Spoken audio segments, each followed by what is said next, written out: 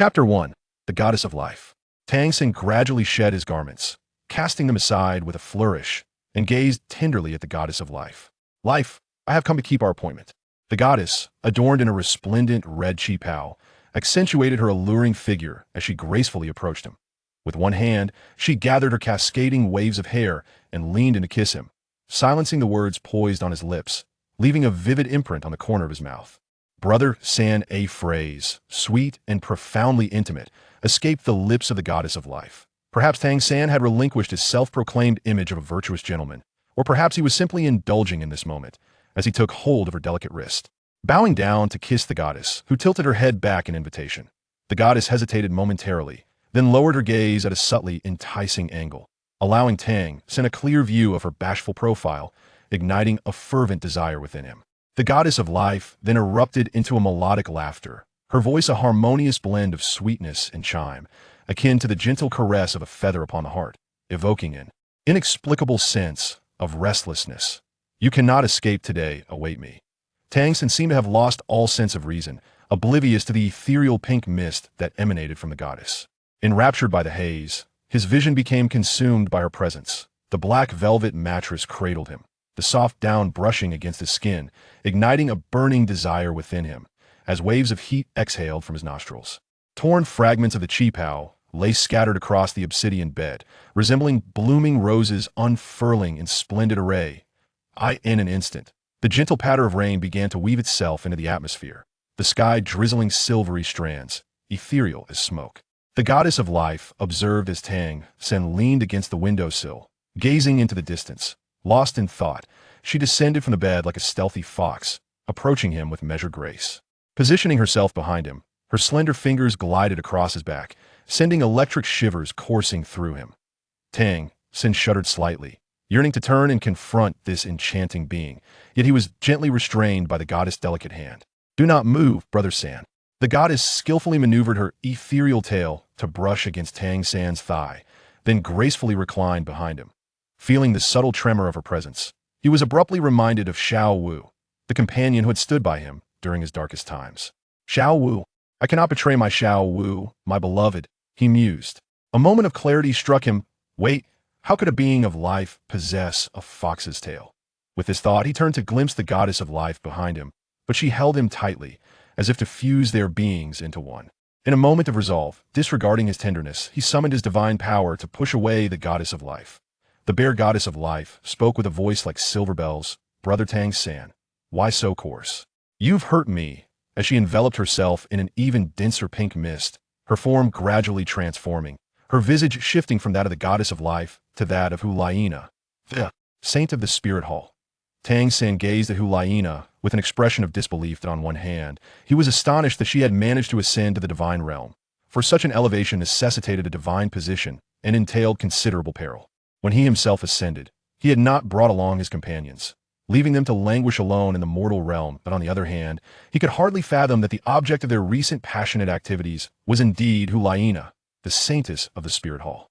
Despite his inclination to indulge in romantic pursuits in the mortal realm, spurred by his affection for Xiao Wu, he had long harbored desires for the saintess. However, he had never anticipated that their union would manifest in such an unexpected manner, especially given his long-standing yearning for the Goddess of Life. As Tang Sen pondered these thoughts, the atmosphere in the room shifted dramatically. From the void emerged the God of Destruction and the Goddess of Life. The God of Destruction first draped his long robe over Hulaina and then turned to Tang San, holding a piece of watermelon, mocking him with a playful bite. Tang San, you have done remarkably well. Look at how my little Laina has been tormented. Look at your astonished face. Did you not expect this? You wish to bring someone to the divine realm, and I have delivered her. Are you not moved? Hulaina is one of my 7 deadly sins, representing lust. Look at what you've done to her. Are you not yet satisfied? Listening to these taunts, Tang San shot a glance at the God of Destruction's insufferable visage, conjured garments through divine energy, and summoned the sea god's trident. Pointing its tip defiantly at the God of Destruction. You seek death. Oh dear, I am truly terrified. But I wonder, if we were to engage in combat, would the image captured by this crystal suddenly project above the divine realm, allowing all to witness your heroic grandeur? He laughed heartily. Tang San found himself momentarily speechless, his anger boiling over as he retorted, You have already chosen your path to demise. Come then, kill me if you dare. The god of destruction replied, swallowing the last of the watermelon with a taunting smirk, and no longer wishing to engage in dialogue. Tang San prepared to hurl the trident at the god of destruction. Yet, he tempered his fury, reflecting inwardly. According to the Tang sect's heavenly treasure record, one must contemplate thoroughly before undertaking any action. He weighed the pros and cons of inciting a divine conflict and ultimately regained his composure, casting a cold glance at the god of destruction, Hulaina, and the goddess of life, before soaring out of the window. This place is unfit for prolonged stay, he mused.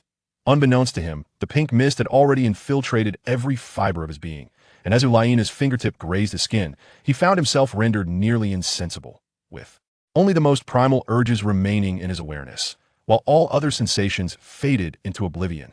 Chapter 2. The Emergence of the Dark God. Nana, you have performed admirably. This time, I shall observe whether this god king, Tang San, can indeed persist, the god of destruction remarked, stepping forward to adjust Hulaina's robe. Thank you, Lord of Destruction, for your praise. Hulaina expressed her desire to kneel in gratitude, that I, in her subconscious, the god of destruction had always been her lifelong savior. Had it not been for his divine projection, locating the level 92 Hulaina and guiding her through the trial of the god of lust, as well as instructing her in the refinement of soul. Bones into divine bones, she could hardly fathom the outcome awaiting her, either a handful of earth or a heap of bones. With swift precision, the god of destruction supported Hulaina with his divine power. You are being too formal. You have performed admirably this time, the rest shall be handled by me. Furthermore, I have always regarded you as family, both now and in the future, so there is no need for such formalities. With that, the god of destruction turned and stepped into the void, proceeding to the next scene to observe it in the 19th level of the Divine Realm's core. The deities were only aware that the Divine Realm's core consisted of 18 levels, governing the energy operations of the realm and housing the former site of the Divine Council, including the origins of the powers of the 5 great gods: Shura, goodness, evil, destruction, and life. However, unbeknownst to them, there existed a 19th level, a prison for the evil gods. Once one of the 6 great gods of the Divine Realm, the evil god had been sealed away by the joint efforts of Shura, goodness, evil, destruction, and life.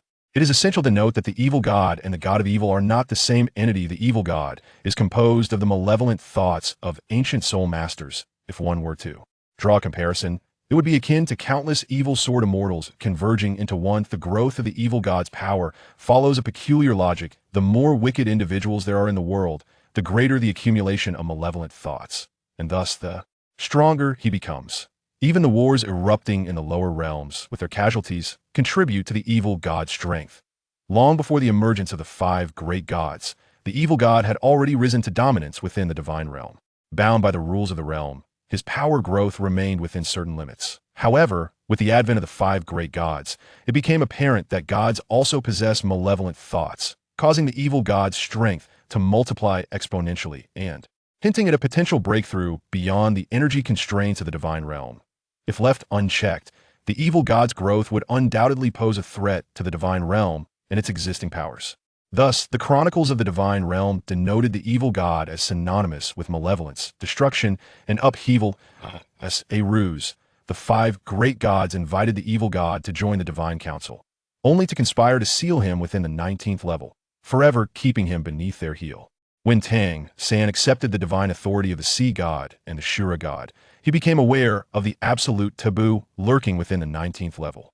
Each time he approached the prison gates, he felt the stirrings of his own hidden desires ignited by malevolent thoughts. Today, after his encounter with Hulaina, the call of him grew increasingly compelling, as if an urge to break free from confinement surged within him. Utilizing the sea god's trident and Shura's blade, Tang San opened the prison gates, revealing before him 108 chains, an illusion of divine power. At the end of each chain, an amorphous gray mist swirled. Jia, you have arrived, at last, echoed a voice from all directions, as if the very essence of the prison were that gray mist. Tang San suppressed the astonishment within him and gradually approached the swirling mist. Indeed, come closer and assist me in breaking my seal, and I shall bestow upon you immense power. You can possess everything. Why should I help you unseal? You claim to offer me everything, yet what benefits can you truly provide? Tang San slightly tilted his head, catching a glimpse of the center of the gray mist, where countless gray skulls seemed to surge within. Ha ha ha. Tang San, have you not always felt indebted to your sect? Ah, your Tang sect, the Tang sect's hidden weapons. You should be aware of the fate that befell your esteemed leader, who treated you as his own child. Because of your recklessness, he ultimately endured a torturous demise, being sliced apart, one blade at a time, willingly taking the punishment on your behalf. Just the thought of it is agonizing. How do you know about the Tang sect? Tang San was filled with shock. His secret of reincarnation should have been known only to him. We are of the same ilk, both willing to resort to any means for our own interests. You claim to divide the divine positions out of brotherly affection, yet it is merely to ensure you are not isolated in the divine realm, to re-establish your own power. From celestial herbs to ascending within the divine realm, all serve to illustrate that you are indeed this kind of person. And in your past life, you knew the Tang Sect's Xintian treasure record was housed at the pinnacle of the library tower, symbolizing the essence of the entire Tang Sect skills. Accessible only to core disciples. But do you know? The entire library was constructed to suppress a single tome, the evil god's myriad solutions that the moment you leapt from the ghostly cliff, the evil god's accumulated malevolence, built up over 700 years, propelled you into this world. I am your savior, and I possess the ability to return you to your original realm. What do you think? No, Tang San appeared to lose his senses, his eyes vacant as he collapsed to the ground, clutching his head. He had never anticipated that his master in the Tang sect would suffer punishment on his behalf, nor did he realize he was merely a pawn of the evil god. No, as long as I do not release you, no one will know I am your pawn. I will find a way back to the Tang sect. Without unsealing you, you cannot control me. Ha ha ha, too late. The moment you stepped into this room, you hastened my escape from captivity. Do you truly believe you remain outside the chains? In a safe zone, 157 years of malevolence are sufficient to refine the entire region. Ha ha ha. With that, countless wisps of gray mist surged from all directions, forming a vortex around Tang San, drawing into his very being. Not far away, the god of destruction began to tremble uncontrollably, striving to shield his divine power fluctuations. This has gone awry. My intention was to release him and then join forces with other divine kings to weaken this evil god's power. I never anticipated that I would unleash a monster, which has also affected Tang San's consciousness. I must retreat and devise a longer-term plan. I wonder if the false artifact he left behind can still be utilized. I can only hope it serves some purpose. The god of destruction attempted to tear through the void and extricate himself from the situation, but there at the center of the gray mist, Tang San seemed to be desperately suppressing something, kneeling upon the ground. Only the faint blue, crimson, and black lights flickered intermittently upon Tang San's figure, the three colors alternating in a manner that felt distinctly eerie. His gaze was in constant flux, at times clear and bright, at others deep and shadowy, as if two souls were vying for dominion over his body. Ultimately, his eyes settled into a state of half blue and half gray, a unique gaze that instilled a sense of dread in those who beheld it. His hair began to be shrouded in a delicate mist of gray from the tips, rendering him both mysterious and devilishly alluring, evoking an inscrutable aura. This formidable power, the god of destruction, I, Tang San, shall ensure you pay the price for the humiliation you have wrought upon me today. You shall taste the bitterness of blood for blood. Your path to death is already laid before you. The divine realm, I, Tang San, have returned, he cackled. Chapter 3. Return to the Tang sect.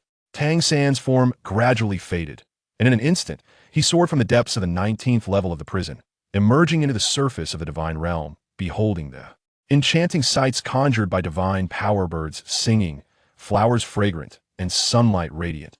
How splendid! Freedom! I wonder if this world will remain as beautiful once it departs from the heart of the divine realm. He ascended towards the sun suspended in the sky, feeling the intense warmth it emitted. A smile gradually spread across his face. Indeed, this is the sensation. This sun, transformed from the ancient divine beast, the three-legged golden crow, is the very core of this divine realm. For millennia, the laws of the sun have continuously scorched my body and eroded my soul. Look how magnificent she is. This heat, this pure law, I shall embrace it. Ha ha ha. Awakened, purple extreme demon eye. Tang San's eyes burst forth with golden radiance, revealing a mere fraction of the sun's laws, only to be scorched in return. Truly, the sun, which ranks among the celestial bodies of the universe, embodies the laws of the sun. Without innate spiritual eyes, even the most perfected techniques of acquired cultivation are rendered futile.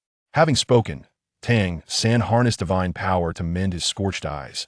What if I wield the Shura sword? Perhaps it could pry even a sliver of the law, he mused, summoning the Shura sword to cleave towards the sun, the strike resonating with the sound of metal clashing.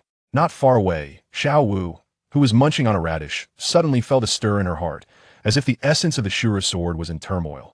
Calming her thoughts, she sensed the direction of the Shura sword's essence, and, after several instances of phasing, appeared beside Tang San. Looking at her elder brother from a distance, she inquired, "Brother, what are you doing?" Tang San was taken aback by Xiao Wu's sudden appearance. After a moment of contemplation, he smiled warmly at her. "Dear Xiao Wu, I am engaged in a matter of great importance. Please go elsewhere for now. I shall explain everything to you shortly." "Okay," Xiao Wu replied reluctantly, her ears drooping in dismay. Beneath Tang San's exterior lay the corrupted version of himself. Yet, at his core, he still harbored affection for Xiao Wu. Observing her dejected demeanor, Tang San paused his endeavors to tenderly touch her rabbit ears, their softness lifting his spirits. Be good. Listen to your brother, and return for now. I will seek you out shortly." Xiao Wu gazed at Tang San before her, feeling an urge to articulate her thoughts. At this moment, she was inadvertently carrying their fifth child, yet she had not settled on a name, allowing her mind to wander, for ultimately, this child was destined for miscarriage. The tremors from the Shura sword had instilled in her a profound anxiety, momentarily overshadowing her previous thoughts. She hesitated to speak, fearing that she might disrupt Tang San's tranquility. "Well, Sango will find out in a few days. Anyway, it might as well be a surprise for him," she mused, and seeing that he was unharmed, she skipped away cheerfully. Tang San sat cross-legged beneath the sun, drawing upon the laws of power emanating from the celestial body through his Shantian skill, diligently deciphering the principles of the three-legged golden crow. Day after day, he immersed himself in this pursuit. In the distance, the god of destruction observed a small dark spot hovering before the sun, murmuring to himself, "Does this evil deity lack any ambition? After being sealed for over a millennium, has he lost all his fervor? He is nothing like the malevolent god who once sought to annihilate the three realms, bringing untold suffering to its denizens. Could it be that Tang San has usurped the evil god's essence? Now that would be intriguing." The god of destruction weighed a flag-like artifact in his hand, casually planting it by the path in his garden. The dark banner bore the intricate character for Qin in traditional script. He pondered the utility of this flag, cast down from a higher realm, its sole power overwhelmingly potent. Each time he retrieved it, he was met with the echoing lamentations of "I am filled with hatred. Why must you imprison me? You are not like this, my friend, and amidst the sea of humanity, there sits one. I have brought forth this determination to confront you, while you remain in contemplation under the sun, pondering the chains of the solar laws that have coalesced over a millennium. Surely, they have not left you scorched and ensnared." The god of destruction silently scoffed at the severity of your masochistic tendencies. "Can you truly find solace unless you are seared for a day?" Tang San, oblivious to the mockery of the god of destruction, devoted himself entirely to the exploration of the solar laws. Suddenly, he rose, his divine energy shifting from a pale blue and light gray to a magnificent orb of golden hues, a harmonious blend of crimson and radiant yellow, resembling a miniature sun. "This should suffice. It is not in vain that I have lingered in the dim dungeon for a millennium.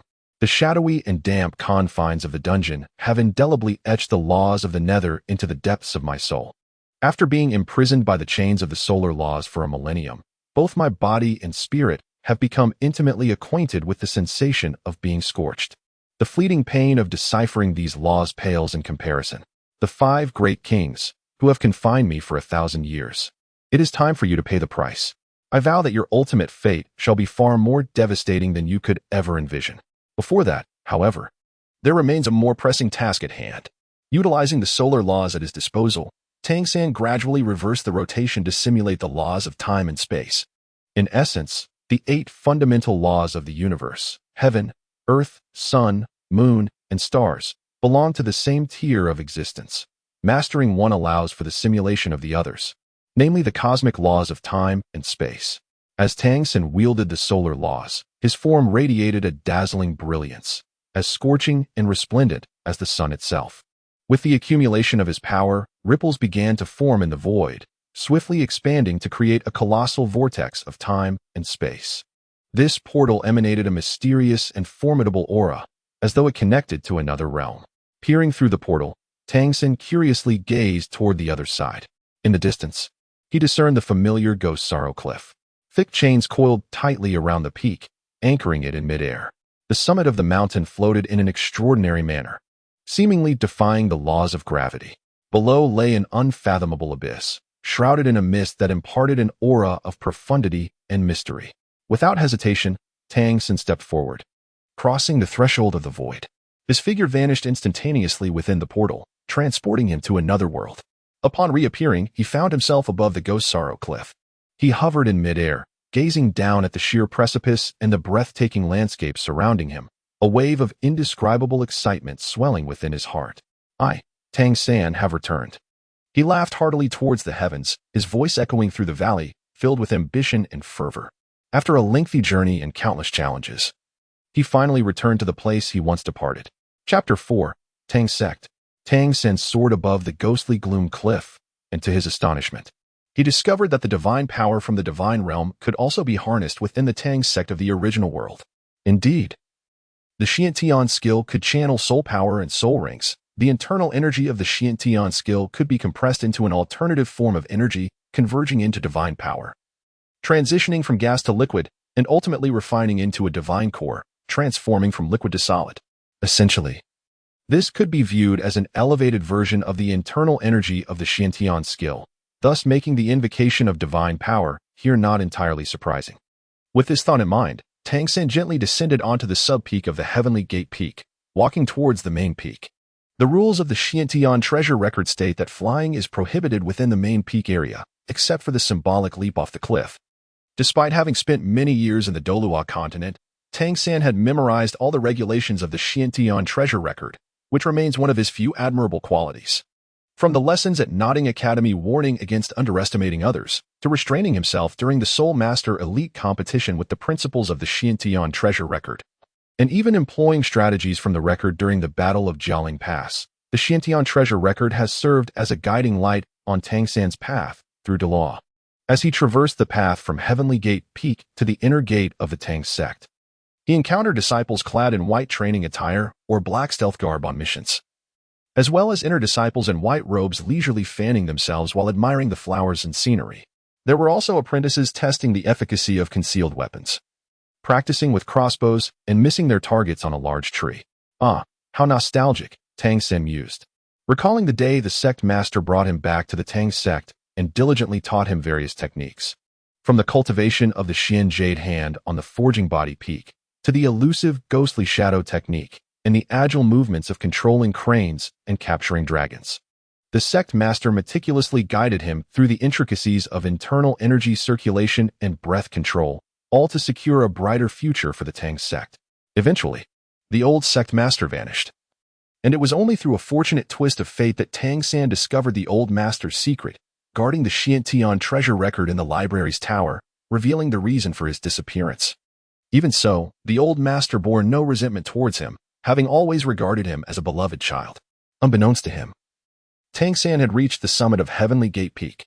Standing atop the mountain and gazing through the mist, he surveyed the surrounding landscape, including the Poison Mountains, the Medicine King Valley, the Forging Iron Peak, and the Marvelous Pavilion. His heart stirred with emotion. The Heavenly Gate Peak is connected to the main peak of the Tang Sect by a lengthy cableway measuring 300 meters, aptly named the Heavenly Road. The peak earned its name because it serves as the gateway to this celestial path. On one side, the cableway descends 300 meters, while the other three sides plunge into the unfathomable depths of the ghostly gloom cliff, making it easy to defend yet difficult to assault. This fortification is a key reason the Tang Sect has never been eradicated. To penetrate the core of the Tang Sect's inner cabinet, one must first navigate this cableway, as flying is prohibited in the vicinity of ghostly gloom. At the center of the sect master's loft, there are 44 repeating crossbows and 72 firestone cannons, providing 360-degree coverage. Any flying object, even those belonging to the Tang Sect disciples, would be subjected to a relentless barrage. The time difference between the firestone cannons and the repeating crossbows is a mere 0.3 seconds, turning the area into a veritable hornet's nest, a truly terrifying prospect. The Heavenly Road, this cableway, consists of 3 segments. The first third is a wooden plank bridge. The middle third is a broken bridge that can only be traversed by hanging onto the iron chains on either side, and the final third resembles a silk road. Although it appears delicate, its resilience surpasses that of iron chains. Each step taken on this silk road amplifies the force of the previous step geometrically. making it such that even a master of the ghostly shadow technique can only mitigate part of the impact while absorbing the remaining recoil.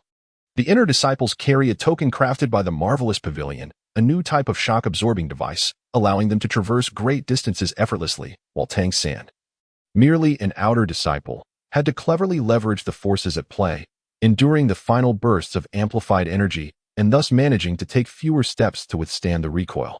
As Tang San approached the sect master's peak, he was greeted warmly by many who called out to him. Some playfully referred to him as Sect Master Tang San, leaving him utterly bewildered. When did he become the sect master? Before Tang San could traverse the lengthy path up the mountain, a cadre of elders swiftly descended from the peak. Among them was the second elder, who had once wielded the rainflower needle, and the ninth elder, who had concealed the 4 great killing techniques among a myriad of hidden weapons. There was also the vice master of the Chichu Pavilion, renowned for his expertise in concealed armaments, nearly transparent from the plethora of weapons he bore. As Tang San observed the encircling elders, uncertainty filled him regarding their intentions. The Grand Elder slightly inclined his body, performing the highest gesture of respect from the Tang sect, a gesture that was promptly mirrored by the other elders. The disciples, gathered around to witness the scene, bowed their heads in reverence towards Tang San, adhering to the customs of the sect leader. The marble steps were graced by thousands of disciples and dozens of elders, all bowing in unison, centered around Tang San. Once the formalities concluded, the Grand Elder gestured invitingly for Tang San to proceed first. Without hesitation, Tang San led the way, followed closely by the Grand Elder, the second elder, and then the remaining elders. Upon entering the sect leader's pavilion, the Grand Elder addressed Tang San, stating, "The former sect leader bequeathed the position to one who could manifest the Buddha's wrath and the lotus. Concerning your transgression of stealing the Xiantian treasure record, the former sect leader has already borne the consequences on your behalf. Every action has its repercussions, and since the sect leader has borne the cause, you must now accept the resulting outcome. This matter shall not be pursued further. We kindly request that you assume the role of sect leader, which would honor the former sect leader's intentions." Tang San felt a peculiar familiarity with the scene before him, as if he had encountered it in another life. As he pondered, the memory resurfaced. During his past endeavor of absorbing the soul ring of the faceless demon spider, the creature's venom had plunged him into a hallucinatory state. And the current scenario mirrored that experience perfectly. Could this merely be a dream? No, I have traversed the portal of time and returned to the Tang sect. This is not a dream, it is reality. Looking at the elders surrounding him, Tang San spoke slowly. I shall assume the role of sect leader. May I see the former sect leader? In the presence of the malevolent deity, the venerable patriarch endured the utmost tortures on behalf of his disciples, a reality that instilled profound guilt within Tang San. Upon encountering the gravestone of the patriarch in the rear mountains, he gazed upon the inscription, that red tomb of the former patriarch. He contemplated that had he not pilfered the Xiantian treasure record, he would not have violated the rules of the Tang sect nor burdened the patriarch. As his thoughts spiraled into deeper self-reproach, he felt as though he had returned to the days when he was still part of the Tang sect, where the former patriarch imparted his skills with great diligence. Tang San had absorbed this knowledge earnestly, ultimately evolving into his present self. With a deliberate motion, he cast aside his robe and knelt before the gravestone. Bowing 3 times earnestly, tears streamed down his face as he lamented, "Patriarch, I am truly sorry." After paying homage to the former patriarch, Tang San joined the elders in the patriarch's hall to partake in the ceremony of succession. He accepted the purple robe, a symbol of the patriarch's status, along with the command token that allowed him to manipulate all hidden mechanisms within the Tang sect. A myriad of emotions surged within him as he grasped the patriarch's token tightly. In a fleeting moment of reverie, he perceived an ethereal vision of the former patriarch, benevolently smiling at him from a corner of the grand hall, seemingly content that his favored disciple would inherit the sect, perhaps one day leading it to unparalleled glory. "Patriarch, I, your junior Tang San, shall assuredly elevate the Tang sect and honor your legacy," he silently vowed. As the vision gradually faded, dissolving into specks of starlight that dispersed throughout the hall, Tang San slowly seated himself in the esteemed position symbolizing the patriarch's authority. His gaze was calm and profound as he surveyed the surrounding elders, his countenance devoid of any expression. After a moment of silence, Tang San spoke softly, "Elders, you may leave me now. I wish to be alone for a while." His voice was low yet resolute, imbued with an undeniable conviction. The elders exchanged glances, their eyes reflecting uncertainty and confusion. They had anticipated that upon his succession, Tang San would enact a series of decrees to address various matters within the sect. However, his simple declaration left them astonished and perplexed. They could not help but ponder what Tang San intended to do, despite their myriad questions. The elders found themselves compelled to remain silent. They understood that as members of the Elder Council, their role was merely to assist the sect leader and contribute ideas at opportune moments. More importantly, they needed to respect the decisions of the new leader. Thus, one by one, they discreetly withdrew, laden with doubts, from the conference room. Tang San sat in the lofty position, surveying the empty grand hall, resting his chin in one hand while idly playing with the sect leader's token in the other, sensing the flow of the mysterious celestial energy particles in the air. A wave of emotion washed over him as he reflected on his journey from a disciple who had once leapt off a cliff to signify his resolve to steal the core treasure of the Tang sect, to now being the paramount figure of the entire sect, the bearer of its power. Truly, fate is capricious.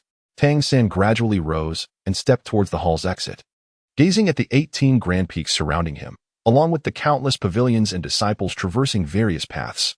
It was a breathtaking sight that made him feel as if he were surveying the world from the highest vantage point. He finally comprehended why those who wield the utmost authority in the world often construct their abodes at the highest elevations. Power is indeed a splendid thing. A surge of desire welled up within him, and the gray mist at the tips of his hair seemed to rejoice and spread slowly. He suddenly realized that his return to the Tang sect was not merely to relive the glory of the past. He was bewildered by how he had unwittingly become the sect leader. His original intent was to return to the Tang sect to visit the old leader who had once aided him. Even if it meant spending the latter part of his life in a prison, it would have been worthwhile. Yet now, having become the leader himself, Tang San's gaze shifted towards the scripture pavilion. It was time to implement the next phase of his plan, the so-called evil god by Jia, suppressed by the celestial treasure. He was eager to discover what power lay within. The mere thought of it sent a thrill through his heart. He could almost feel the surge of formidable energy coursing through him upon obtaining the evil god by Jia. He envisioned breaking free from his current shackles and ascending to higher realms with the knowledge contained within that book. His blood surged with excitement and anticipation. As Tang San approached the entrance of the scripture pavilion, the disciples stationed there did not recognize him. They informed him that the pavilion was a restricted area, and unauthorized personnel were prohibited from entry without an elder's command. Tang San regarded them calmly, retrieving his sect leader's token from the 24 bridges under the moonlight at his waist and gently levitating it before them with his divine energy. The two disciples, upon seeing the token, were immediately drenched in cold sweat, realizing that the esteemed leader was present. They hastily requested Tang San to retract the token and instructed the individuals inside the pavilion to come out, as it was undergoing repairs and unauthorized personnel were not permitted to enter. Yes, the two disciples responded in unison. The disciple on the right swiftly turned and pressed a button on the token at his waist. In an instant, an invisible wave of power emanated from the token, rapidly spreading like ripples. As this force disseminated, the atmosphere within the scripture pavilion became eerily quiet. Tang San stood quietly observing all of this, his gaze never wavering from the two disciples and the pavilion's entrance. As time passed minute by minute, the individuals inside the pavilion began to emerge one after another.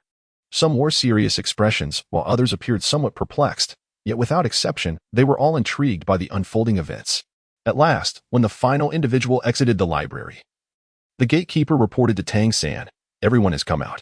Tang San nodded slightly, acknowledging the report, and replied, "Thank you for your efforts." He then entered the first floor of the library, his gaze captivated by the myriad of books before him.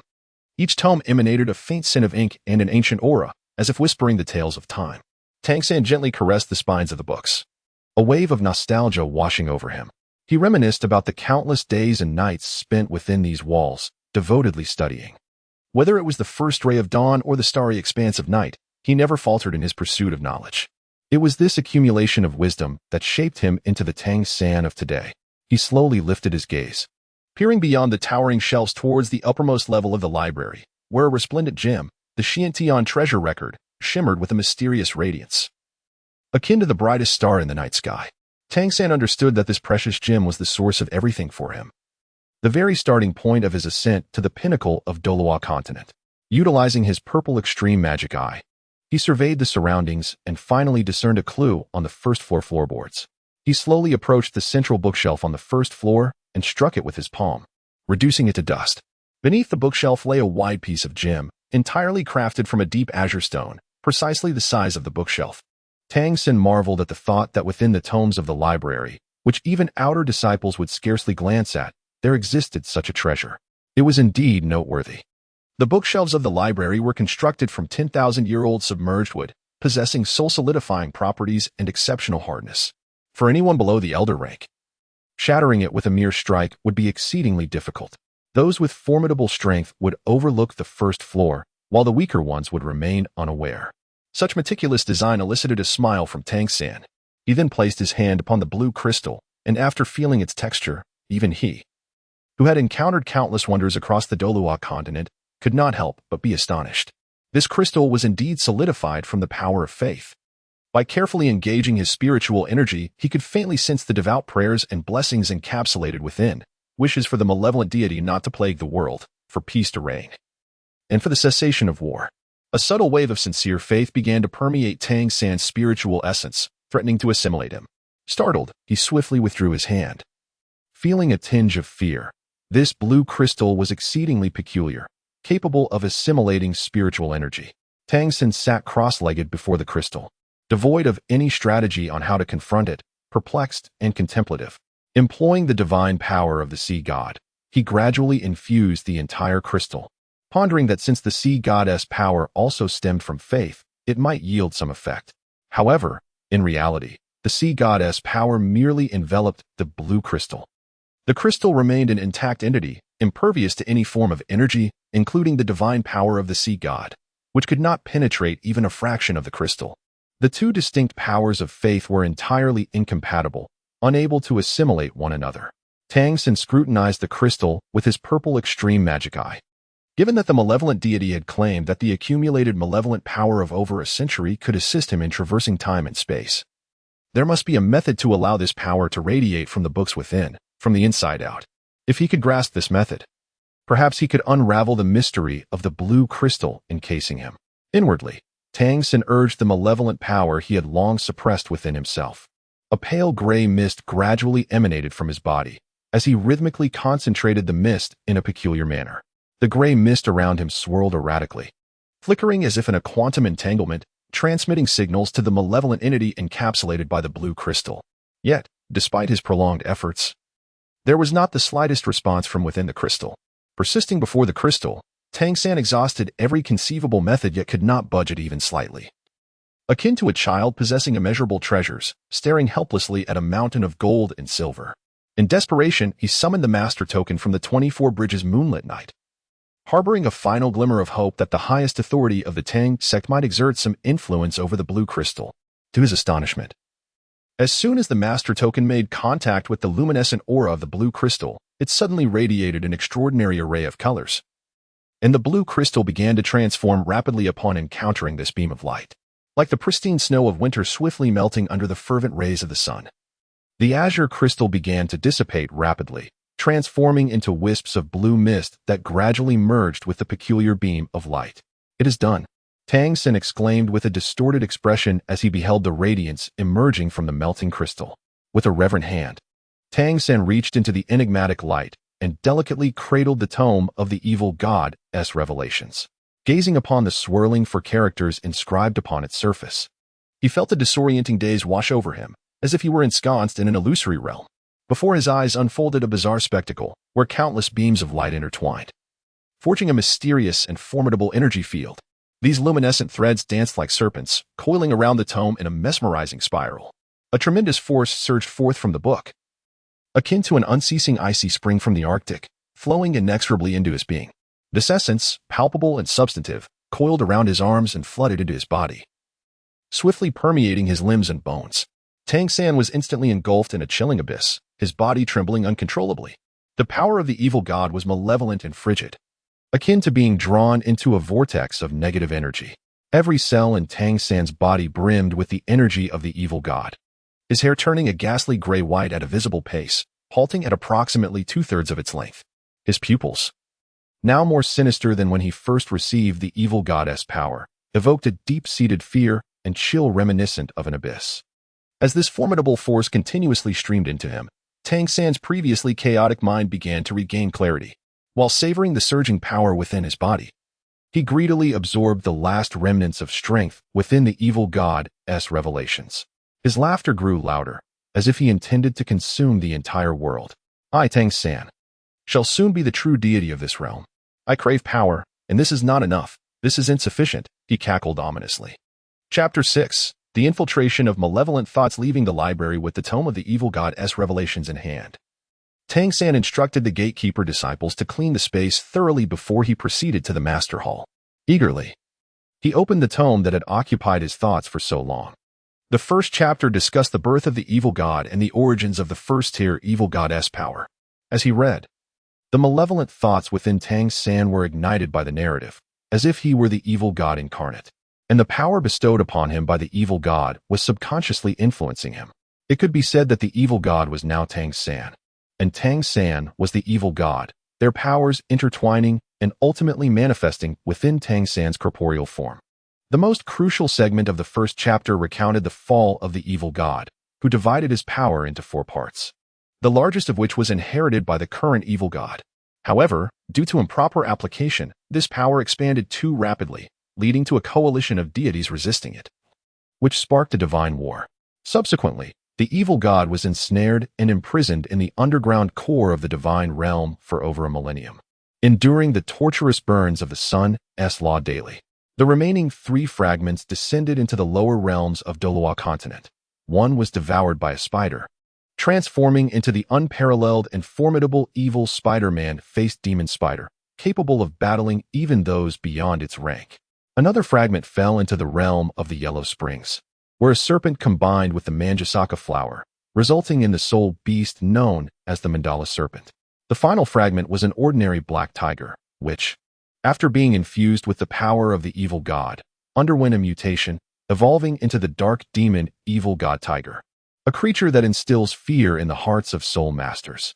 This pinnacle beast, with its pure bloodline, could manipulate wind, time, lightning, darkness, malevolence, and space, and had even created the 6 elements reincarnation technique, allowing for the permanent sacrifice of 3 abilities to gain a singular opportunity for rebirth, whether through meticulous preparation or by directly entering a rift in time and space to traverse to another dimension.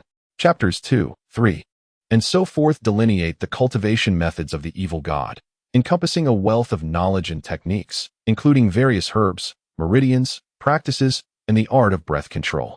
These techniques were personally practiced by the evil god, who meticulously recorded his insights within the text, annotating the methods in great detail. Tang San gazed quietly at the book before him, his heart swelling with emotion. This tome was akin to a key, unlocking the door to his innermost desires for power.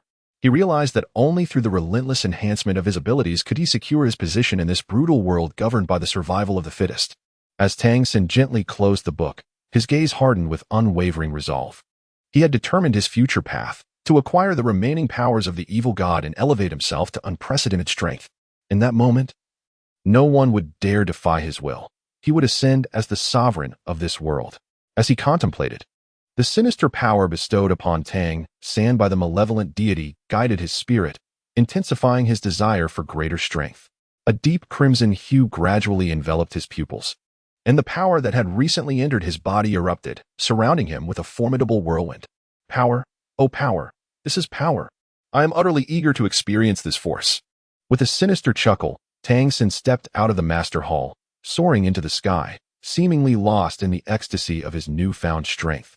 Completely oblivious to the flying prohibition imposed by the Tang sect's laws atop the main peak, suddenly the sound of mechanisms whirring echoed around the summit of the master hall.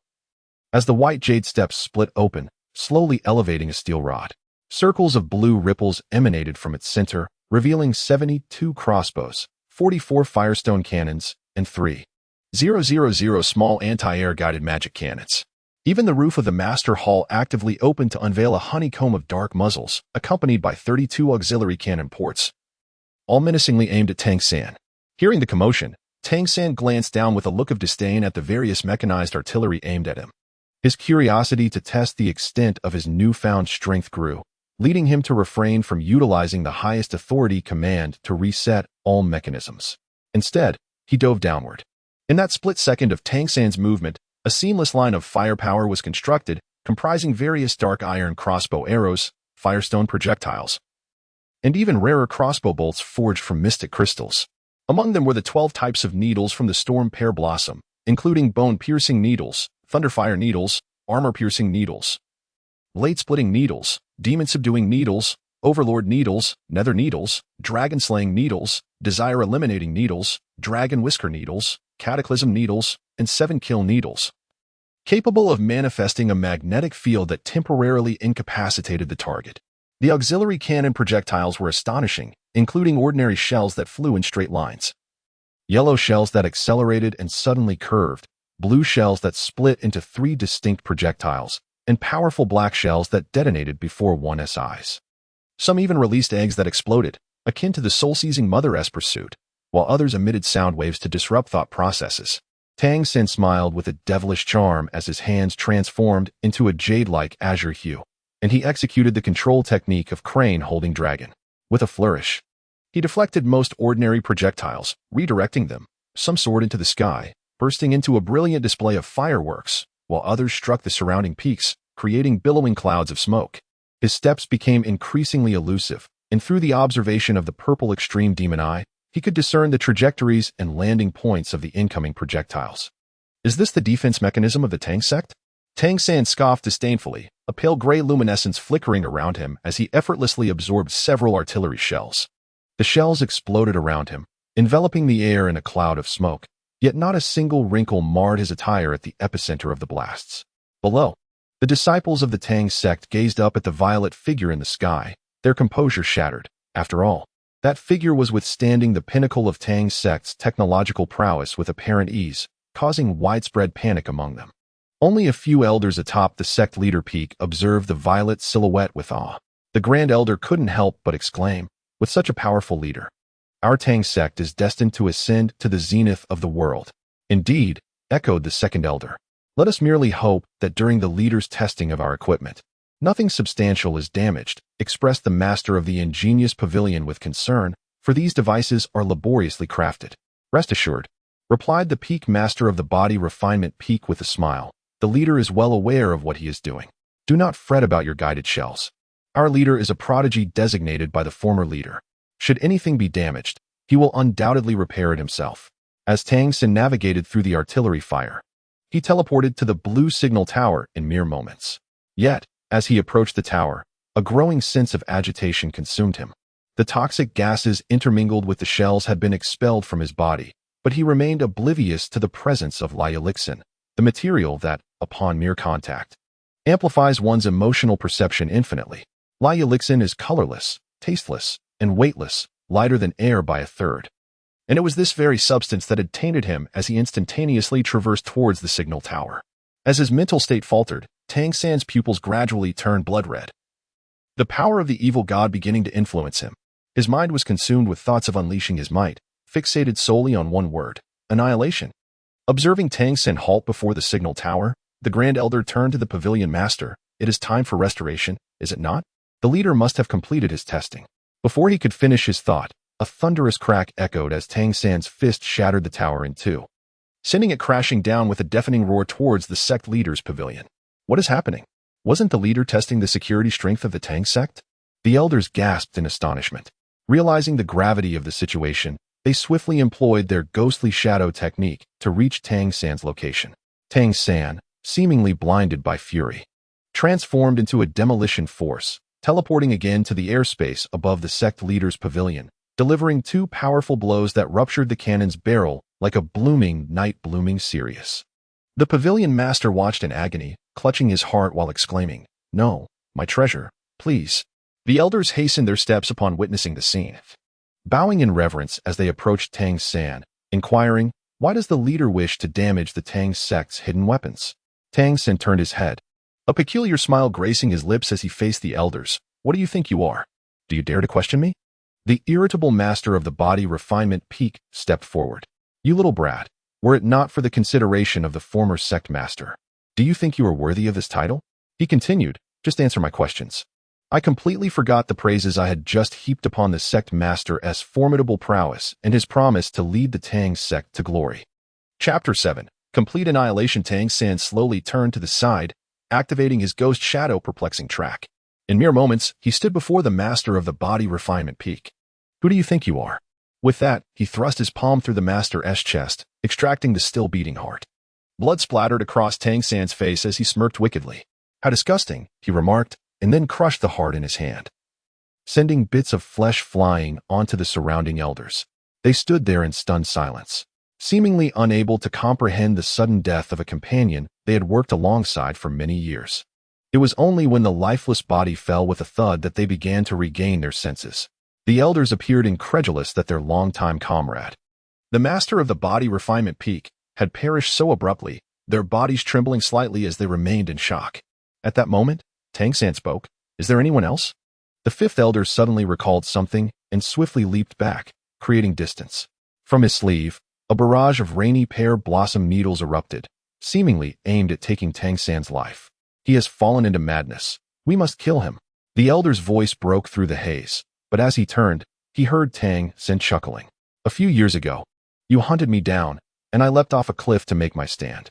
I survived. And now you wish to attack me with the same ineffective Tang sect hidden weapons? How utterly delusional. As he spoke, Tang San summoned his trident and hurled it forward with tremendous force, pinning the fifth elder, who was about to launch the rainy pear blossom needles, against a nearby wall. The trident dragged the elder across the ground, leaving a long, dark streak, reminiscent of an elongated shadow. The fifth elder, like a kite with a severed string, was pulled through the air, his body scraping the ground and producing a grating sound that evoked pity. You old geezers, do you still believe you have any relevance? Come at me together, Tang San proclaimed arrogantly. The power surging within him filled him with absolute confidence. Even if all the other divine beings in the realm were to attack him, he believed he could emerge unscathed. The elder had intended to reason with Tang San, to appeal to his emotions, but upon witnessing the demise and mutilation of his comrades, he sighed deeply and fixed his gaze on Tang San. With a wave of his hand, he commanded, everyone, attack. Upon receiving the order, the various elders and peak masters sprang into action, unleashing their signature techniques. A plethora of bizarre hidden weapons emerged, creating a spectacle akin to phantoms. If this is the extent of your power, then it can end here, Tang San declared. In a simultaneous conjuration, a brand new divine artifact emerged, forged from the essence of the malevolent deity. At this moment, Tang San's sinister thoughts had escalated to a terrifying extent, granting him the ability to wield this exclusive weapon, the scythe of the evil god, at will. As he twirled the scythe, its gray blade glimmered ominously, resembling a shield that effortlessly deflected the majority of the hidden weapons aimed at him. Meanwhile, the more potent projectiles were absorbed by the eerie gray mist enveloping Tang San.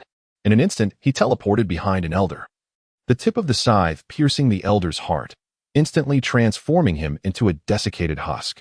With a swift flick of his wrist, Tang San sent the remains scattering into dust.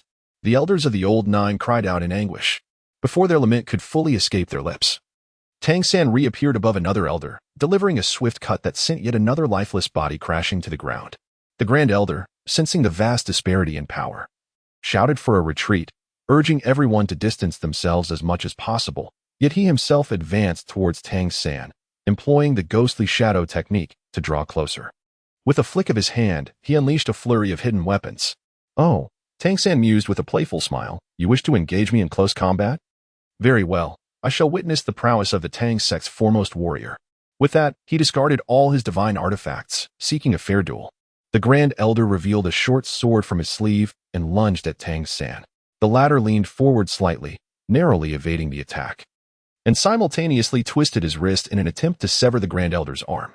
Noticing Tang San's maneuver, the Grand Elder redirected his dagger, retracting the blade just in time to position it defensively against Tang San's upward strike. Tang San was taken aback. The Grand Elder's remarkable control over his body allowed him to follow through with his attack. Sensing instability in the Grand Elder's stance, Tang San took the opportunity to evade the Grand Elder's rapid succession of thrusts. As the Grand Elder employed his ghostly shadow technique to trap Tang San's movements, he raised his hand, preparing to deliver a fatal blow. Yet, with a light chuckle, Tang San anticipated the strike, swiftly tapping into his sleeve. Suddenly, the ominous sound of a gun echoed, a dark barrel aimed squarely at the Grand Elder's heart. 2 shots rang out, sending the Grand Elder hurtling backward. While Tang San seemed to sustain significant injuries himself, a faint gray mist swirling around him. Just when Tang San believed the Grand Elder to be at death's door and contemplated who might challenge him next, the Grand Elder rose from a distance, tearing away his elder's robe to reveal golden silk armor beneath. The protective mirror at the center of his golden armor lay shattered. Without uttering a word, he repositioned his dislocated arm, discarded the torn robe, revealing robust muscles underneath, and used the ragged fabric to wipe away the blood trickling from his mouth. He meticulously rewrapped his elbow, knuckles, and wrists, declaring, "We shall not allow you to wreak havoc upon this world any longer."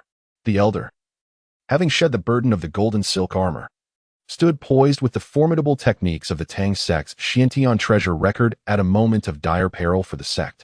In this crucial juncture, the sacred techniques inscribed within the Xiantian treasure record could no longer be kept hidden. If Tang San were to exit the sect master's hall, the disciples below would undoubtedly meet a gruesome fate, their bodies left to rot in the wilderness, and the Tang sect itself would face utter annihilation. While the reason behind the sect master's drastic change in demeanor remained shrouded in mystery, it was of little consequence now. What mattered was to either retain this sect master or, if necessary, eliminate him altogether, mused the Elder. Tang San appeared incredulous.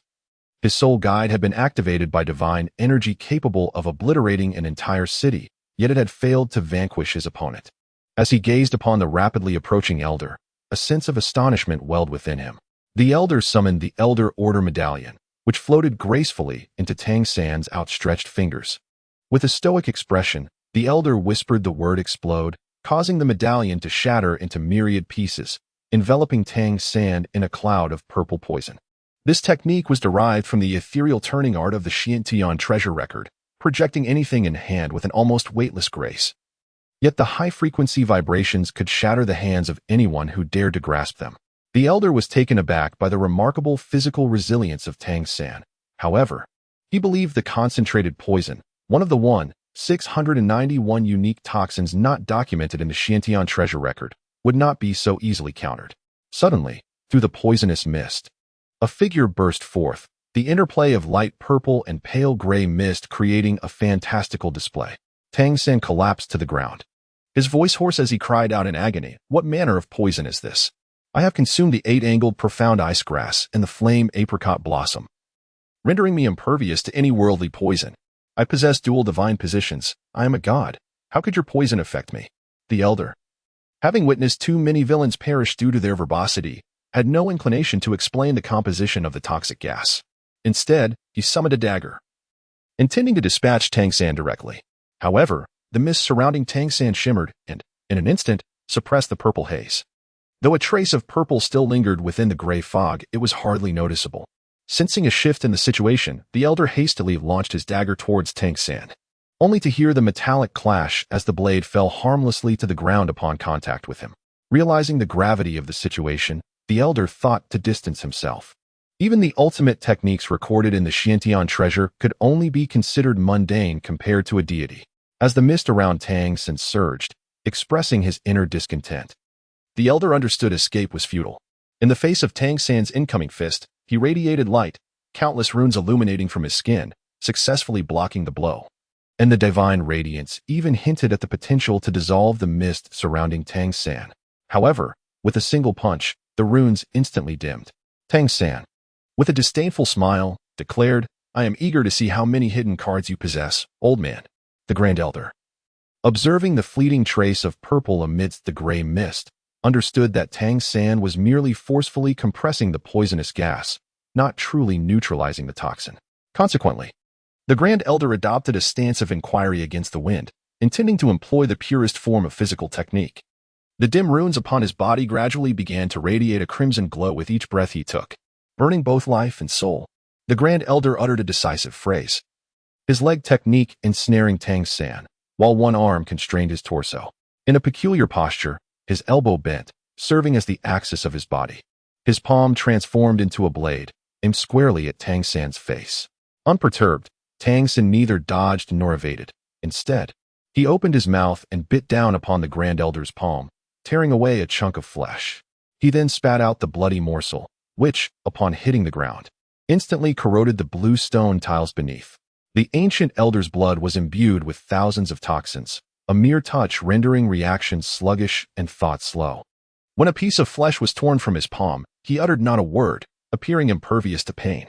With a forceful knee thrust, he pressed down on Tang San, leveraging his weight to gain a positional advantage. He retracted his elbow and delivered a series of strikes to Tang San's chest, all occurring in the blink of an eye. Despite Tang San's mind slowing and feeling the sting of pain, he struggled to process the situation by the time he regained his bearings. He had already endured numerous elbow strikes from the elder. Tang San attempted to grasp the elder's arm, aiming to incapacitate him, but the elder remained unfazed. In a grim exchange of injuries, as Tang San tore away the elder's left hand, he simultaneously severed Tang San's left forearm, lacking the elder's formidable mental fortitude. Tang San was left reeling, shocked that the elder dared to engage him in such a manner, succumbing to pain and disarray. The elder, utilizing his severed left forearm to extricate himself from Tang San's grip, disregarded the blood flowing from his wound and suddenly thrust a bone knife into Tang San's lower abdomen. The elder's toxic blood seeped into Tang San's body, causing him to inhale sharply, exacerbating his already sluggish state. Yet the elder was not finished. He relentlessly pounded his fists into Tang San's face. In response, Tang San struggled to suppress his instincts with malevolent thoughts, forcing himself to react. He reached to extract the bone lodged within him, but the elder, glowing with an inner light and burning his essence, momentarily diminished Tang San's strength. Resolute, Tang San abandoned the extraction and instead crushed the elder's bone with his own hands, fragments scattering to the ground while some entered his body. Even the elder was momentarily startled by this decisive action, but quickly regained his composure. He stepped forward, kneeing Tang San, bending his knee at an unnatural angle. Seizing this opportunity, Tang San elbowed the elder in the ribs, eliciting a pained grunt from him. From the depths of his being, Tang San summoned his signature hidden weapon, launching a flurry of stabs at the elder. The elder frantically searched his mind for a trump card, realizing he had no suitable weapons at his disposal. Reluctantly, he discarded his mask, gripping it tightly in his right hand, and aimed it at Tang San's dagger. The mask's eye socket intercepted the blade, and with a sudden jolt, Tang San's wrist went numb momentarily. The elder then lunged towards Tang San's neck with the mask, but Tang San, now aware of the danger, enveloped himself in a gray mist, pushing the elder away. For Tang San, the elder had revealed all his cards. The elder, overwhelmed by the loss of blood and the ensuing confusion, resolved to use his remaining energy to drag Tang San into his self-detonation, hoping to inflict greater harm. He glanced back at his brothers, eyes filled with longing, and then resolutely initiated his self-destruction. The sound of his muscles swelling filled the air, sweeping away the surrounding spiritual energy, only to compress rapidly before erupting. The other elders, witnessing the elder's self-detonation from a distance, felt a tumult of emotions. For he had been their dear friend for many years. After a century of collaboration, tears gradually blurred their vision. Yet, even in such a state, Tang San did not succumb to death. Once again, he rose from the dust, dragging his battered body, with disheveled hair, a missing left arm, blood gushing from his abdomen, and his right leg twisted in an unusual manner. The elders were taken aback. He was still alive? The master of the Chi-Chu Pavilion, witnessing this scene, wasted no time and tied explosives around his ankles, detonating them instantly to propel himself forward. Only by doing so could he prevent Tang San from regaining his strength and achieve the ultimate speed necessary to break through the ghostly shadows. The powerful impact, accompanied by the splatter of flesh, mingled with the rising smoke, and in an instant, he approached the gasping Tang San. Elder 13 embraced him, while behind them, flesh surged, and 7 or 8 mechanical tentacles emerged from the spine, tightly wrapping around Tang San. Despite having fused most of the evil god's power in the recent battle, the exhaustion he had endured rendered him powerless to escape from these mechanical appendages. Elder 2 sensed a foreboding and realized something. No, perhaps there was still a chance. The elder of the Chi-Chiao Pavilion, with a light demeanor, uttered, "I have made my decision. As the oldest master in the sect, I must leave some hope for the younger generation. The sect leader has gone mad." With that, he embraced Tang San and activated the yellow iron block. Tang San struggled, but he could not break free from the grip of the Chi-Chiao Pavilion elder, which held him like iron pincers. Suddenly, a wave of heat surged from the center of the yellow iron block, and a tremendous shockwave sent the remaining elders flying. An indescribable brilliance erupted, akin to the sun plummeting from the heavens, while the surroundings rapidly vaporized, vanishing without a trace. The elders, dragging their broken bodies, gazed toward the center of the explosion, where a mushroom cloud quietly formed. Had it not been for the initial design allowing for a first-stage detonation capable of generating a shockwave to push back 20 kilometers, perhaps all the elders present would have been reduced to mere dust in the explosion. At the heart of the explosion, a laugh, extravagantly arrogant, surged forth like a tempest, spreading outward. This laughter seemed poised to pierce the heavens, shaking the very foundations of the earth. Tang San, with his ravaged form, struggled to rise from the ground. His eyes brimmed with fury, as if he had been thoroughly provoked. Gritting his teeth, he exclaimed, "You old fools have truly angered me once more. Is there nothing, not even a gift from the heavens, that can kill him? What manner of monster is he?" The elders found themselves engulfed in despair, realizing this was an unwinnable battle. Before they could regain their composure, Tang San unleashed his scythe with a swift motion, sending forth a gust of energy that hurled the elders away. His spectral shadows moved in an eerie manner, traversing the void and even defying the established physical laws. In less than 20 breaths, the remaining elders were rendered incapable of resistance, consumed entirely and reduced to dust.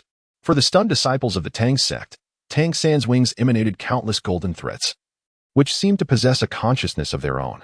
These golden strands elongated and writhed in the air, ensnaring any who crossed their path and siphoning their life force. This was his devouring golden threads, drawing upon the flesh and blood of over 70,000 disciples. Tang San gradually restored his ravaged form. The Tang sect, single-handedly annihilated by him, was left in ruins, stained with blood. Tang San felt no remorse whatsoever. As he soared into the sky above the remnants of his original world, surveying the desolation and pools of blood, his heart remained unperturbed. Even though he had orchestrated this destruction, the gray mist around him summoned a tendril of purple poison from the malevolent powers of the dark god. Reflecting on the old man's poison, which was indeed capable of slaying deities, yet it had merely encountered him. The dark god, residing in the depths of the divine realm, had long since comprehended the sinister laws of the underworld. Furthermore, 9 days and nights of analysis had allowed Tang San to grasp a portion of the solar laws, his understanding rivaling that of any deity in existence. Perhaps during the conflict, this toxic gas had always posed a latent threat to Tang San, but in the aftermath of battle, its effects would ultimately facilitate the growth of his divine power. As he controlled the dark laws to decompose the toxins within him, he extracted the spiritual essence contained therein, gradually replenishing his divine energy. The balance of yin and yang within him, aided by the octagonal ice grass and the fierce fire apricot blossom, now integrated this toxin into its composition, harmonizing opposing forces of yin and yang, ice and fire. Consequently, the power within Tang San surged to unprecedented heights. Such boundless utility, he exclaimed with laughter. With a mere wave of his hand, he summoned the solar laws, simulating the dual principles of the universe, and before him, a portal of time and space began to materialize. Casting one last glance at the Tang sect, now reduced to ruins, he felt no nostalgia and stepped through the temporal gateway. In the distance, at the ruins of the sect leader's pavilion, the blood of the Grand Elder converged, flowing into a ring upon his finger. The ring shimmered with colors akin to the runes on the Grand Elder's body before erupting, releasing a golden leaf that carried the essence of the Grand Elder's blood, tearing open a rift in space and time. Tang San stood in the void, hands forming seals, as he invoked the laws of time and space. As he moved, a rift in the fabric of time and space gradually unfurled, revealing a lush and vibrant forest, the Stardow Forest. At this moment in the timeline, it coincided with Tang San's ascension to the divine realm after attaining godhood, while the entirety of Douluo continent basked in a state of peace and tranquility. Upon stepping into the rift, Tang San's body quivered slightly, for the world of Douluo had become devoid of sufficient soul power to sustain his divine strength.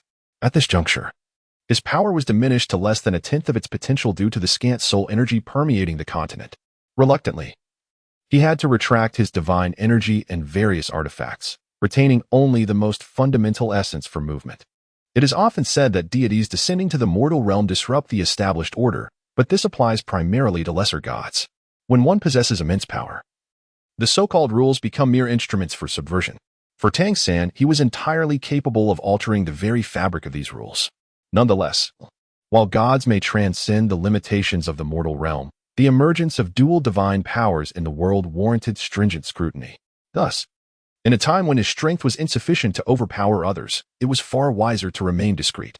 Tang San enveloped the entire Douluo forest with his divine consciousness, clearly detecting the presence of the human-faced spider and the mandala snake within. Scanning the forest, he noted that there was but a solitary dark, demonic tiger. Retracting his consciousness, he contemplated his next move, deciding to first eliminate the human-faced spider and the mandala snake, leaving the dark demonic tiger for a later time. With his body tensed, Tang San shot forth in an instant, arriving above the nearest human-faced spider, which was a mere 4,000 years old and lacked the capacity for resistance. His formidable physique effortlessly pierced through the creature's most resilient carapace. Subsequently, he summoned the 8 wings of the sea god, unfurling numerous golden threads that entwined the entire human-faced spider, siphoning its power until it was reduced to a desiccated husk. Upon invoking the power of the evil god, he was elated to discover a slight expansion in his evil flames. Even this minuscule increment filled him with exhilaration, as the accumulation of quantity often leads to a qualitative leap. As he surveyed his surroundings, Tang San continued to search with his divine sense for traces of other soul beasts. Suddenly, he detected a colossal 90,000-year-old human-faced spider exuding a terrifying aura that was engaged in a hunt. Realizing that his quarry lay ahead, he accelerated towards the creature. However, the human-faced spider swiftly unleashed a massive web, ensnaring Tang San tightly. Despite the web's formidable resilience, crafted by a 90,000-year-old spider, Tang San's physical prowess had surpassed the conventional limits of Douluo continent, effectively constituting a dimensional strike. He instantly unleashed a surge of power, breaking free from the web's grasp. The human-faced spider was evidently taken aback, unprepared for its prey to escape so effortlessly.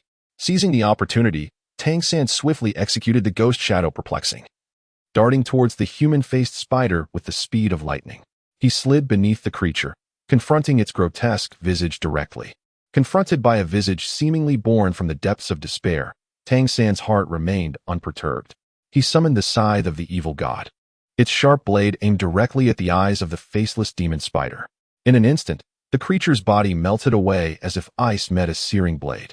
The faceless demon spider emitted a wretched scream, utterly blindsided by its misjudgment of prey. This seemingly frail human was, in fact, remarkably formidable. It opted for flight. Yet how could an 8-legged arachnid escape the grasp of Tang San, who had invoked the shadowy phantom? In a mere heartbeat, Tang San found himself upon the back of the faceless demon spider. From this vantage point, he wielded his scythe with relentless fury, each strike imbued with boundless power. One after another, the creature's body gradually became a shattered remnant, ultimately succumbing to the earth in lifeless defeat. As the obsidian rings of the soul ascended, Tang San felt no inclination to absorb them. This 90,000-year-old faceless demon spider was on the cusp of evolving into a 100,000-year soul beast. Yet the divine power of the evil god held far greater significance for him. He unleashed the flames of the evil god, incinerating the last of its kind in this world. The crackling of the flames, intertwined with the mournful whispers of the wind, conveyed a profound sorrow, as if the Douluo forest itself lamented the extinction of a species. In the span of merely a day and a half, Tang San had slain 796 faceless demon spiders, leaving not a trace behind. This day marked the demise of their lineage. Turning his attention to the mandala snake, Tang San found it considerably easier to confront. His consciousness spread outward, swiftly honing in on a 1,000-year soul beast. Without further ado, he soared towards the creature, which feigned the guise of a mandala flower, oblivious to the human's approach. With a strong tug, he yanked the mandala snake from its perch, eliciting a whimper that seemed to plead for mercy. Tang San, momentarily forgetting his promise to Xiao Wu, rationalized that slaying soul beasts was essential for his growth. Thus, he dismissed her words from his mind and proceeded with practiced efficiency to skin and extract the evil god's power from the creature. At that moment, a 9,000-year mandala snake erupted from the ground, shooting forth like a bolt of lightning, its razor-sharp fangs gleaming ominously, poised to annihilate the human before it. However, a subtle smile graced Tang San's lips. He had anticipated this move. With nimble grace, he retreated a half-step, easily evading the lethal strike. Yet, an unexpected twist occurred as the mandala snake opened its maw wide, expelling a smaller red snake. This crimson serpent darted through the air with astonishing speed, maneuvering deftly like an arrow aimed at Tang San's neck. A mutated soul beast that employed combination techniques. How intriguing, Tang San mused inwardly. unfazed by this unforeseen development. He observed the unfolding scene with keen interest. However, he felt no sense of suffocation. His formidable divine body remained unperturbed by any threats from the lower realms. Unlike his previous solitary battle against the human-faced demon spider, these mandala snakes exhibited an astonishing level of cooperation, showcasing their remarkable intelligence and synergy. This development intrigued and amused Tang Sen immensely. With a sudden motion, he extended a hand and firmly grasped the body of a red mandala snake. With a powerful tug, he tore it asunder. Subsequently, he summoned the flames of the malevolent deity to utterly incinerate the severed red mandala snake. Simultaneously, his other hand swiftly seized the tail of the 90,000-year-old mandala snake, shaking it forcefully to hurl it back. In the following moments, the flames of the malevolent deity began to spread from the snake's tail, rapidly engulfing its entire form. The fire blazed fiercely, crackling as it ultimately reduced the entire mandala snake to ashes. After 2.5 days of relentless effort, Tang San had annihilated a total of 351 mandala snakes, resulting in a profound transformation of his malevolent divine power, deepening its essence. Next, the only dark magic evil god tiger in the Douluo forest awaited. Are you prepared to become a part of the power within my being? Tang San chuckled, then soared into the air. As he gazed at the dark magic evil god tiger, he couldn't help but reminisce about their first encounter, where it possessed the ability to draw them both into a separate space for combat. How nostalgic, Tang San mused. Just as he sensed a powerful fluctuation of energy ahead, he recognized it as the presence of the dark magic evil god tiger. Suddenly, he erupted into action, his figure flickering as he instantaneously appeared behind the dark magic evil god tiger. The dark magic evil god tiger immediately sensed danger and unhesitatingly unleashed its skill. Tang San felt his body lurch violently, and in the blink of an eye, he was pulled into another dimension. This skill is indeed extraordinary, Tang San marveled inwardly. He swiftly drew forth a multitude of concealed weapons from the night beneath the 24 bridges, his hands dancing as he unleashed these projectiles toward the dark magic evil god tiger like a tempest. The dark magic evil god tiger had never encountered such peculiarly shaped ironware. It was momentarily stunned, failing to evade. Perhaps it believed that as a soul beast battling a soul master, particularly against a child, victory would be a trivial endeavor, thus choosing to toy with Tang San. However, it was utterly unanticipated that the power of these hidden weapons would be so immense, transforming it into a mere sieve. Chapter 9. The main text begins in the interstices of a spatial rift. There lay a small secret realm. The ancestral spirit tablet of the clan exploded instantaneously, scattering fragments in all directions.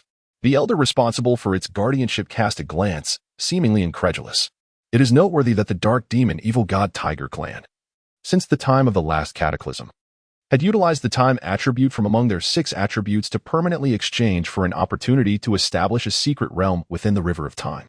The cost was that subsequent clan members would never awaken the time attribute, regardless of their innate talents. However, every situation bears both advantages and disadvantages. Consequently, the dark demon evil god tiger clan survived within the layers of the created temporal rift for over 10,000 years, undisturbed by the cataclysm, allowing them to live in peace. For eons, the dark demon evil god tigers have thrived in the secret realm, never revealing themselves to the outside world. This hidden paradise has become their sanctuary, to the extent that the external world now regards the dark demon evil god tigers as mere legends. How could 2 clan members have perished in quick succession? Long ago, several centuries after the cataclysm had concluded, a formidable dark demon evil god tiger was dispatched on a mission to assess the current state of the continent. According to the information relayed by the Soul Lantern, this dark demon evil god tiger had recently cultivated its strength to a pinnacle of 60,000 years and had comprehended its innate ability from ancient texts, allowing it to instantaneously transport individuals into a peculiar space and revert them to their juvenile forms. It was precisely due to this extraordinary talent that this dark demon evil god tiger thrived in territorial disputes, seizing a core area within the starry forest. Yet, just days later, an unforeseen event transpired. The soul lantern of this dark demon evil god tiger shattered without warning. This sudden turn of events left everyone bewildered and contemplative. After all, a dark demon evil god tiger at the height of 60,000 years, possessing an exceedingly enigmatic innate ability, could not possibly be vanquished by human soul masters. The juvenile forms of human soul masters, devoid of soul power cleansing, are feeble and vulnerable. A mere touch would result in their immediate demise at the hands of a soul beast's formidable physique. Only mutated soul beasts could rival in raw physical strength. However, the dark demon evil god tiger, with its 6 attributes, was undeniably an overwhelming presence in one-on-one combat. Moreover, when other soul beasts engaged in territorial conflicts, they would certainly consider the strength of the occupying soul beast. If they found themselves outmatched after years of territorial skirmishes, they would retreat. For no soul beast could match the escape speed of a dark demon evil god tiger endowed with 6 attributes. It is truly unexpected. The elder shook his head in confusion. The second clansman, who inadvertently became ensnared in the rift of time and space, seemed to have been drawn out from the secret realm by some ineffable existence. Over the span of a millennium, the dark demon evil god tiger clan had never witnessed the unnatural death of any of its members, yet in recent years, 2 clansmen had perished in succession. Perhaps a great calamity is once again on the horizon. The elder, who was on watch, meticulously examined the shattered soul lamp, clutching its fragments as he proceeded towards the chamber of the clan leader of the dark demon evil god tiger clan. "See," he inquired, "what is it that you seek?" C was the name of the elder who safeguarded the soul lamp of the dark demon evil god tiger clan. C recounted the sequence of events with clarity and then continued, "My lord, the soul lamp has already shattered into 2 pieces. Such occurrences have never transpired in 1,000 years. Perhaps the great calamity from a millennium ago is about to strike once more. This disaster could profoundly impact the Douluo continent and, in turn, affect our dwelling within the secret realm. We should perhaps prepare in advance for the impending crisis," C expressed, his voice tinged with concern, and absent-mindedly caressing the 6-pointed star necklace around his neck, which emitted a faint silver glow, as if it harbored immense power, responded, "C. Perhaps you are overthinking this. In the span of 1,000 years, only 2 clansmen have met with unnatural deaths, and both left the secret realm, leading to their demise. Do you not remember our lineage's legacy? We were once the most loyal followers of the evil god, wielding the core powers of the deity. Moreover, we possess abilities that other beast clans do not, allowing us to trade with other deities to forge a realm that can accommodate our existence. This realm was negotiated with the god of time and space. Do not fret, C. As long as we remain within the secret realm, we shall not suffer any harm." C wished to elaborate further. Having guarded the ancestral hall for so many years, even since the inception of the secret realm, he had been tending to a collection of soul tablets, cultivating himself in seclusion. He sensed that something was amiss and yearned to voice his thoughts. Just as he was about to speak, a fleeting gray light flickered in his eyes, emanating a formidable aura that pressed down upon C like a heavy mountain, causing him to involuntarily shudder. This sensation was not merely a physical oppression, it was a tremor that penetrated to the marrow of his being and reached his very soul. It felt as though invisible hands were tightly grasping his heart, rendering him nearly breathless. Reminiscent of the times when the dark demon evil god Tiger clan served the evil god, C opened his mouth, eager to articulate his concerns, but his throat felt constricted, silencing him completely. A fine sheen of sweat broke out on his forehead, and his body trembled slightly. He understood that if he continued to speak, it might provoke N's greater ire, leading to unforeseen consequences. Thus, he could only reluctantly close his mouth, refraining from uttering another word, and turned to withdraw. Seated high above, fixed his gaze intently on C's departing figure, seemingly deep in contemplation. Suddenly, the sandalwood prayer beads adorning his wrist began to emanate a peculiar force field. This force seemed capable of influencing everything in its vicinity, enveloping it in an inexplicable sense of tranquility and serenity. As time unfolded, and discovered that his thoughts gradually became clearer, and the distractions in his mind began to dissipate. The gray light in his eyes slowly faded, transforming into a crystalline brightness, and quietly absorbed the changes around him, and could not help but ponder how the influence of the malevolent deity's power was growing stronger within him. Even with the prayer beads gifted by the deity of time and space during their transaction, meant only to temporarily stave off the encroachment of the malevolent force, he wondered how long it would be before this body succumbed to become merely an empty vessel after a millennium had passed. At that moment, a figure gradually emerged from the void, resembling the very individual who had just exited the Grand Hall. C smiled and asked, "How did you discern that the person was not the true me?" And, momentarily distracted from his thoughts, replied flatly, "Few are aware that when I was appointed as the patriarch of the malevolent deity's Tiger clan, you were my greatest ally. The earlier C referred to me as the supreme commander rather than treating me as an equal, which already raises suspicions. Moreover, would you directly address me as patriarch?"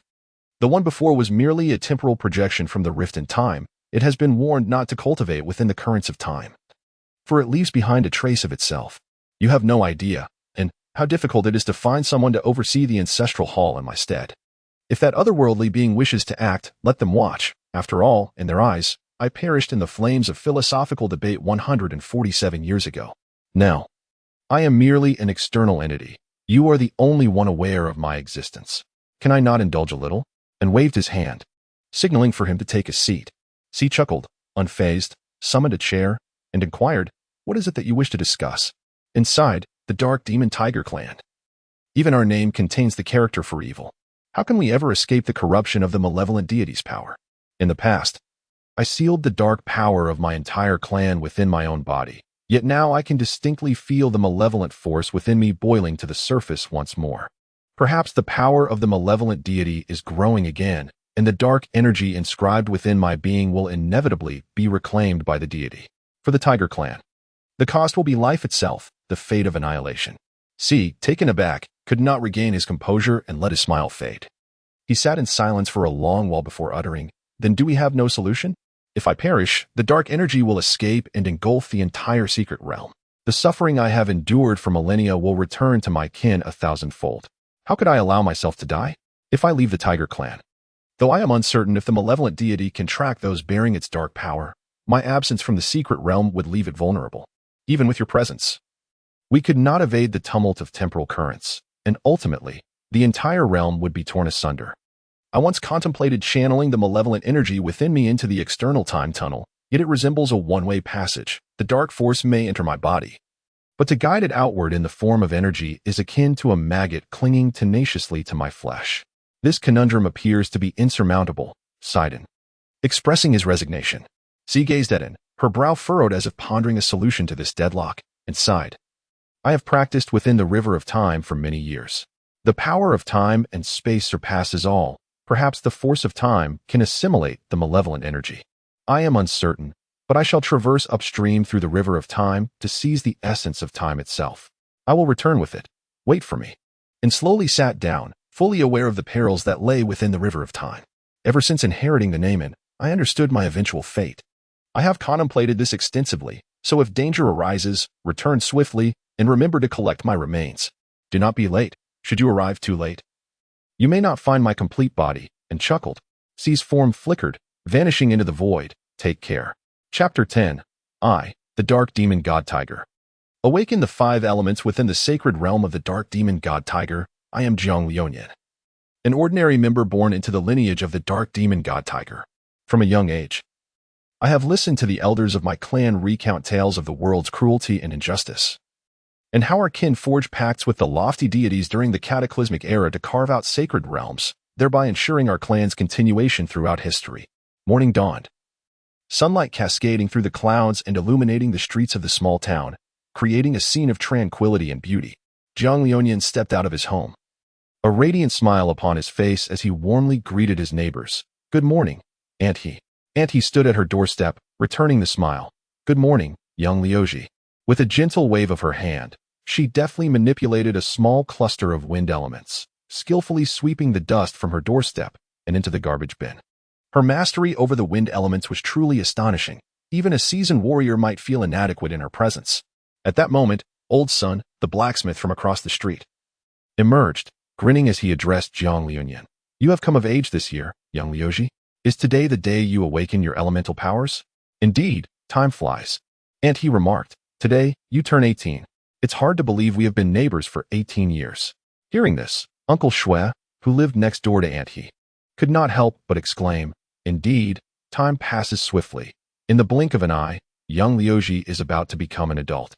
Jiang Liuyan, upon hearing the words of those around him, smiled with delight and exclaimed, "Indeed, today I shall awaken my elemental power. It fills me with an exhilarating sense of anticipation." At that moment, a streak of black light streaked across the sky, swiftly approaching his location. The luminous entity descended to the ground, transforming into a mysterious elder.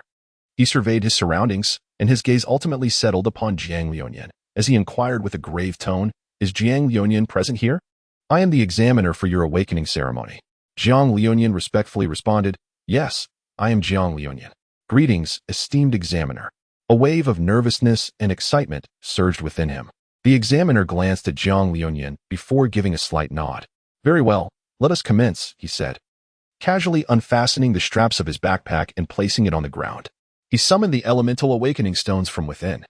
6 stones soaring forth in succession to form a hexagram, suddenly bursting forth with an extraordinary radiance. Subsequently, 5 of the awakening stones floated before Jiang Liuyan, leaving behind a solitary, notably dim white crystal that gently descended to the examiner's side.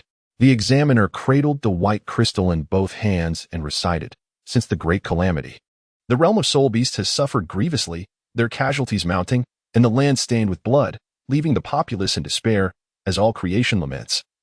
And disaster blankets the universe. Thunder roars, earthquakes abound, tsunamis rage, and hurricanes wreak havoc, causing untold suffering, with no respite in sight. Our venerable ancestors, through the noble act of self-immolation to forge souls, vowed not to enter the cycle of reincarnation, dedicating their descendants to honor the god of time, beseeching a promise. The god of time, compassionate in spirit, refrained from exploiting the plight of mortals, and wielded great power to carve out a secret realm from the vast river of time. Allowing the lineage of the dark demon tiger to endure, their bloodline perpetuated. We remain eternally grateful for the benevolence of the god of time, etched in our hearts and minds, never to be forgotten." As he finished, the white crystal momentarily flickered before returning to silence, while the other 5 awakening stones emitted a faint glow. "Come now, Jiang Liuyan, place your hand in the center and simultaneously relinquish control of your body." Allowing the power of the awakening stones before you to enter within, instructed the examiner. Jiang Liuyan placed his hand at the center of the awakening stone array, and instantly, he felt 5 distinct powers coursing through his outstretched right hand and entering his being. In that fleeting moment, the radiance of the 5 awakening stones burst forth, illuminating the essence of 5 elemental forces. The elder, witnessing the emergence of these 5 colors, could not help but be taken aback. It is well known that if a soul master or cultivator awakens multiple roots, particularly 5, they are often burdened with a subpar constitution that renders them nearly incapable of progress throughout their lives, destined to live in mediocrity. Even with abundant resources, the amount required to advance is colossal. Furthermore, should one choose to abandon 4 of these attributes to focus solely on one, it leads to an imbalance, potentially resulting in catastrophic failure at elevated levels of power. However, the Dark Demon Divine Tiger clan defies this norm. Their innate racial talent allows them to double their elemental absorption efficiency as time progresses. Ultimately, if a clan member awakens only a single attribute without extraordinary fortune, the quality of the elements becomes stagnant. Yet, any Dark Demon Divine Tiger capable of awakening 3 or more attributes will find their physical form strengthened through the reciprocal enhancement of elemental force. Moreover, those awakening the time attribute may even draw upon elemental power to fortify their past selves, enabling them to wield the talents of temporal arts in the arena of life and death. The elder, regaining his composure, burst into hearty laughter, proclaiming that the Dark Demon Divine Tiger clan has a promising future. He then patted Jiang Liuyan's shoulder, clearly optimistic about his potential. The onlookers, witnessing the blinding array of lights, quickly comprehended the situation. Having all participated in the awakening ceremony, the gathered uncles and aunts encircled Jiang Liuyan and the examiner, eager to discern the innate strength of the young man. The examiner summoned the final gray crystal, gently levitating it before Jiang Liuyan with his soul power. "Go ahead. Extend your hand, and then close your eyes. Truly feel," the elder encouraged, his anticipation palpable. "A boy with full elemental talents. There are likely few of his kind in this generation. To think such a genius could emerge in my jurisdiction in the West District. Perhaps I can request additional support from the central authority." The elder mused, increasingly finding Jiang Liuyan to be a sight for sore eyes. Jiang Liuyan extended his arm to touch the gray crystal. His fingers gently grazed the surface of the stone, and as he did so, he gradually closed his eyes, seemingly entering a state of isolation from the outside world. At the very moment Jiang Liuyan made contact with the gray crystal, it suddenly erupted with a dazzling brilliance, illuminating the entire street. Simultaneously, a powerful surge of energy emanated from the crystal, leaving those nearby in a state of shock. The gray crystal began to fissure, emitting a faint cracking sound, as if it were on the verge of shattering. The elder, startled, seemed to have an ominous realization, but it was too late to intervene. In the next instant, the gray crystal shattered into countless tiny fragments, scattering across the ground. The bystanders gasped in awe, having never witnessed such a breathtaking spectacle. The elder stared blankly at the multitude of shards, his expression a mixture of helplessness and astonishment. He murmured, "What a remarkable talent!" However, he soon appeared to recollect something unsettling, his countenance turning grim. "No, my allowances are gone. My year-end bonus is gone. Everything is gone. I'll have to pay out of pocket. The central authority 1T reimbursed this. I must purchase it myself. Truly, what a stroke of misfortune." He let out a curse, followed by a heavy sigh. Upon opening his eyes to the scattered fragments, Jiang Liuyan was at a loss for how to respond. The elder, suppressing his heartache, kindly said, "Jiang Liuyan, your talent is extraordinary. I shall report to the Central Authority immediately and facilitate your enrollment at the Central Advanced Soul Beast Academy. Specifically the Dark Demon Evil God Tiger Academy. You will receive the highest caliber of education there. Your talent shall not go to waste. In the future, you will undoubtedly become a great Dark Demon Evil God Tiger, perhaps even achieving a status comparable to that of the captain of the Evil God Vanguard. There is no need for you to bear the cost. We will follow the repair process." As Jiang Liuyan nodded dreamily, the elder collected 5 awakening stones and, with a wave of wind power, gathered the scattered fragments from the ground. With a pained expression, he stowed them into his backpack, which he then hoisted onto his back. In an instant, he transformed into a streak of black light, soaring towards the east, towards the central city.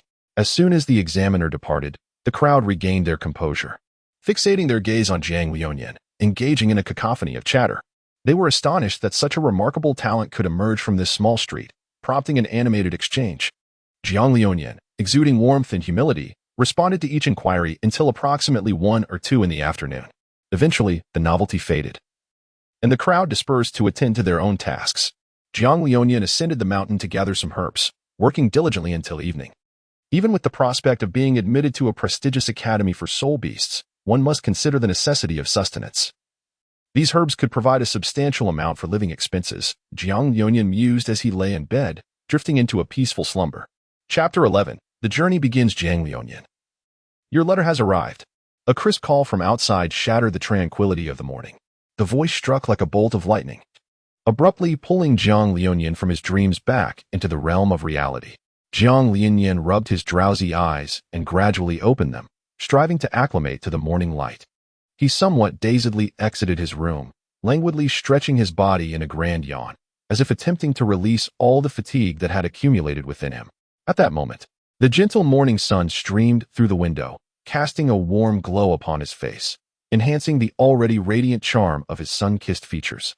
The golden light illuminated his visage, accentuating his distinct contours and profound gaze, rendering him even more strikingly handsome. As Jiang Liuyan slowly pushed open the door and approached the mailbox, he extended his hand to retrieve the letter. Upon extracting it, he couldn't help but marvel at its exquisite packaging. The envelope bore the embossed dark golden characters, Dark Demon Evil God Tiger Academy. This name instantly enveloped him in an aura of mystery and grandeur. This school has quite the impressive presentation, Jiang Liuyan mused inwardly. He meticulously observed the lettering on the envelope, noting the use of a unique gilding technique that caused the characters to radiate a distinctive shimmer. This design not only heightened the letter's enigmatic allure, but also reflected the Academy's noble essence. Jiang Liu gently caressed the characters on the envelope, savoring their texture and warmth. He could sense the significance that the Dark Demon Tiger Academy placed on its new students, which inevitably stirred an unusual feeling within him. He began to indulge in fantasies of what it would be like to study at the esteemed Soul Beast Academy. As Jiang Liuyan hummed a gentle tune, he tucked the mail under his arm and made his way back to his modest dwelling, not forgetting to bend down at the steps to retrieve the essence he had ordered that morning. The cultivation of soul beasts diverges significantly from that of ordinary individuals. While soul masters endure years of arduous training to incrementally enhance their soul power from a mere 0 to 100. Achieving divinity at the 100th level, soul beasts ascend through the natural energies of the cosmos, the quintessence of the sun and moon, and even the forces of the laws themselves. They consume other soul beasts to amass energy, thereby elevating their rank and longevity. The greater their age, the more formidable their abilities, enabling them to harness the forces of nature with remarkable efficiency. In direct comparison, a soul beast of equivalent rank can utterly overpower a soul master without the aid of external resources. Thus, the essence, a product of the earth and sky, is the finest material for enhancing one's prowess, even in the midst of a mundane existence. Who can predict what the future holds? Jiang Liuyan poured the spirit liquid into a goblet, elegantly and slowly swirling it, tilting it just slightly to observe the hue of the liquid. Ah, what a color! Exquisite and naturally gradient, it shone brilliantly, radiating a captivating vitality that nearly rivaled the crimson undergarments of Shui Erji during his birth year. Truly commendable. After a gentle swirl of his wine glass, Jiang Liuyan was enveloped by a complex bouquet of aromas emanating from within. Momentarily taken aback, he delicately inhaled the scent, pondering whether it bore notes of cedar, oak, violet, cinnamon, mint, or blackberry. It seemed that an entire collection of rare northern species had been commandeered by those eccentric winemakers. He mused inwardly. Even upon tasting, he discerned a hint of spicy bitterness, prompting him to inquire about the flavor's lingering sweetness, which was accompanied by a peculiar acidity. Could it be the sweet fruit? No. That couldn't be right. It must be the golden fruit sold outside for 80 gold coins. To include such extravagance in the wine was truly opulent. No wonder they spoke of a quality upgrade necessitating a new membership fee. For this, a monthly expense of 130 gold coins was not an exaggeration. Jiang Liuyan delicately savored the sensory impact bestowed upon him by the spiritual elixir, simultaneously refining the innate powers it contained. One must admit, the flavor was indeed rich. However, it seemed that, in an effort to economize, the ingredients employed were all from sources under 400 years of age. Consequently, the potency was merely marginally superior to that of an ordinary elixir, yet still commendable. Jiang Liuyan felt a surge of elation as he grasped the acceptance letter from the Dark Demon Evil God Tiger Academy. Jiang Liuyan extracted a card crafted from pure black gold, its front adorned with the emblem of the Dark Demon Evil God Tiger Academy, exclusively for Inner Door disciples. The reverse side boasted the flamboyant and audacious characters of Jiang Liuyan, elegantly inscribed, along with an enigmatics in the lower right corner, the meaning of which remained a mystery. Regardless, the card exuded an air of dominance. It perfectly matches my temperament, Jiang Liuyan remarked, simultaneously revealing the acceptance letter. Dear classmate Jiang Liuyan, with the approval of the Soul Master Committee of the Western District, you have been admitted as an inner disciple of our esteemed institution. Kindly present this notification upon your arrival at the Academy. For details regarding the specific time, location, and selected subjects, please refer to the Freshman Enrollment Handbook of the Advanced Soul Beast Academy, affiliated with the Royal City Research Institute in the Central Region. Issuing authority, Phone Authorized Signatory, Gene Dark Demon Evil God Tiger Academy Year 176 of the Evil God Tiger Calendar Mayu. Within the hallowed halls of the Dark Demon Evil God Tiger Academy, embrace the vibrancy of youth and courageously embark on the journey towards your dreams. Shouldering the noble responsibilities of our nation, the Academy holds great expectations for you, providing attentive care and emphasizing your holistic development and future growth. Here, cherish every opportunity. Broaden your horizons, excel in your studies, and continually enhance your self-worth. Embrace this new era with fervor, allowing your youth to radiate with resplendent brilliance through relentless endeavor. And let the Academy be a steadfast pillar in your life's journey, empowering you to achieve a glorious future. On the reverse side, there is an aerial view of the entire Dark Demon Evil God Tiger Academy, which appears remarkably grand and evokes a sense of solemnity. Beside this panoramic depiction lies a national train ticket, its surface shimmering faintly, as if hinting at its rarity and exceptional significance. Jiang Liuyan cautiously picked up the train ticket, examining it with great care. His gaze gradually transformed into one of astonishment and exhilaration, for the words Phania were distinctly printed upon it. While this name might be unfamiliar to the average individual, it resonates profoundly with the affluent collectors of rare artifacts. The Phania ticket is renowned as one of the most expensive tickets in the world, having once fetched a staggering sum of 10 million gold coins, becoming a coveted treasure for countless collectors. Now, to find such an invaluable ticket in his possession left Jiang Liuyan in a state of disbelief. His eyes widened, and he could not help but exclaim, Phania, the ticket that sold for 10 million gold coins. His words were imbued with shock and excitement. He could hardly fathom that the Dark Demon Tiger Academy possessed such immense wealth, casually bestowing gifts of this magnitude. Jiang Liuyan once again cast his gaze upon the letter laid upon the table, then glanced at the ticket in his hand, a subtle smile involuntarily gracing his lips. Jiang Liuyan repeatedly confirmed the time and realized he could arrive early, so he began to pack his belongings. This one is unnecessary, and that as well. Ah, this garment can be washed and worn again. The white shirt makes me look exceptionally dapper. And this wine glass, which I have used for a decade, is nearly polished with age. It must be taken. Also, the stone I picked up on the mountain, which appears quite extraordinary, shall be included. Jiang Liuanian ascended to the rooftop and pried open the 6th brick from the chimney, carefully scraping away the plaster and lime. Within, he uncovered a gleaming gold brick. This would serve him well, he thought to himself as he prepared for his imminent journey. Afterward, he meticulously replaced the plaster and lime before descending from the rooftop. Jiang Liuanian approached the altar, gently tapping the surface of the table before him. He then struck, prodded, and kicked at various angles, producing a series of clicking sounds from within the altar. The tabletop split apart, revealing a book concealed inside. As Jiang Liuanian opened the book, a silver ring slipped out from between its pages. This must be taken as well, he pondered, contemplating her well-being. A tumult of emotion surged within him. Akin to crashing waves, this was the sole gift she had bestowed upon him. As for the book, he had perused its contents over the years. It primarily focused on the art of mechanisms, detailing an array of gears, levers, axles, and more. Its depth and complexity suggested it was authored by someone named Juemo. With a final glance, Jiang Liuanian turned to the last page, only to discover that it spoke of a legendary weapon forged from the celestial iron he had spent his life searching for, a weapon capable of growth. Each adversary he vanquished would yield energy that could be absorbed. How long to witness this? Jiang Liuanian mused. Regrettably, he had fortuitously stumbled upon this book in a temporal crevice, and the last page had already fallen away. Thus, he had only mastered the techniques it contained and the method of utilizing the final golden page. Not too shabby, Jiang Liuanian remarked as he caressed the book before casting it into the blazing hearth. The fierce flames engulfed it, and within moments, it was reduced to ashes. Jiang Liuanian cast a final glance at the home he had inhabited for 18 years before resolutely departing, embarking on a journey of self-improvement. The journey begins. Chapter 12. A series of twists and turns. Jiang Liuanian clutched the ticket for the soaring bird as he entered the dimly lit Shanghang. The reason he did not head to the station or similar venues was that this ticket for the soaring bird was not merely an ordinary fare. It served as an extraordinarily special pass. Its purpose was to summon a vehicle from any commercial establishment or auction house across the nation.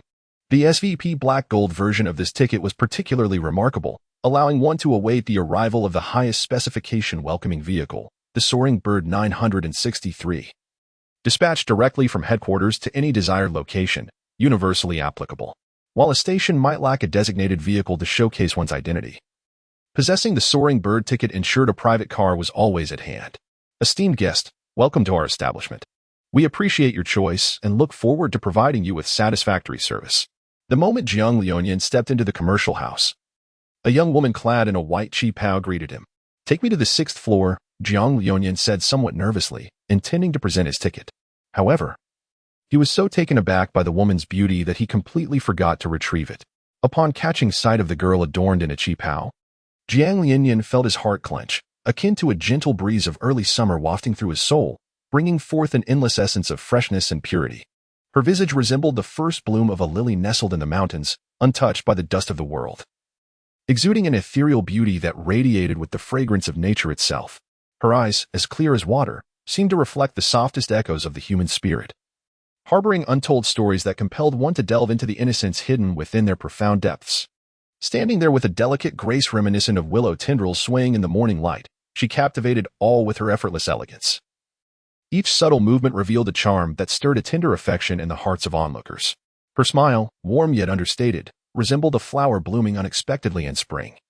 Modest, yet capable of illuminating the hearts of those nearby, offering unspoken solace and encouragement.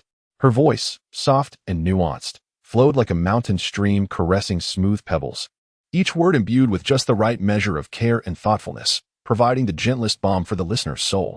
In her presence, time appeared to slow its relentless march, inviting one to immerse themselves in this rare purity and beauty, experiencing a world rendered more tender and enchanting by her existence. She embodied a delicate and captivating ink-wash painting, every stroke perfectly placed, portraying an image that evoked compassion and lingered in memory long after. Jiang Liuanian was secretly astonished. After all, having just emerged from the village, the most beautiful girls he had encountered were merely the village chief's daughter, Huniu, or at best, the widowly. Such a refined and graceful young lady was a rare sight for him. Jiang Liunian was secretly astonished by her beauty and service demeanor, feeling an overwhelming discomfort. Am I truly the esteemed one here? Such a stunning visage, simply unparalleled. Just as Jiang Liunian was lost in a myriad of praises for this young woman's appearance. Uncertain of which compliment to express first, a voice filled with sardonic mockery unexpectedly pierced the air. The 6th floor is off-limits to unauthorized personnel. At that moment, a middle-aged woman gracefully approached, clad in a light purple qipao, her eyes emanating an unmistakable air of disdain. Her waist swayed gently, seemingly boneless, akin to a purple viper poised to ensnare its chosen prey, ready to devour it whole, leaving no remnants behind. As Jiang Liunian met the gaze of those almond-shaped eyes, reminiscent of serpents, she felt an unsettling chill.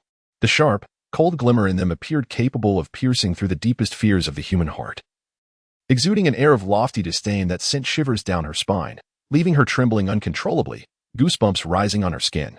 It was akin to being enveloped by an eerie gust of wind on a sweltering summer day, inducing a profound sense of discomfort and unease. Upon a closer look at the girl in the white qipao, she seemed poised to utter something, but as she lifted her head, a fierce glare from the figure in purple silenced her, compelling her to close her mouth and stand timidly behind Jiang Liunian, much like a frightened chick. The figure in purple, with one hand lifting her hem to reveal her shimmering thighs, glided towards the girl in white, her radiant legs drawing little attention in the corner of the 6th floor, avoiding gasps of astonishment. The purple-clad woman moved gracefully, her steps light as if she were a shadowy specter in the night, slowly approaching the girl in white. As she gently closed her folding fan, gripping its handle tightly, the tip of the fan, akin to a serpent emerging from its burrow, silently brushed across the front of the girl's attire, gliding from the first button along the neckline. With each button she passed, the purple figure paused deliberately, allowing the fan's tip to lightly tap against the buttons, producing a crisp sound. Each of these pauses made the girl in white shudder slightly, as if she were reliving a terrifying nightmare, her body involuntarily trembling. It was as if the fan's point had not only grazed her clothing, but had also awakened some forbidden fear deep within her soul. The woman in purple exhaled softly, her red lips parting slightly, a warm breath wafting towards the girl in white, imbued with a faint, alluring fragrance. Yet, to the girl in white, this fragrance felt like a deadly poison, instilling an overwhelming sense of dread. The 6th floor of the dark sky, after all, was no place for just anyone to tread. You, Qingyu, have you forgotten the rules of the Dark Sky Guild? Her voice was deep and magnetic, each word carved like a finely honed arrow, piercing straight into Qingyu's heart. While her words overtly chastised Qingyu, they subtly mocked Jiang Liunian, who had so boldly sought entry into the 6th floor of the dark sky. It was no wonder that she was looked down upon. Having just emerged from a village, Jiang Liunian donned a slightly faded white outfit, which, upon closer inspection, paled in comparison to the quality of the qipao worn by the girl in white. At first glance, she seemed unworthy of stepping foot beyond the 4th floor, let alone the 6th. Yet, what of hidden identities, impoverished young men, or unexpected triumphs? Even the most underestimated individuals could rise to challenge and defy expectations. Dressed in purple, she smiled apologetically at Jiang Liunian, saying, "I'm afraid our establishment is not open to unauthorized personnel. Please leave."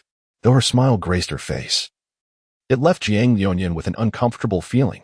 He glanced at the stunned Qingyu, feeling that he had brought trouble upon her. Overcome with guilt, he bowed deeply and offered his apologies before striding towards the exit.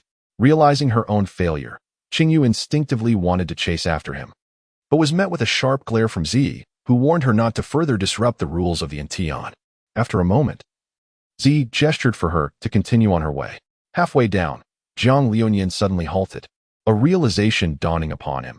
He needed to take the elevator to the 6th floor for his ticket. With clarity restored, he turned to ascend the stairs. Just then, he collided with Qingyu, who was hurrying down with a mix of urgency and grace. "Why are you back up here?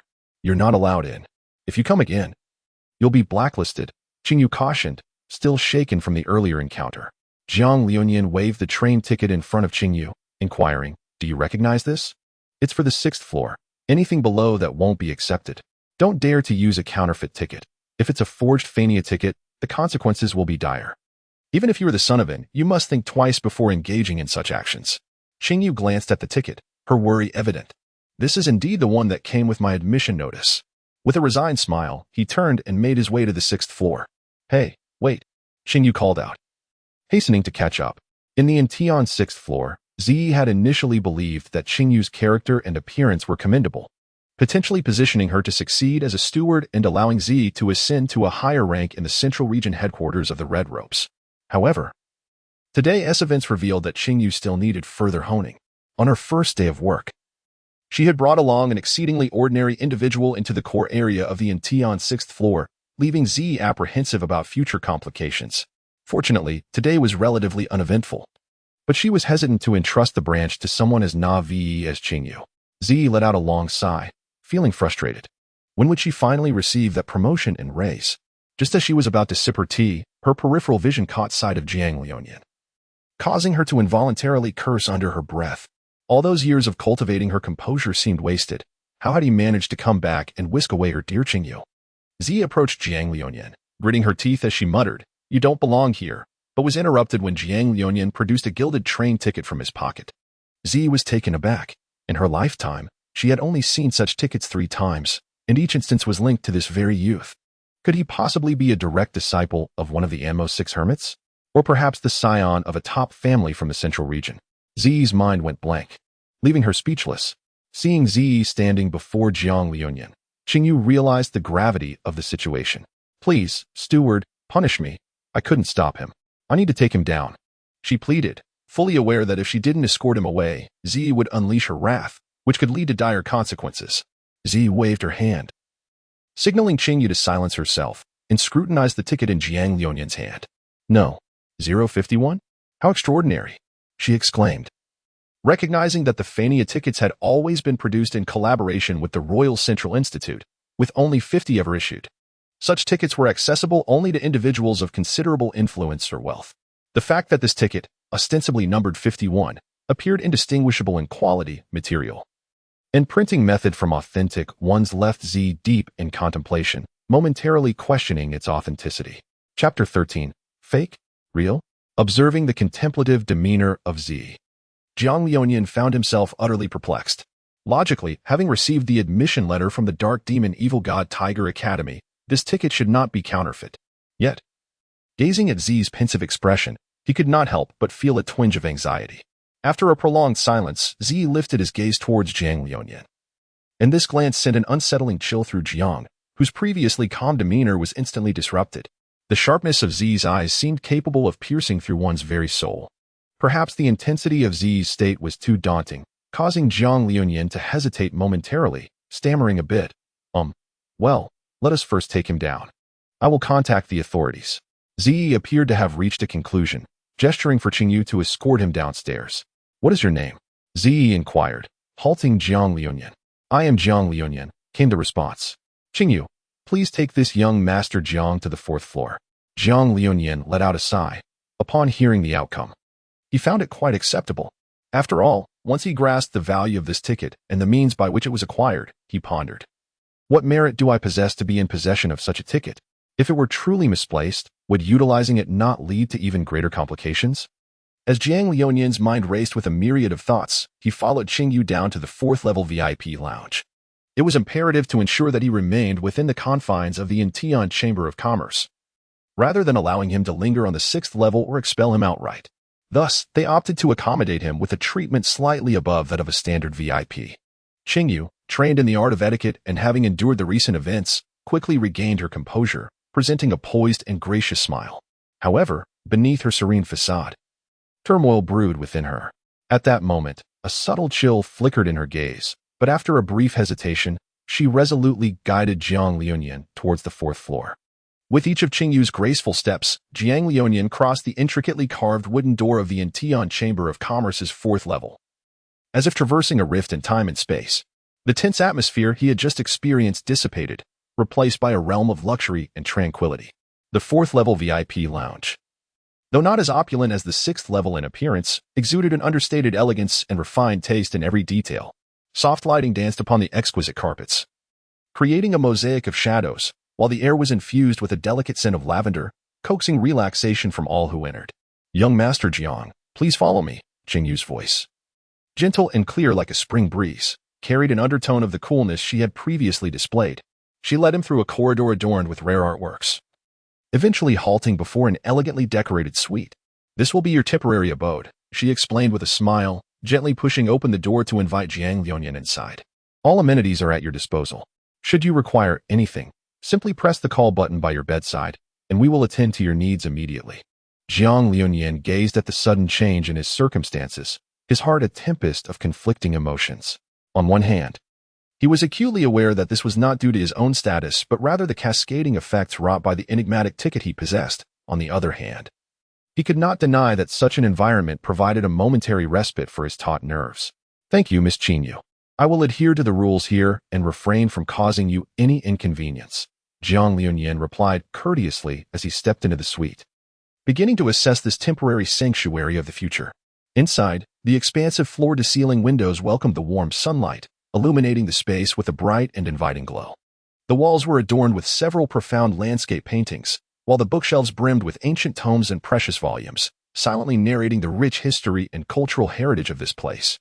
Just as Jiang Liuyan was immersed in this rare tranquility, the communicator in the room abruptly chimed, disrupting his reverie.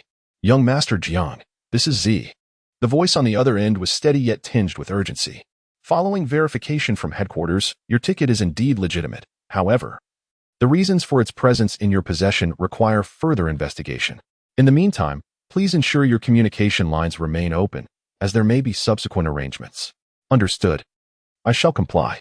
Jiang Liuyan responded, his heart a mixture of astonishment and anticipation. After ending the call, he stood by the window, his gaze drawn to the corner of the acceptance letter peeking out from his backpack, and he let out a deep sigh. What is this? Am I being covertly placed under house arrest? A sense of discomfort washed over him, prompting him to rise and grab a piece of fruit from the platter.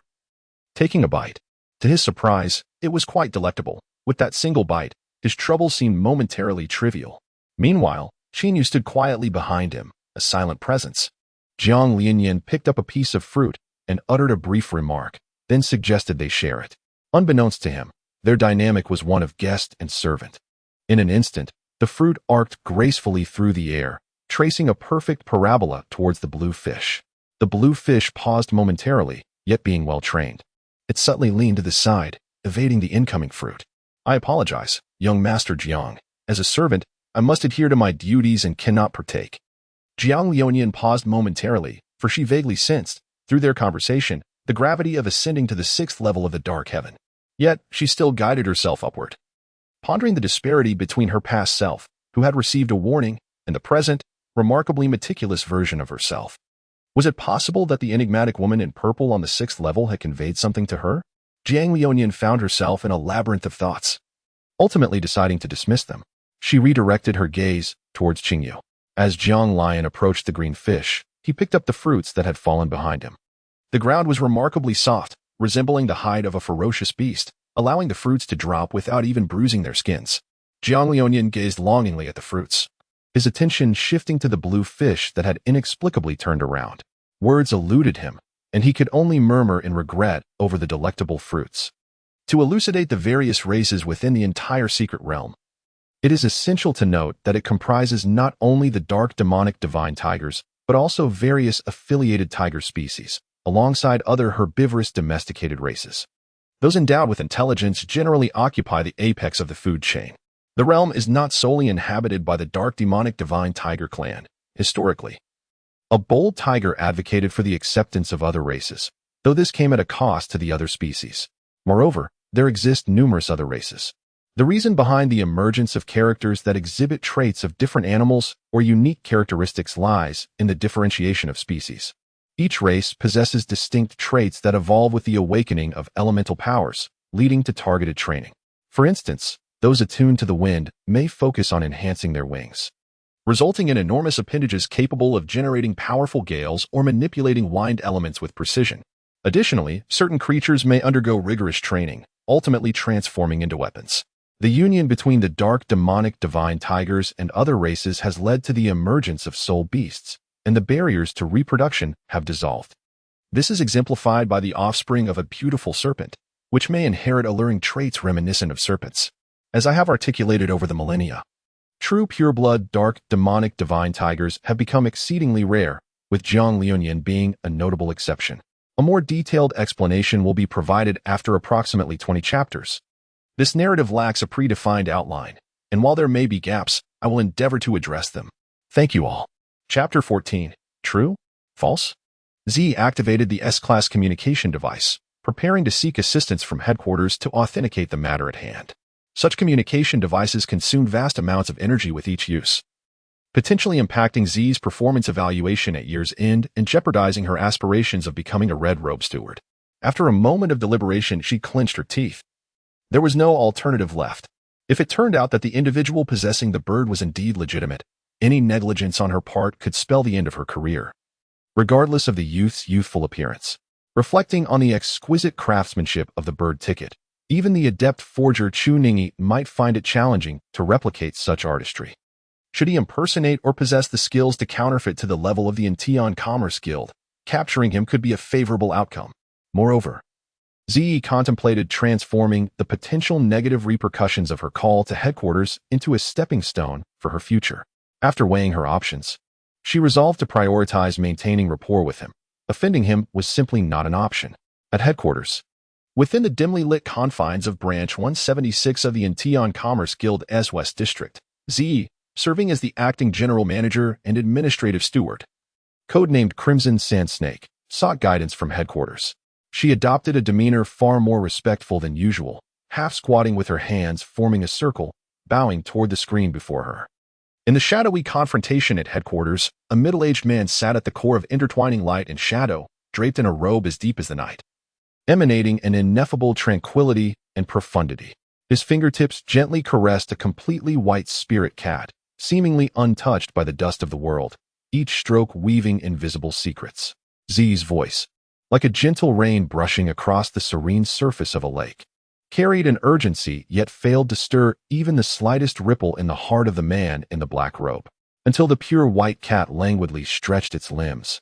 Emitting a satisfied purr, he slowly raised his head, half concealed beneath the shadow cast by the brim of his dark robe. Only a fragment of his visage flickered in the dim light, adding an air of mystery.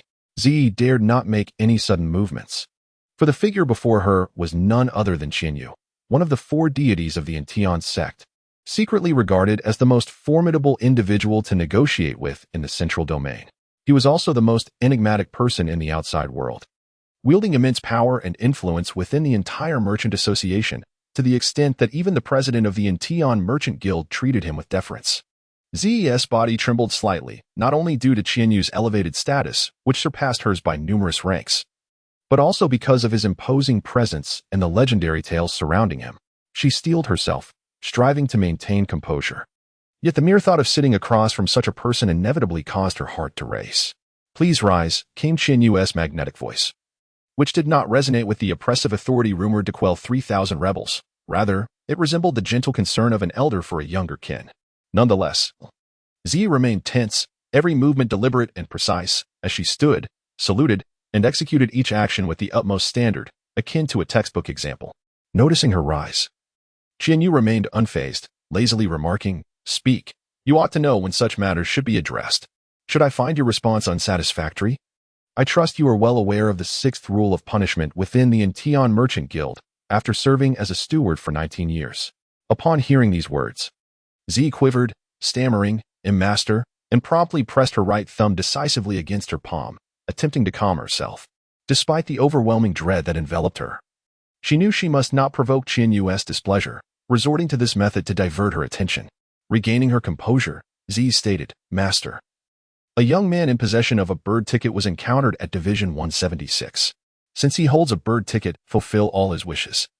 "It cannot be such a trivial matter," Qianyu replied coldly, his impatience evident. "Master, the crux lies in the ticket's serial number, which is NO 51.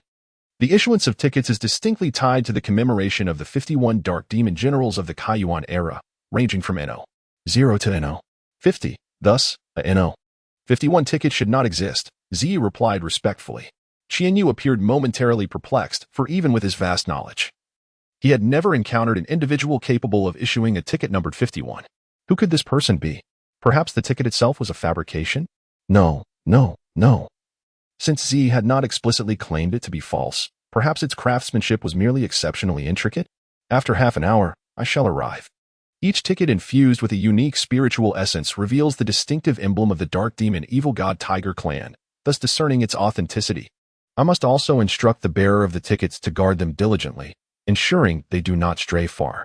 Moments later, a stream of black radiance gracefully traversed the sky, landing steadily atop the building of the Dark Heaven Merchant Association. Awaiting there was Z, who took it upon herself to welcome the arrival. For employing another to do so might incite the displeasure of Lord Qianyu. Upon alighting, Qianyu glanced briefly at Z and instructed her to lead the way, as he would personally verify the tickets. Z proceeded to open the grand door of the top floor and, at a certain alcove, pressed several buttons in succession, rotating various mechanisms. Ultimately, she manipulated a relief sculpture on the wall, and with a resounding rumble, the mural parted, revealing the spatial passage to the 7th level. To the uninitiated, this mechanism would appear as nothing more than an ordinary mural. However, a misstep in activating it could trigger an alarm, marking the soul essence of the offender, leading to imprisonment within the depths of the Dark Heaven Merchant Association. It is noteworthy that each branch of the Dark Heaven Merchant Association comprises 7 levels, though it outwardly presents as 6. The core of each branch is situated within a spatial rift, amidst the endless flow of time, where fragments of time and space abound. The headquarters of the Dark Heaven Merchant Association, resplendent on the 9th floor, is colloquially referred to as the 9-tiered Demon Tower by the Central District residents, for it houses the specimens of all creatures vanquished by the Dark Demon Evil God Tiger prior to the Great Cataclysm. Often deemed as demons, but that is a tale for another time. Z courteously addressed, "My lord, please allow me to guide you to the very heart of this branch, the core of the 7th level." Chapter 15. Verification and Departure. Upon reaching the 7th level of Dark Heaven, Qianyu approached the central round table. Compared to this earthly treasure, crafted from the remains of a millennium-old golden silk Namus spirit beast, the flowing golden radiance emanating from the table paled in comparison to the brilliance of the bird-shaped ticket. Each strand of golden light from the ticket is forged through the essence of countless malevolent souls, embodying the principle that from the depths of darkness arises the dawn of light. When malevolent souls are refined to a certain degree, they may transform from dark spirits into nurturing yang souls, also known as questioning souls. Their effects can invigorate the spirit, enhancing spiritual power. Moreover, every 10 strands of light converge to form a primary soul. The experiences of these 10 primary souls subtly infuse their energy into the body of the bearer. It can be said that it is not merely a symbol of identity, but rather an artifact for rapid cultivation. Qianyu carefully levitated the ticket with his soul power, not daring to even exhale, for he understood that even someone of his caliber could only gaze in reverence. The more powerful one becomes, the more one comprehends the intricacies behind it, the complexities of its creation, and the significance it embodies. It represents an esteemed status, and if one were able, it could even lead to the downfall of an entire merchant guild. While the world perceives this ticket as an omnipotent pass, only one replica exists, designated as number 50, meticulously crafted by 27 master forgers from the secret realm, following the same intricate processes. However, even when these 27 masters voluntarily surrendered, they could escape the death penalty, yet could not evade the consequences of their actions. To emphasize the inviolability of the ticket, the landlord of the rented property, all previous owners of that space, and anyone who had conversed with them were exterminated, including the complete annihilation of 11 clans, totaling 144 non-pure-blooded Dark Demon Evil God Tigers and 17 pure-blooded Dark Demon Evil God Tigers, one of which was a 90,000-year-old Dark Demon Evil God Tiger, alongside 573 individuals from various foreign races. It is not difficult to see why Qianyu was in such a frantic rush to ascertain its authenticity. He yearned to discover whether this ticket number 51 was indeed genuine. Channeling his soul power, he summoned the sealed energy from within his ring, witnessing the azure soul power swirling at his fingertips. Suddenly, the silver ring emanated a dark purple radiance, subtly exuding a formidable pressure into the air. A roar of a tiger accompanied the compressed cyclone of air and soul power, creating an overwhelming sense of oppression. Z, with wide eyes, observed Qianyu from the side. And although Qianyu intentionally concentrated his soul power's pressure before him, the unyielding force still left Z in a state of shock. This force bore down upon him like a heavy mountain, causing her heart to skip a beat. Just moments ago, due to Qianyu's focus on the ticket before her, Z had momentarily relaxed, but now her nerves tightened once more, a hint of trepidation rising within her. With precise control over her soul power, Qianyu directed the dark purple energy from the ring into the black and gold card. The soul energy vanished into the card as if swallowed by the sea. And after a brief pause, Qianyu stared at the utterly unresponsive ticket, momentarily stunned. She thought to herself that it was now all but certain this item was a forgery. Yet the craftsmanship was indeed exquisite. Should this revelation come to light, it could very well reignite the tragic events of the past. Just as Qianyu prepared to stow away the ring and turn to inform Z to apprehend that scoundrel, a resounding tiger's roar erupted from the ticket, echoing like a sovereign of the mountains. This roar transported Qianyu back to a time when he had foolishly dared to challenge the four great war gods at their peak. Filled with youthful zeal, convinced of his strength to stand atop the world, he had taken on the commander of the Black Flame Army, He Yan, who transformed into the dark demonic tiger, his very presence as vast as the heavens. In an instant, he eclipsed the sun. And the roar that resonated from the clouds reverberated across mountains and seas, creating tumultuous waves, an innate pressure akin to that of a predator over its prey. Qianyu envisioned a sea of corpses and blood, witnessing the dark demonic tiger, a deity standing upon the clouds, his soul trembling incessantly. Qianyu was momentarily rendered speechless. Who claimed that the illusion within this card was merely a projection of 6 attendant-level soul powers? Who was it? Step forward. In her mind, Qianyu cursed fervently. Having initially believed this item to be a mere fake, hoping to trace the source and uncover the counterfeiters for a substantial reward, the ticket's ability to invoke the primordial soul power of the dark demonic tiger, which was at least 40,000 years old, or even 2 projections of 80,000 years, was no trivial matter. Who would dare to produce such a forgery? What counterfeit group would risk such an audacious endeavor? This was akin to the absurdity of a counterfeit gold soul coin costing 1,000 gold to produce, and only able to be forged singularly, a sheer folly indeed. Qianyu held the train ticket, gradually emerging from the shock that had enveloped him moments before. He glanced at the ticket and then turned to hand it to Z behind him. Although most of the spiritual energy projections were blocked by Qianyu, a faint projection remained visible. Unfortunately, Z, possessing limited strength, could not withstand such mental pressure and stood frozen, seemingly stunned into silence. Qianyu sighed, realizing that it was indeed his fault for recklessly channeling all the spiritual energy from his ring into the card, resulting in this predicament. If the steward of the division were to become a vegetative state or a fool because of him, he would feel deeply remorseful. Qianyu retrieved a white jade pendant from his pocket and gently flicked it with his fingertip. Instantly, delicate ripples spread across the surface of the pendant, releasing a fine white mist comparable to the thickness of a hair. Qianyu felt a twinge of concern but guided the white mist toward Z's forehead. After a while, Z gradually regained consciousness. Looking at the expressionless Qianyu, he felt a wave of anxiety wash over him and immediately bowed, apologizing. "My lord Qianyu, I lost focus. Please, punish me." Qianyu waved his hand dismissively and replied, "It is of no consequence. Lead the way. Time is of the essence. This ticket is genuine. He is one of the most esteemed guests of our Dark Sky Chamber of Commerce." Z acknowledged and promptly turned to lead Qianyu out the door. Qianyu followed closely behind, eager to discover the identity of the ticket holder. As the elevator doors slowly opened, they arrived at the 4th-floor VIP room. The ambience was elegant, with a subtle scent of lavender wafting through the air, a stark contrast to the commotion outside. Z expertly guided Qianyu through a series of exquisite screens, ultimately arriving at a meticulously decorated reception room. "My lord Qianyu, please," Z gestured. Z respectfully pushed open the door. Within, a young man clad in a white ensemble, Jiang Liuyan, reclined on the sofa, eyes closed in a state of languid repose. Beside him, Qianyu bent slightly to fan him, while a fruit platter rested upon Jiang's abdomen. On the adjacent table, there lay an array of 17 or 18 beverages, one adorned with a straw. Jiang Liuyan alternated between sipping from various cups and nibbling on pieces of fruit, utterly at ease. Qianyu, taken aback by the extraordinary and rather peculiar sight of the young man sprawled across the sofa, felt a wave of astonishment wash over her, despite her extensive experience. She exchanged a glance with Z, who immediately understood and summoned Qianyu, who gently poked Jiang Liuyan with the fan. Jiang slowly opened his eyes. "Mr. Jiang, this is a representative from headquarters, Lord Qianyu."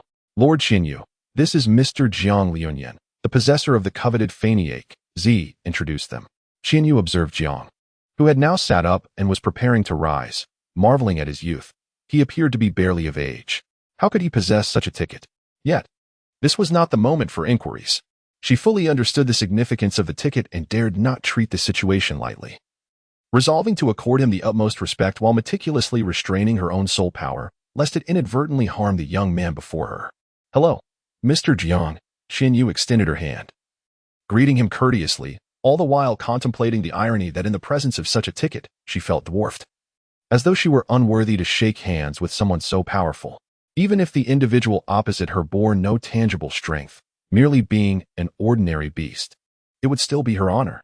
As Jiang Lionian grasped Qian Yu's hand, it served as a subtle acknowledgement. He ventured to inquire, "What about my ticket?"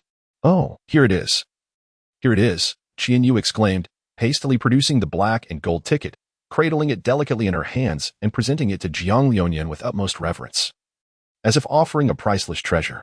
Though he was puzzled by the pronounced shift in the other's demeanor, which was markedly more respectful than before, Jiang Lionian took several moments to fortify his resolve, feeling as though he had grasped the essence of right and wrong. Furthermore, he sensed no trace of soul power emanating from the person opposite him. Even his own Qing Yu exuded subtle ripples of soul energy. In his heart, Jiang Liunian pondered, could this fellow truly be an ordinary individual? He claims to have come from the central headquarters, yet isn't he merely a privileged scion, sent down from the upper echelons to gild his resume? Might he be a second-generation rich or a bureaucrat's offspring, lacking ambition and diligence? Jiang Lionian found himself silently scornful of this individual, whom he perceived as a product of privilege countless times. Had Qian Yu been aware of the numerous times she was disparaged, she would likely have been infuriated to the point of bloodshed. "Esteemed Mr. Jiang Lionian, what are your requests? The Intian Chamber of Commerce will strive to serve you," Qian Yu stated. Jiang Liunian mentioned preparing a vehicle for my journey to the Dark Demon Evil God Tiger Academy. "Thank you. Very well, please take a moment to rest. Your dedicated transport is soon to arrive at the Intian branch." After bidding farewell, Qian Yu turned with Zi and departed, leaving Qian Yu to continue fanning Jiang Lionian. Qian Yu summoned a communication stone from her spatial storage bag. "This is Qian Yu. I am at Intian Chamber of Commerce, branch number 176. Is this the central headquarters of Intian Chamber of Commerce? The operation code name is Flying Bird 51. The authenticity of the tickets has been confirmed, and the headquarters will dispatch the vehicle, arriving with the utmost formality. Please respond immediately upon receipt." "Received," came the reply from the other end. Qian Yu put away the communication stone and instructed Zi to lead the way to the 6th floor for a brief respite. After all, the method to access the 7th floor was rather convoluted, and Qian Yu was disinclined to wait. As Qian Yu settled down, Zi remained standing beside her, not daring to overstep. Observing the fatigued Zi, Qian Yu generously conjured a scroll from her storage bag and, using her soul power, levitated it before Zi. "I trust you will treat the esteemed owner of the Flying Bird ticket with the utmost respect. As an exception, I gift you this item in my private capacity. It is a technique I devised in my youth, capable of enhancing your strength and compatible with your essence. I hope you will contribute even more significantly to the Intian Chamber of Commerce in the future." Zi was momentarily taken aback, a flicker of confusion crossing her face, but it was swiftly replaced by sheer elation. She hastily bowed, her voice betraying her excitement as she expressed, "Thank you. Esteemed Qian Yu, I am deeply grateful for your gift." Qian Yu waved her hand dismissively, falling into contemplation. After a considerable time, a peculiar rumbling echoed above the Intian Chamber of Commerce. Two individuals resembling guards descended from the rooftop, making their way to the 7th floor. Upon seeing Qian Yu, they quickly knelt, fists clasped in salute, greeting her, "Greetings, esteemed Qian Yu." Qian Yu gestured for them to rise, and then turned to Zi, instructing, "You may proceed." Zi led the two guards to the VIP room on the 4th floor. Drawing from her prior experience, she instructed the guards to wait at the entrance while she entered first to assess the situation. Upon entering, as expected, Zi found Jiang Lionian asleep. She subtly moved her arms, gesturing for Qing Yu to awaken him. Qing Yu understood and gently poked Jiang Lionian, causing him to jolt awake from the sofa, exclaiming, "Who? What happened?" Qing Yu, amused by Jiang Lionian's startled reaction, momentarily covered her face with her hands, acknowledging the authority of the individual before her. Before resuming her composure and indicating towards the door, whispering to Zi, "It seems the vehicle you require has arrived."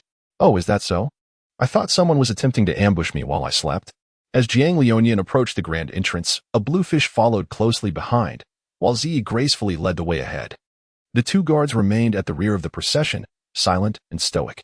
Upon arriving at the sky platform, one could truly appreciate the opulence of the so-called VIP exclusive vehicle. The magnificent conveyance occupied the central 5 parking spaces of the platform, its grandeur reminiscent of the brightest star in the night sky, instantly captivating the attention of all present. The car was crafted from a rare deep-sea blue obsidian metal, shimmering with a profound and enigmatic luster as light danced upon its surface. Each glimmer resembled the undulating reflections of waves in the deep sea, rendering onlookers entranced. The front of the vehicle boasted an aerodynamic design, akin to a cheetah poised to pounce, adorned with the emblem of the dark sky chamber. Composed of hundreds of resplendent diamonds, which sparkled brilliantly in the twilight, signifying its remarkable stature even amidst the formidable presence of the dark sky chamber. The soul guiding lights on either side shone like the brightest stars in the firmament, illuminating the path ahead while seemingly possessing the ability to peer into one's soul, making it difficult for anyone to meet their gaze. 2 guards navigated the way for Jiang Liuyan until they reached the colossal flying vessel. As the door of the vehicle slowly opened, there was no traditional mechanical sound. Instead, a gentle and technologically sophisticated wave of air permeated the atmosphere, as if even the air itself was yielding to this luxurious chariot. Jiang Liuyan gasped in astonishment and promptly stepped into the spacecraft, which was adorned with an ostentatious luxury that was beyond imagination. A colossal crystal served as the display screen, showcasing the most vivid and realistic scenery of the surroundings. The soft carpet underfoot, coupled with an abundance of fruits, beverages, and wines, epitomized unparalleled opulence. "Shall we commence our journey?" inquired a guard, his tone laced with caution. Jiang Liuyan responded softly, and soon the spacecraft began to ascend slowly, piercing the heavens. The destination, the Dark Demon Evil God Tiger Academy. Chapter 16. Arrival at the Academy after a journey that was both relaxing and comfortable, yet tinged with a hint of excitement. One might wonder why it was deemed thrilling. The reason lay in the fact that Ziyi had proclaimed Jiang Liuyan as a VIP client of the Dark Heaven Merchant Association, unilaterally presenting him with 2 life-preserving artifacts from their treasury. One was an ordinary jade piece, capable of warding off calamities. It was an item tied to the threads of fate. The other was a peachwood token, which contained the full might of Lord Qinyu's strike, ready to be unleashed in a moment of dire need. These gifts were indeed given with great thoughtfulness. The thrill stemmed from Zi's determination, believing that the presence of Qingyu alongside Jiang Liuyan might lead to greater achievements. In a moment of resolve, she entrusted her successor to Jiang Liuyan, allowing her to accompany him and assist in various tasks. The Dark Heaven Merchant Association also maintained a slight business relationship with the Dark Demon Evil God Tiger Academy. And after years of effort, Ziyi had secured the privilege of recommending students to the academy. With a heavy heart, she handed Qingyu over to Jiang Liuyan for classes. Yet on the journey, Qingyu gradually reverted to her curious nature, pressing this and poking that. Unbeknownst to her, she accidentally activated a hunting ultrasonic sonar device, specially installed for clients with a penchant for hunting. At the tender age of 18, Jiang Jianyin found himself caught off guard as the sonar attracted a void-devouring bird, which had not transformed for 5 millennia. The wingspan of the creature approached a quarter of the spacecraft's length, and it barreled towards them with alarming speed. Fortunately, a bodyguard, a 30,000-year-old miscellaneous Dark Demon Evil God Tiger, was on board to fend it off, averting disaster. However, Qingyu was understandably startled, and seeing her like that, Jiang Liuyan could not bring himself to chastise her, ultimately letting the matter rest. After a long while, Jiang Liuyan's gaze was firmly fixed upon the Dark Demon Tiger Academy, a magnificent edifice suspended in the air. His heart brimmed with the dual emotions of curiosity for the enigmatic world ahead and eagerness for the academic challenges that awaited him at the academy. The spacecraft gently navigated to the academy's dedicated aerial port, where a profound and ancient aura enveloped him, as though each stone slab and every whisper of wind bore witness to a rich history and deep heritage. As the hatch slowly opened, Jiang Liuyan was the first to step out, followed closely by Qingyu and several attendants. The ground beneath them quivered slightly with the arrival of various vessels, seemingly welcoming all to their illustrious destination. At the entrance of the academy stood a colossal stone sculpture, imposing in its grandeur, representing the patriarch of the Dark Demon Tiger clan, a manifestation of the mythic being known as an. This statue not only served as the Academy's most prominent landmark, but also symbolized the glory and strength of the Dark Demon Tiger lineage. Despite the ravages of time, the statue radiated a faint dark purple luminescence, akin to the brightest star in the night sky, guiding every student within the academy on their journey. Standing approximately 10 zhang tall, the statue was intricately carved, with every detail revealing the artisan's remarkable skill and profound understanding of the Dark Demon Tiger clan. The tiger's head was held high, its eyes wide open, seemingly imbued with the wisdom to perceive the essence of all things and an indescribable majesty. Within its deep gaze, dark purple lightning appeared to flow languidly, hinting at the mysteries of power and destruction. A subtle smile graced its lips, conveying both disdain for challengers and hope for the future of its kin. The tiger's robust frame showcased fluid and explosive muscle lines, with each sinew seemingly containing the strength to shake mountains and rivers. Its dark purple fur shimmered under the moonlight, reflecting a metallic sheen that was both mysterious and perilous. Its limbs were thick and powerful, with claws sharp as blades, poised to tear asunder any obstacle. The tail curled gracefully, the tip gently touching the ground, embodying both the restraint of power and the perfect interpretation of balance. The pedestal of the statue was crafted from obsidian, its surface adorned with intricate totems and ancient runes. These symbols appeared as a bridge connecting the past and the future, narrating the illustrious history and immortal legends of the Dark Demon Tiger clan. As night descended and a gentle breeze stirred, the totems and runes seemed to quiver softly, emitting a deep and resonant echo, reminiscent of ancient ballads that reverberated through the skies of the academy, allowing every listener to feel the call and legacy of the ancients. The statue's eyes, seemingly capable of perceiving the innermost thoughts of the heart, instilled a sense of awe in all who beheld it for the first time. In Jiang Liuyan's heart, an undeniable sense of admiration arose. It is essential to understand that the existence of the Dark Demon Evil God, Huan, is as crucial to the Dark Demon Evil God Tiger clan as Jerusalem is to the West, and founded the Dark Demon Evil God Tiger clan and once led it to the pinnacle of its glory. At the critical juncture of the clan's survival, he wisely negotiated with the god of time and space, guiding his kin to settle in the temporal rift, where they thrived in peace. His remarkable achievements are destined to be eternally celebrated by the Dark Demon Evil God Tiger clan. Passing through a luminous portal adorned with intricate runes, Jiang Liuyan and his companions arrived at the registration hall of the academy. Within the hall, a multitude of young faces, brimming with a blend of anticipation and anxiety about the future, moved about. At the registration desk, several staff members clad in academy uniforms were busily attending to the various procedures of the new students. Jiang Liuyan stepped forward, presenting his admission notice and identification. Upon receiving them, the staff conducted a swift review and, with a hint of astonishment, exclaimed, "You are the Jiang Liuyan rated as 3S?" Instantly, the hall fell into a hushed silence. The sound of a pin dropping could be heard. Soon, whispers began to circulate. Is he the 3S? The one whose bloodline is so potent that even time crystal reacts to him? Let me see. He looks too young to be the 3S. What an ordinary impression. Don't you think he bears a striking resemblance to him? Could he possibly be an S illegitimate son? You, just now, are you not afraid for your life? Daring to spread such slander about him? The guards, their a walking fortune of 500,000 here. Quick, come. One could not deny that the young man was rather handsome. As the situation escalated to an uncontrollable level, the murmurs around grew louder. It was then that Qingyu, standing beside Jiang Liuyan, finally understood why he had received a ticket for the Flying Bird. It was no jest, with such a concentration of academic lineage. Not even the president of the Intian Chamber of Commerce would hesitate to offer him the entire chamber with a smile. Jiang Liuyan gazed at the admissions lady across from him, a wry smile gracing his lips as he found himself in a predicament. He had never anticipated that his seemingly ordinary awakening power would warrant such a distinction. Until now, he had regarded himself as merely an average individual.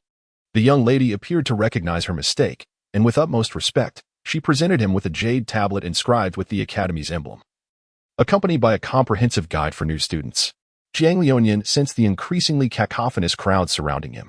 Seizing his token, he stealthily entered the Dark Demon Evil God Tiger Academy with the blue fish, ensuring that no one outside noticed his arrival.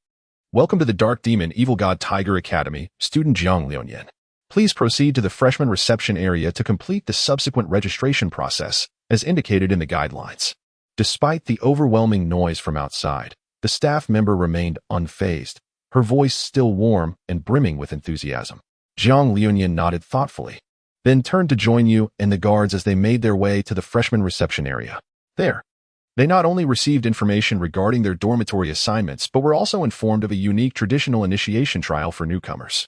The nature of this trial would be randomly generated based on each freshman's abilities, designed to test their potential and courage, while also serving as a preliminary assessment of their strength by the academy. To his surprise, Jiang Liuyan was assigned a charming independent courtyard located on the academy's rear mountain, which boasted breathtaking scenery. Together with Qingyu, he named their little haven Liuxiewen. Though modest in size, the courtyard was well-equipped and surrounded by numerous magical formations for cultivation and defense, clearly indicating the academy's meticulous care for its outstanding students. After settling in, Jiang Liuyan decided to familiarize himself with the surroundings and strolled through the campus alone. Along the way, he witnessed a myriad of cultivation scenes. Some individuals meditated on the grass, absorbing the spirit of heaven and earth. Others engaged in fierce duels within the arena, showcasing their martial skills, and many were immersed in their studies at the library, exploring the vast ocean of knowledge. This vivid tapestry of activities left Jiang Liuyan profoundly moved, further solidifying his resolve to dedicate the next 4 years to his studies. As night fell, Jiang Liuyan stood on the terrace of the courtyard, gazing at the academy under the starry sky, which donned a mysterious veil. In the stillness of the night, the lights below gradually illuminated, twinkling like stars in response to their celestial counterparts, weaving a warm and dreamlike nocturnal scene. A gentle breeze brushed past, bringing with it a refreshing chill. Standing by the window, the protagonist contemplated this world that felt both familiar and foreign, his heart filled with boundless aspirations for the future. As the night deepened, Liuxiewen appeared even more tranquil under the caress of the moonlight. After a day of exertion, the two soon drifted into a peaceful slumber. Chapter 17. A minor incident the following dawn. As usual, Jiang Liuyan rose early to engage in his morning exercises. However, he had shifted from his previous routine of running around the town to training amidst the mountains, incorporating rigorous uphill workouts. The physical exertion and the extravagant fruits he had indulged in the previous day at the Dark Sky Chamber of Commerce left him somewhat fatigued. Covering a distance of 40 kilometers, Jiang Liuyan broke a slight sweat. After all, being a soul beast, his physical prowess was unparalleled by ordinary individuals. One of the paramount tenets of the Dark Demon Tiger clan was the cultivation of physical strength, as their innate talent for survival in the arena of life and death heavily relied on formidable stamina to outlast the soul beasts they hunted. Thus, Jiang Liuyan consistently focused on enhancing his physical condition, whether through morning runs, foraging for medicinal herbs on the mountains, or while studying the intricate text of Moju. After an hour, he returned to his humble abode, the flowing fish courtyard, with a bounty of steamed buns, fried dough sticks, and soybean milk procured from the market. The bluefish had awoken early, diligently tidying the table, Jiang Liuyan's bedding, and the weeds in the courtyard. As Jiang Liuyan gazed upon the meticulously arranged courtyard, a sense of joy inevitably blossomed within him. He often pondered how delightful it would be if life could remain in such a state, exercising daily, leisurely wandering about, and returning home to savor a delightful breakfast, all while she busied herself with the chores. The tranquility of such a life was truly enviable. Qingyu observed Jiang Liuyan's contemplation, curious yet unbothered by his silent musings. Gracefully, she approached, gently took the breakfast from his hands, and advised him to sit in the courtyard for a moment while she warmed the meal, effectively rousing him from his reverie. Jiang Liuyan had finished his breakfast and contemplated taking another stroll around the campus. Having only glimpsed a portion of the architecture in his haste yesterday, he resolved to explore the entire institution today. For someone with Jiang Liuyan's wanderlust spirit, remaining at home was nothing short of torment, unless something more enticing drew his attention elsewhere. Jiang Liuyan descended the mountain path towards the outer courtyard, observing the throng of applicants gradually gathering before the mountain gate. Their figures a tapestry of movement, creating a sea of humanity. It appeared that he was among the earliest of the students to arrive, he mused. Jiang Liuyan navigated through the crowd, yearning to behold once more the awe-inspiring statue of the Dark Demon Tiger God. The reason for this desire was simple. Its sheer magnificence was unparalleled, and he longed to capture its essence in a photograph. As he approached the obsidian pedestal of the statue, he became acutely aware of the height disparity, even in his most formidable form, prior to consuming the transformation herb. He measured merely 1/8 the height of the pedestal. Standing before it in human form, he felt as insignificant as an ant. Jiang Liuyan marveled at the sheer grandeur and imposing presence of the scene before him, with a reflective stone positioned hundreds of meters away.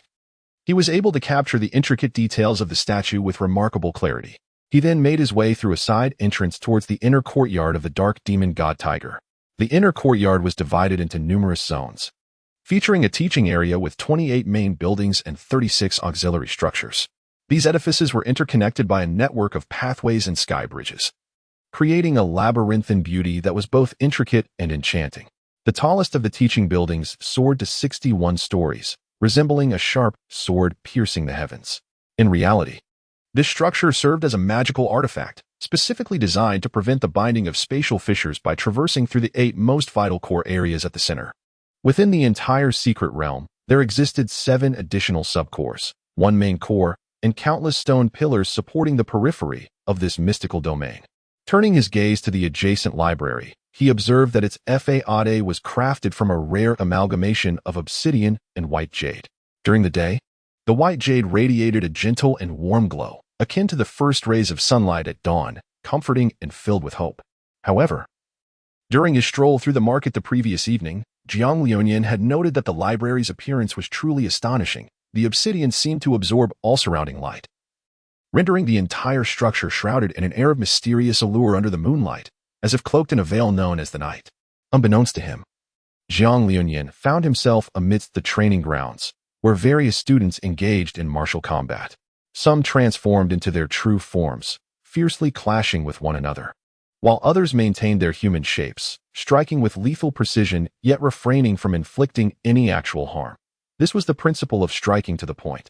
Victory was determined by the moment one adeptly exploited the opponent's vital points, achieving triumph through skill rather than brute strength.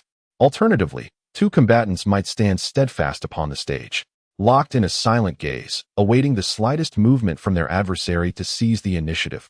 This embodied the philosophy of remaining still while the enemy is in motion. Jiang Liuyan found himself entranced, completely oblivious to the figure hurtling towards him. Suddenly, a cloud of dust erupted from his vicinity. What is happening? Who are you? Even though Jiang Liuyan was known for his good temper, the unexpected intrusion from this otherworldly object irked him. What was that flying object? He murmured under his breath. Hey, who are you calling? At that moment, a middle-aged man descended from the arena, intercepting the shadowy figure, and with a bow, he offered his sincere apologies. My apologies. Young man, I lost control for a moment. Please forgive me. Jiang Liuyan observed the sincere demeanor of the individual across from him. To be candid, he felt a sense of trepidation. After all, he was in unfamiliar territory, and should this person choose to take advantage of him, the consequences could be dire. Fortunately, the man opposite him appeared to possess a sense of reason. Jiang Liuyan glanced at the middle-aged gentleman before directing his gaze towards the young man who had just been sent sprawling. I haven't sustained any serious injuries, so don't take it to heart, young man, he remarked, as the middle-aged man patted the boy's shoulder encouragingly. Chapter 18. A minor mishap continued. The sunlight dappled the ancient martial arts arena, while dust gently rose from the ground due to the altercation between the two. Adding a touch of dramatic flair to this unexpected confrontation, the young woman who had just descended gracefully from midair, by Ruoli, possessed a cascade of ebony hair flowing like a waterfall. Her delicate features, accentuated by the removal of her protective gear, radiated an ethereal beauty. With her lips pressed tightly together and her eyes shimmering with defiance and ire, the latent fury within her seemed poised to erupt like a dormant volcano. Jiang Liuyan stood to the side, a faint smile gracing his lips, yet his gaze was as profound as the night sky. He paid little heed to Jiang Ruoli's wrath, instead perplexed by the burly man before him. The imposing figure, muscles forged like iron, had just remarked, "Kid, you're quite impressive." Jiang Liuyan pondered. Could it be due to my striking appearance? At that moment, the burly man stood helplessly between the two, casting glances at the irate Jiang Ruoli and then at the remarkably composed young man. Xiaoli, be obedient. We cannot recklessly engage in duels simply because we possess some skill, particularly not with someone like this young brother. While he may have erred, your demeanor is far from commendable. Li Tieju's voice was deep and resonant, clearly wishing to dissuade Xiaoli from confronting the youth in white. From the perspective of the burly man, having patted Jiang Liuyan's shoulders twice, he had already made a preliminary assessment of Jiang Liuyan's physical prowess. Although it did not rival the relentless training of Bairuoli, it was evident that he had put forth considerable effort into his strength. With Xiaoli still in a state of agitation, her chances against the composed figure were diminished. The outcome of this confrontation was becoming increasingly apparent. The burly man understood that victory and defeat are commonplace in battle. Yet he feared the potential psychological impact on his apprentice. A loss could severely hinder her future. However, once Ruoli's stubbornness was ignited, even the strongest of wills could not sway her. Humph, who does he think he is? Merely boasting with empty words. I shall make him realize that in the face of true strength, all words are but futile. Ruoli declared, her soul power subtly surging. Clearly prepared to engage once more. Upon witnessing the situation, Jiang Liuyan felt an immediate sense of foreboding. Setting aside the question of whether he could prevail, he realized that even managing this predicament would prove challenging during his academic pursuits. A thought flickered in his mind. This bodes ill. However, Jiang Liuyan swiftly regained his composure. The reason for his tranquility lay in the calming techniques he had read about. While engaging in carpentry, one must first harmonize one's own energies, stilling both heart and mind to produce exceptional work. In that fleeting moment, his thoughts crystallized with remarkable clarity, prompting him to contemplate potential solutions. Jiang Liuyan did not hastily accept the challenge. Instead, he leisurely strolled to the side, repeatedly gauging the distance. His gaze, both intentional and accidental, swept over the northwest corner of the martial arts arena, where the stage set by the temperamental young girl awaited the resolution of their impending contest. Should you truly desire to engage, I, Jiang Liuyan, shall naturally accompany you to the end. However, with so many onlookers present, innocence may inadvertently be harmed. Let us agree to meet on the platform in an hour to reveal our true capabilities. What say you? Jiang Liuyan's voice resonated with tranquility and confidence, as if the outcome were already predetermined, exuding an unwavering sense of impending victory. The burly man, upon hearing Jiang Liuyan's words, mistakenly believed it to be an olive branch, an apology, or a concession, and mindlessly responded with agreement. Yes, that is correct. What? Could you repeat that? The burly man suddenly realized the gravity of the situation, astonished. He had initially perceived Jiang Liuyan as a composed individual, thinking he had offered a way out, perhaps believing that a mutual retreat would diffuse the matter. He had even prepared to intervene on behalf of his young apprentice, urging Jiang Liuyan to forego the duel. Yet unexpectedly, Jiang Liuyan had accepted the challenge. It was a revelation that shattered his preconceived notions. Could it be that those clad in white were inherently cunning? He was abruptly reminded of the scarred, dark demon god who had emerged from the rift in time, smiling radiantly, sending a chill down his spine. Surely not. Upon hearing this, Jiang Ruoli's eyes flickered with a hint of astonishment, which was swiftly replaced by a more intense fervor for battle. Very well. It is settled. Should you dare to flee, I shall pursue you to the ends of the earth, relentless until death. Having spoken, she turned and strode purposefully towards the arena. As Jiang Liuyan gazed at the retreating figure of Ruoli, a mysterious smile graced his lips. The cunning youth surely understood the wisdom of the 36 stratagems. The best course of action was to retreat. With a gentle leap, he began to mentally sketch the layout of the duel arena. Fortunately, Jiang Liuyan possessed exceptional spatial reasoning skills, allowing him to memorize a typical route after traversing it just once. Seizing the moment while Ruoli turned and took several steps away, in the blink of an eye, he transformed into a fleeting white specter, vanishing to the opposite end of the arena, leaving behind a crowd of astonished gazes and murmurs. At that very moment, in a distant corner of the river of time, a pair of eyes inadvertently caught sight of Jiang Liuyan's figure within the arena, a knowing smile curling at the corners of their lips. This lad possesses a certain intrigue. Don't run away. Ruoli exclaimed, her frustration igniting like a volcano on the verge of eruption, ready to incinerate the fleeing Jiang Liuyan. Look at him, master. He disregards the rules. Master. All right, the burly man reassured her. After all, he hasn't stepped onto the stage, nor has he declared when he would. Perhaps tomorrow, or the day after, or some day in the future. He is merely playing a game with words. Do not take it to heart. Scholars can be rather bothersome. He muttered under his breath, clearly having been tormented by intellectuals before. Ruoli, glaring in the direction Jiang Liuyan had vanished, stamped her foot in frustration. I swear, I shall make you suffer 1,000 cuts for this. Your demise will be no loss. Jiang Liuyan fled the dueling arena, only managing to halt his steps after covering a distance of 20 kilometers. Surely she wouldn't pursue him any further. The experience had been utterly terrifying a madwoman, prone to challenging anyone to a duel at the slightest provocation. He resolved that should he encounter her again, he would keep as far away as possible. After catching his breath, Jiang Liuyan casually chose a direction and continued to explore the campus. Remarkably, Even the foreign language department boasted an extensive area, with an array of buildings resembling a forest of steel. As he meandered through the pathways, Jiang Liuyan soon found himself disoriented, despite his keen spatial awareness. The uniformity of the surrounding trees rendered him helpless. Eventually, he stumbled into a primordial forest, desolate and seemingly untouched by human presence. Contemplating retreat, he hesitated. Recalling the words of a renowned figure who once stated that paths do not inherently exist, they are forged by those who tread them. Since he had ventured this far, turning back seemed inconceivable. Unbeknownst to him, this forest was the heart of a hidden realm, its surrounding seals fortified over centuries, with an astonishing array of protective formations exceeding tens of thousands. Had it not been for an unseen force altering the coordinates of spatial rifts, Jiang Liuyan would not have entered this core area so effortlessly. Perhaps it was fate sending a young one on a journey of discovery. As he navigated the currents of time and space, the overseer, Z, pondered the essence of Jiang Liuyan's existence. Long ago, Z had imprinted his soul into the fabric of the temporal river, merging it with that of an alien race, thus granting him the ability to monitor the flow of time. This alien race lacked a fixed form. It could manifest as insects, serpents, or even trees. Over millennia, Z had painstakingly refined these otherworldly shapes, allowing the resonance of souls to connect through the temporal river, thus enabling him to observe the fundamental nature of Jiang Liuyan. Unbeknownst to him, Jiang Liuyan wandered into a cave. Due to the alterations in the terrain, Z guided him safely to the cave that led to the sacred ascension. Upon gazing into the darkened entrance, he ultimately decided to venture inside, pondering the potential treasures that might lie within. To let such an opportunity slip away would be too regrettable.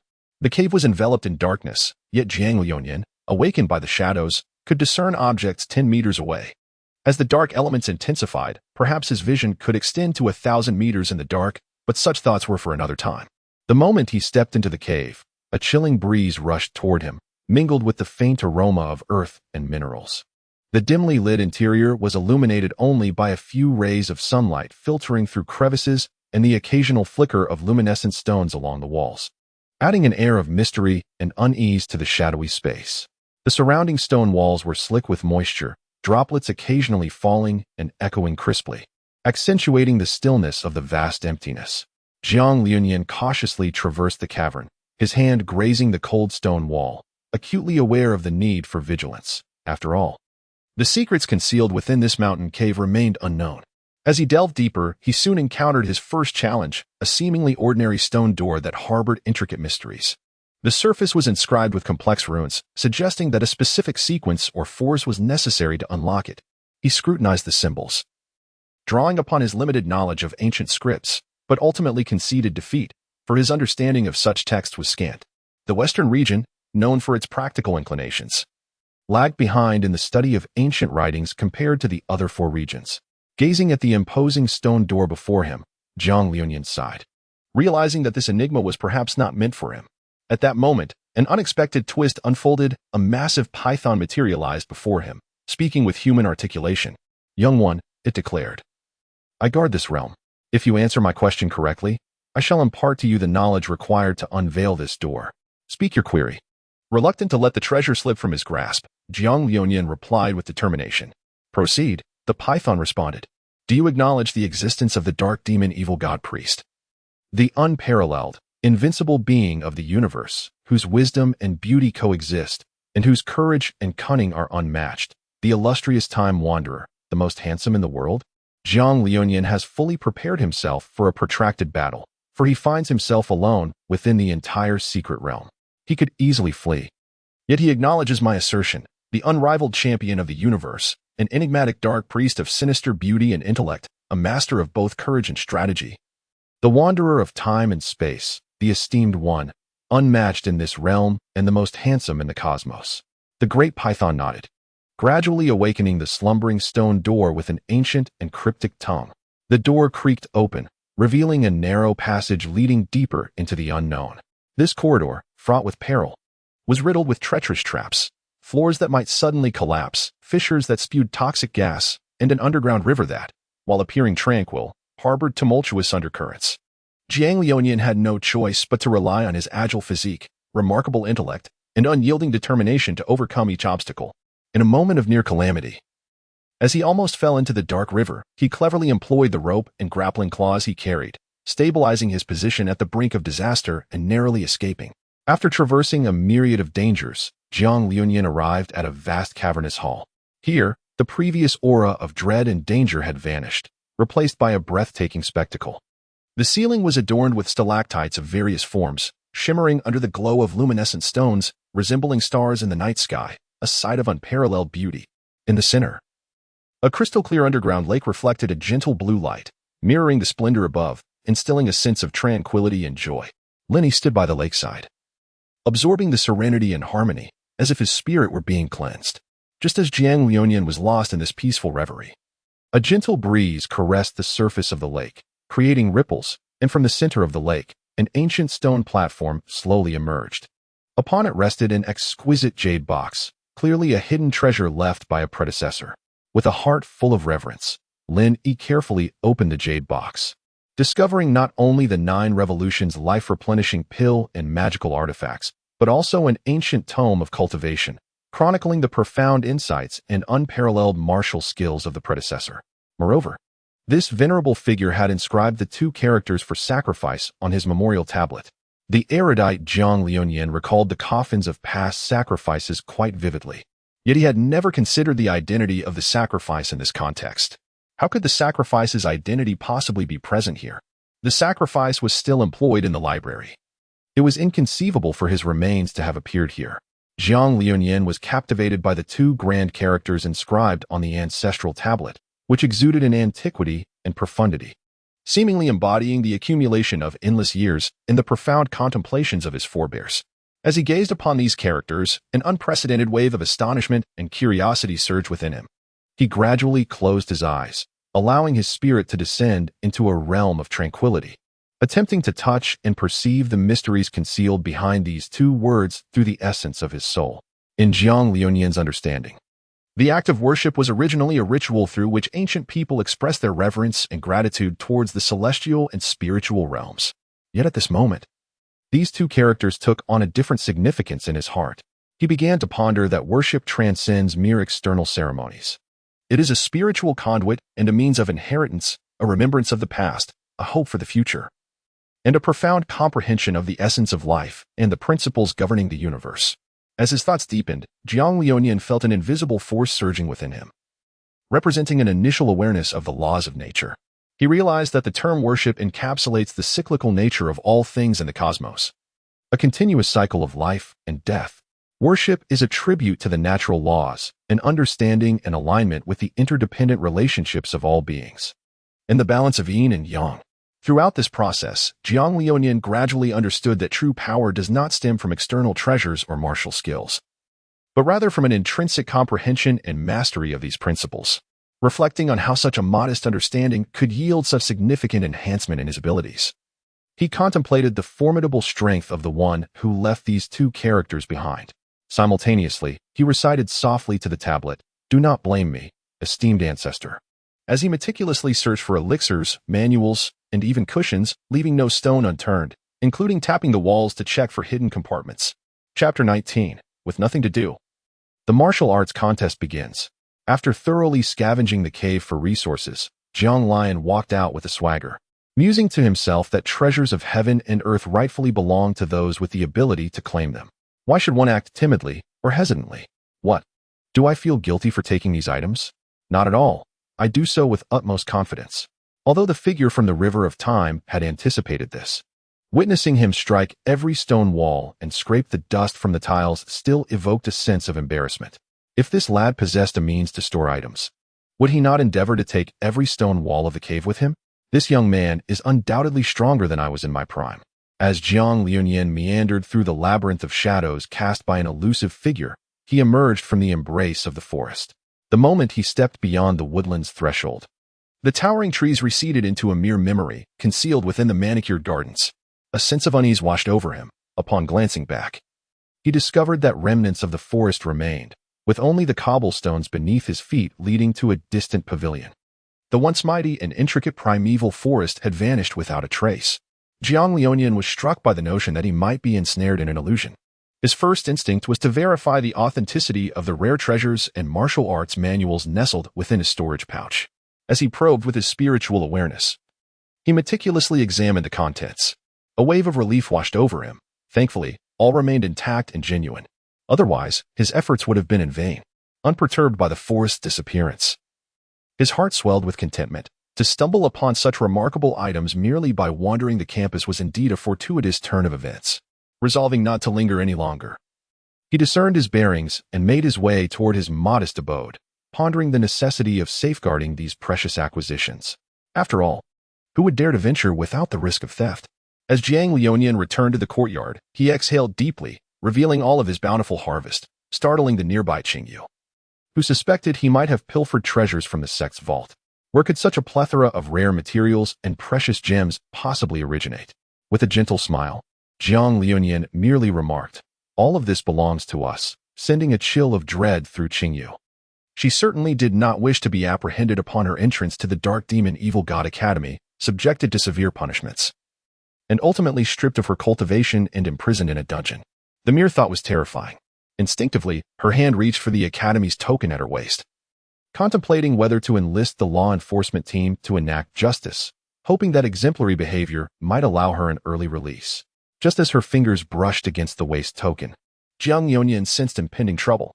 No, put your hand down. Don't be so anxious. All of this was found in an abandoned cave. It was clearly a relic site. What do you think I am, a thief? I lack the courage to steal from the merchant guild. Be good, listen to me, and lower your hand. In a fleeting moment, Jiang Lion rose, tempering his tone, fearful that a careless word might provoke the azure fish opposite him. He hastily dialed a number for the enforcement team, apprehensive that should things escalate, these items might be confiscated, rendering his efforts futile. The azure fish, with a face full of skepticism, seemed to inquire, "Is this for real? You are not deceiving me, are you?" Jiang Liunian, with an expression of righteousness, questioned, "When have I ever deceived you? I am inherently kind-hearted and, under normal circumstances, do not tell lies. Truly, just take a look at me." Qingyu seemed to lower her guard, withdrawing her hand from the waist token. Precisely, Jiang Liunian continued, as he discovered a pristine white flower amidst a pile of items on the ground. It resembled a pure, untouched lotus, exuding an air of refreshing elegance. This herb was the Narcissus Yujigu, cultivated in a pot. Strangely, it had thrived outside the ice and fire duality eye. Despite having not been watered for what appeared to be centuries, evidenced by the cracked pot, the flower remained vibrant. Its age was estimated to be around 3,000 years. Perfectly suited for Qingyu to absorb, as its primary properties included nourishing tendons and strengthening bones.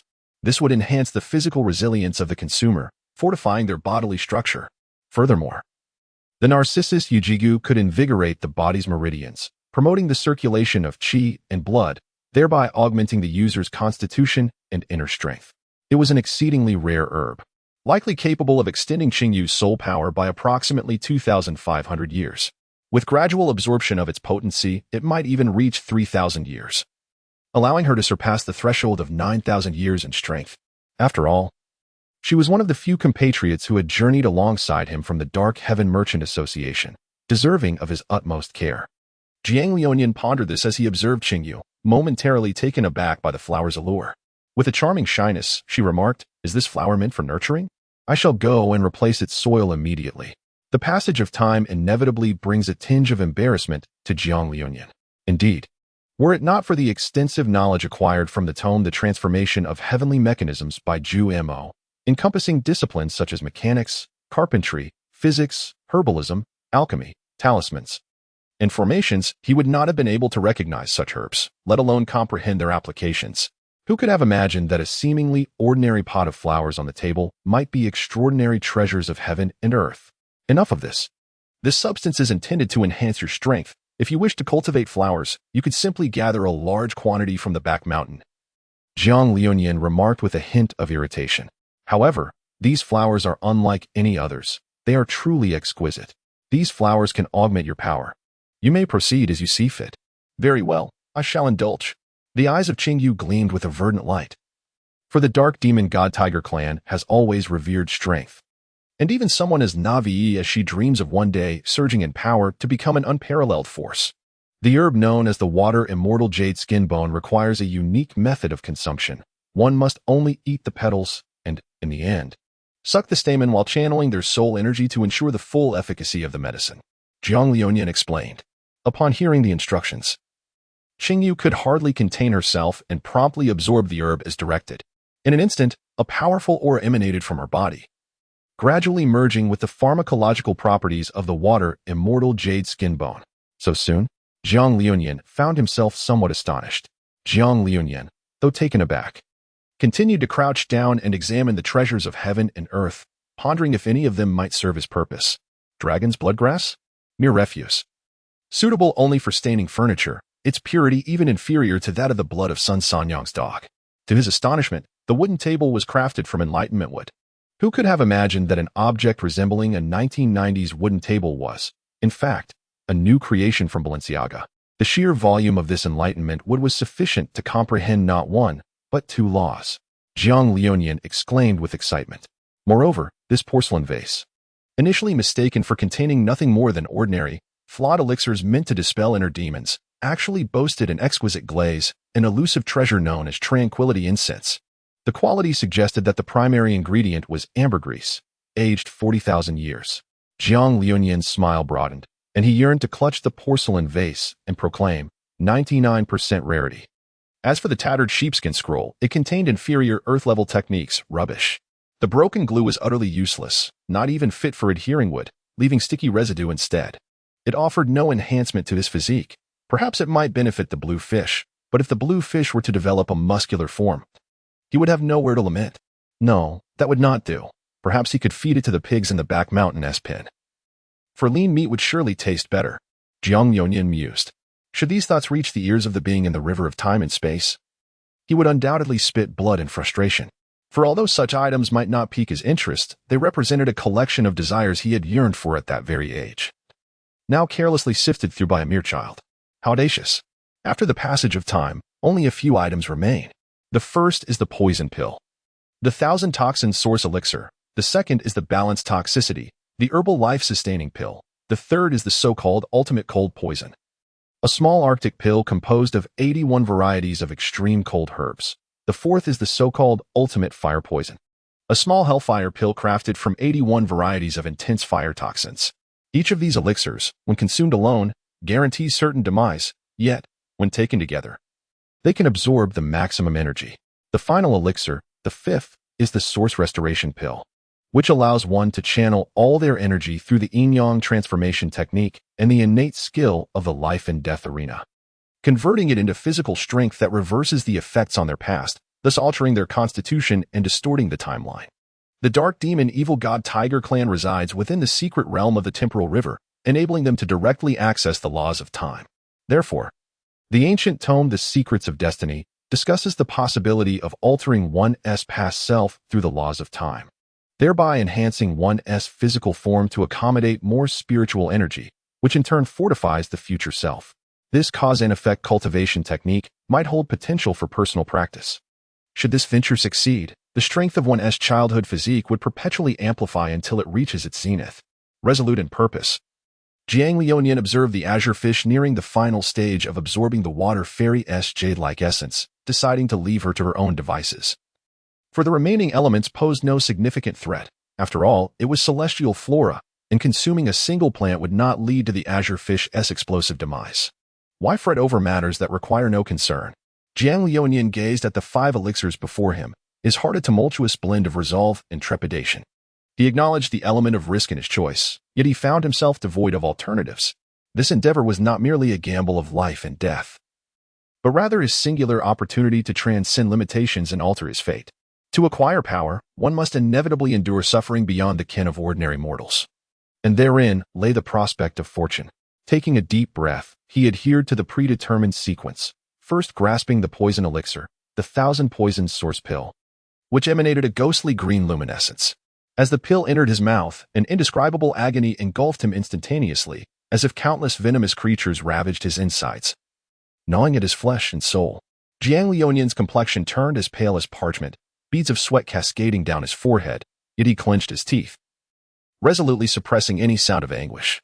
He summoned the feeble remnants of his spiritual energy, attempting to channel the poisonous force. only to discover that it surged through his body like an insatiable specter, wreaking havoc upon every sinew. It seemed as though the toxin sought to obliterate every cell within him. A faint smile curved Jiang Liuyan's lips. Only through destruction could rebirth occur. And the more the poison ravaged, the more vitality the subsequent elixir, the 100 Herbs Revitalizing Pill, could nourish. Just as he felt his will teetering on the brink of annihilation, Jiang Liuyan collapsed to the ground, disregarding the dust beneath him, and swiftly took the second elixir, the 100 Herbs Revitalizing Pill, into his mouth. This was the quickest method he could conceive to ingest the pill, and despite the chaos of his actions, no one bore witness. Once the pill settled in his abdomen, it transformed into a gentle, soothing stream, fiercely battling against the encroaching poison. The restorative properties of the 100 Herbs Revitalizing Pill were both mild and potent, gradually neutralizing the rampant toxins. Though the process remained excruciating, Jiang Liuyan sensed the flicker of his life force stabilizing.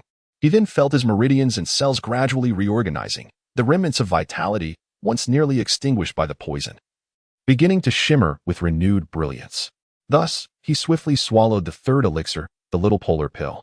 This potion brought forth an overwhelming chill, as if he had been cast into an ancient ice cavern.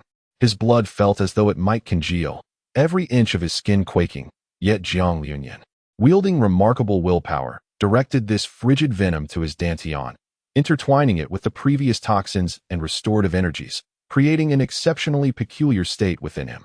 Next came the fiery embrace of the little purgatory pill. In stark contrast to the previous cold, this elixir unleashed an inferno that seared his very core. As though it sought to reduce him to ashes, Jiang Liuyan's consciousness began to blur, yet driven by an insatiable thirst for life. He forcibly assimilated this fiery poison into his being, merging it with the earlier toxins and restorative properties, culminating in an unprecedented surge of energy. Just as he believed he would be torn asunder by these four extreme forces, he drew forth the final elixir, the Source Restoration Pill. Upon ingestion, it transformed into a warm and enigmatic power, gradually circulating within him. It seemed to possess the power to reverse the very fabric of existence. Jiang Liuyan dared not indulge in any semblance of carelessness. In terms of medicinal potency, this reversion pill was even more formidable than the combined strength of the previous four elixirs. Remarkably, this pill posed no harm to the body. Rather, it utilized its medicinal force to draw upon the surrounding laws of nature to reverse its own energy. For an ordinary individual, consuming it would merely regress them to their most potent state and maintain that condition, making it particularly suitable for those with latent injuries or chronic ailments. However, with the four immense forces residing within Jiang Liuyan, the ingestion of the reversion pill would cause the temporal forces it summoned to ignite like a spark on a fuse, threatening to detonate him if he were not careful. With utmost caution, Jiang Liuyan activated the yin-yang transformation technique while simultaneously awakening the hidden talent within him, the arena of life and death. In that moment, his body transformed into a colossal battlefield where four extreme forces clashed violently, and he stood as the sovereign of this conflict. Through his profound understanding of life and death, alongside a relentless excavation of his own potential, he gradually transmuted these forces into the strength of his corporeal form. Each transformation was accompanied by excruciating pain, yet his resolve grew ever more resolute. Could pain ever outweigh the determination to attain formidable power? The flow of time guided Jiang Liuyan's strength through the arena of life and death, influencing his younger self. His youthful form gradually expanded, then contracted, followed by further cycles of expansion and compression, effectively honing his physical prowess to its pinnacle. With each iteration, he gradually relinquished control over the arena of life and death, allowing every age of his being, every fragment of his existence, to harness its utmost potential. Consequently, every punch Jiang Liuyan now delivered encapsulated the essence of 18 years of his own strength. At last, when all this power was absorbed and transformed into an integral part of him, Jiang Liuyan underwent a profound metamorphosis. His muscles became exceedingly resilient, his bones denser, and even his skin emanated a subtle glow. It was as though he had been reborn, emerging as a completely new entity, rising to deliver a punch. He found that the mastery of his muscles, cultivated over the years, was imprinted in his memory, requiring no further adaptation. Turning his gaze towards his dantian, he noticed the emergence of four swirling energy currents, further expanding to accommodate a greater reservoir of soul power. Yet, this was merely the beginning. As he delved deeper into the understanding of the laws of causality within the cultivation technique of heavenly transformations, he became convinced that he could continually break through his limits, elevating his physique to unprecedented heights. Jiang Lianyan was quite pleased with his transformation, contentedly tidying up his belongings, while the Qingyu had already refined the medicinal potency, attaining a soul power limit of 9,300 years. At present, Jiang Lianyan possesses a physical strength that is unparalleled among his peers, with a soul power that has endured for 16,500 years. In contrast, for a student who has barely graduated from the primary Soul Beast Academy of the entire Secret Realm after merely 10,000 years, this level of prowess is indeed not particularly remarkable. By the way, Qingyu has a soul power of 9,300. With a special authorization from the Intian Merchant Association, even as an ordinary individual, he is permitted to attend the Advanced Soul Beast Academy of the Dark Demon Evil God Tiger. Both of them have experienced a significant enhancement in their abilities and approach the upcoming Freshman Martial Arts Tournament with immense confidence. Chapter 20, Grand Martial Arts. Freshman trial. On the following morning, sunlight filtered through the gaps in the leaves, casting a dappled glow upon the martial arts arena of the primary Soul Beast Academy. The atmosphere was thick with a blend of tension and excitement. The Freshman Martial Arts Tournament, a prestigious event that would determine the allocation of resources and honors for the coming year, finally commenced. Jiang Lianyan stood beside Qingyu in the audience, both their eyes shimmering with an insatiable yearning for victory. With the referee's authoritative command, the competition commenced in earnest. On the stage, the newcomers took turns showcasing their exceptional abilities, each striving to exhibit their prowess, aiming to secure a place in a superior class and access better resources. All were eager to carve their names onto the leaderboard, yet none could disturb the serene composure residing within Jiang Lianyan. Having consumed 5 elixirs, he had transformed them into tangible strength, poised to illuminate the arena with his unique brilliance. As Jiang Lianyan's turn approached, he walked deliberately toward the center of the stage, each step resonating with unwavering confidence, as if the very platform quivered in acknowledgement of his presence. His opponent was a swift, hybrid creature, the Wind Disruptor, a blend of a Gale Wolf and a Dark Demon Divine Tiger.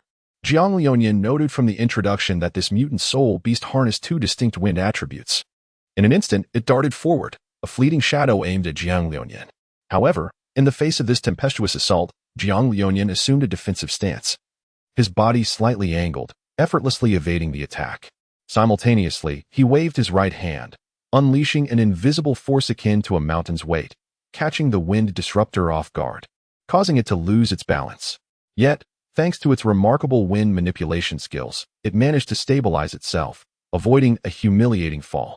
Regaining its footing, the Wind Disruptor gazed at Jiang Lianyan, who remained steadfast in his defensive posture, as immovable as a mountain, with muscles akin to the foundational stones of an iron tower, intricately aligned within his remarkably proportioned physique.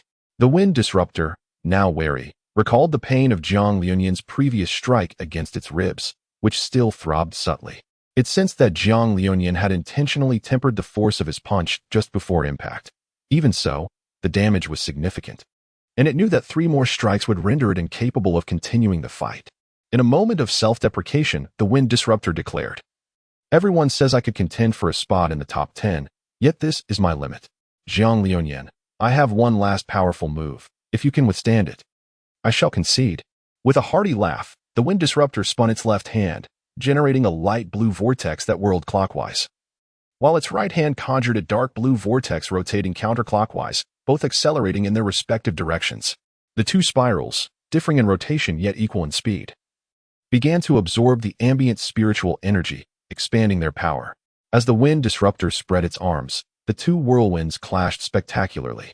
Laughing triumphantly, it proclaimed, "You are the first to compel me to use this technique. If you wish to surrender, now is your final opportunity." The spectators gasped in awe.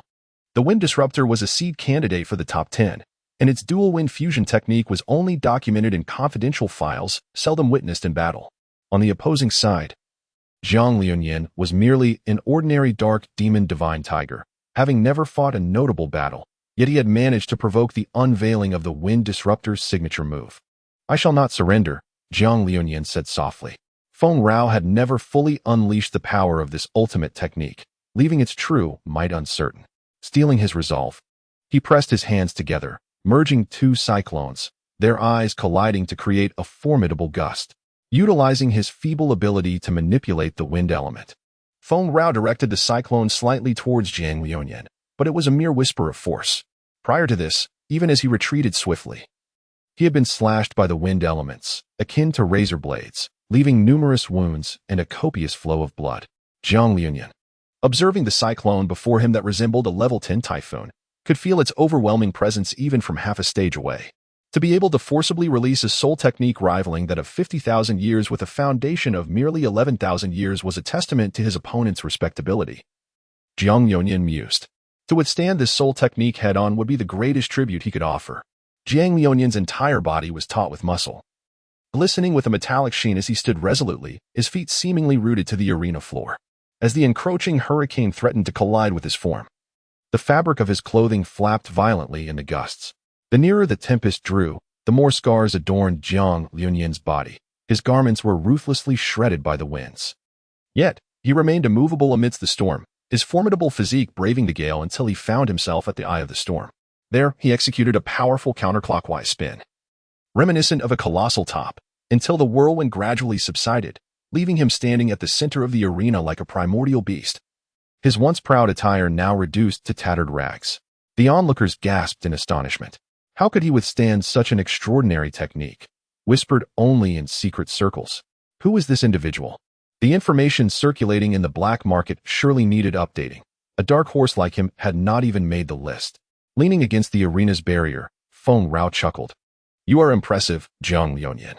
It is a pleasure to meet you. Likewise, Jiang Liuyan replied, extending his hand to offer a grip. Feng Rao accepted the handshake without pretense, stating, I will definitely surpass you, before stepping down from the platform. This match ended with Jiang Liuyan's victory. In the subsequent bout, facing an opponent of no renown, Jiang Liuyan dispatched him with a single punch, sending him sprawling from the arena. In the following match, he encountered a somewhat formidable adversary, yet with a swift kick. Jiang Liuyan sent him tumbling off the stage. Except for his encounter with Feng Rao, Jiang Liuyan dominated each contest with remarkable efficiency. Time and again, he wielded his extraordinary physical prowess, whether in direct confrontations or through masterful manipulation of soul energy, effortlessly overcoming every challenge. He displayed strength beyond the ordinary. Yet he restrained himself, as if biding his time for something significant. Finally, in the last match before the finals, Jiang Liuyan's long wait ended as he encountered the striking figure of Bairuoli. Bairuoli had inadvertently wandered into the martial arena during her stroll, and upon being struck by an errant blow, she found herself momentarily incapacitated. Fortunately, her own robust physique and remarkable reflexes spared her from serious harm.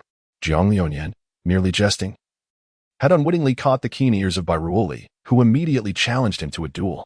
This brief exchange, which occurred merely 2 days prior, lingered vividly in his memory.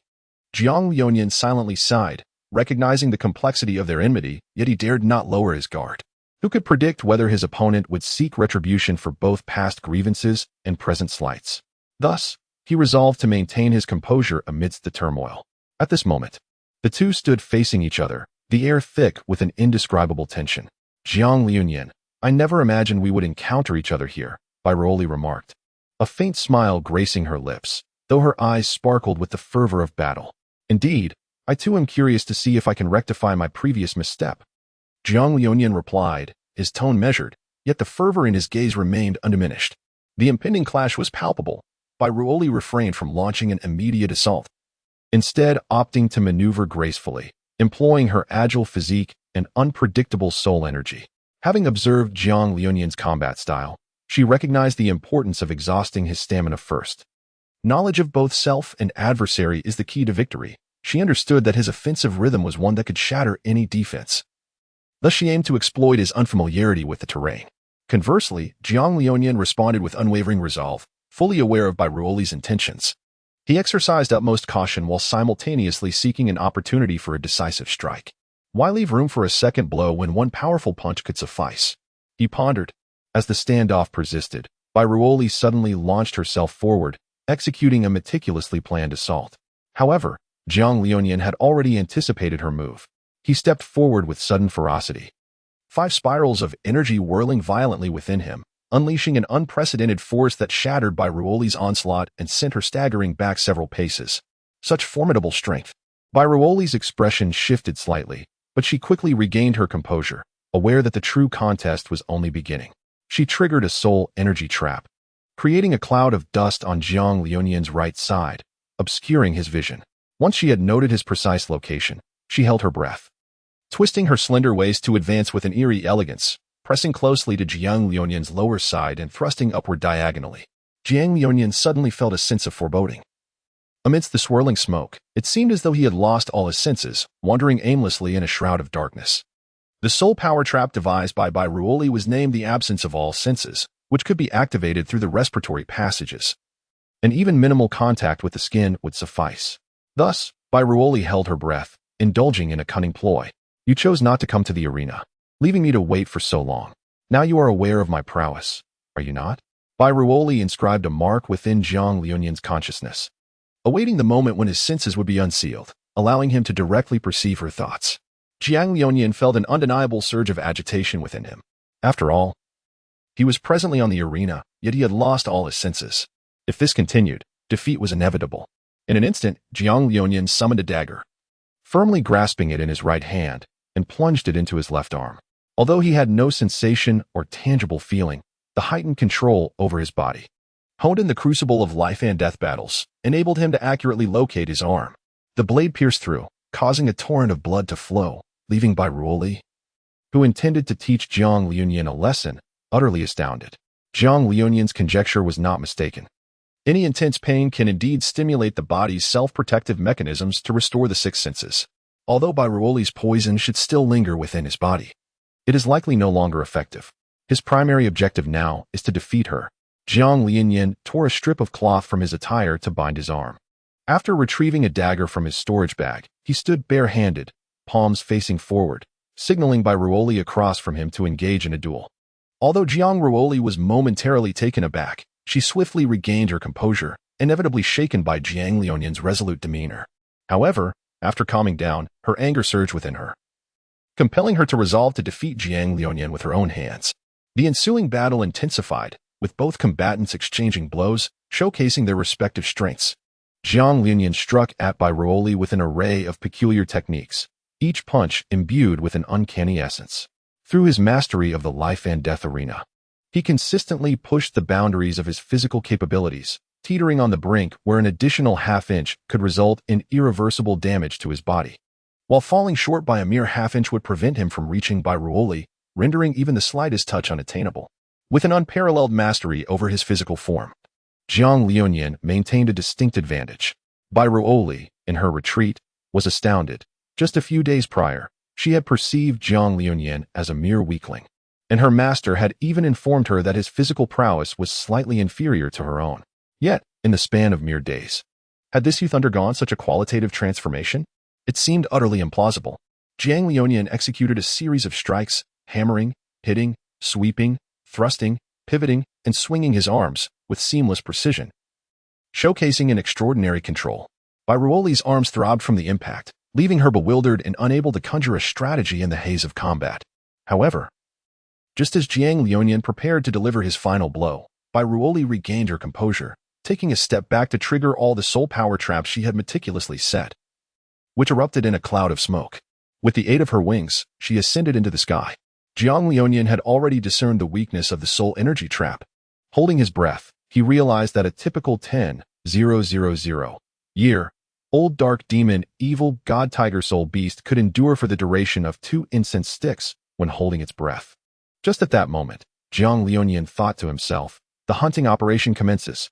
Jiang Liunian's figure flickered like a specter, traversing the entire arena in an instant. Oddly, there was no one present on the stage. The ground showed no signs of disturbance. Could it be that the audience was above? Jiang Liunian pondered curiously.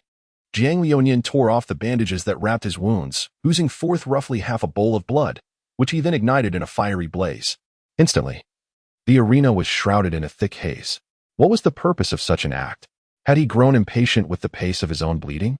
How could you possibly comprehend the profound significance behind Master Zhang's peculiar actions? A mere assembly of short-sighted individuals. They fail to grasp that Jiang Liunian's actions are steeped in meaning. You know him best. You truly understand. Jiang Liunian, you are indeed formidable. Yet I have set my sights on securing the championship of this contest. Ruoli soared through the air, contemplating her counter-strategy. Her wings drew energy independently from her own reserves, allowing her to ascend even in moments of exhaustion. I am eager to witness how you take flight. Oblivious to the tendrils of crimson mist drifting upward from below, gradually thickening. At last, Bairuoli sensed her body slipping from her control, plummeting to the ground. Her limbs stiffened as she lay prone, addressing Jiang Liuyan. I concede defeat. After all, Jiang Liuyan had recently consumed the 4 great poison pills, leaving lingering potency within his veins. Should he ignite his blood, transforming it into vapor, it would envelop the arena, compelling an adversary to surrender without a battle. Jiang Liuyan lifted Bairuoli, administering to her an antidote, ultimately reconciling their differences. For Jiang Liuyan not only subdued Bairuoli, but also provided her with the very essence she had long coveted. Chapter 21. Secrets and Hidden Ailments. The following morning, although the sun shone brightly, its rays seemed incapable of penetrating the oppressive atmosphere within Bairuoli's chamber. Inside, Bairuoli's complexion was as pale as parchment, her 5 elemental soul powers thrown into disarray by the tumultuous events of the previous night. During the finals of the recent grand competition, Jiang Liuyan's act of bloodletting, followed by the incineration of his blood to create a fog that enveloped the entire arena, was a strategic move aimed at victory. Employing poison is, after all, an acceptable tactic. Yet, the toxic mist served as a fuse, igniting the latent ailments within Bairuoli. Her own 5 elements had already succumbed to an exceedingly delicate state of imbalance. Furthermore, prior to the grand competition, in the treacherous fiery forest, she had recklessly elevated her power, allowing the fire element to invade her body, thereby leaving a hidden peril at the heart. The organs correspond to the 5 elements, intensifying her internal fire and throwing her soul power into chaos. In that moment, she resembled a flickering candle in the wind, her life force hanging by a thread. Jiang Liuyan sat at the edge of the bed, his gaze filled with remorse and anxiety. He was acutely aware that all of this stemmed from his actions. Had it not been for the competition in which his own blood was used, Bairuoli would never have found herself in such dire straits. Had alternative methods been employed, perhaps she would not have suffered to this extent.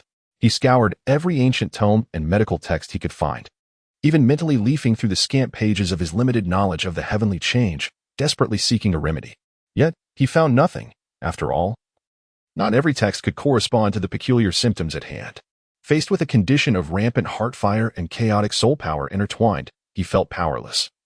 Forced to watch as Bairuoli's vital essence gradually waned and her health deteriorated, it was not surprising that a burly man stood by, patting the weary Jiang Liuyan on the shoulder. He was, after all, merely an 18-year-old youth, grappling with guilt in the face of such calamity. Today marked the 3rd day he had kept vigil at Bairuoli's bedside without rest, and he remained at a loss, sitting helplessly beside her, just as despair threatened to engulf him. News arrived from the academy. The committee had summoned Jiang Liuyan personally to bestow upon him the title of champion of the new student competition, along with a reward. Upon hearing this news, Jiang Liuyan felt even more vexed and remorseful. What does it matter if I secured the 1st place in this competition? The burly man sighed and said, "You should go. I will guard this place. Perhaps this is fate. Do not worry. There will be a solution." The robust man hesitated, yet ultimately offered a word of comfort. Jiang Liuyan nodded slightly, casting a grateful glance at the burly man before turning to depart. His steps appeared somewhat heavy, as if he bore the weight of the entire world upon his shoulders. Jiang Liuyan, disheartened and despondent, stepped into the committee room, only to find it attended by a solitary maid. The maid addressed him, inquiring if he was indeed Jiang Liuyan, and then beckoned him to follow, stating that the meeting was not to be held in that location. Jiang Liuyan nodded slightly and followed the maid closely, ultimately arriving at a spatial rift. The maid turned to Jiang Liuyan and said, "Once you traverse this rift, you shall discover who wishes to meet you. I cannot accompany you further on this path."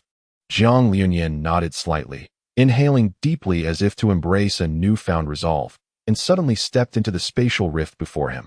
Upon entering the rift, he found himself in a profound corridor that seemed to stretch endlessly. With each advancing step, he ultimately arrived before a heavy black iron door, adorned with a vividly carved depiction of a malevolent deity in the form of a tiger. Its bared fangs and eyes glimmered with an eerie green light, as if poised to leap forth and devour any creature audacious enough to trespass upon its domain. The doorknob, crafted from pure silver, was intricately engraved, exuding an air of extraordinary elegance. With a gentle push, he opened the hefty door, revealing the entirety of the principal's office. The interior was spacious and bright, yet retained a sense of warmth, starkly contrasting with the chill of the tower outside. The ceiling soared high, with a magnificent crystal chandelier suspended centrally, casting a soft and inviting glow that illuminated the entire room. The walls were adorned with a plethora of certificates, trophies, and precious ancient scrolls, chronicling the illustrious history and remarkable achievements of the Dark Demon Evil God Tiger Academy. At the heart of the room stood the principal's desk. Hewn from a colossal piece of obsidian, its surface polished to a reflective sheen that emitted a piercing brilliance. Upon it lay an array of documents, books, and an exquisite map, indicative of the principal's bustling work and life. Behind the desk rested a high-backed chair, its back intricately carved with the totem of the evil deity tiger, while the seat was draped in soft black velvet, striking a balance between solemnity and comfort. In one corner of the room stood a vast bookshelf, crammed with an assortment of texts, ranging from ancient tomes of magic to the latest scholarly research. Adjacent to the shelf was a reading table accompanied by 2 chairs, evidently intended for quiet study. The entire principal's office exuded an ineffable atmosphere, rich with the profundity and vastness of knowledge, as well as the gravitas and dignity of power. Suddenly, a middle-aged man emerged from behind the bookshelf. Jiang Liunian recognized him from his recent visit to the History Museum. This gentleman was the current principal of the Dark Demon Evil God Tiger Academy. With a smile that concealed deeper significance in his eyes, he introduced himself. "Allow me to introduce myself. My surname is Gu. My name is Gu Ling, and I am the principal of this esteemed academy. Greetings, Jiang Liunian." Jiang Liunian paused momentarily, then respectfully replied, "Greetings, Principal Gu Ling." The principal glanced at Jiang Liunian and gestured for him to take a seat at the desk, before settling into his own chair to commence the discussion. "Jiang Liunian, I have heard of your entanglement with Bairuoli.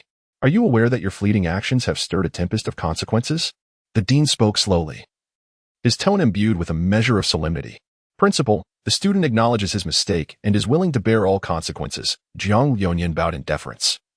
Sensing the weight of the situation, he had anticipated the repercussions of injuring Bairuoli, and the sight of her waning vitality over the past few days weighed heavily on his heart. The fault does not lie with you, yet the responsibility must be shouldered. The dean waved his hand, shifting the focus of the conversation. "Let us discuss Bairuoli. Her grandfather harbors a long-standing grievance against me. Yet that is a matter of the past and should not burden the younger generation. Even her master, Chui Ru, known as the Nine-Strength Demon Monk, appears brutish yet possesses a mind sharpened by Buddhist teachings. His family, the Chui clan, was once a subordinate of the Bai family and has since risen to prominence. Thus they are greatly concerned about this affair. I understand your anxiety, and there exists a method to save Bairuoli, but it requires your personal intervention." As Jiang Liunian heard these words, a glimmer of hope flickered in his eyes. Now that there existed a remedy, how could he not seize this final lifeline to save Bairuoli? He hastily inquired, "Please, esteemed dean, elucidate further. I shall devote myself entirely to this endeavor." Deep within the icy expanse of the 9 heavens, there lies a Tianshan snow lotus, known for its extreme coldness. Although ingesting this herb alone would allow the chilling poison to invade the body, gradually diminishing its functions, it possesses remarkable efficacy against fire toxins and other afflictions, particularly in treating Bairuoli's injuries. However, the journey is perilous and fraught with danger. One must proceed with utmost caution. The dean spoke with earnest gravity, then added, "Upon your success, I shall arrange for the Grand Elder to take you as his disciple. We have never met, and I do not know you personally. This moment serves as my obligation to the Bai family, even though I share a historical enmity with the old Master Bai. Bairuoli is undeniably a part of our Dark Demon Evil God Tiger Academy. I cannot stand idly by while she suffers. If I were to intervene directly, the Bai family would not be grateful, and they would likely prevent me from approaching her at all. However, I have reviewed your records. You possess mastery over all 5 elemental affinities and even exhibit a latent potential for resonance with spatial crystal stones. This path securing the Tianshan Snow Lotus to heal Bairuoli represents an opportunity for us to forge a connection. You are the most suitable candidate to navigate this predicament. Should you procure the Snow Lotus, both the Bai family, the Chui family, and our Dark Demon Evil God Tiger Academy will become formidable allies on your journey of cultivation." Jiang Liunian was deeply astonished, as he had never anticipated the profound secrets entwined between the principal and the Bai family. This revelation prompted him to reassess the intricacies of their relationship. As Jiang Liunian savored the moment, a profound sense of gratitude enveloped him. He immediately vowed to retrieve the heavenly mountain Snow Lotus, determined to rescue Bairuoli from peril. The principal offered a gentle smile and subsequently assigned Jiang Liuyan a B-level solo mission, instructing him to investigate geological and meteorological changes in the Nine Heavens ice plain. The principal mentioned that the route had already been meticulously planned for him. All he needed to do was to place signal-collecting soul guides along the high mountains en route. Once this task was accomplished, he would have fulfilled his mission. Moreover, the Snow Lotus was said to reside atop one of these towering peaks. This B-level quest was merely a guise, with the true objective clearly marked on the map. As he approached the Snow Lotus, his collecting device would detect the elemental reactions it emitted, thereby facilitating his endeavor to harvest the precious flower. Jiang Liuyan expressed his profound gratitude and promptly exited the principal's office, setting forth to procure equipment for his journey to the Nine Heavens ice plains. In a clandestine corner, the principal snapped his fingers, and a concealed spatial rift latched onto a strand of Jiang Liuyan's hair from 100 miles away. Several days later, under the guise of an external mission, Jiang Liuyan embarked alone on his expedition to the Nine Heavens ice plains. Jiang Liuyan and Qingyu exchanged a few words before preparing to venture into the Nine Heavens ice field. Despite Jiang Liuyan's repeated emphasis on the perils of the journey, he ultimately acquiesced to Qingyu's persistent persuasion. In Jiang Liuyan's heart, an unprecedented determination and courage ignited. He was acutely aware that this journey not only pertained to the life and death of Bairuoli, but also represented a pivotal turning point in his own destiny. After bidding farewell to the principal, filled with gratitude and a heavy sense of responsibility, he embarked on the solitary journey towards the icy expanse of the Nine Heavens.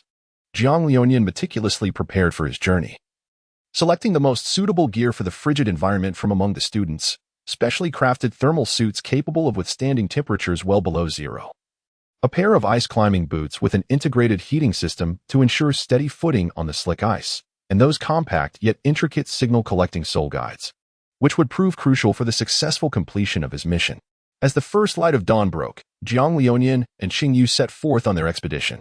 The path ahead was long and fraught with uncertainty, yet his mind was singularly focused on rescuing Bairuoli. Traversing the vast, snow-covered plains, where the biting cold wind cut like a knife, Jiang Liuyan's resolve remained unwavering. Utilizing the knowledge imparted by the academy, he skillfully navigated past treacherous ice fissures and blizzard-prone areas, each decision reflecting his extraordinary wisdom and courage. During the journey, he encountered unprecedented challenges. A sudden blizzard nearly engulfed him, but with his indomitable spirit and exceptional survival skills, he discovered a cave where he could temporarily take refuge.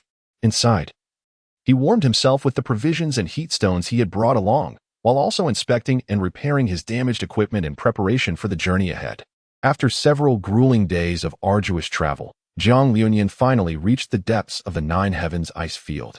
It was a world draped in silver, where ice crystals sparkled brilliantly in the sunlight, breathtakingly beautiful, yet harboring hidden dangers. Following the map and guidance provided by the principal, he steadily approached the towering mountain that concealed the legendary Tianshan Snow Lotus. As he ascended to higher altitudes, the air grew increasingly thin, compelling Jiang Liuyan to slow his pace and climb with caution. Each step demanded immense patience and strength, yet he remained resolute. At last, atop a cliff blanketed in ice and snow, he beheld the fabled Tianshan Snow Lotus. Its petals glistened with a delicate layer of frost, resembling a masterpiece meticulously sculpted by nature itself. Taking a deep breath, Jiang Liuyan cautiously approached, carefully using his specialized ice pick to excavate the surrounding snow and ice, fearful that even the slightest misstep could jeopardize this precious spirit. As the Snow Lotus gradually revealed itself, a powerful elemental fluctuation began to manifest on the signal-collecting soul guide in his hand, validating the principal's prophecy.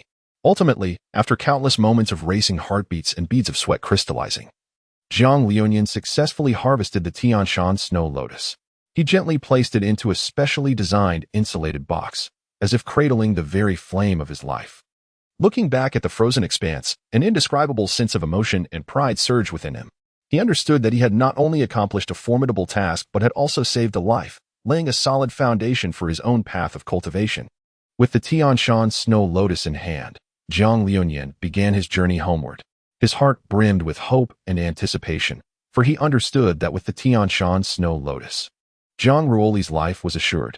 When that crystalline flower, exuding a faint chill, was delicately cradled back by Jiang Liuyan, Bairuoli's life force was already flickering perilously close to extinguishment, even with the Bai family's use of the 9 Transformations Resurrection Pill, a renowned elixir claimed to revive the dead. Bai Ruoli merely clung to the thread of life, and the crowd held little expectation for the lotus. Yet, just as despair began to envelop them, the chilling energy of the Tianshan snow lotus gradually infused into Bai Ruoli, miraculously stabilizing her chaotic soul force and quelling the raging fire within her heart. As time passed, color slowly returned to Bai Ruoli's visage, and vitality began to flow back into her being. Ultimately, under Jiang Liuyan's vigilant protection, Bai Ruoli awoke, her eyes shimmering with the light of survival after calamity. The Bai family, overwhelmed with gratitude, made a solemn vow to Jiang Liuyan. At any time and in any place, should he call upon them, the Bai family would offer unwavering support. Additionally, Cui Ru, the towering and formidable monk of the 9 strengths, rarely displayed a smile. Commending Jiang Liuyan and expressing his willingness to impart further esoteric knowledge. The Tianshan snow lotus, which Bai Ruoli could not fully consume, was traded by the head of the Gu family, who had sustained hidden injuries in his youth and required the Tianshan snow lotus along with 47 other medicinal ingredients to forge a remedy. After searching for over 50 years without success, today's Tianshan snow lotus granted the Gu family patriarch a second chance at life, promising the Gu family an extension of 50 years. Thus they too pledged a singular promise to Jiang Liuyan. Following these events, Jiang Liuyan not only earned the friendship of both the Bai and Gu families but also rose to prominence within the academy, becoming the focus of much attention. His bond with Bai Ruoli and Qing Yu had deepened into a friendship that transcended life itself. Chapter 22. The Ordinary Campus Life, Worth Remembering. In the tapestry of fate, Jiang Liuyan, Qing Yu, and Bai Ruoli find themselves inextricably intertwined, having traversed the harrowing trials of life and death together. Their camaraderie and understanding have matured like a fine vintage, growing ever more fragrant with the passage of time. The first rays of dawn pierce through the clouds, casting a golden hue upon the ancient bluestone of the academy, adorning this new day with a radiant cloak. As Jiang Liuyan, Qing Yu, and Bai Ruoli walk side by side towards their classroom, their strides are resolute and assured, their eyes shimmering with boundless aspirations for the future. Bai Ruoli, recently pulled back from the brink of death, Jiang Liuyan, who has taken the lead in the quest for the snow lotus, and Qing Yu, the fortunate soul who serendipitously discovered the Tianshan snow lotus in a cave, embody a unique synergy. Morning sunlight filters through the window panes, illuminating every corner of the classroom, as a subtle fragrance of books fills the air. At the podium, an elderly sage with hair as white as snow slowly unfurls a scroll, embarking on a narrative of the ancient lineage of the dark demon god tiger clan. Dear students, today we shall delve into the origins and illustrious legacy of the dark demon god tiger clan. Our ancestors were among the most formidable magical beasts of antiquity, endowed with the innate ability to command dark elements and the powers of the evil deities. The elder's voice is steady and resonant, ushering the students into a realm of the fantastical. As Jiang Liuyan, Qing Yu, and Bai Ruoli listened intently, particularly captivated by the tale of how the Dark Demon Tiger clan persevered through numerous calamities to ultimately become an indomitable force on the continent, their eyes sparkled with excitement. They seemed to envision their ancestors valiantly battling on the battlefield, a profound sense of honor and enveloping them. The narrative then unfolded to reveal how the entire clan managed to endure during the era of cataclysm. After class, the three gathered together to discuss the knowledge they had acquired. It was astonishing to learn how powerful our ancestors were. I truly hope to one day contribute my strength to protect my family and the academy, Qing Yu expressed with heartfelt longing. Bai Ruoli smiled and nodded in agreement, adding, Indeed. I have also heard that the bloodline of the Dark Demon Tiger clan harbors infinite possibilities. With diligent cultivation, we are bound to awaken our own unique powers. Jiang Liuyan had perused the Tome Tian Ji Bian, and upon gazing at the realm it depicted, he felt the inexhaustible power that history harbors. After a moment of contemplation, he expressed, I believe that the study of history is not merely an act of honoring the past, but also a means to draw wisdom from it, guiding our paths into the future. We must carry forth the glory of our ancestors while simultaneously forging our own illustrious legacy. This insightful remark was suddenly interrupted when their teacher, appearing from seemingly nowhere, startled the trio. History should not be confined to the pages of books. A mere 30,000 years is but a fleeting moment. For the majority of the dark demon evil god tigers, it merely signifies a period of seclusion. The cultivation of soul beasts is arduous, and history ought to reside within our hearts. History serves as a mirror, reflecting the rise and fall of civilizations and the trajectory of cultural evolution. Through the diligent study of history, we glean invaluable lessons, enabling us to avoid repeating past mistakes. Whether in governance, cultural preservation, or personal development, history offers precious insights and references. It is not merely a collection of events, but a manifestation of humanity itself. Within the vast river of history, we observe both the brilliance and darkness of human nature, the valiant and the cowardly, the wise and the foolish. Through the analysis of historical figures and events, we can gain a deeper understanding of the complexities and diversities of human nature, prompting introspection and enhancing our self-cultivation. The elder remarked, "This is my understanding. I hope it proves beneficial to you."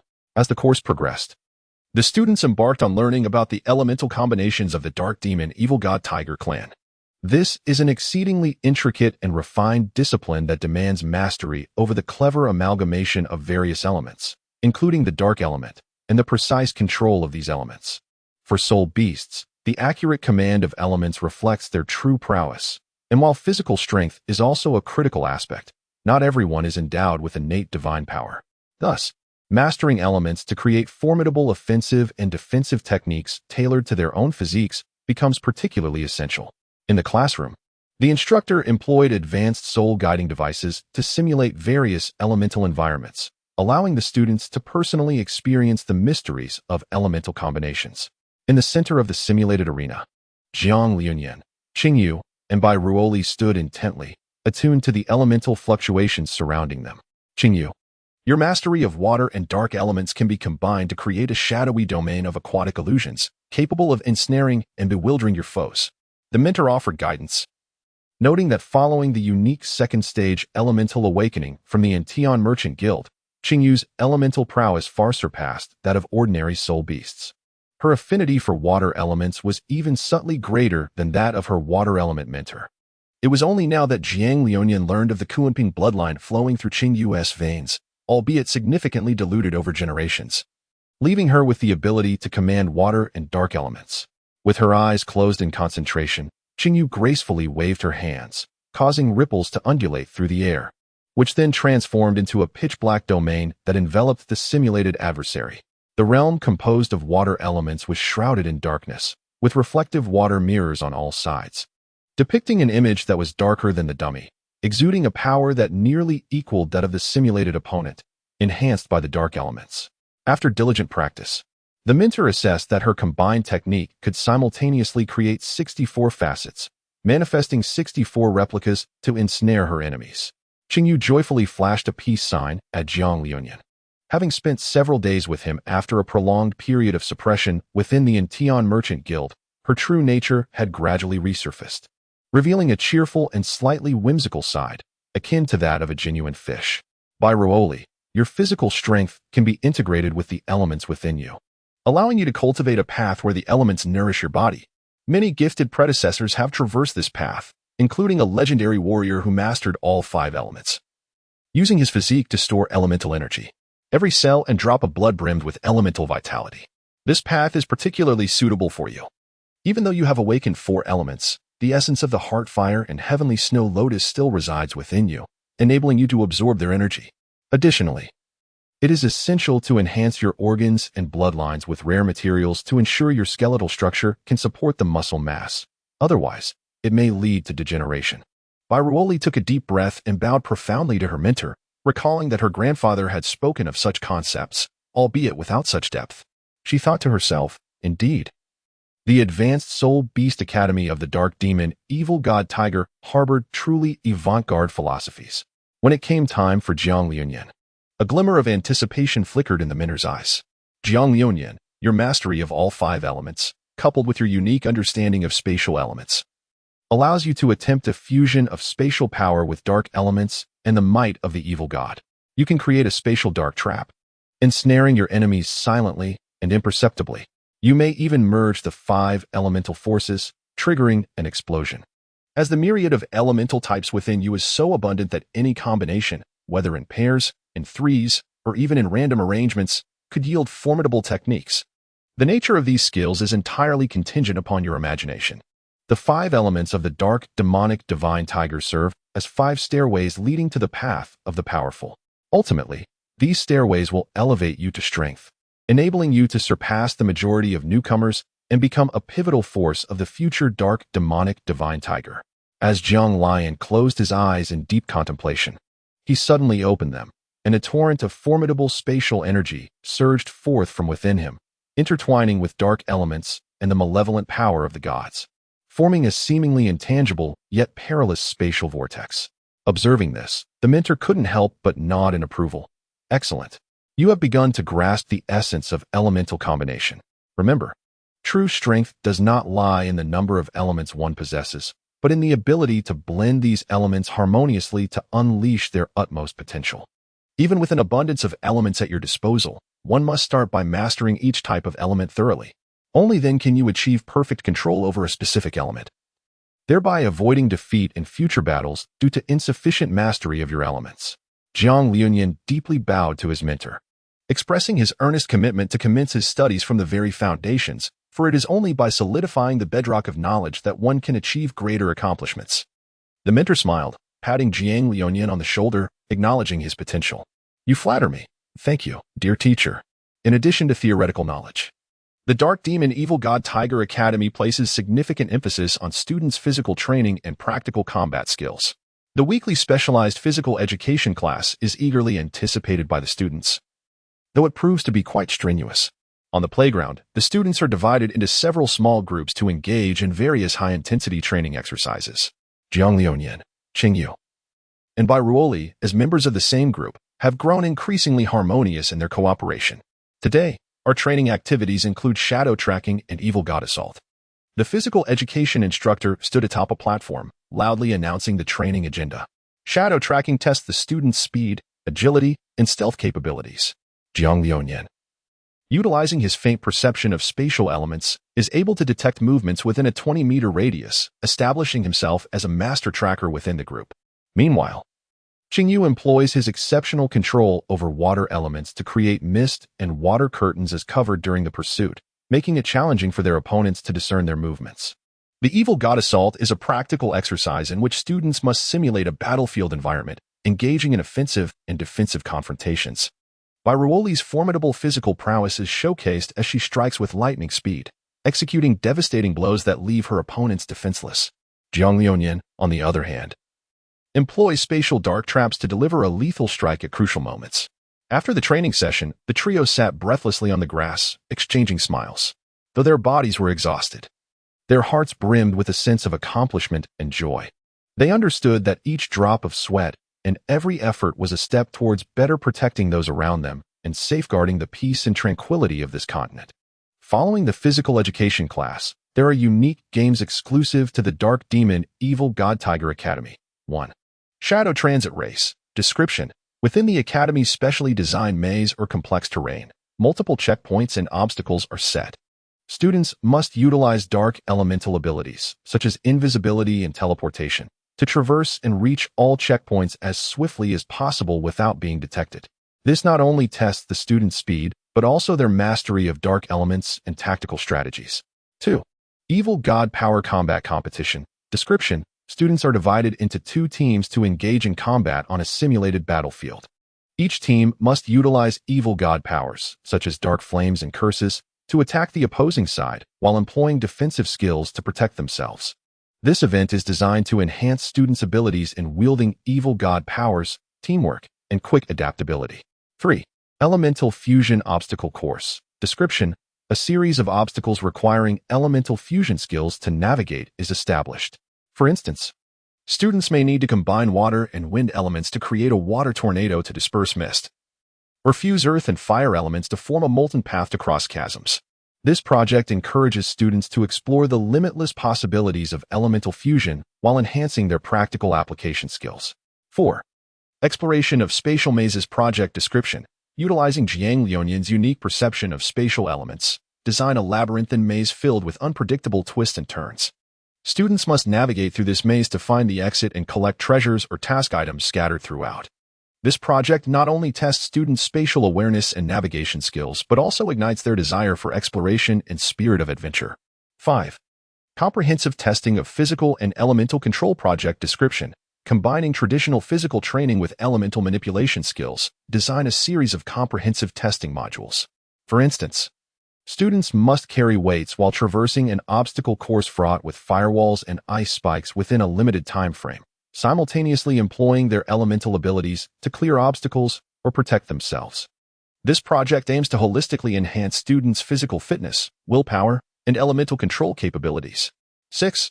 Tactical Team Drills Project Description: simulating real combat scenarios, organize students for tactical team drills.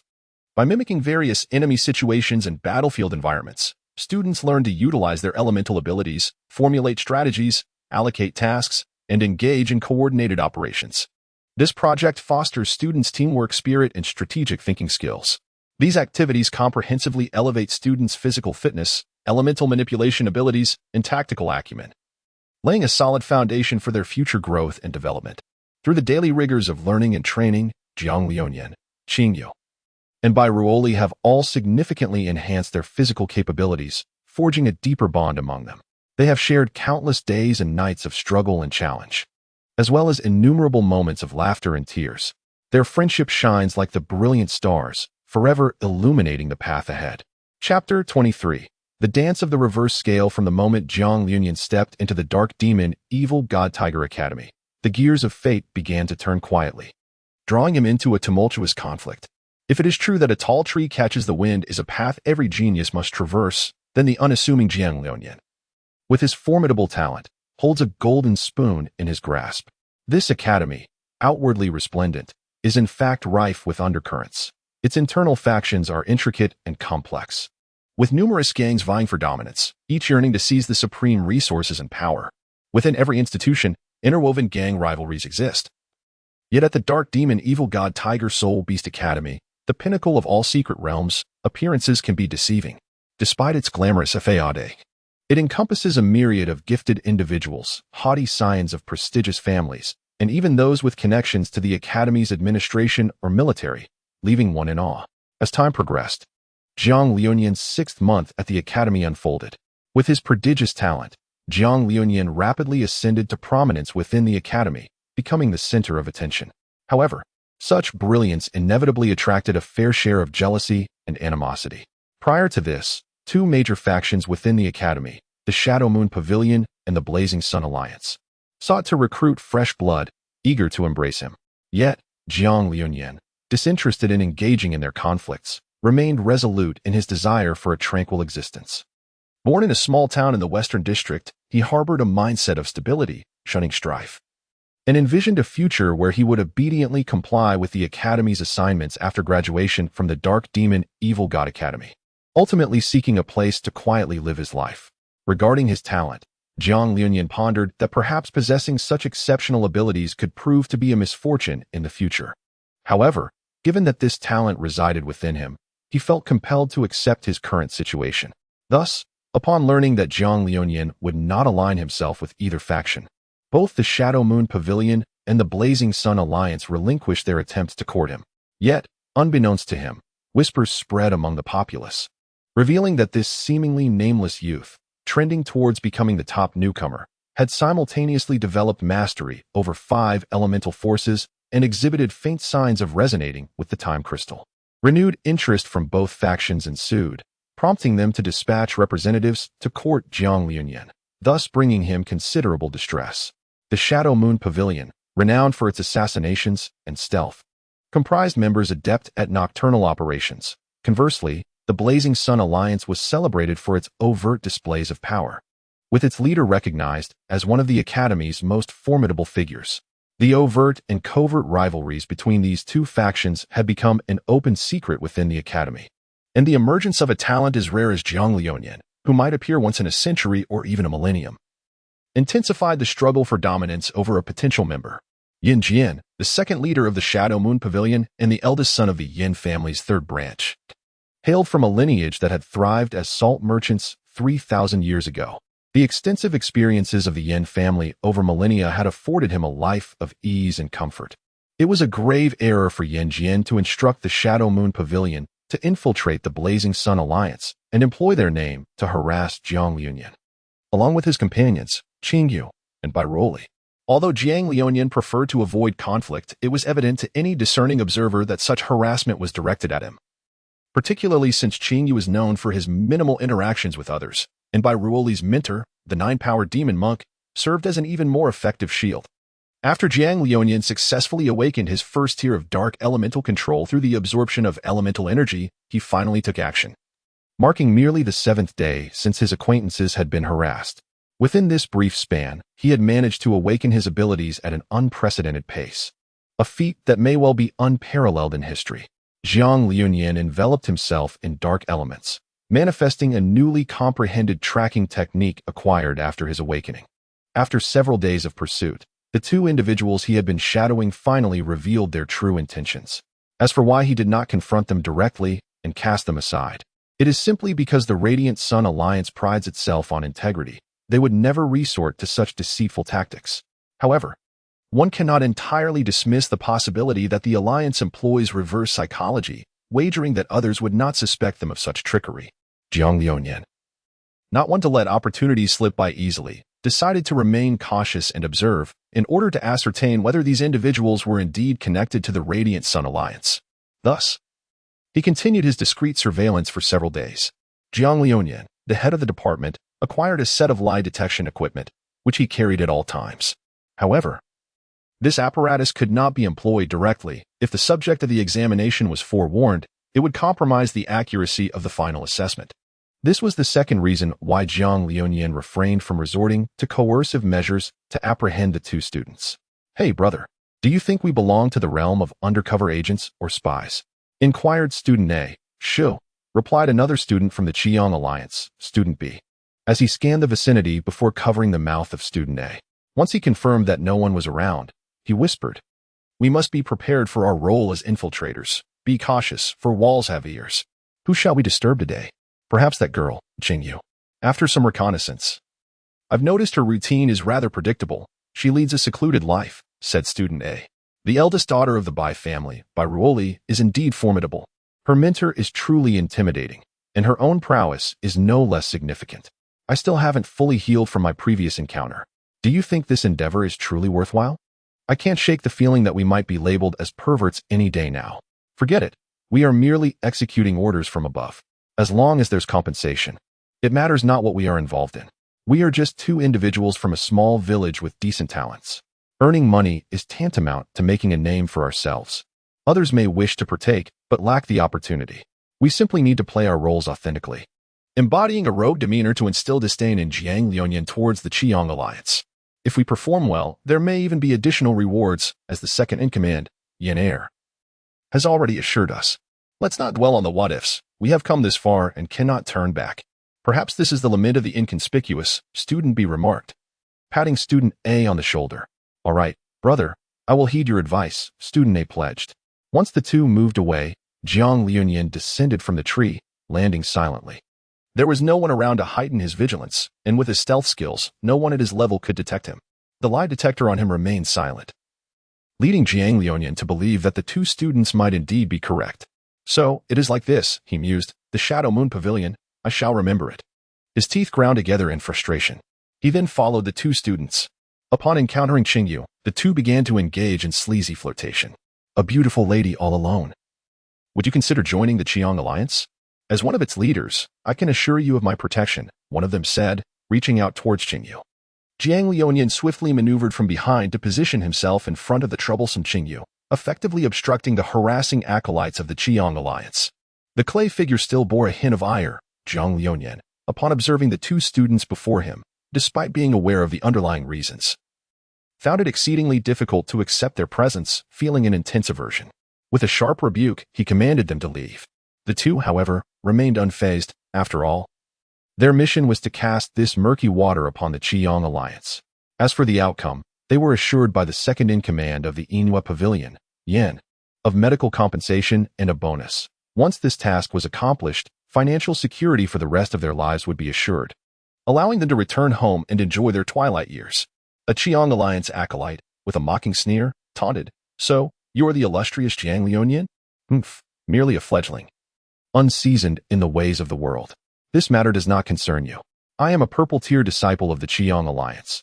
Do yourself a favor and step aside, lest you hinder my important affairs."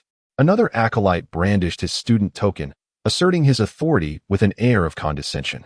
In the bright light of day, amidst the vast and clear heavens, I, Jiang Liuyan, am filled with rage, yet I laugh. What manner of conduct is this?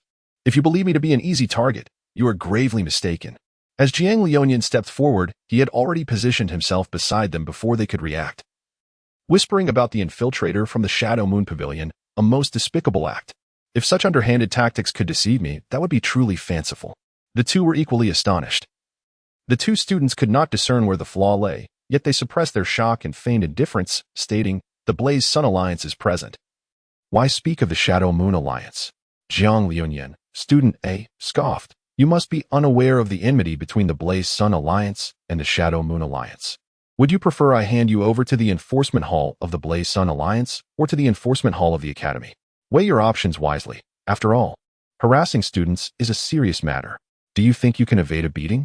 Just as student A intended to confront Jiang Liuyan, raising his fist to strike first, he hesitated, pondering that if the society's members were to bully others in private, it would likely shatter Jiang Liuyan's aspirations of joining the group. However, student B, perceiving the situation more clearly, recognized that Jiang Liuyan's boldness in standing before Qingyu must be backed by something formidable. Thus, he employed his unexpectedly acquired perception technique to sense the fluctuations of Jiang Liuyan's soul power. To his astonishment, upon sensing, student B's expression shifted dramatically, and he hastily grabbed student A, signaling him not to act rashly. What surprised student B was that in merely 7 days, Jiang Liuyan's cultivation had seemingly reached a level that could rival theirs. While it was indeed possible for the two of them to overpower Jiang Liuyan together, the rapid advancement in his cultivation left them uncertain of his hidden capabilities. Aware of their disadvantage, student B resorted to harsh words and forcibly dragged student A away to retreat. He vowed internally never to become an enemy of Jiang Liuyan again. If such growth could occur in just 7 days, the future reckoning of humiliation would leave him without a place to be buried. Subsequently, student B assisted student A in processing their leave of absence from the academy. Perhaps due to his inherent nature, he eventually became a self-serving external investigator. Yet even from 1,000 miles away from the center, he remained on edge, fearing that one day Jiang Liuyan might remember past grievances and bury him in a pit. Before long, an unexpected gang conflict shattered the tranquility of the academy. Under the cover of night, the Shadow Moon Pavilion launched a surprise attack on the Radiant Sun Alliance. In truth, such incidents have occurred no fewer than 100 times over the past few decades, each event a mere skirmish. However, this time, the Shadow Moon Pavilion was unreservedly earnest, dispatching its entire alliance's high-tier combatants to assassinate the upper echelons of the Radiant Sun Alliance. According to the regulations of the Dark Demon Tiger Academy, should one be outmatched and fall victim to murder and theft, the consequences rest solely upon the deceased, a rule that has often faced criticism. Nonetheless, it is precisely this regulation that has allowed the Academy's elite to attain a level of prowess unmatched by any other elite within the realm, fostering a system of elimination based on merit. Jiang Liuyan, having declined the invitation to join the Shadow Moon Pavilion following the recent Qingyu incident, also subtly rebuffed the overtures from the Radiant Sun Alliance. The Shadow Moon Pavilion, perceiving this as an affront, questioned why Jiang Liuyan's response to their invitation was so bluntly dismissive while his rejection of the Radiant Sun Alliance was couched in gentility. Consequently, amidst the chaos of battle, Jiang Liuyan was mistakenly regarded by the entire Shadow Moon Pavilion as an ally of the Radiant Sun Alliance, tragically becoming embroiled in the tumultuous conflict and even finding himself placed on the black list of individuals marked for assassination. The assassination list of the Shadow Moon Pavilion is categorized from high to low as red, black, purple, blue, green, and white. Being assigned to the blacklist indeed reflects a significant regard for Jiang Liuyan. During the fray, Jiang Liuyan showcased his exquisite martial skills, fending off wave after wave of assaults. Yet, the Shadow Moon Pavilion's assassination techniques proved to be exceedingly sophisticated, and despite Jiang Liuyan's repeated escapes from peril, he ultimately found himself outnumbered. He sustained grievous injuries, with 2 assailants simultaneously piercing his shoulder and thigh, leaving him gravely wounded and on the verge of losing his combat effectiveness. Jiang Liuyan coughed up a mouthful of blood. In a moment of life and death, Bairuoli recklessly shielded him with her frail form, enduring a fatal blow. and collapsing to the ground in an instant. This scene profoundly shocked everyone present. Jiang Liuyan, cradling the unconscious by Ruoli, found his mind blank, desperately tearing away the remnants of his already tattered clothing to staunch the gaping wound on her abdomen. No. Despite his own grievous injuries, Jiang Liuyan, holding the fainted by Ruoli amidst the chaos of the crowd, let out a heart-wrenching cry to the heavens. Indifferent to the scars that marred his own body, the onlookers recognized Jiang Liuyan seated in the corner of the battlefield. The members of the Shadow Moon Pavilion sought to inflict harm upon him, while those from the Fiery Sun Alliance were equally unwilling to allow any innocent bystanders to be drawn into this gang conflict due to misunderstandings. Jiang Liuyan gently laid down by Ruoli, utilizing his own innate soul energy to sustain her breath, despite the grievous wounds that would ordinarily render him unconscious. Jiang Liuyan summoned the strength of his indomitable will to rise. He surveyed his surroundings, and the assassins lurking in the shadows were paralyzed by the intensity of his gaze. In that moment, he turned his attention to the fallen by Ruoli, erupting into a manic laughter that resonated chillingly across the battlefield. Jiang Liuyan actively unraveled the restrictions that had been inscribed upon his being by the tome Tianji Bian. The ancient power coursing through his blood surged and roared, pulsating in rhythm with the beating of his heart, relentlessly flowing into his battered form. Previously, the tome had forcibly suppressed the signs of ancestral regression after he inadvertently consumed the spiritual herb contained within, allowing him to retain his humanity, albeit at a diminished capacity of merely 70 or 80%. Now, driven by an indomitable spirit, Jiang Liuyan found himself at a crossroads of inevitable demise, particularly after Ruoli sustained grave injuries in her efforts to protect him. Thus, he resolutely dismantled the restrictions, his mind consumed by a singular thought: all must perish. Jiang Liuyan was entirely transformed by the beastly essence, yet the potency of the anti-spirit's herb had diminished significantly over the 7 years, losing nearly 20 to 30% of its spiritual efficacy. Consequently, it merely served to channel the ancient power within him, enhancing his being without overwhelming his will, thus preventing Jiang Liuyan from descending into a state of confusion. As Jiang Liuyan transformed, his physique morphed into a beastly form, and with a single swipe of his claw, he sent the 3 lurking assassins hurtling backward. In their flight, they painted the air with 3 graceful arcs of crimson. As Jiang Liuyan's wings unfurled, a tempest erupted instantaneously, akin to a hurricane unleashed by the divine winds of the heavens, capable of rending the earth asunder. Jiang Liuyan, embodying the pinnacle of the new generation's combat prowess, had transcended his former limits through beastly transformation, augmenting his strength to such a degree that he could obliterate even the leader of the Shadow Moon Alliance with a single, devastating strike. In this moment, Jiang Liuyan was consumed by madness. Anyone who obstructed his path, within his line of sight, fell victim to his merciless wrath. Even those from the Blazing Sun Alliance, who had once been his allies. With a resounding howl, Jiang Liuyan's voice reverberated through the air, toppling a circle of nearby students. He advanced forward, and with each step of his colossal frame, another student was reduced to mere pulp. In that moment, Jiang Liuyan transformed into a harbinger of death, an unstoppable force.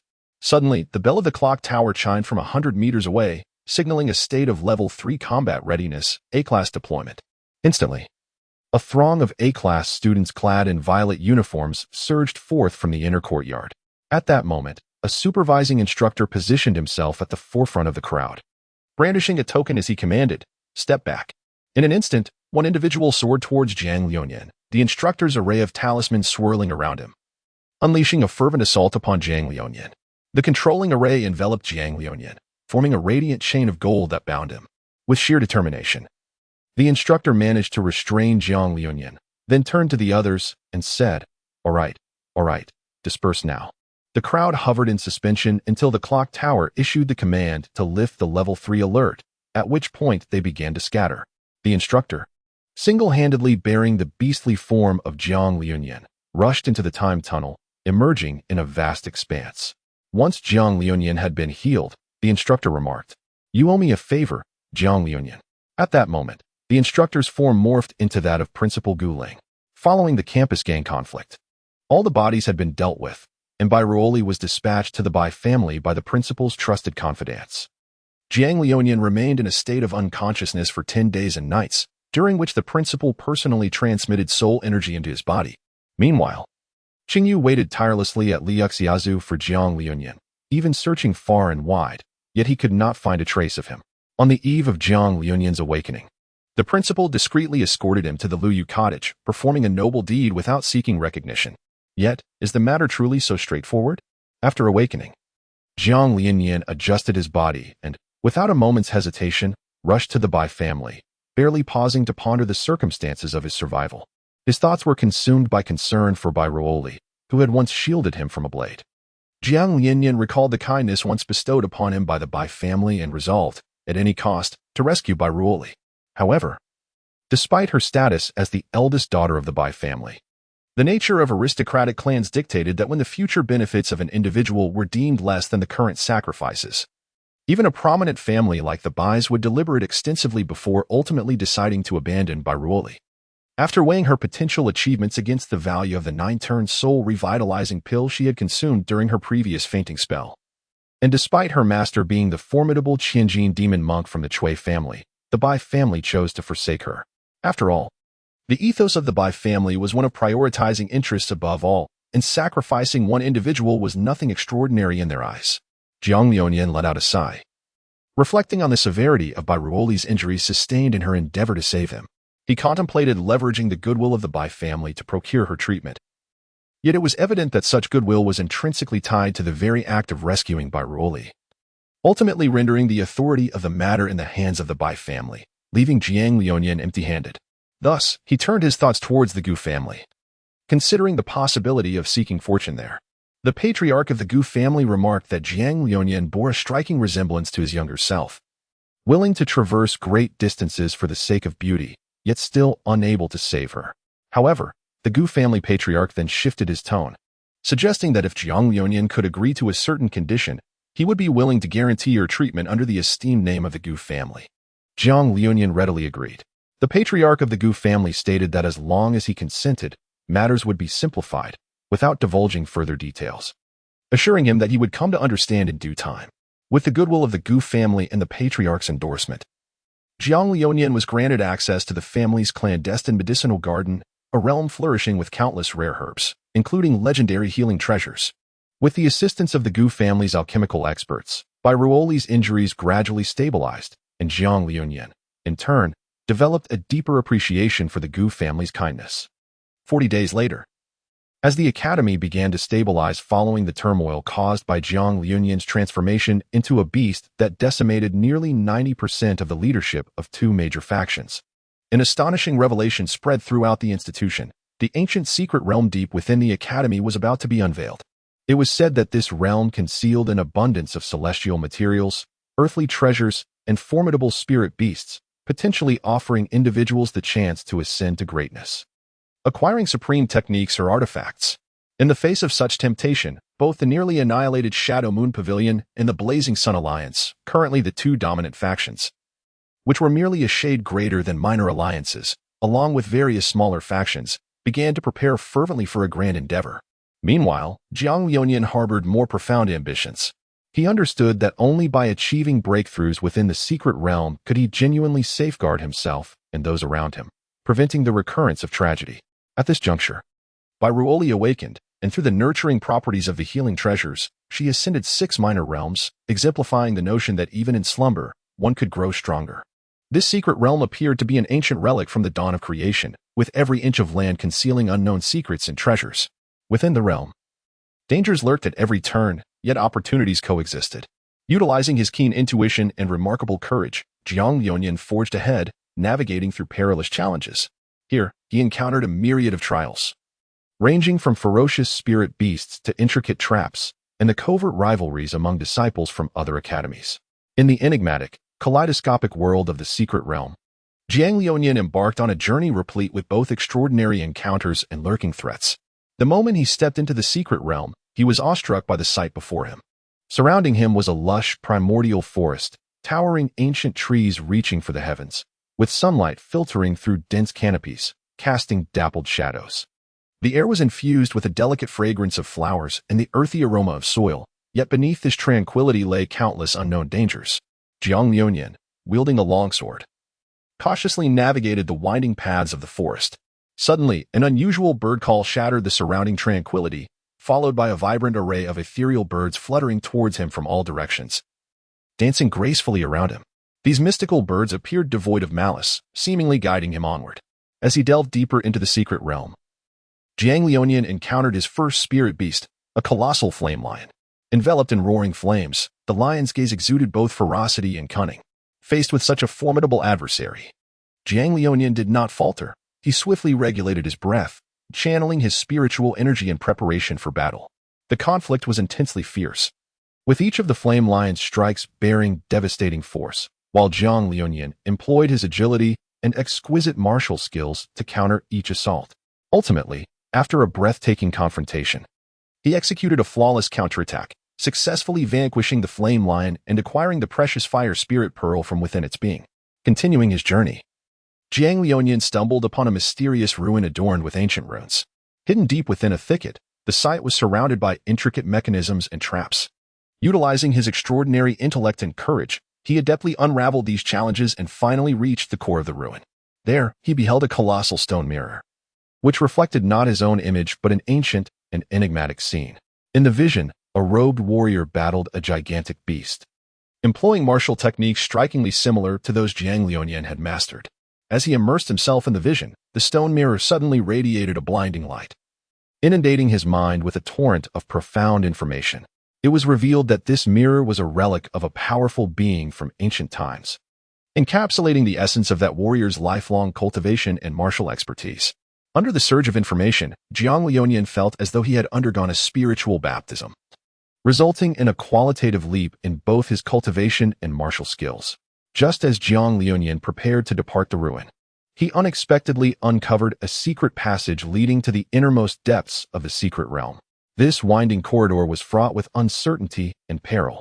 However, Jiang Lionian understood that only by venturing further could he potentially uncover the legendary celestial treasure. After a grueling journey filled with trials and battles, he finally arrived at the deepest part of the secret realm. There, he beheld the celestial treasure, a fragment of an ancient and mysterious longsword, radiating a dazzling brilliance. This shard held immense power, causing Jiang Lionian's spirit to surge with vitality. In the final moments before the secret realm would close, he, through unwavering determination and relentless effort, successfully claimed the longsword fragment. As it merged with his spiritual essence, his strength soared to unprecedented heights. With the celestial treasure's bounty in hand, Jiang Lionian returned to the academy. By this time, he was no longer the fledgling youth he once was, but a formidable force capable of reshaping the very dynamics of the academy. His initial act was to reignite the gang wars through sheer strength, single-handedly suppressing various smaller factions and establishing himself as the sovereign of the alliances. At that time, the images of Jiang Lionian's beastly transformation had already circulated among the students, making everyone aware of his formidable prowess. Thus, he quelled the conflicts between the gangs and restored tranquility to the academy. Subsequently, Jiang Lionian harnessed his influence to advocate for a series of reforms within the academy, aiming to cultivate warriors who possessed both virtue and talent, rather than mere instruments of destruction driven by the pursuit of power. His endeavors garnered widespread admiration and respect from both faculty and students alike. Following 2 harrowing trials of life and death, the mutual affection between Jiang Lionian and Bairoli blossomed. They transformed from adversaries into trusted allies, ultimately progressing together hand in hand. Chapter 24, Prelude to the Storm. At last, I have found you. Encircled by a gray mist, Tang San, situated in the heart of the divine realm, found himself enveloped by an eerie fog that swirled around him like a host of malevolent serpents, constricting him tightly. Each tendril of gray mist exuded a formidable aura, instilling an overwhelming sense of dread. A cold smirk played upon his lips, while his eyes gleamed with a gray light, revealing an abyss of murderous intent and authority. His voice, low and frigid, echoed with malice. Wretches of the dark demon evil god Tiger Clan, do you believe you can evade your fate forever? The sinister and cruel undertone of his laughter sent chills down one's spine.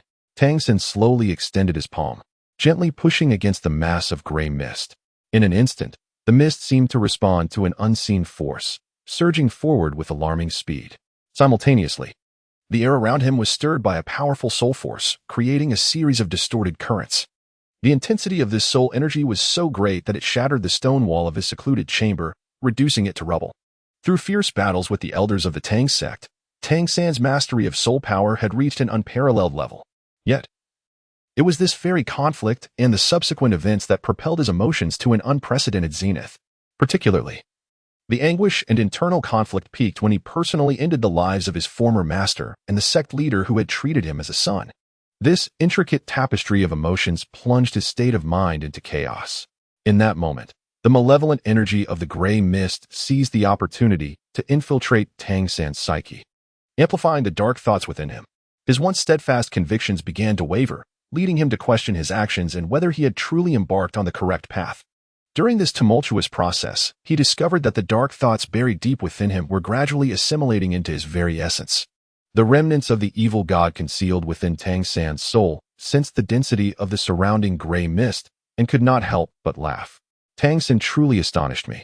Even in the depths of the dungeon, he fused with the consciousness of the malevolent deity, relinquishing a substantial portion of the deity's power to him, allowing for their mutual integration. Yet, after this fusion, one must ponder, is he still truly himself? The malevolent deity once single-handedly battled the 5 enforcers of the divine realms and instigated a divine war. In the deity's heart, he once considered himself a paragon of an era, a leader of unparalleled brilliance. To be resurrected in such a manner is a bitter pill to swallow. Thus, this cunning malevolent deity left behind a sinister contingency. He cleverly infused his lingering essence into the malevolent power and subtly intertwined it with the powers bestowed upon Tang San. This plan was exceedingly intricate. During times when Tang San did not engage in combat using the malevolent power or only utilized it for cultivation, he would remain blissfully unaware of the deity's hidden scheme. Should Tang San's soul be weakened by an attack, the malevolent deity could swiftly assimilate the power within him, consuming it in reverse to annihilate Tang San's soul in an instant. If successful, the deity would seize control of Tang San's body, becoming the new master.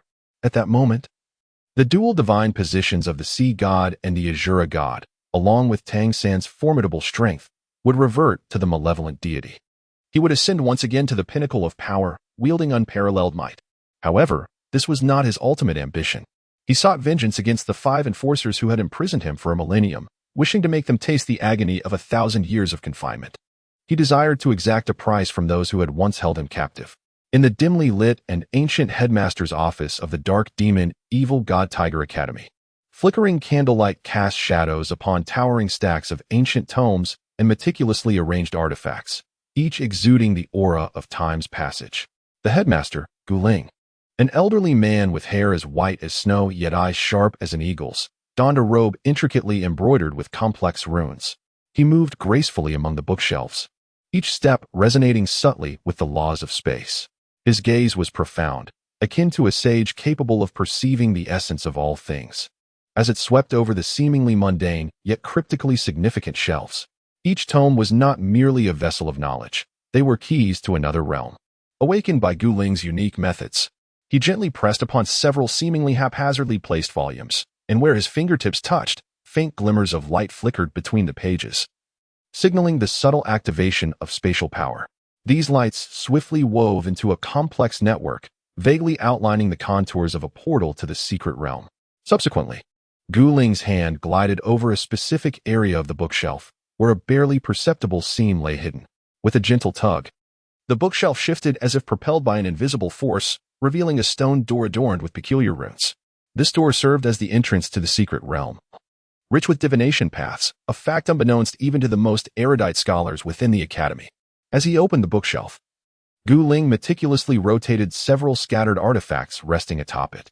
The trinkets, some adorned with ancient totems and others embedded with shimmering gems, each encapsulate specific spatial coordinates.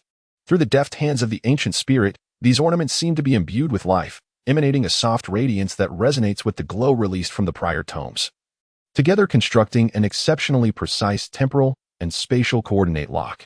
With a thunderous sound, it is not merely the sound of a door opening, but rather the resonance of the entire space, as if even time is shaken by this formidable force. As the stone door gradually creaks open, a gentle breeze from an unknown realm caresses the face, carrying an ancient and mysterious aura that evokes both elation and reverence. The reason he ventured into this secret realm is due to the tortoise he has nurtured for 3 millennia. A fissure has appeared on its shell, with the pattern of the crack extending to its limbs, tail, and head, a foreboding omen that fills him with unease. The ancient spirit is acutely aware that behind this door lies a legacy concerning the great art of divination. and he is but a mere page in the tome of this inheritance, a revelation that has drastically altered the course of his life. With resolute steps, he strides through the gateway to the secret realm, his figure gradually vanishing into the distorted light and shadow, leaving behind a trace of silence and anticipation, awaiting his return with answers. Upon entering the secret realm, the surroundings transform abruptly, stars scatter like sand, and time flows like threads, as if the ancient spirit is enveloped in a moving cosmic tapestry. Here, the concepts of space and time become indistinct, with every beam of light and every speck of dust harboring boundless information and potential. The ancient spirit closes his eyes, sensing the powerful mental force surging forth like a tide, intertwining with the divinatory power within this secret realm, striving to capture the faintest hints of the future. You should not be here. A voice, ancient and resonant as thunder, suddenly erupts in the ancient spirit's mind. Your last opportunity is past, and you are not the destined one. The divine tortoise from your previous encounter in the secret realm has perished, and the fissures upon its back signify dire omens. What concern is it of mine? The chilling voice retorts. In light of the inheritance I have received from the divine, I beseech you, Master, to lend me your assistance. Please, grant me your wisdom. I swear by my 12,673 years of cultivation that once this matter concludes, I shall not disturb you again. Alas, such is fate. You and I bear the title of master and disciple. Allow me to divine a glimpse into the ethereal. Suddenly, a peculiar wave emanated from the depths of the secret realm. Guling abruptly opened his eyes, witnessing before him a myriad of patterns and shapes swirling like a revolving lantern, fragments of the future, some resplendent and glorious, others shrouded in ominous clouds. Furrowing his brow, he pondered the reason his master compelled him to behold these visions, focusing intently on analyzing each detail, striving to uncover clues related to his own tortoise destiny, as well as potential threats looming over the academy and the entire continent. As time progressed, Guling's countenance grew increasingly grave. He realized that this divination journey encompassed not merely the life and death of a tortoise, but also a profound insight into the fate of the entire continent. Amidst endless calculations and choices, he gradually discerned a slender thread of hope, one that required the collective strength of the entire continent to confront the impending crisis. Master, I comprehend, he said. Alas, my disciple, do not depart. Should you return, the rift in space will sever your connection to your realm, rendering it impossible for you to return here. Not only does the chaotic flow of space make this location's coordinates elusive, but you have also witnessed 3,600 outcomes, 3,600 deaths. In the best-case scenario, a student from your academy, known as Jiang Liuyan, will be the last of his lineage, cast adrift through the river of time. If you remain, I can ensure your safety. Your kin will dwindle to a single survivor, and that individual could be of no use to you. The elder spoke for the first time, manifesting before Guling and articulating these words. With a bitter smile, Guling replied, If I do not return, can Jiang Liuyan still escape? Not at all. The elder stated, If my frail old bones can prolong the survival of our lineage, enabling the new generation to continue the legacy of the Dark Demon Tiger clan, I shall die without regret. I have lived for 12,673 years, though admittedly, this pales in comparison to my master. Yet, at such a critical juncture for our people, how could I cling to life? I am acutely aware that my life's achievements amount to this alone.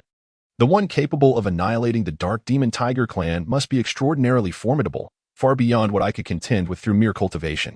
If I were to survive, what chance would there be for vengeance? Guling's complexion turned pale, a flicker of despair and helplessness crossing his eyes. Less than 1 in 1,000. The elder replied after a moment of silence, his voice heavy yet resolute. Upon hearing this response, Guling's gaze dimmed, an indescribable sorrow welling within him. He understood that the chasm between himself and his adversary was insurmountable, rendering the pursuit of vengeance nearly an impossible endeavor. Yet, he remained unwilling to accept this fate and inquired, if Jiang Liuyan were to survive, what probability would he have of avenging our clan? The elder pondered for a moment before responding, Jiang Liuyan's fate will be obscured 3 years hence, even I cannot ascertain. However, it is known that his destiny star has only fallen 3 times in the next 400,000 years. Upon hearing this, Guling's eyes suddenly sparkled with a glimmer of hope. Although it was merely a vague conjecture, for one who had already lost everything, any semblance of possibility was worth seizing. No outcome is the best outcome, is it? Guling murmured softly, as if in self-reflection. Master. Guling abruptly rose, solemnly bowing to the elder. His gaze brimmed with gratitude and reverence, deeply appreciating the mentor who had always guided him. He then gracefully swept his sleeves, performing the ritual of gratitude, kneeling heavily upon the ground and bowing thrice with profound sincerity. "Disciple, unworthy Gu Ling," he whispered, tears cascading down his cheeks. He understood that his fate was already sealed. He had attempted to defy destiny, yet every endeavor had ended in failure. Since this was to be their final encounter, he resolved, "Until we meet again in the next life, Master." The elder turned back, bestowing upon Gu Ling a jade pendant. "Hope, young one, that you may return," he said, his own tears long since streaming down his face. Upon returning to the office of the principal of the Dark Demon Evil God Tiger Academy, Gu Ling gazed at the jade pendant in his hand, a wave of melancholy washing over him. He gently caressed it, as if he could sense the power and warmth it contained. With a sigh, Gu Ling resolved to once more attempt to contact his master. He approached the bookshelf, delicately touching the tomes and artifacts, seeking a hidden mechanism. Yet this time, there was no response. He anxiously fumbled with the contraptions, but no matter how hard he tried, he could not unlock the passage to his master's secret realm. Despair sank deep into Gu Ling's heart, an overwhelming sense of helplessness enveloping him. He stood there, staring at the spot where the entrance should have appeared, now merely an expanse of barren wall. Tears blurred his vision as he realized he might never see his master again. "Master," Gu Ling whispered, his voice laden with loss and anguish. Memories of the time spent with his mentor flooded back to him. Those lessons, the care, and the days spent facing challenges together. The words spoken by his master at their final parting pierced his heart with greater sorrow. Gu Ling steadied his emotions and penned a letter to one, the patriarch of the Dark Demon Evil God Tiger clan, detailing his divination without omitting a single detail. He sealed it with his personal stamp and entrusted it to the superlative VIP courier of the Incheon Merchant Association, ensuring it would be delivered directly into his hands. Simultaneously, he utilized the influence of the Dark Demon Evil God Tiger Academy to lay the groundwork for the impending battle. After completing these tasks, Gu Ling curled up in his office chair, unable to find tranquility. Chapter 25, Seeking the Secret Realm Deep Within the Twisted Rift of Time and Space. Tang San's figure emerged like a specter, his eyes shimmering with an insatiable thirst for power. The power of the malevolent deity, an ancient and sinister force, captivated him like a magnet, compelling him to claim it at any cost. Unfortunately, the Dark Demon Tiger clan, a peaceful and uncontentious lineage, became an unwitting victim of Tang San's ambitions. After Tang San refined the dark divine power from the human-faced spider and the mandala snake, his desire for the dark divine power residing within the Dark Demon Tiger intensified. He understood that to acquire the remaining dark divine power and attain supreme strength, he must locate the source, the homeland of the Dark Demon Tiger clan. This place was not only their sanctuary, but also the wellspring of dark divine power. Fortunately, Tang San could be considered a child of the half-plane. Despite his actions being met with disdain, despite his indiscriminate slaughter and disregard for kin, he remained resolute. With unwavering focus, Tang San controlled the dark divine power within him, allowing it to flow in a rhythmic oscillation, coalescing into a peculiar vortex. Meanwhile, within the secret realm of the Dark Demon Tiger, the soul power of the entity named in was gradually ignited by the dark divine power, plunging into a boiling state. And sat before a desk, pen in hand, composing a letter, while simultaneously striving to suppress the overwhelming forces within. However, this operation demanded a prodigious amount of soul power, causing Tang San's dark divine energy to wane, dimming as if it were nearing depletion. At that moment, a glimmer of brilliance flickered in Tang San's eyes, as if he had grasped a profound understanding. Suddenly, he extended his hand and struck his chest with force, an abrupt action that disrupted his breath and forced him to expel a mouthful of blood. This blood spattered into the gray mist before him, instantly provoking an astonishing transformation. The mist shimmered with a scarlet glow, rendering the entire scene eerily enchanting, leaving one in awe. Stepping into the vortex before him, Tang San beheld a world beyond it, filled with specks of light, more boundless than even the edges of the divine realm. He was momentarily engulfed in bewilderment, for the spectacle was utterly breathtaking. In the depths of the river of time, space and time intertwined to form a magnificent and intricate tapestry, transcending the dimensions comprehensible to mortals, one of the oldest and most mysterious realms in the universe. Here, there were no fixed forms, nor was time experienced in a linear fashion. Everything unfolded in an endless cycle, weaving the mysteries of the cosmos. The river of time appeared as an infinite expanse, Yet the universe within was not the familiar three-dimensional space, but rather a higher-dimensional existence. Surrounding him were stars and nebulae aglow with peculiar light, not at rest, but swirling and colliding through the waves of the river of time at speeds surpassing that of light. The stars and nebulae serve as a manifestation of temporal junctures and significant events, each one bearing the weight of a momentous occasion in the annals of cosmic history, whether it be a period of brilliance or obscurity. Within this vast ocean of time and space, Tang San perceives the boundaries between past and future becoming indistinct, with fragments of history intertwining with omens of what is yet to come, crafting breathtaking tableaus.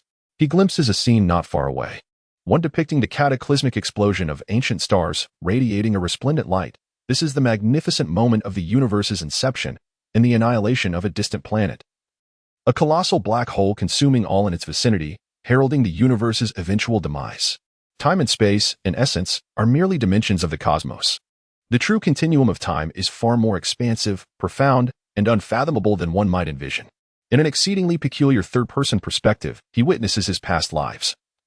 Embodying the wrath of the Buddha, leaping from the cliffs of ghostly despair to declare his resolve, or aiding his so-called brethren at Shrek Academy.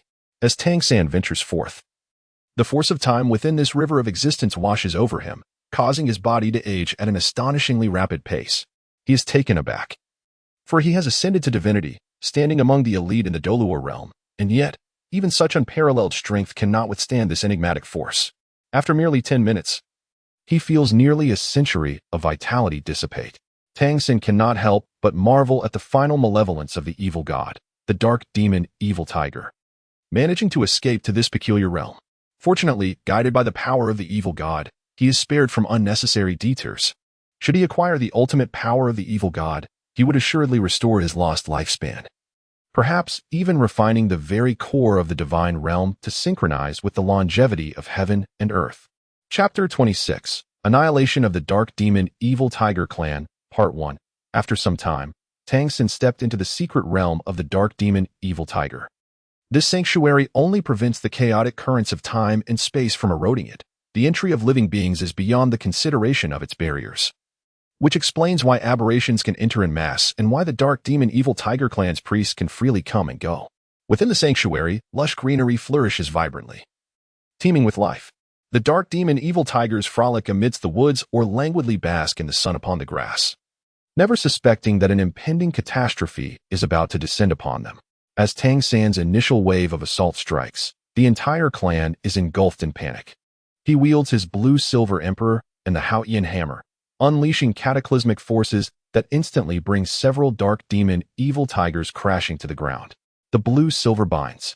Tang San believed that there was no need to summon divine artifacts to confront these Dark Demon Divine Tigers that had existed for 3,000 or 5,000 years. The devouring golden threads of the blue-silver emperor entwined around each Dark Demon Divine Tiger lying on the grass, consuming their soul power and life force. Although the soul power of these 3,000 or 5,000 year soul beasts was trivial to him, it accumulated over time. Adhering to the principle of sparing none while ensuring none escaped, Tang San slaughtered every Dark Demon Divine Tiger in the area. He even took a peculiar delight in planting a parasitic seed on one Dark Demon Divine Tiger that excelled in flight and was hastening away to alert others. The parasitic seed, tainted by the power of the evil god, had long since deteriorated, awaiting Tang San to ignite the soul power within it alongside the evil god's energy. The seed would feast on flesh and blood, draining the host of their vitality before bursting forth from a desiccated skin, ultimately squeezing out the last remnants of life, capable of even nourishing itself through the devouring golden threads. Amidst the blood-stained grass, Tang San smiled. Just a moment before, gentle sunlight had bathed the earth, draping a golden veil over the boundless meadow. A gentle breeze wafted through, carrying the fresh fragrance of flowers and grass, reminiscent of nature's breath, soft and serene. The meadow sprawled like an immense green velvet carpet beneath the blue sky and white clouds, both soft and brimming with vitality. In the grass, wildflowers of various hues blossomed in competition, red as fire, yellow like gold, purple like lilacs, and white as snow, intertwining to weave a vibrant tapestry. Bees flitted among the flowers, busily gathering sweet nectar, occasionally emitting a low hum that added a touch of liveliness and harmony to the tranquil scene. In the distance, several tall trees stood firm, their branches swaying gently in the wind, casting dappled shadows that danced and intertwined with the light on the grass, creating a dreamlike spectacle of light and shadow. Beneath the trees, a few small birds hopped joyfully, sometimes pecking at the ground for food, other times lifting their heads to sing. Their clear and melodious songs contributing joy and vibrancy to the warm meadow. However, after Tangsan's massacre, this once vibrant and inviting meadow seemed to be enveloped in an instant by despair and the specter of death. Although the sunlight still shone, it appeared to have lost its former warmth, becoming pale and glaring. The breeze no longer carried the freshness of flowers and grass, but was instead laden with the heavy scent of blood and sorrow. The green of the meadow was covered by a thick layer of dark red, the stains of the bloodshed from the dark demon divine tiger clan. The once resplendent wildflowers had mostly withered and decayed, leaving only a few sporadic blooms swaying in the wind, silently recounting the tragedy that had unfolded here. The industrious bees were nowhere to be seen, and their buzzing had faded into a haunting silence and desolation. The towering trees, while still standing, seemed to have lost their former vitality in the wake of this catastrophe, their branches and leaves now dull and lifeless. Beneath the tree, the cheerful chirping of birds had vanished, replaced only by the occasional mournful caw of crows, which lent an air of eeriness and dread to the desolate meadow. Tangsan, with great interest, strolled across the grass, wielding the Haotian hammer that carved a deep furrow in the ground. He traversed the entirety of the northern district, dispatching every dark demon tiger he encountered, until all 753 of them lay slain. Word of this massacre gradually reached the central authority. The enigmatic Gu Ling and other high-ranking officials of the Dark Demon Tiger clan convened to deliberate on how to address the situation. According to intelligence, this otherworldly fiend was merciless in his slaughter, devoid of hesitation. If left unchecked, the millennia of legacy of our Dark Demon Tiger clan could be obliterated in an instant. Remarked Meng Si Luo, the head of the Meng family. Let us set aside the questions of how he entered, how he arrived here, or his motives. Could it be that he seeks only to kill? We should seek the aid of the four great war gods. Perhaps only these renowned deities possess the power to thwart this celestial demon. The grass he wields bears an unsettling resemblance to the blue-silver grass that thrived during the cataclysm, while blue-silver grass is commonly found. The ones I have encountered were pure and delicate, never mingling with malevolence. Yet the grass in his grasp exudes a formidable and sinister energy. A cacophony of voices erupted as the assembly discussed various intriguing proposals. Only Gu Ling, the dean of the Dark Demon Tiger Academy, understood the true extent of this individual's formidable prowess. Silence, please, he commanded, rising to his feet. In terms of seniority, he was not the oldest. In terms of strength, he was not the mightiest. He had no reason to demand the silence of his colleagues at this moment. However, his connections were formidable. As the Dark Demon Tiger Academy annually supplied numerous talents to the military and across the globe, it was this very network that compelled the assembly to quiet down. Eager to hear the dean's perspective. As you all know, my foundation lies in divination. While I cannot guarantee a perfect accuracy, my predictions exceed 98% reliability. Recently, I divined a portent of great calamity, a disaster looming over the entire Dark Demon Tiger clan. Colleagues, does our verbal sparring serve any purpose? We have been deliberating for nearly 2 incense sticks worth of time. In just another 2, the celestial demon will have decimated the outer 4 districts and the underground 6 districts. I wish to convey one crucial point. Not long ago, I issued a top-tier SSR-level protective decree for the Dark Demon Tiger clan. With but a single command, all 230,000 members can withdraw to the sanctuary. As for how long the sanctuary can endure, that depends on how long we, the old guard, can withstand the storm. Do any of you have objections? The atmosphere in the conference room of the Dark Demon Tiger clan was tense and grave.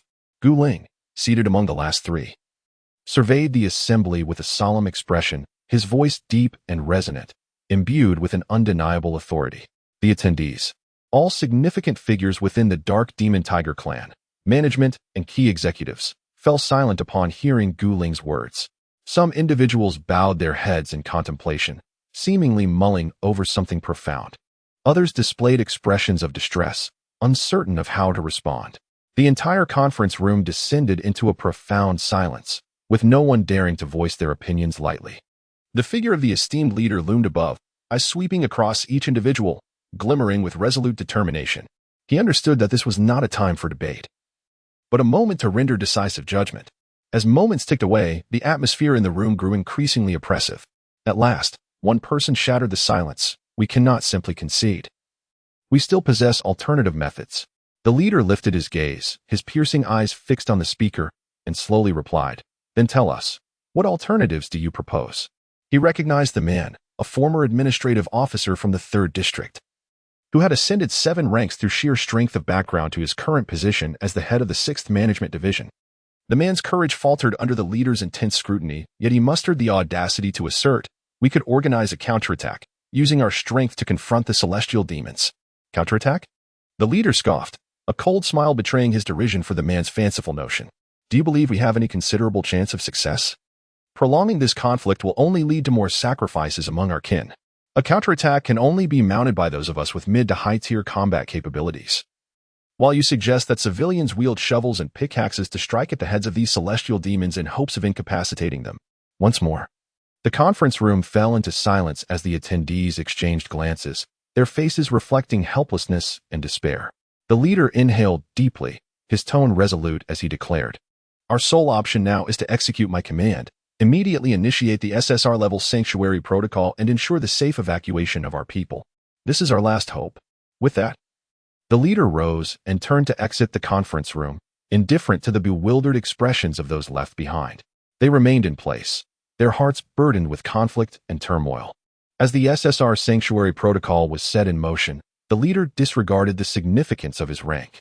He had glimpsed the future countless times, with only one instance of escape during a turbulent year, and now he had returned, uncertain if he could alter the course of destiny.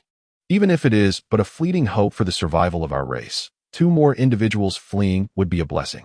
Guling stood atop the clock tower of the academy, casting one last glance at the vibrant students below, and he let out a heavy sigh.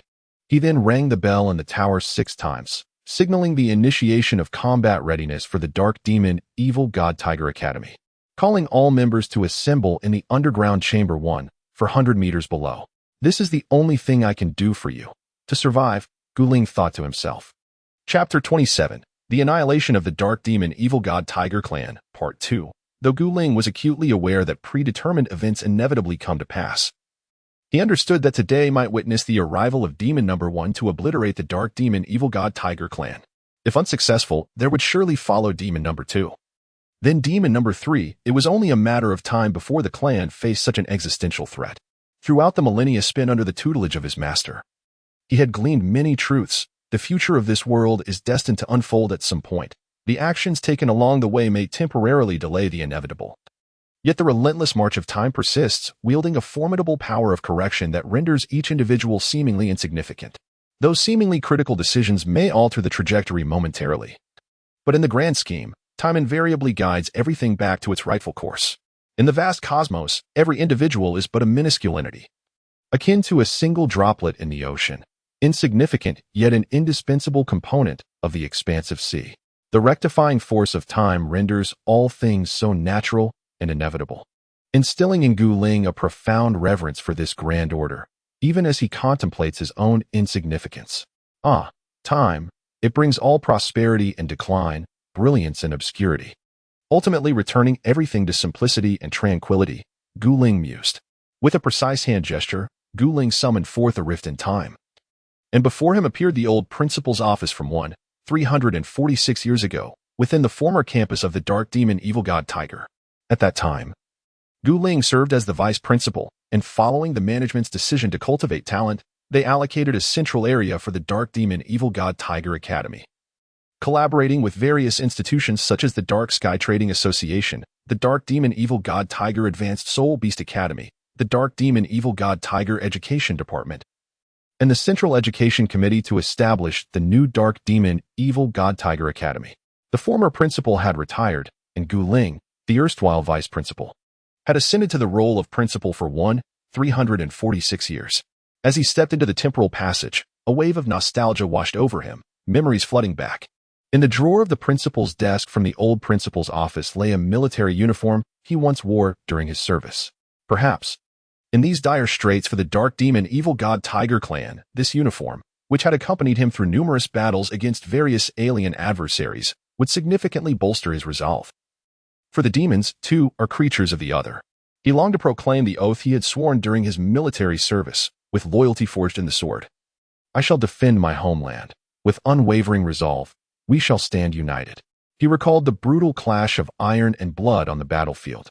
Gu Ling, with an infusion of soul energy, levitated his military uniform, scrutinizing the fabric meticulously. The wind outside swept through the treetops, breezing into the room and causing the hem of the garment to flutter. Gu Ling could almost perceive the faint scent of blood within it, igniting a simmering intensity in his veins. The jacket featured a stand-up collar, its edges intricately woven with threads of gold and silver, symbolizing the honor and nobility of a soldier. The shoulder insignia was adorned with exquisite embroidery that depicted the rank insignia, where golden stars and bars shimmered against a black backdrop, not only signifying Gu Ling's status as a general of the Earth God Tiger, but also reflecting a pursuit of masterful craftsmanship. For the sake of elaboration, the hierarchy of the Dark Demon Evil God Tiger army is structured with one emperor, the leader of the Dark Demon Evil God Tiger clan known as An, followed by 4 formidable war gods. Independent of the 4 war gods is a regiment of elite guards directly under An's command, the An Demon Guards, consisting of 50 elite soldiers stationed in the Imperial City, the Central Region. Each of the 4 war gods commands 4 armies, stationed in the 4 cardinal directions, and collectively, the 4 armies are stationed in the underground 6th district. The underground is interconnected, resulting in a unified 4-region coalition. The ranks are as follows: Celestial God Tiger, Celestial Demon Tiger, Celestial Winged Tiger, Earth God Tiger, Earth Demon Tiger, Earth Winged Tiger, followed by subordinate units like the 1,000-man army, 100-man army, and 10-man teams, along with special roles such as reconnaissance, defense, and security, freely adaptable. On the left chest of the uniform, a badge representing the assigned unit is displayed, inscribed with General of the Earth God Tiger 923rd Division. The design ingeniously merges the unit emblem with the insignia of the Dark Demon Evil God Tiger clan. Featuring vibrant colors, the dark sections are profoundly deep, akin to gazing into an abyss, with far-reaching implications. Below the badge, a nameplate is inscribed in silver-white font, elegantly portraying the characters Gu Ling, standing out strikingly against the dark backdrop. As Gu Ling touched the nameplate, a flood of memories surged within him, his first enlistment, the initial battle alongside comrades, and the moment he tore off his identification tag to save a soul exhausted of energy, fervently declaring to his instructor, "I am the elemental force of the 4 attributes, wind, thunder, and darkness. I, Gu Ling, volunteer to use my soul energy to save him." The jacket features practical pockets on both sides, secured with discreet fasteners, which contribute to the uniform's neat appearance while providing convenient storage for small items. Gu Ling rummaged through the pockets and retrieved a button, musing that his old squad leader would likely face inspection once more. The retired squad leader had it easy now. He wouldn't have to come personally. Who could guarantee victory in this battle? The cuffs were similarly embellished with delicate gold or silver threads, adding a touch of refinement. The cuffs were stained with the blood of countless foreign beings. Gu Ling donned her military uniform and meticulously adjusted every crease in her attire before the mirror in the old principal's office, resembling a general poised for battle. After taking a final glance at her reflection, Gu Ling stepped into the time tunnel, making her way toward the central tower of the Dark Demon Evil Tiger Academy, the very pillar that upheld the secret realm of the Dark Demon Evil Tiger. She knocked on the door of the Hall of Heroes located beneath the central pillar, proclaiming her request for the esteemed elders to emerge and confront the enemy. As she pushed open the grand door, she made a small incision on her wrist, allowing her blood to spray into the air. Within the Hall of Heroes resided 92 illustrious spirits, some of whom were mere steps away from breaking through to the 4 golden threads of soul beasts after 200,000 years, while others were on the brink of reaching the 80,000-year mark. Among them was one whose soul power had reached an astonishing 90,000 years, yet had stagnated for an extensive period, and even more remarkable was the presence of a spirit whose soul power had reached a terrifying 99,000 years, just a breath away from attaining divinity. Stimulated by the scent of blood, the spirits gradually awakened. After Gu Ling recounted the circumstances and shared her vision of the future she glimpsed in the river of time, the assembly was left in utter shock.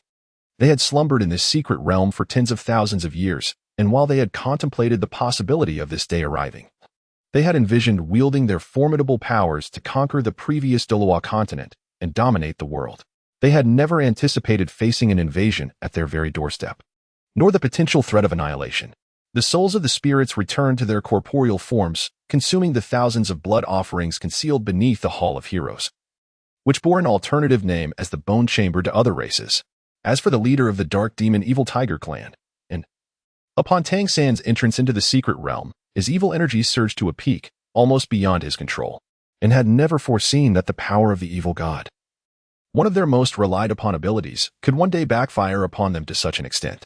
Fortunately, the condition of his pact with the divine was to channel the entire clan's evil energy into himself alone, were that energy to disperse. The strength of this demon might absorb even more power through slaughter, potentially elevating his abilities further, leaving them uncertain if they would ever witness C's return, and exerted tremendous effort to suppress the fluctuations of his body as he assimilated the energy of the evil god. Not far away, Tang San had eradicated all the Dark Demon Evil Tigers in the northern district. Finding the endeavor rather dull, he remarked with a smile. Before him lay the crucial passage from the northern district to the central stronghold, known as the Northern Town Pass. Tang San gazed at the 3 characters inscribed on the Grand Gate, feeling a wave of pessimism wash over him, but he soon broke into a smile. I shall demonstrate to you the chasm of disparity in power, the essence of true pessimism. With that, Tang San surged forth, akin to a freshly fired cannonball. Under the meticulous orchestration of Gu Ling, nearly half of the troops within the entire territory had gathered here, while a third were in motion, racing towards the front line. Soul beasts, aged over 10,000 years, flocked to the Northern Town Pass.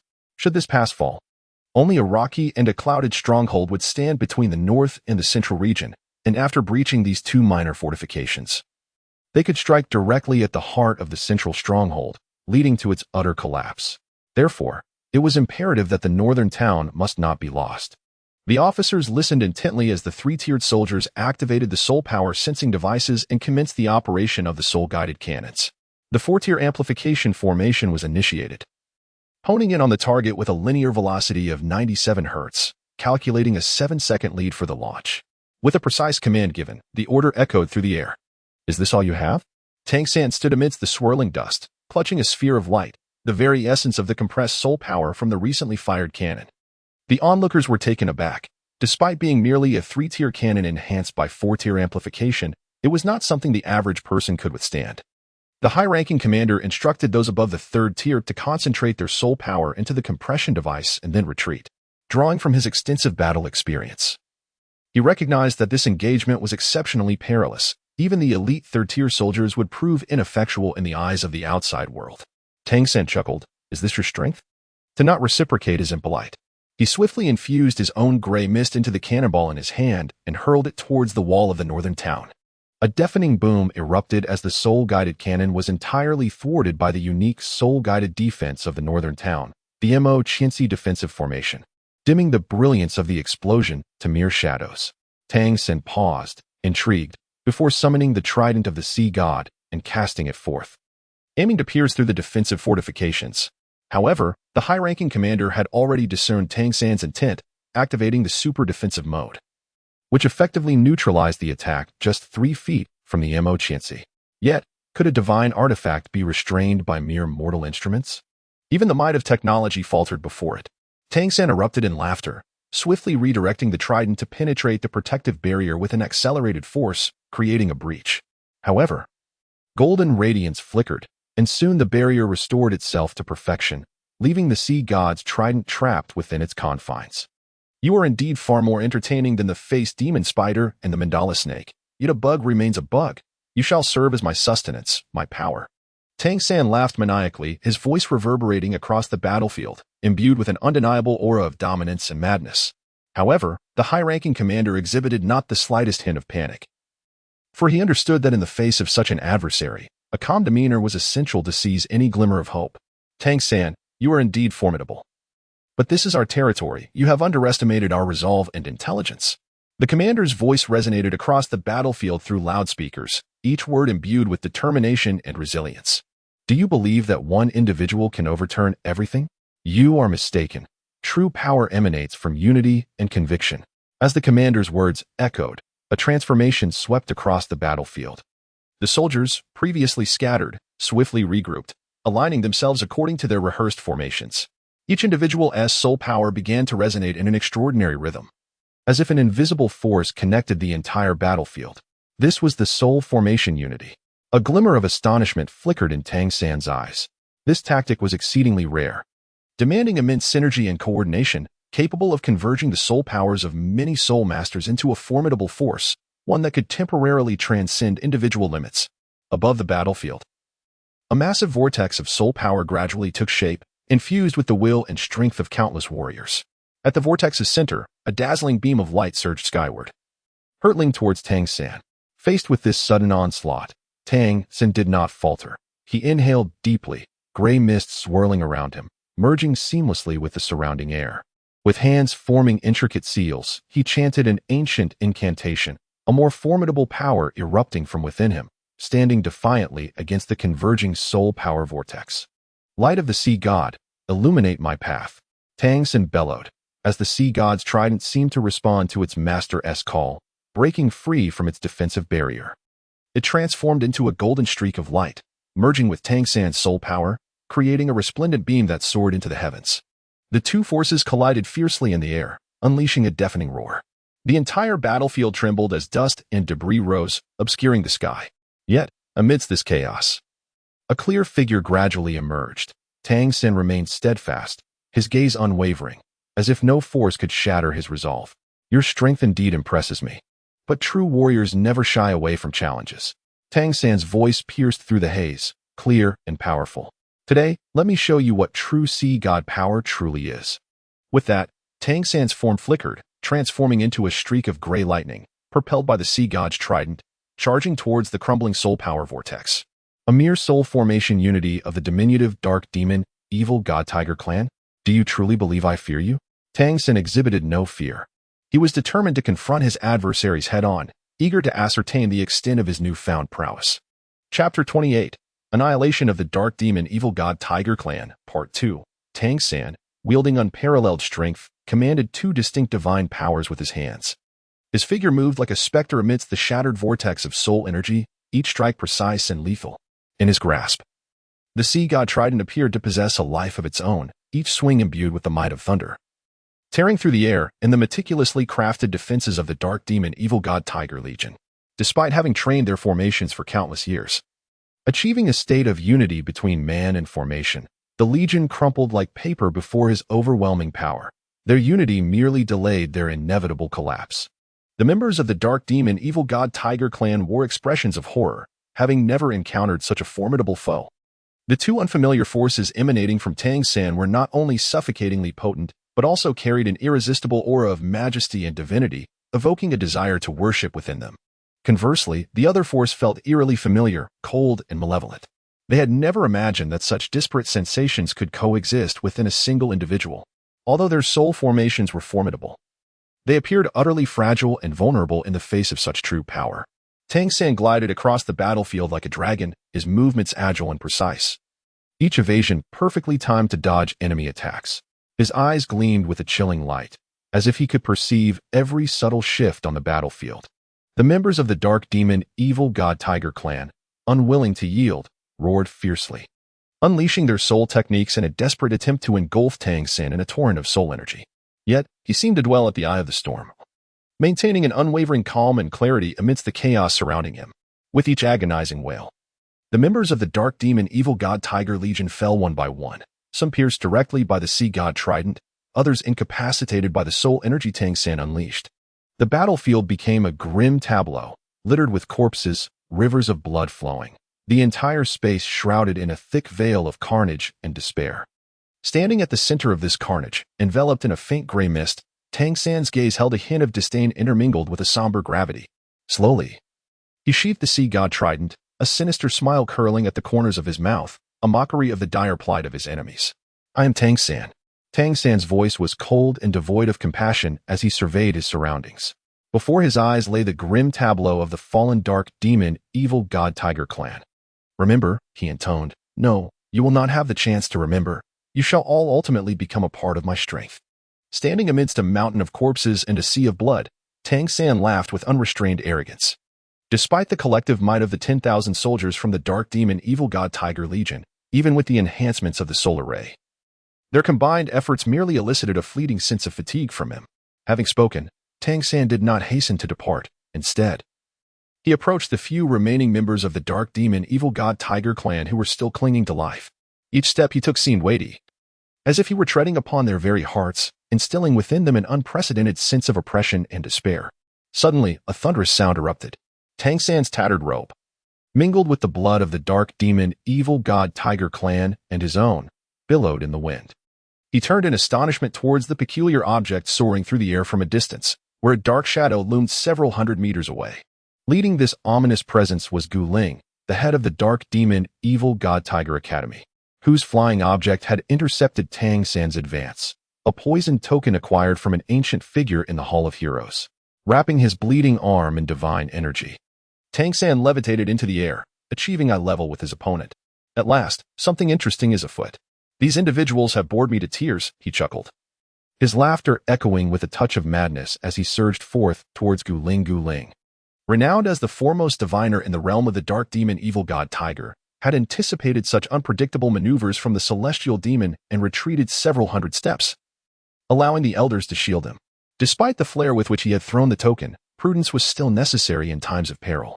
At that moment, a figure emerged from the throng. Raising a hand, he summoned a pitch-black domain that expanded outward from him, enveloping the surroundings in a shroud of darkness. Within this realm, those ensnared were deprived of their senses and cognitive abilities, their surroundings becoming mere whispers in the wind. Much like a devoted admirer clinging to the hope that indifference would eventually blossom into affection, they were trapped in a cycle of self-deception. This domain, a culmination of Mo's century-long experience as an ardent devotee, embodied his emotions entirely, reflecting the myriad wonders of the universe.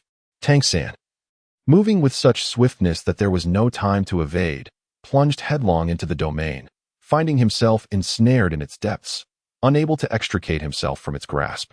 Had never experienced such servile behavior, for in his 2 lifetimes, endowed with various advantages, he was treated like the fated child of destiny. Surrounded by women who readily offered their affections, he had turned down countless advances, with 3,000 paths to conquer hearts. This novel sensation gradually ensnared him. The fluctuating emotions within his realm were nothing less than love itself, and he secretly mused about becoming a devoted admirer. Old Mo, you haven't let that heavenly demon perish, have you? Your domain is truly terrifying. Among our numerous spirits, only the heartless path can withstand it. We need not intervene. Let us call it a day. They say this heavenly demon is exceptionally formidable. Yet, without witnessing their true strength, it appears to have concluded already. Old Bai and Little Chow, please tend to our kin below and perhaps disguise yourselves to eliminate some members of other tribes. After all, the heavenly demon has not come in vain. We must prepare for our next feast. Suddenly, a flash of silver light glimmered at the throat of the speaker, who clutched at their neck. What is happening? Don't jest, a young man exclaimed as he struck the speaker, only to witness their head and body neatly severed, as if cleaved by an extraordinarily sharp object. I must say, you are quite entertaining. A streak of silver light erupted from the dark domain, shattering the blackened realm. Morning. The young man sensed something amiss and instinctively shouted, but it was too late. The silver light flashed, and he was cleaved in 2 from shoulder to waist. Gucci and Lon, an elder, mourned deeply. This was a descendant of their line, and naturally, the bond was profound. Tang San smiled faintly. Such trifling tricks cannot ensnare me. Is there truly no one left from the dark demon evil god tiger clan? Let us embark together. The 4 individuals, Heaven, Earth, Xian, and Huang, exchanged a knowing glance. Instantly comprehending the gravity of the situation, they sprang forth, encircling Tang San, realizing that they could no longer afford to underestimate him. To do so would risk the fulfillment of the ominous prophecy spoken by Gu Ling. With their respective elemental powers, they summoned their innate treasures, the Heaven Seal, Earthane Seal, Shimming Seal, and Huangyu Seal. Together, they formed a fearsome array of lethal attacks, each with a cultivation spanning over 700,000 years. Their combined might had previously vanquished the ancient and formidable Yuyue Silver Wolf, a creature whose existence spanned over 900,000 years. Remember this name. Upon executing their deadly assault, the other members of the Hall of Heroes launched their own offensives. Some, skilled in bolstering abilities, swiftly inscribed over a dozen enhancement arrays. Others, adept at confinement, unfurled their robes, revealing intricate binding formations that soared towards Tang San, aimed at diminishing his power. Some even resorted to burning away a portion of their own essence, summoning creatures from other realms through secret arts, while others meticulously reassembled their elemental paths into a nearly complete manifestation of the Great Tao, seeking to suppress Tang San's strength. In their understanding, all power stemmed from the laws of the universe, elements, emotions, and formations were merely applications of these laws. The dark demon evil god tiger, born with inherent fragments of 6 elemental laws, exhibited a natural affinity for the great Tao. The essence of cultivation, in their view, was merely the internalization of the world's great principles. An array of brilliantly colored formations and various elemental pathways surged towards Tang San, akin to a torrent. And due to the confinement array's influence, he found himself unable to react in time. As a gray mist enveloped Tang San, cocooning him, he resolved to endure the impending damage. Having witnessed the history of the evil god, he understood well that the power of the evil god surpassed even that of the sea god's divine authority and the judgmental force of the god of Shura. Hence, he unleashed all the evil god's power within him to withstand the onslaught. In a distant chamber, the leader of the dark demon evil god tiger clan, and gritted his teeth against the adverse effects brought on by the evil god's power. He had endured through tens of thousands of years. Surely he could withstand a few more days. Unbeknownst to him, the dark demons had already decimated the entire northern district and were clashing with the Hall of Heroes. His sole belief lay in awaiting C's arrival with a solution, even though he had waited for millennia without success. Suddenly, and sensed a calmness wash over the evil god's power he had been resisting, an unsettling feeling overtook him. In the next instant, the evil god's power within him erupted with ferocity akin to a volcanic eruption. Correspondingly, Tang San had managed to withstand a wave of attacks using the evil god's power, but now, that power felt diminished. Astonished, Tang San pondered how such trivial creatures could render him so beleaguered, and dark thoughts began to fester within him, subtly amplifying the evil god's power. This led to the complete loss of control over the dark deity's power within it. In the final fleeting moment of this chaos, and consumed a unique object from the table. Immediately, his eyes turned a crimson hue, and he roared, reminiscent of a primordial beast, unleashing his desires with wild abandon. Suddenly, Tang San felt the missing portion of the dark deity's power, which was his primary reason for being there. He manipulated another fragment of divine energy with his mind, urging it to hasten its arrival. Even if the dark deity's power possessed a mere dog, Tang San was confident it could transform into a formidable ally against his adversaries. As he continued his efforts, some individuals tore open their books, scattering pages, using them to create a barrier against various avenues of life, intending to sever Tang San's path. Others unleashed hidden poisons upon him, while some struck him repeatedly with their fists, channeling their energy into each blow. Tang San persistently employed the dark deity's power to ward off harm, even allowing his own sea god power to be consumed by the dark energy, thereby continually amplifying its strength. In the distance, one remarked, "Shura, why do I feel so uneasy lately? It seems as though something significant is occurring." The other replied, "You have grown too idle. The moment you are tasked, you seek excuses. Hurry and complete your reconnaissance." As Tang San's mental energy surged, the uncontrollable portion of the dark deity's power seemed to be drawn by invisible chains, gradually converging toward him from within an body. Under the influence of this force, his form underwent a startling transformation.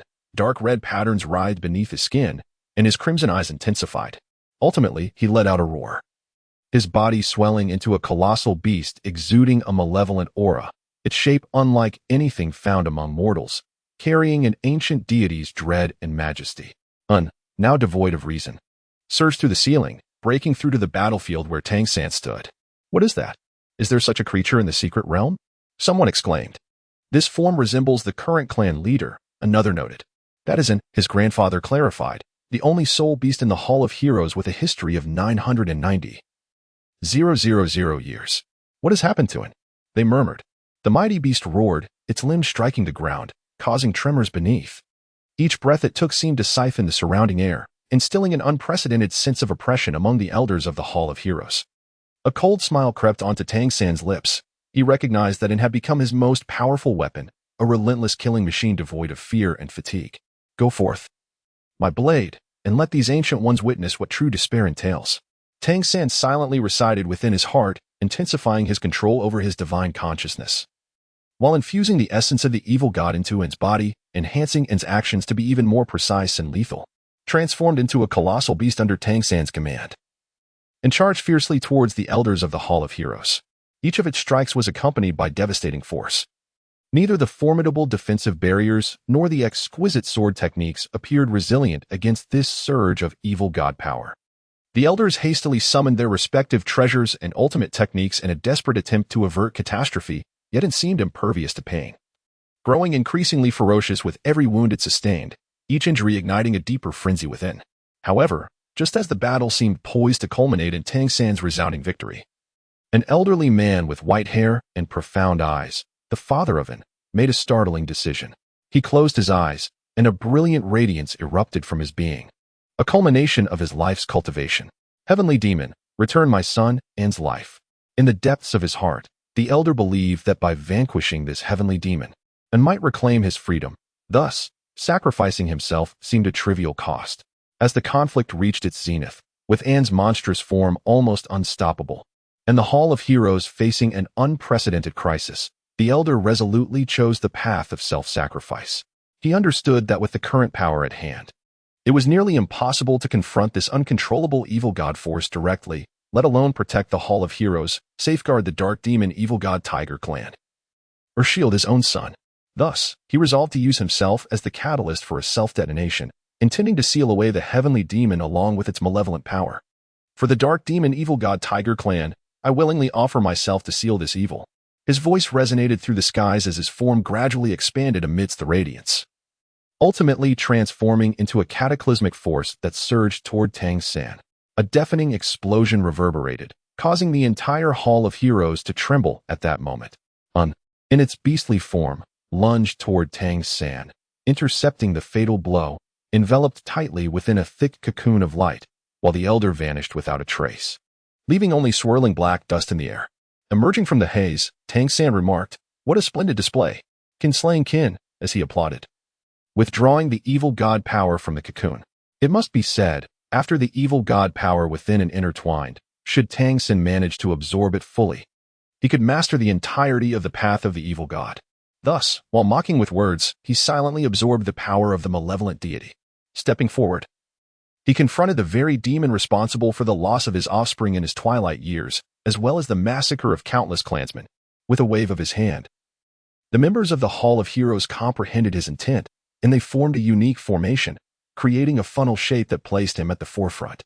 Starting from the lowest, a soul beast of 170,000 years, progressing to one of 200,000 years, then to 400,000 years, followed by 800,000 years, and culminating with a being of 960,000 years.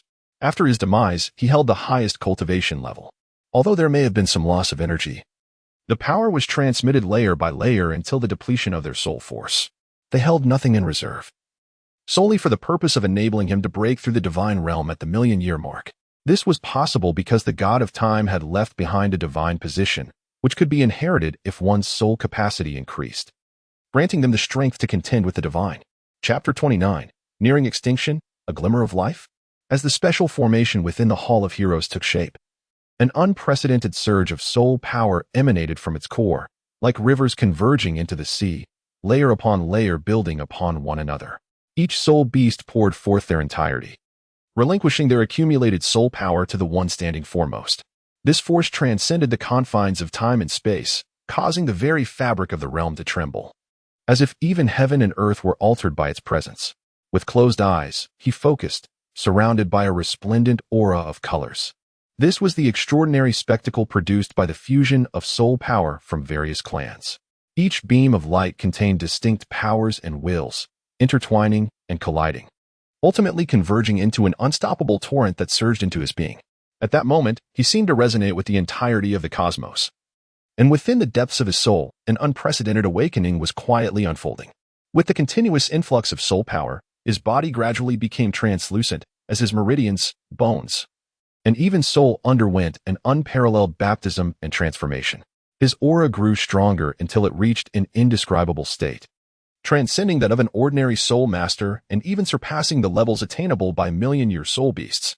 Just then, a fissure suddenly appeared in the sky, from which a dazzling beam of light shot forth, illuminating him directly. This was the inheritance light of the divine position left by the god of time, which sensed the power within him capable of shaking the divine realm, thus prematurely opening the gates of inheritance. Opening his eyes, they sparkled with an unprecedented determination and resolve. He gazed upward at the radiant light, his heart a tumultuous blend of emotions as he cast his distant gaze towards the demon across from him, known as Tang San. He understood that this enmity must be avenged, and this divine inheritance marked the inception of his quest for vengeance and guardianship. Without a moment's hesitation, he stepped forward. Entering the beam of light, Tang San attempted to intervene, wielding the power of the malevolent deity in the form of a colossal scythe. But it struck against the brilliance above with unyielding force. What kind of inheritance is this? Regrettably, no one answered Tang San's inquiries. In an instant, the radiant legacy of divine power enveloped Douluo, as ancient and formidable forces began to circulate within him, merging with his own soul energy to forge an entirely new strength. This energy was then relentlessly compressed and refined, ultimately surpassing the energy density he possessed at the pinnacle of his 99,000 years. Although the soul beasts of that era could be deemed semi-divine, they remained mortal entities. However, after being cleansed by divine power, the quality of the soul energy he could accommodate significantly enhanced, allowing this vessel to become a true container of divine force. Throughout this transformative journey, Douluo endured countless trials and tribulations, with his will, soul, and body being perpetually reshaped and elevated. Each struggle and breakthrough brought him closer to divinity.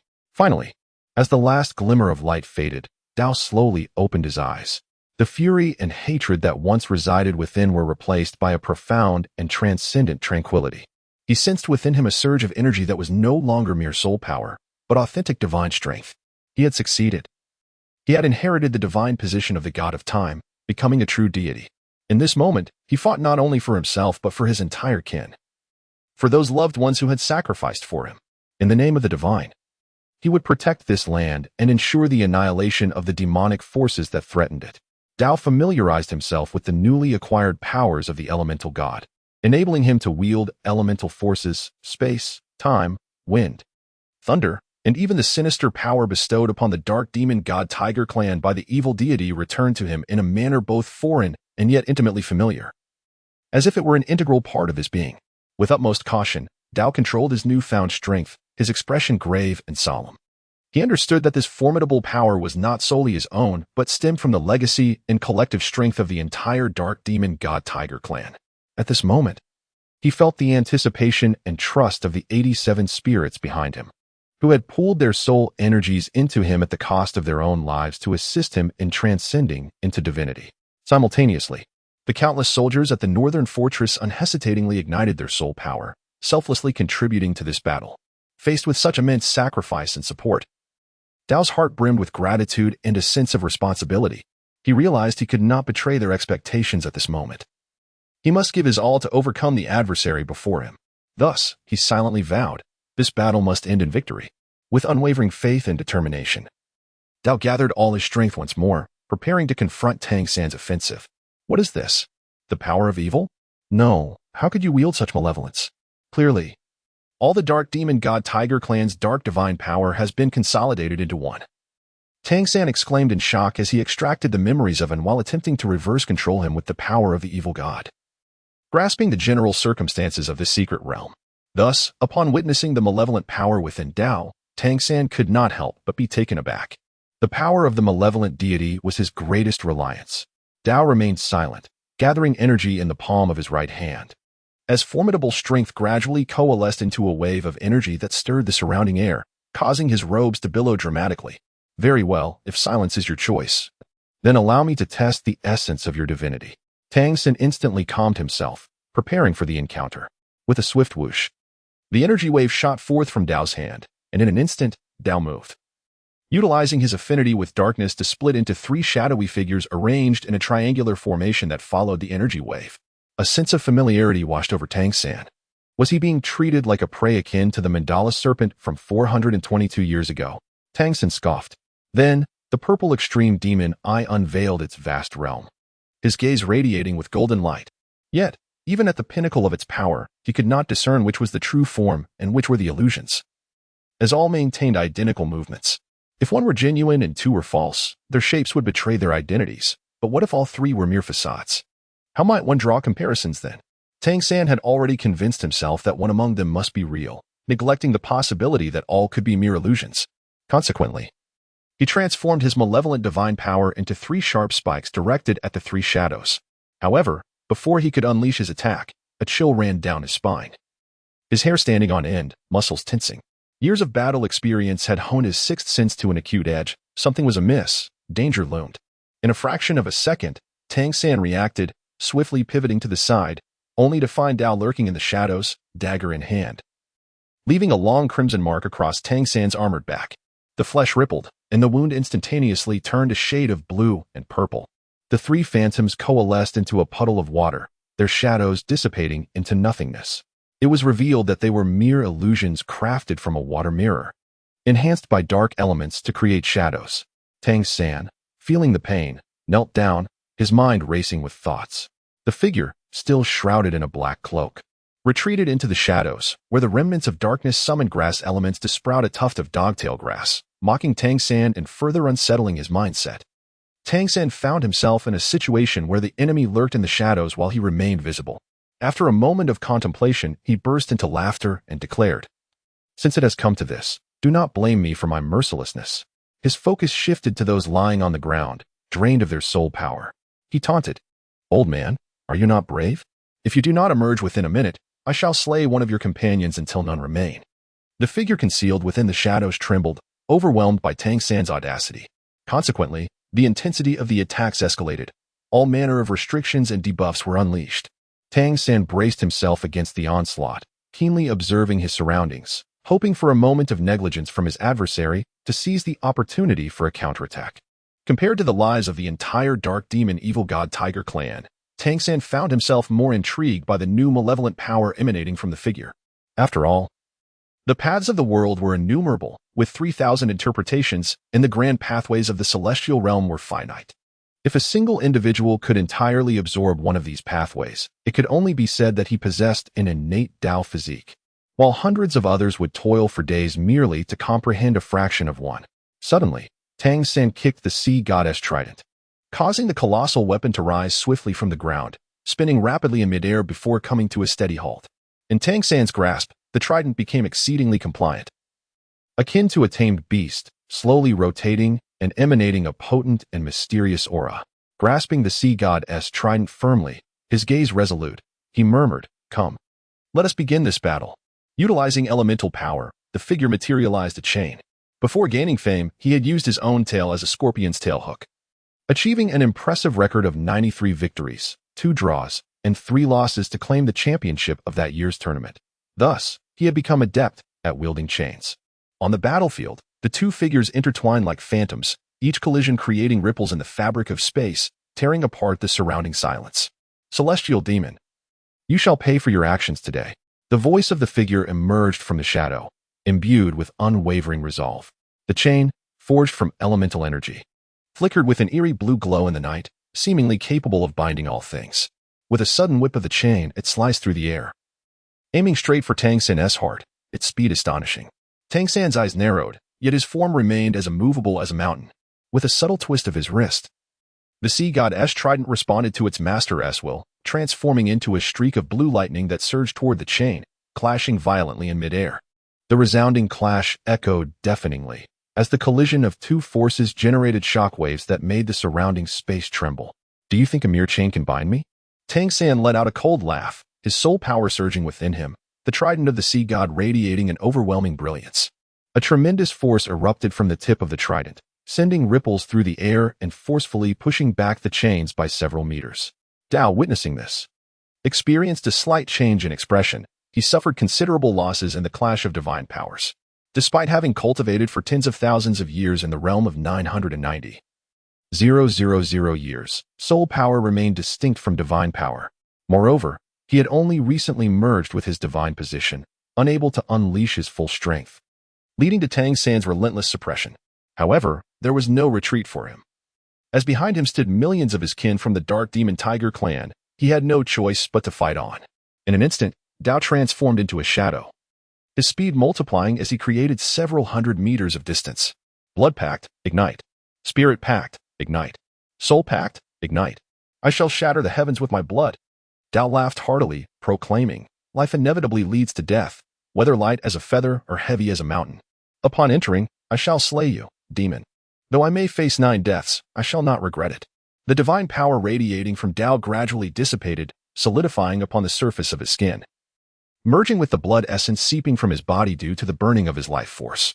A strange, eerie blue luminescence enveloped him indeed. It was the manifestation of Dao's formidable and potent mental and spiritual power. Tang San attempted to counter Dao's assault, but even a single exchange left him spitting blood. The explosive style of burning blood, spirit, and soul simultaneously rendered each of his moves devastating. Should his physical body withstand a punch from his opponent, the hidden energy and spiritual force could penetrate his body, inflicting double the damage. Realizing he was outmatched, Tang San conjured forth a sinister artifact, the Scythe of the Evil God. This scythe was entirely black, its blade swirling with a dark purple divine energy, emanating a chilling aura of death. The evil god descends. All things wither. Tang San bellowed, swinging the scythe and conjuring a frigid whirlwind that surged toward Dao. This strike contained not only world-destroying power but also corruptive, malevolent energy that was nearly impossible to defend against. Dao's eyes blazed with intensity. Rather than retreating from this lethal strike, he boldly advanced. In his hand, the elemental chains, infused with blood essence, soul power, and spiritual energy, seemed to come alive, swirling and spinning. As they did, they transformed into an indestructible shield that met the scythe of the evil god head-on. The collision produced a dazzling flash of light and a thunderous roar, as if the very heavens and earth shuddered at that moment. Heavenly demon, I acknowledge your strength, but you have slain too many of my kin. Today marks your demise. Dao declared fiercely, his chains vibrating violently as a pure and vast fusion of powers surged forth, clashing fiercely with the malevolent energy of the scythe. As time passed, the energy fluctuations on the battlefield intensified, and the confrontation between the two had reached a fever pitch. Each clash resembled the collision of stars, resonating with awe-inspiring power.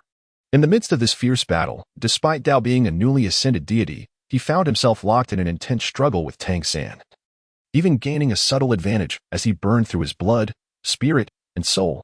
With unwavering determination, Dao relentlessly assaulted Tang San with chains. However, Tang San, drawing upon his abundant combat experience, deftly evaded the onslaught. Dao sighed, casting his gaze toward the towering pillar in the central region. He understood that if this consumption continued, he would inevitably meet his demise when there was nothing left to burn. Thus, it was time for action.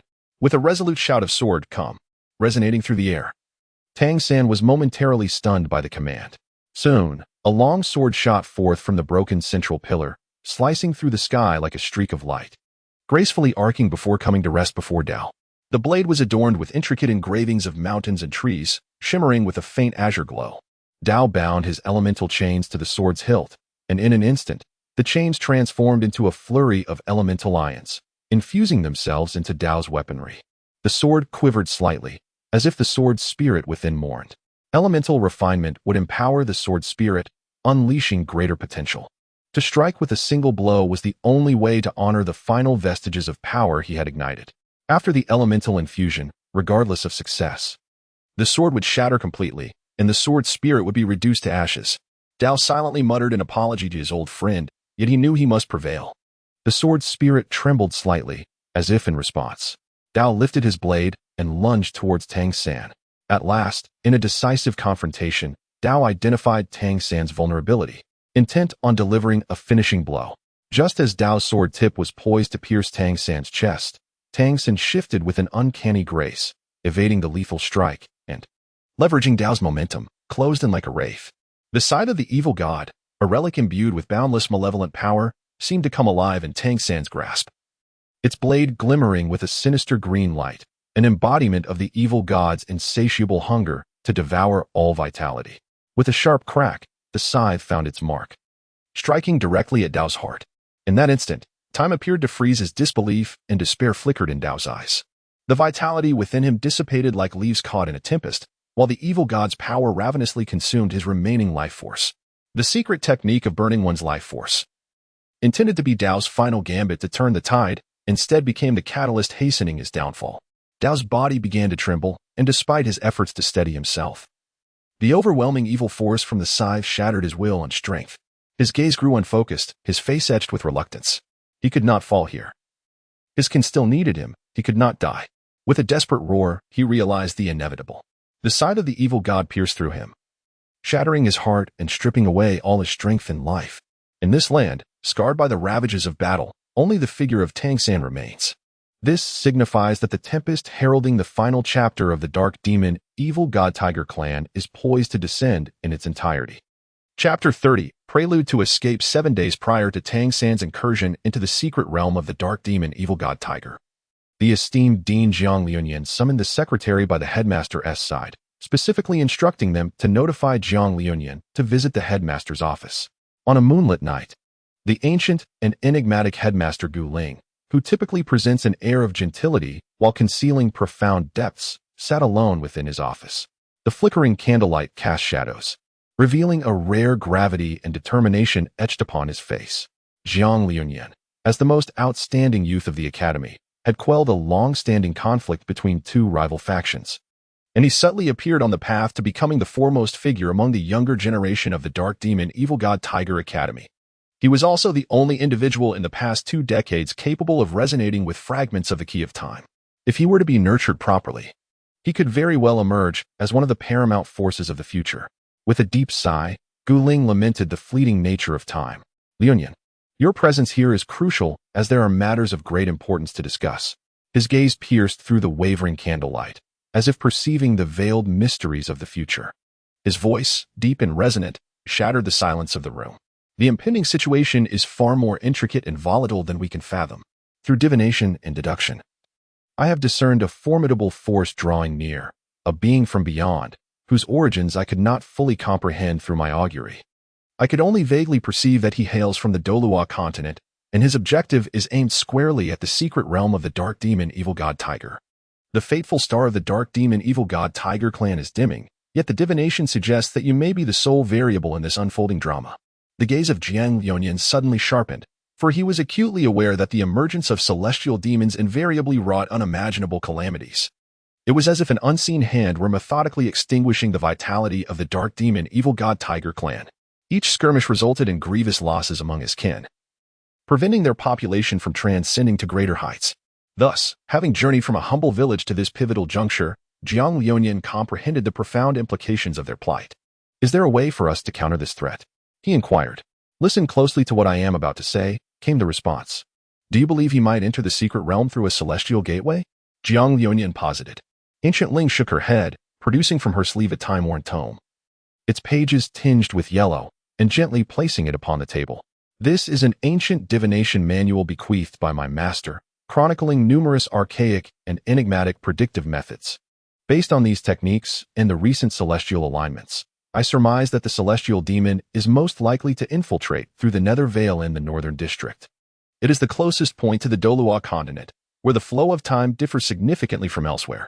Upon entry, the temporal rate within one's body would diminish exponentially. Thus, the celestial demon is bound to launch an assault here. Should he arrive with the intent to annihilate our clan, the northern tribes would face utter devastation.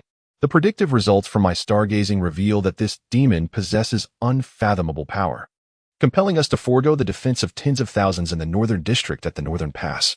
Yet, this remains but a conjecture.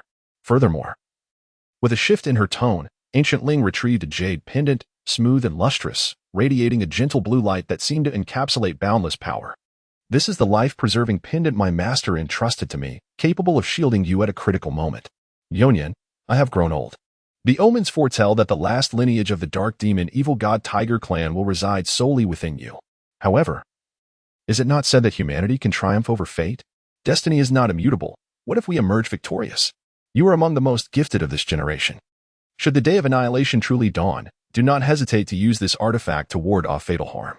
Moreover, I shall impart to you a unique technique. Live well and persevere. As Jiang Liunyan received the jade pendant with both hands, a warm current surged within him. He understood that this was not merely a treasure, but a profound expression of his master's and the principal's expectations and trust in him. Gu Ling instructed Jiang Liunyan to stow away the precious item, and then began rummaging through a drawer, ultimately activating the spatial rift hidden within the bookshelf. Perhaps this clan was on the brink of annihilation. It would be better to bestow a small gift upon the younger generation. If they were fortunate enough to survive, he could always shamelessly reclaim it later, Gu Ling mused. He randomly extracted an ancient tome titled 6 Elemental Transformation Method. Gu Ling explained that this book was authored by the 6 elemental spirit beasts of the primordial bloodline. The six elemental spirit beasts had long succumbed to obscurity due to the exhaustion of the world's spiritual energy during the Great Antiquity, rendering them incapable of awakening their six elemental powers. Perhaps now, the wind elemental gale wolf, the electric elemental purple tiger, and the plant elemental vine fox might be descendants or variations of the six elemental spirit beasts. The method described within was applicable to all six elements, but it required an innate affinity for these elements. Attempting to wield techniques derived from external elemental perceptions would lead to one's own destruction. The essence of the tome was that one could inscribe the formations contained within it using the six elements, thereby connecting with the time continuum in the omnipresent spatial rifts, facilitating escape from pursuers. However, the caveat was that such techniques could only be employed 5 times, consuming all soul power within a span of 50,000 years. 6 times within 60,000 years, and so forth, until perhaps upon reaching divine status at level 100, one could wield it without restriction. But principle.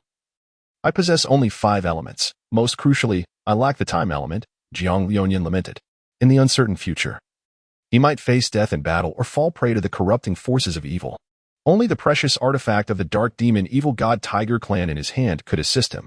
With hesitation, Jiang Liuyan began to speak of the silver necklace. Clearly aware of its legendary status, Guling nodded slightly, a complex emotion flickering in his eyes. That necklace was a treasure left behind by the god of space, imbued with the mysteries of the path of time.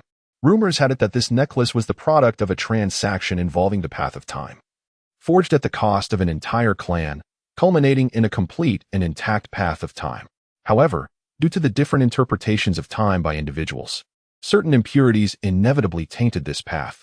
The god of space, along with In and the time mage, collaborated to create 2 paths of time. One, an exquisite essence, dazzling like the stars above and easily absorbed. The other, encompassing the path of time alongside various other interpretations. As the path of time was extracted from the dark demon evil god Tiger Clan, the impurities were left for the clan leader, and should an outsider attempt to use it, the embedded soul imprints or remnants could potentially transform them into a genuine dark demon evil god Tiger. As the leader of the dark demon evil god Tiger Clan, and had contemplated absorbing this power directly, and had been striving to purify the impurities within the necklace using dark energy, in hopes of restoring the clan to its former completeness. Yet, as you are aware, the dark energy within him was akin to a double-edged sword, serving both as a source of power and a cause of destruction. What is most admirable is that in order to prevent the necklace in his possession from being stolen by the celestial demons and transformed into a weapon against the malevolent Tiger Clan, and resolutely erased all awareness of the necklace from his mind. The process of purifying the impurities within the necklace has become akin to muscle memory, considering that it has been many hundreds of thousands of years since then. Jiang Liuyan nodded, seemingly understanding yet perplexed. At this juncture, Guling's voice deepened, pausing as if about to unveil a significant secret to Jiang Liuyan. In truth, I am not the genuine Guling. The revelation struck Jiang Liuyan like a thunderclap, leaving him momentarily dazed. I am an external manifestation of Lord C. The true Guling has long since perished in the battle against the extraterrestrial foes. I have inherited fragments of Lord C's memories and will, yet the traumas of the battlefield have left my recollections chaotic and my actions occasionally erratic. Fortunately, the muscle memory of this body endures, allowing the will of the external manifestation to glean shards of this memory, thereby adopting certain peculiar behavioral habits. After fighting for 15 years on the battlefield and ultimately succumbing to PTSD, such fluctuations in behavior are to be expected. Recently, I, who am both Lord C and myself, discovered the shattering of An's soul token and simultaneously realized my inability to perceive the time fragments within the secret realm, thus grasping the gravity of the situation. How could Lord An still be alive if his soul token is shattered? Jiang Liuyan inquired, bewildered. The river of time in this world is but a flowing timeline. Each surge of water represents a fleeting fragment of time. This river flows ceaselessly downstream. Yet in my quest to discover a means to alleviate the malevolent forces within it, I dared to swim upstream against the current, seeking the mysteries of time. However, the onset of this river is counter to the flow, where velocity increases and time decelerates. If the usual flow of time is at a rate of 1, then upstream, it may be as low as 0.5 or even less.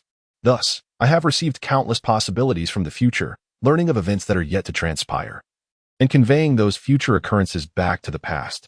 Through the river of time, I foresaw its demise and reclaimed my essence, allowing my vision to align with his, compelling me to safeguard you. Should the dark demon tiger clan indeed face calamity, I must ensure that the silver necklace does not fall into the hands of the celestial demons, preventing a greater disaster.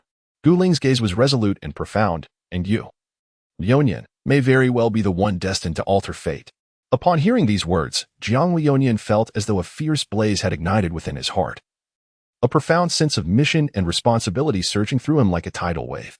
He came to a deep realization that his burden extended far beyond merely safeguarding the academy and protecting his companions.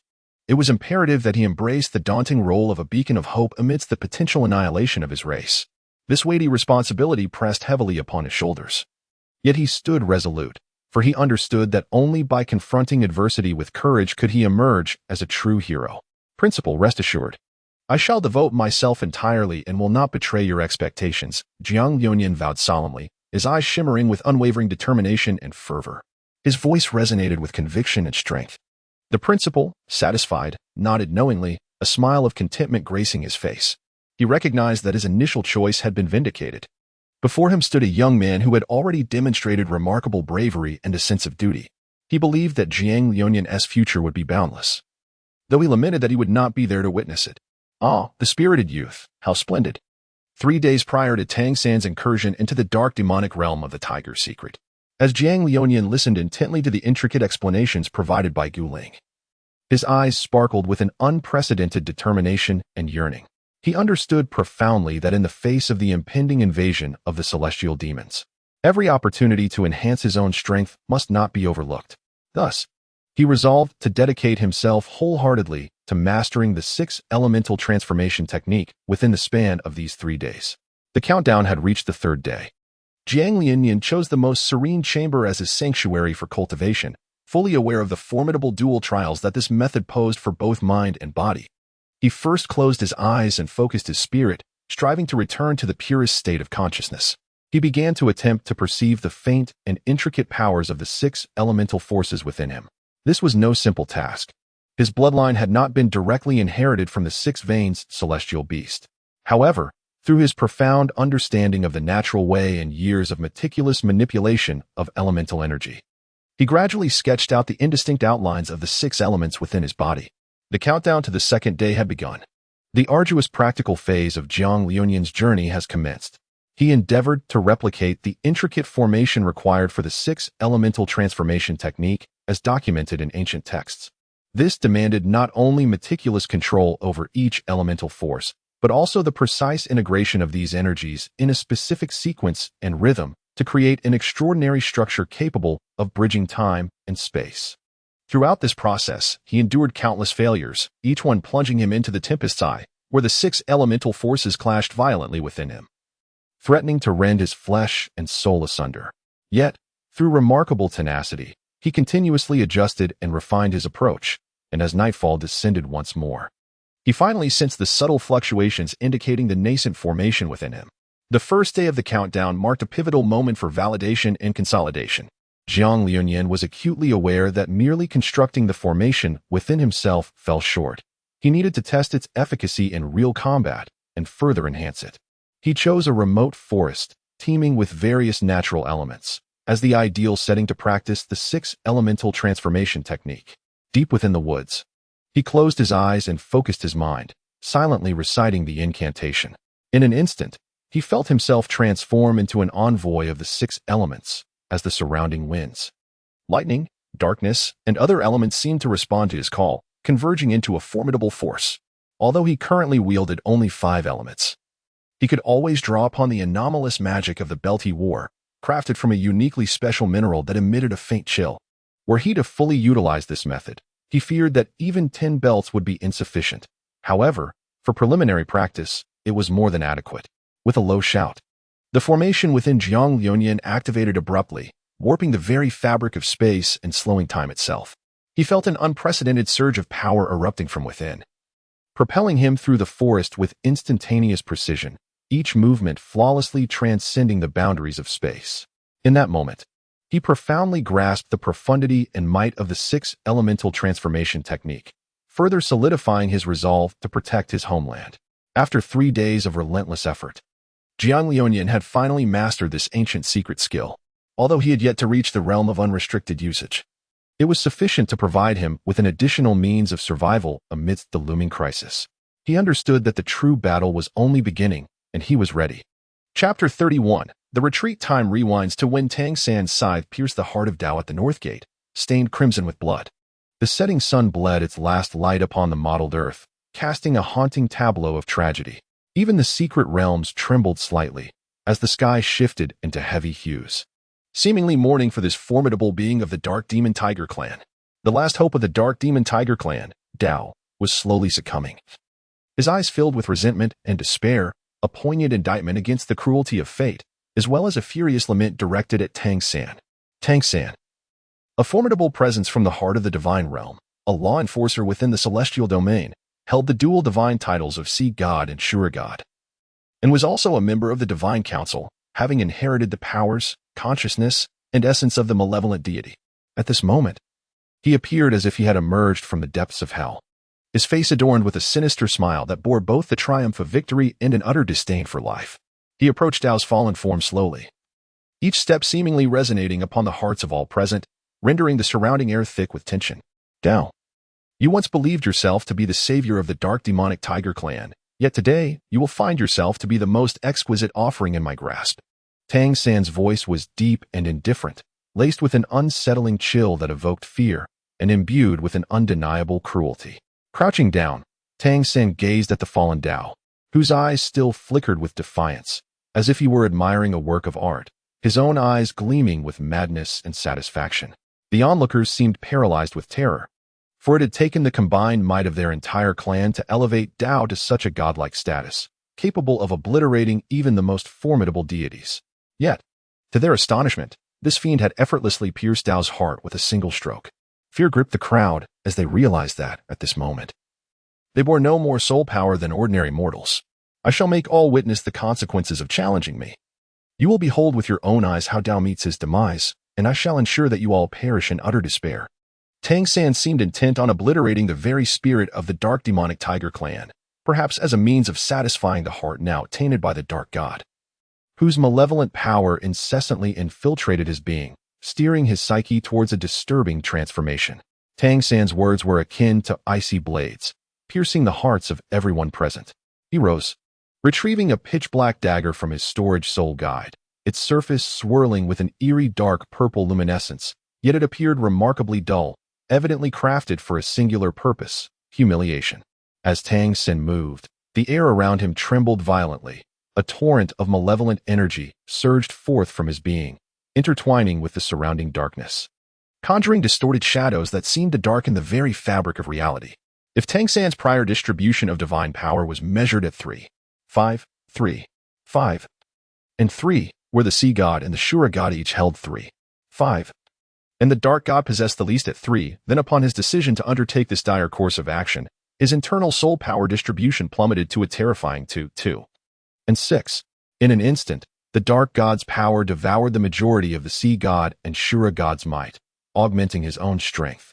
With a wicked grin, Tang San advanced towards Dao's lifeless body, the malice behind his smile sending shivers down the spines of all who beheld him. Behold, this is the fate that awaits those who dare to oppose me. Tang San roared, his hand bringing the dagger down with ferocious intent, the blunt blade sinking deeply into Dao's chest, unleashing a spray of crimson. He did not cease his assault. Instead, he wielded the dagger with increasing ferocity. The blade was dull, often insufficient to carve flesh and elicit blood. Thus, Tang San resorted to slashing mercilessly, one precise incision after another, each stroke landing with surgical accuracy upon the various parts of Dao's body, as if engaged in a grotesque artistic creation. Fortunately, Dao had long since lost all vitality. Even the hardened bones of the ruling officials seemed unable to withstand such brutal punishment. Amidst the surrounding crowd, waves of terrified screams erupted, as they bore witness to Dao being mercilessly dismembered. The horrific scene imprinted itself indelibly upon their minds, akin to a waking nightmare. Some attempted to shut their eyes, only to discover that there was no escaping this cruel reality. At that moment, as Tang San continued his relentless carving into Dao, a few soul masters, who had managed to regain a modicum of soul power, exchanged glances filled with resolute determination.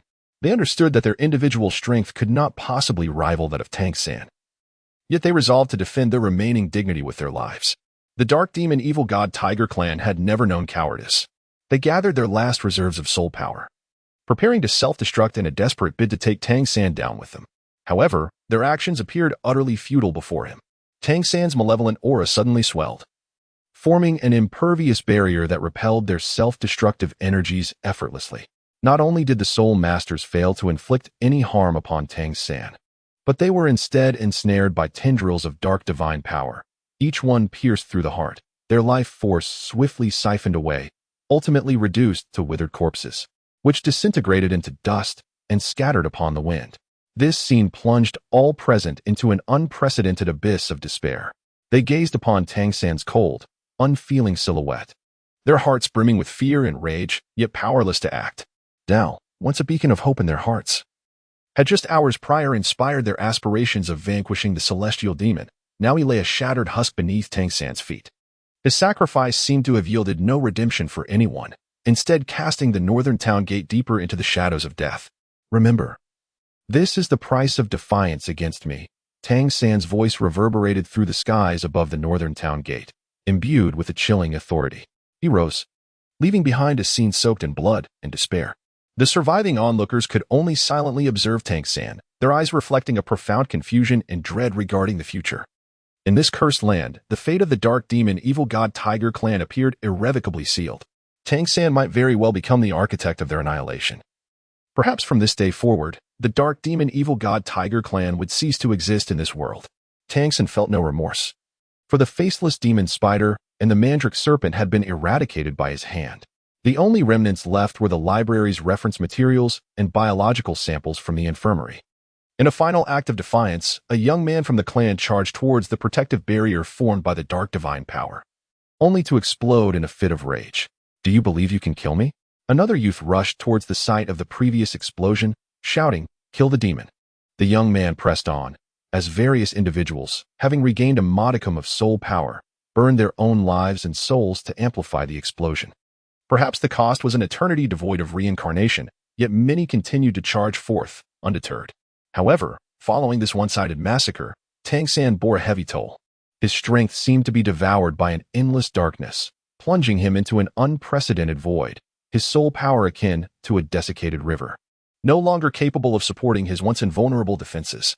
At that moment, an unexpected figure emerged, Gu Ling, the head of the Dark Demon Evil God Tiger Academy, who harbored astonishing secrets. As the embodiment of the deity under the guidance of the deity's will, he possessed the ability to summon the powers of all the deity's avatars within the secret realm of the Dark Demon Evil God Tiger. At this critical juncture for his race, Gu Ling unhesitatingly chose self-sacrifice. With unwavering will and fearless courage, he summoned the souls of hundreds of the deity's avatars, including those of departed friends. These souls responded to his call, unreservedly offering their formidable spiritual power, merging with Gu Ling. Thousands of strands of spiritual energy converged upon Gu Ling, forming an unparalleled force. However, this immense spiritual power also burdened Gu Ling greatly. Each soul's integration weighed heavily upon her spiritual realm, as if countless mountains pressed upon her heart. A moment's carelessness could lead to her soul being torn asunder by this overwhelming force, vanishing forever from this world. In that instant, Gu Ling transcended mere individuality, becoming the very embodiment of the spirit of the Dark Demon Evil God Tiger clan. The merging of all these souls within her elevated her spiritual power to unprecedented heights. This formidable power allowed Gu Ling's consciousness to surpass mortal limits, her thoughts sharpened and her insight greatly enhanced. Even more astonishingly, her spiritual might began to brush against the divine realm. She sensed an ineffable strength, a power reserved solely for deities. This power bestowed upon her an extraordinary perception of everything around her, as if she could discern the essence of all things. At this moment, Gu Ling had transcended the realm of ordinary beings, evolving into a being imbued with divinity. Gu Ling's visage darkened, her eyes gleaming with a resolute and determined light. Cautiously, she approached Tang San, like a specter, silent and stealthy. Tang San, weakened from the preceding battle, swayed precariously.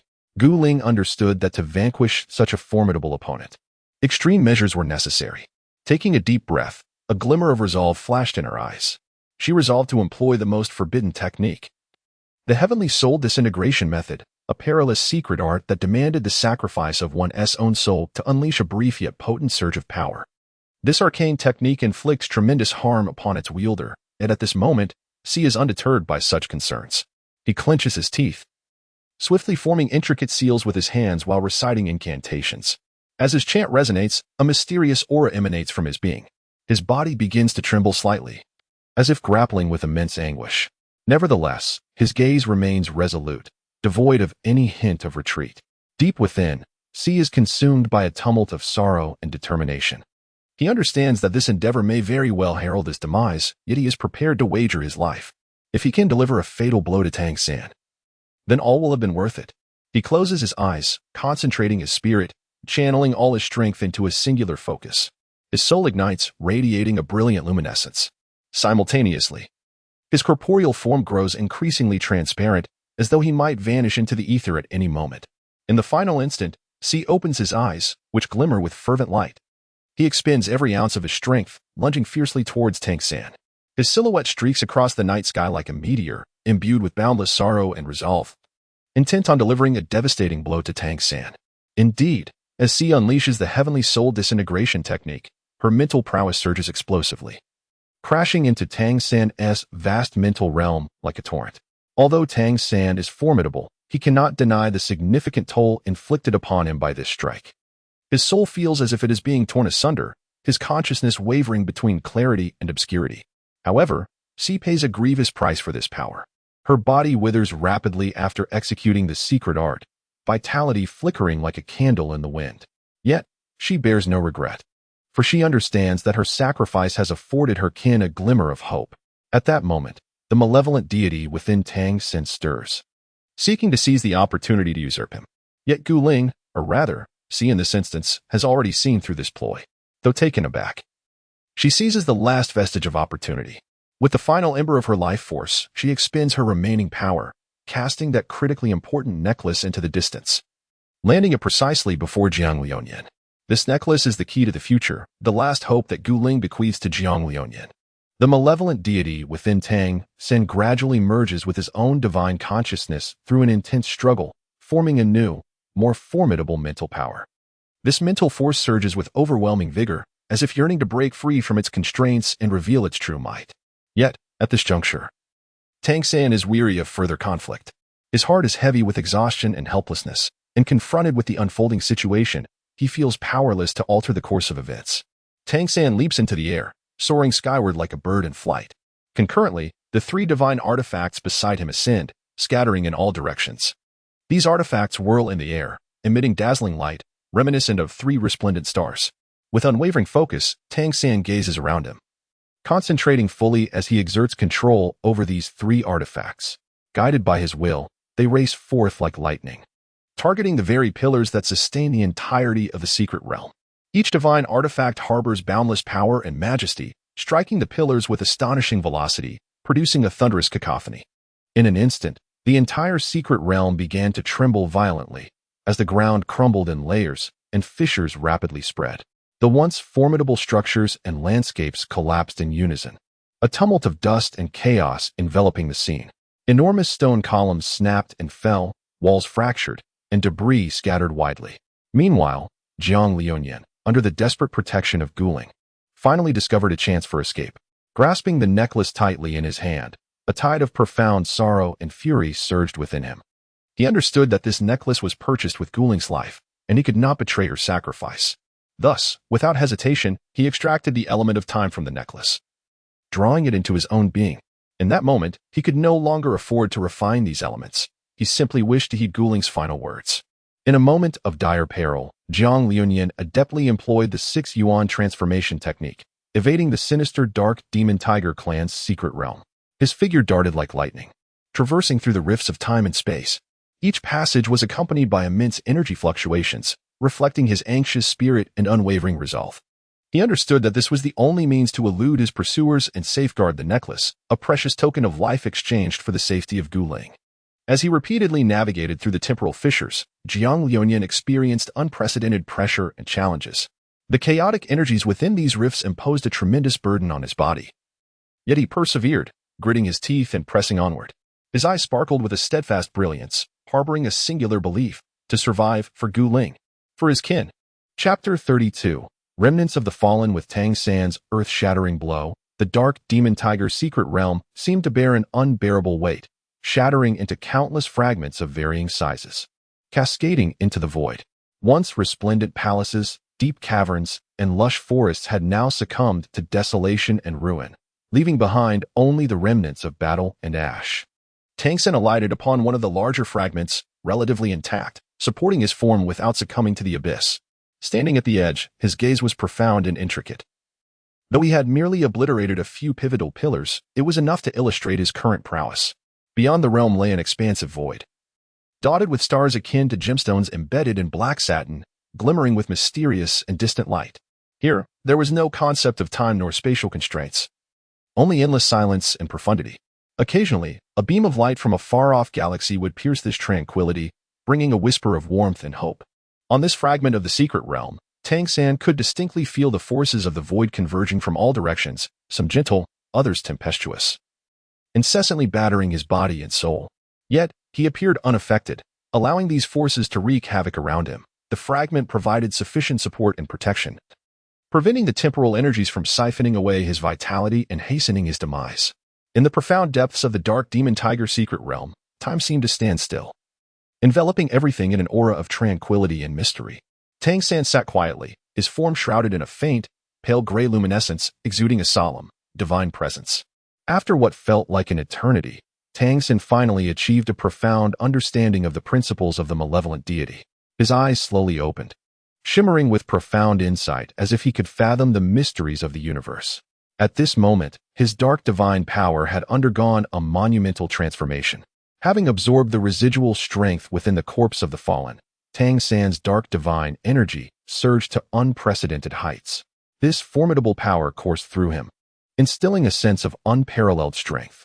Such potency manifested not only in his enhanced abilities, but also in his comprehension and mastery of the principles. At this juncture, Tang San had transcended the realm of ordinary divine beings, emerging as a true dark deity. His dark godly power resembled an expansive ocean, unfathomable and teeming with boundless might. In this realm, Tang San had gained the ability to wield the dark god's strength at will, conjuring countless breathtaking miracles. However, just as he prepared to depart from the secret realm, intending to integrate this newfound insight into his cultivation, a subtle anomaly caught his attention. He discovered that a small portion of his core power was inexplicably missing from his dark, godly essence, as if it had been silently stripped away by some unseen force. This revelation instantly heightened Tang San's vigilance. According to the tales recounted in the Book of Dark Gods, the dark godly power was divided into 4 principal segments: the portion inherited by the dark god, and those of the dark demon tiger, the mandala serpent, and the faceless spider. He had completely absorbed the dark god segment. Thus, he immediately conjectured that remnants of the 3 clans might still linger, posing a latent threat. While these concealed dangers might not stir up significant turmoil, Tang San resolved to eradicate the hidden risks. After all, wildfires cannot be entirely extinguished come spring. They may rise anew. Perhaps some remnants were attempting to weaken his power in this very manner. Therefore, he resolutely decided to return to the Douluo continent and conduct a meticulous investigation. Tang San traversed the vast soul beast forests and human cities, personally exterminating numerous faceless spiders, mandala serpents, and other creatures of the same ilk, including their offshoots. Yet, despite his relentless efforts, he could find not a trace of the dark, godly power within these beings. The missing core of that power remained elusive. This sense of loss and unease loomed over him like a gathering storm. Suddenly, Tang San recalled a particular divination method described in the Book of Dark Gods. The account of an ancient and malevolent form of divination piqued his interest. This technique demanded the lives of countless beings as its price, its wickedness appalling. Nevertheless, Tang San found himself devoid of alternatives. He yearned to reclaim the lost power and was unwilling to allow potential threats to continue lurking. In truth, the repercussions left by the ancient spirit in their final battle had quietly erupted within Tang San's sea of consciousness. The self-detonation of the ancient spirit's mental energy not only inflicted severe damage upon his consciousness, but also allowed the remnants of the dark god to wreak havoc. With all his might, Tang San endeavored to suppress these sinister thoughts, yet the ferocity of the struggle nearly drove him to the brink of mental collapse.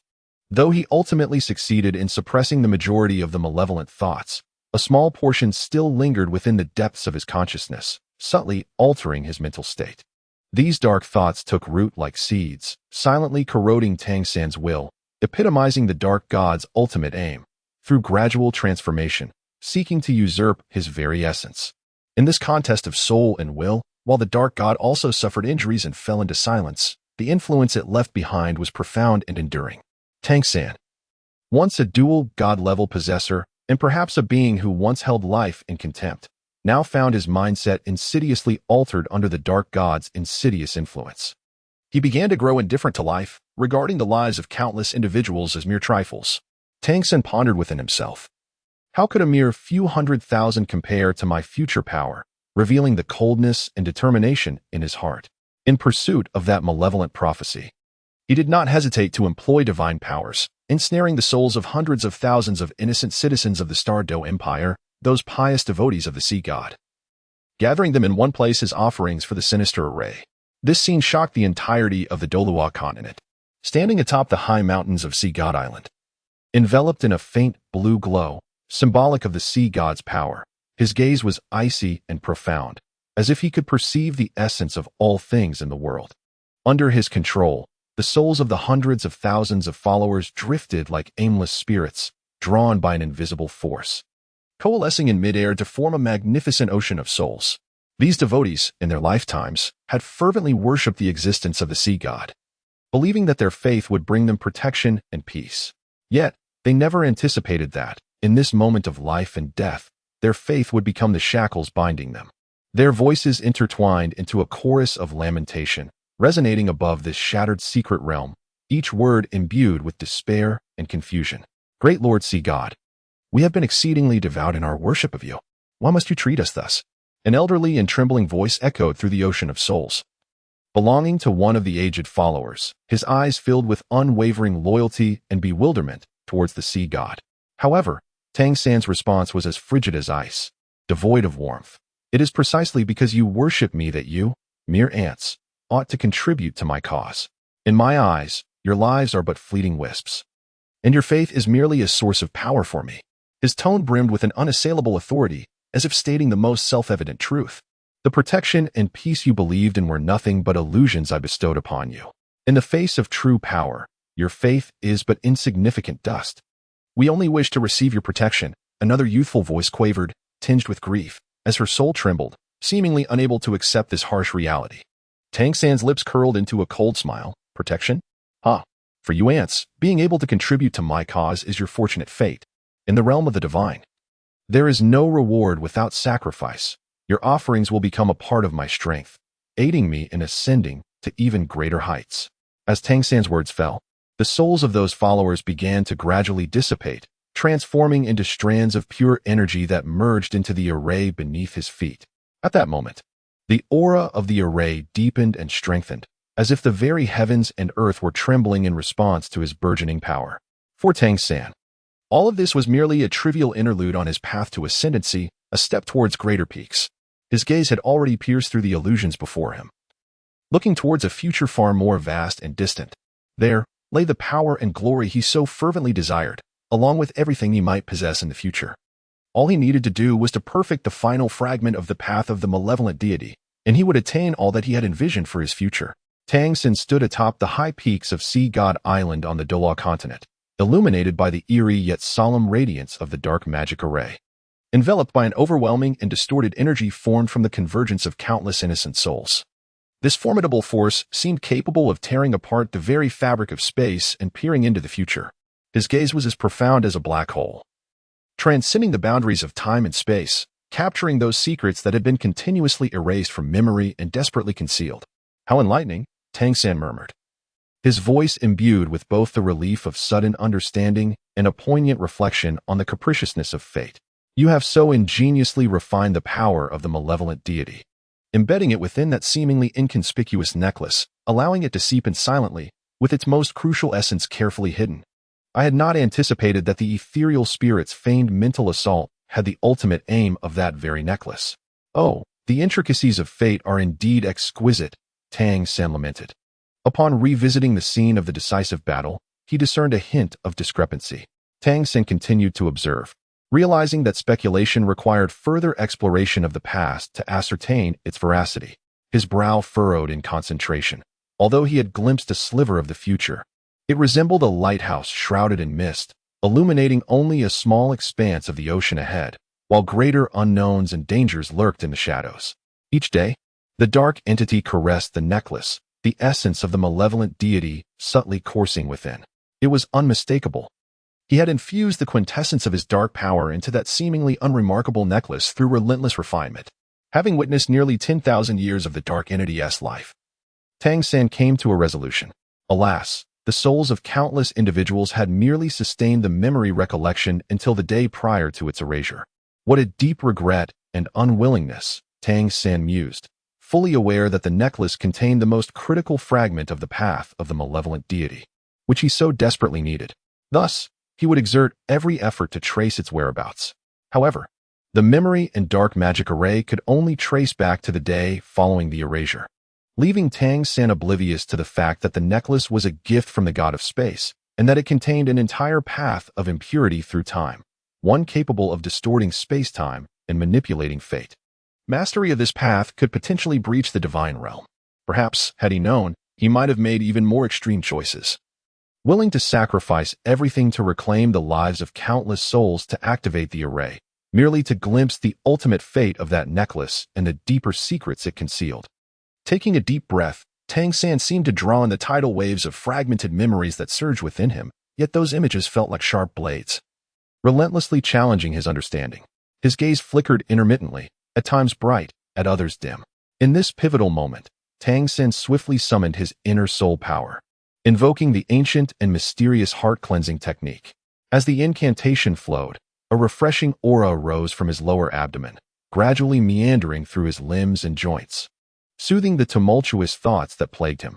His breath became increasingly steady and profound, and the anger and resentment within him settled like ripples on a lake caressed by a spring breeze. Yet beneath this tranquility lay profound helplessness and anxiety. Tang San understood that, at this juncture, he could not directly locate the necklace imbued with the power of the malevolent deity. Nor could he foresee where its bearer might go or what consequences might ensue. This sense of impotence elicited a sigh from him. But he recognized that sighing would not resolve his dilemmas. Only action could alter his circumstances. Thus, he cast his gaze toward the distant future, resolving to refine the path of the malevolent deity through his own insights.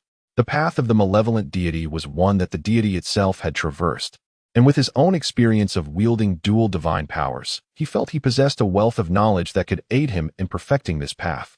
Although it might be fraught with uncertainty and peril, and perhaps not even the righteous path, it was the only method within his grasp at present. He believed that through relentless effort, he might one day perfect the path of the malevolent deity without needing to find that necklace, ultimately embodying the principles of the malevolent deity and acquiring formidable power.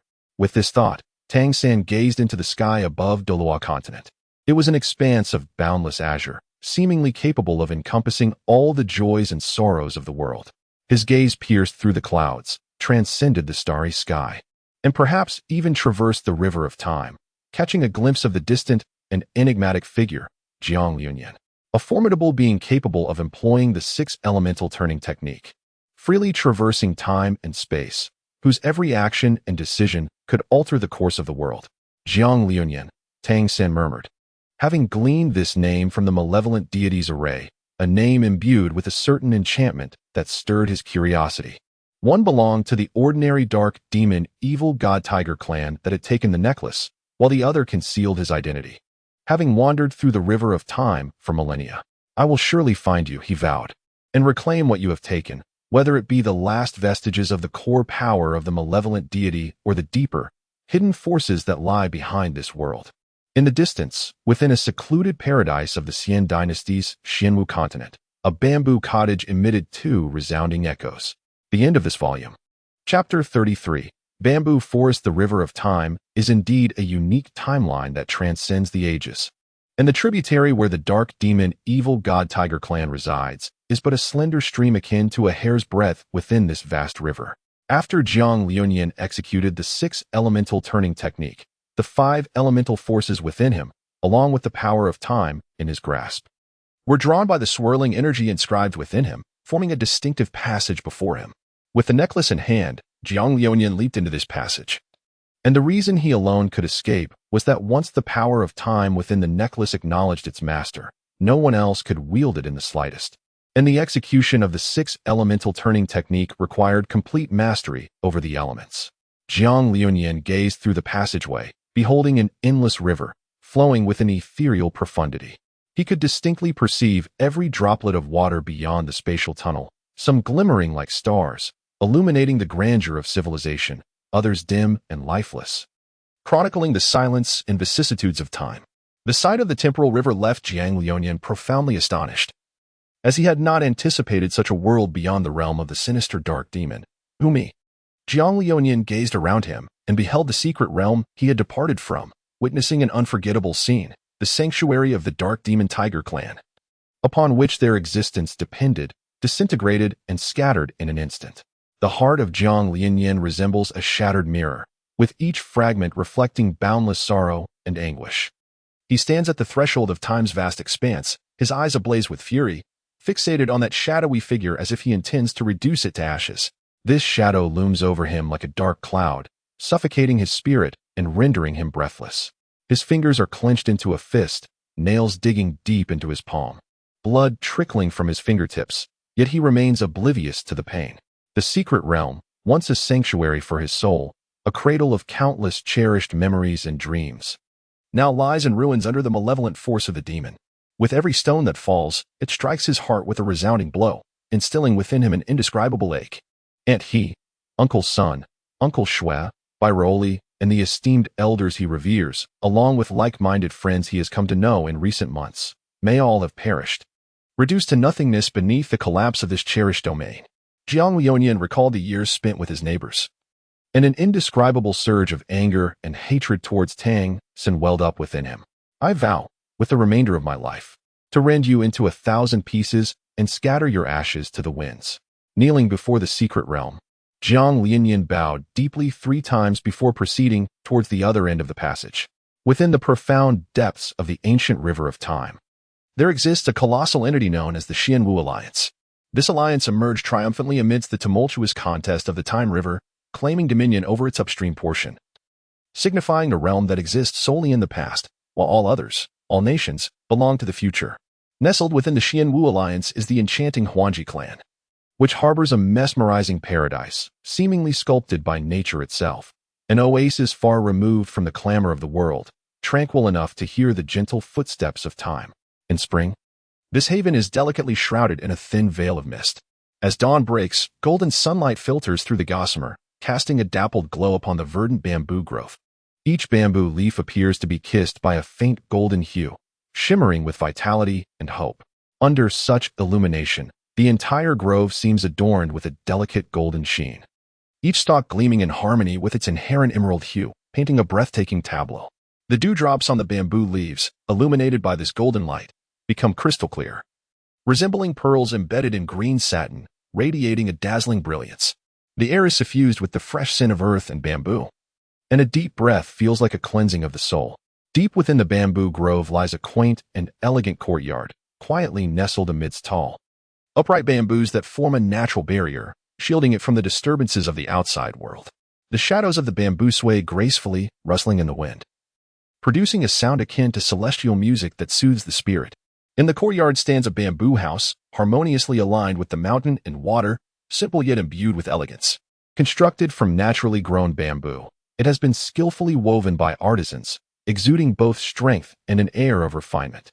The thick canopy of bamboo leaves above provides shelter from the elements while enhancing the rustic charm.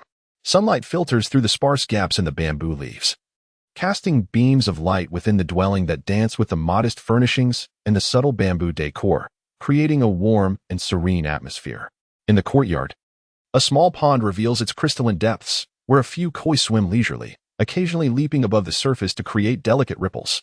Along the pond's edge, wildflowers sway in the breeze, red, yellow, and blue, adding vibrancy and color to this serene space. A swing gently hangs beneath the shade of a tree, swaying softly as if whispering tales of laughter from days gone by. At this moment, the sky is a deep azure, with a few white clouds drifting lazily by, while the occasional chirp of birds flits through the trees, enhancing the tranquility and harmony of this realm, each corner brimming with life and hope. Here, time seems to slow, allowing one to forget worldly troubles and immerse oneself in this rare tranquility and beauty, offering a complete relaxation and purification of the spirit. Suddenly, the horizon appears to be torn apart by an unseen force, revealing a terrifying rift that looms before the eyes. The barriers of time and space were torn asunder like fragile parchment, violently ripped apart.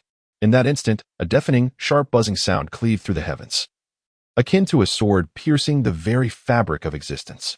Accompanying this piercing sound, a colossal shadow descended from the sky with astonishing velocity, resembling a fallen meteor. Its immense size was beyond imagination, exuding an unparalleled might that shattered the tranquility of the bamboo grove in an instant. Bamboo leaves swirled in the air, violently stirred by that shadow, creating a tempest of verdant chaos. Amidst this storm of emerald, a titanic figure plummeted from above, bearing an aura of cataclysmic power, crashing into this serene realm of jade bamboo. This shadow was none other than Jiang Liuyan, who had just emerged from the temporal corridor. Due to an unexpected spatial turbulence, he was forced to exit the time tunnel in disarray, revealing his primordial form as the dark demon evil god tiger. His massive and fearsome form, cloaked in ebony fur that shimmered with a chilling luster under the dim light, though disheveled, still radiated a regal ferocity. His eyes, resembling two fathomless night skies, glimmered with a blend of madness and despair. With each four-footed step, he trembled the entire bamboo grove, as if the very earth quaked in response to his sudden presence. The air around him seemed to congeal, and time itself appeared to slow down at that moment. The creatures of the bamboo forest, whether the leisurely foraging squirrels or the birds eager to take flight, were startled into a frantic retreat, seeking refuge from this unforeseen upheaval. Jiang Liuyan slowly raised his head, his gaze sweeping around, filled with confusion. Where is this? Where am I? Who am I? Jiang Liuyan awkwardly rose to his feet, his massive frame pressing against the bamboo. After a brief moment of disorientation, his mind swiftly regained clarity as he surveyed his surroundings. Towering bamboo forests loomed around him, an endless expanse of green that offered no discernible direction. Shaking off the fallen bamboo leaves that clung to him, he randomly chose a path and began to walk forward. However, the sheer size of the dark demon god tiger's true form made traversing the bamboo grove an arduous task, leading Jiang Liuyan to experience numerous scrapes and hindrances caused by the robust stalks of bamboo that obstructed his passage. Jiang Liuyan also became aware of this predicament, channeling his soul energy to transform himself into a human form. He understood that due to the chaotic currents of time and space, he had strayed from his intended destination and was uncertain of his whereabouts. Thus, he recognized the necessity to swiftly adapt to his surroundings, ideally locating a place inhabited by others to address his survival concerns. Although bamboo could suffice as sustenance, it was not what Jiang Liuyan desired. He was not the ancient ferocious beast known for devouring iron, but rather a tiger that naturally craved meat. In the coolness of the air, a middle-aged man appeared, engrossed in painting in the courtyard. Holding a brush, he spoke to a cat lounging nearby as he worked. It seemed that the feline comprehended his words. Meow, what do I care if someone arrives? Meow, peace, peace, that is merely an illusion. He must depart as he came. The little cat chirped. Such was the nature of things, yet he was an anomaly. Once he tired, you would bring her inside. Throughout the millennia, guests had come to us. The middle-aged man hung his brush on the rack, and the painting he had created depicted a vividly lifelike representation of the dark demon evil god tiger, which, upon closer inspection, bore an uncanny resemblance to Jiang Liuyan's true form. Over the past 1,000 years, I have encountered many so-called children of fortune. Those endowed with great destiny invariably attract various serendipitous opportunities, exhibiting a growth rate that is utterly astonishing, often transcending one or two significant stages to challenge foes beyond their level. Such individuals should be befriended rather than antagonized, should conflict arise. It must be resolved before they attain their full potential, eradicating them entirely. And he, with whom I share a fateful connection, is now ripe for inheritance of my legacy. The middle-aged man remarked. Meow, meow, meow, good, good, good. The lounging cat retorted with a hint of sarcasm. The middle-aged man, incensed by this interruption, found his carefully cultivated emotions disrupted by the feline's remarks. Just as he contemplated taking decisive action, the cat, seemingly forewarned, leapt from the table and bounded onto the roof, resuming its slumber atop the eaves. Time passed. Jiang Lianyan wandered through the labyrinth of bamboo for an interminable duration, never once conceiving that he could become lost within its confines. After all, his spatial reasoning was exceptionally adept, and he had marked numerous indicators along his path. He was acutely aware that he was not merely traversing in circles. However, the concepts of north, south, east, and west had lost their significance in this verdant maze. All that surrounded him was bamboo, which stirred a peculiar agitation within his heart. This bamboo grove exuded an air of sinister mystery. Jiang Lianyan raised his gaze to the heavens, where sunlight filtered through the dense bamboo leaves, casting a patchwork of dappled light and shadow. Yet, it failed to illuminate the confusion that clouded his heart. Surrounding him was an endless expanse of verdant green. Each bamboo stalk stood tall like a sword, piercing the firmament. It was as if nature had woven a labyrinth, rendering direction indistinguishable and escape elusive. What astonished Jiang Lianyan further was that, despite his lineage as a member of the dark, demonic tiger clan, where he could effortlessly sprint hundreds of kilometers, merely wandering through the bamboo grove for an afternoon had drained his spiritual energy at an alarming rate. The air here was suffused with an inexplicable essence. It seemed a higher power thwarted his attempts to absorb and replenish his own vitality. In this exchange, a profound weariness surged through him. Could it be that I am destined to perish in this nameless bamboo grove? The vendetta against my clan remains unavenged, the blood feud unresolved. That day, I have yet to confront the demon Tang San, to reduce my enemy to ashes. How can I succumb here? A swell of defiance and rage welled within Jiang Lianyan as he struggled to rise, only to collapse helplessly to the ground, sweat and tears mingling, blurring his vision. The bamboo leaves rustled around him, seemingly responding to some unspoken call. The wind, imbued with a hint of melancholy, swept through the grove, gently brushing Jiang Lianyan's face, carrying away some of his perspiration and tears, yet leaving his resolve and indomitable spirit intact. The sound of the rustling leaves transformed into a clarion call of encouragement. Amidst the whispering bamboo and the howling wind, an extraordinary light emanated from the depths of the grove, illuminating Jiang Lianyan's countenance. He gazed up in astonishment, witnessing a resplendent spirit bird soaring forth from the bamboo, its plumage seemingly infused with a mysterious power, gliding gracefully towards him. Is this the will of heaven? Jiang Lianyan pondered quietly, extending his hand, and to his astonishment, the spirit bird delicately alighted upon his palm, bestowing a warmth and strength upon him. With the arrival of the spirit bird, an unprecedented vitality surged within him, and the fatigue that had enveloped him began to dissipate at an extraordinary pace. Heaven does not forsake me. Heaven does not forsake me. Jiang Lianyan, nourished by the spirit bird's presence, gradually regained his peak condition. At that moment, from the depths of the lush bamboo forest, a white cat emerged silently. Its steps were as light as falling feathers, each movement in perfect harmony with the swaying bamboo leaves, creating an atmosphere of serenity and mystery. The cat's fur was as white as snow, devoid of any blemish, pure as the first snowfall. Its eyes sparkled with wisdom and vitality, deep and luminous, as if they could perceive the innermost thoughts of the world. When it gazed upon its surroundings, an extraordinary aura radiated from its being. Its presence rendered the entire scene tranquil and harmonious, as if time itself had come to a standstill. The elegant white cat gracefully weaves through the bamboo grove, its silhouette seamlessly blending with the surrounding environment, evoking thoughts of the mysterious creatures from ancient legends. Chapter 34. Illusion as the white cat, with its ethereal and wind-like steps, slowly approached. A profound sense of awe and anticipation surged within Jiang Lianyan. This was not merely due to the transcendent aura emitted by the white cat, which seemed to stand apart from the entire bamboo forest. Rather, its essence harmoniously merged with the grove, creating a paradoxical sensation within Jiang Lianyan's heart. Are you here to take me away? Jiang Lianyan's voice trembled slightly, his gaze fixed intently upon the white cat. In this silent and enigmatic bamboo grove, he felt as though he had exhausted all his strength, yet he remained unable to depart from this place. Thus, he placed his final hope in every conceivable direction, silently praying, what if there truly existed a chance to escape?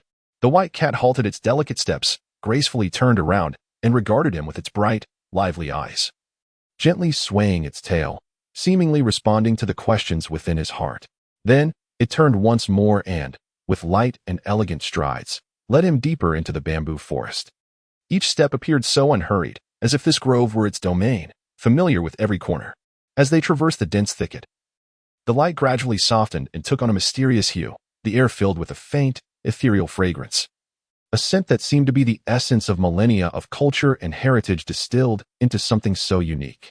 At last, in a clearing, an ancient and elegant bamboo courtyard came into view. In the center of the courtyard, an elderly man clad in a white robe was engrossed in painting, his brushstrokes revealing an extraordinary and otherworldly essence. Meow the white cat raised its head and called out, its earlier grace momentarily forgotten. It then leaped onto the eaves, settling atop the house, contemplating that bringing someone for the sake of 10 small fish treats was not such a bad idea. Hearing this, a middle-aged man in white slowly lifted his gaze. His profound eyes seemed capable of seeing into the depths of one's soul. He smiled gently, a warm and deep smile that appeared to dispel all gloom in the world. Jiang Liuyan, welcome to the replica secret realm of the Sect of Illusions. I am Huan Qi, the former master of the Sect of Illusions, and a temporary resident of this bamboo grove and secret realm. Upon hearing these words, Jiang Liuyan felt a surge of reverence within him. He bowed deeply, his gratitude evident. Thank you, Sect Master, for your rescue. I am immensely grateful. Huan Qi smiled and replied, do not be hasty in your thanks. To be candid, the great formation outside was laid down by me. The grand array within the bamboo grove is a specially crafted formation, modeled after the protective array of the Huan sect. It is replete with various intricate formations, including illusion arrays, energy absorption arrays, and counteractive formations. Surely, you have sensed that within the illusion, you are unable to exert your full strength, and the rate at which your stamina and power depletes is several times greater than usual. The external structure of this grand formation comprises 18 spirit-gathering arrays, responsible for absorbing external spiritual energy, while 3 internal spirit exchange arrays gradually convert the energy of those within the formation for its own use. In total, the grand array is adorned with 46 spirit transformation arrays and 148 minor spirit transformation arrays, each capable of converting the internal power of its participants into a form they cannot directly wield. So, what do you think? Is this grand formation not extraordinarily profound? Meow the white cat perched on the eaves called out, signaling that he had spoken too much. Yet they had yet to ascertain whether the young man before them could join the sect. Ziliu gently waved his hand, seemingly unconcerned, and addressed Jiang Liuyan. Young man, we are fated to meet. Do you wish to become my disciple? Although Jiang Liuyan was momentarily vexed by the illusions that had ensnared him throughout the afternoon, a shift in perspective allowed him to appreciate the profound impact of such enchantments. His agitation gradually dissipated as he gazed upon the refined middle-aged man before him, prompting Jiang Liuyan to perform a formal bow to acknowledge him as his mentor. Huan Qi cast a sidelong glance at the white cat, seemingly reveling in the moment, as if to say, look how well you regard me. Despite having declared he would not take Jiang as a disciple, his joy was scarcely concealed, and he turned his head, gesturing for Jiang Liuyan to forego excessive formalities. Instead, he pointed to an unfinished painting resting on the table. Behold this artwork, he instructed.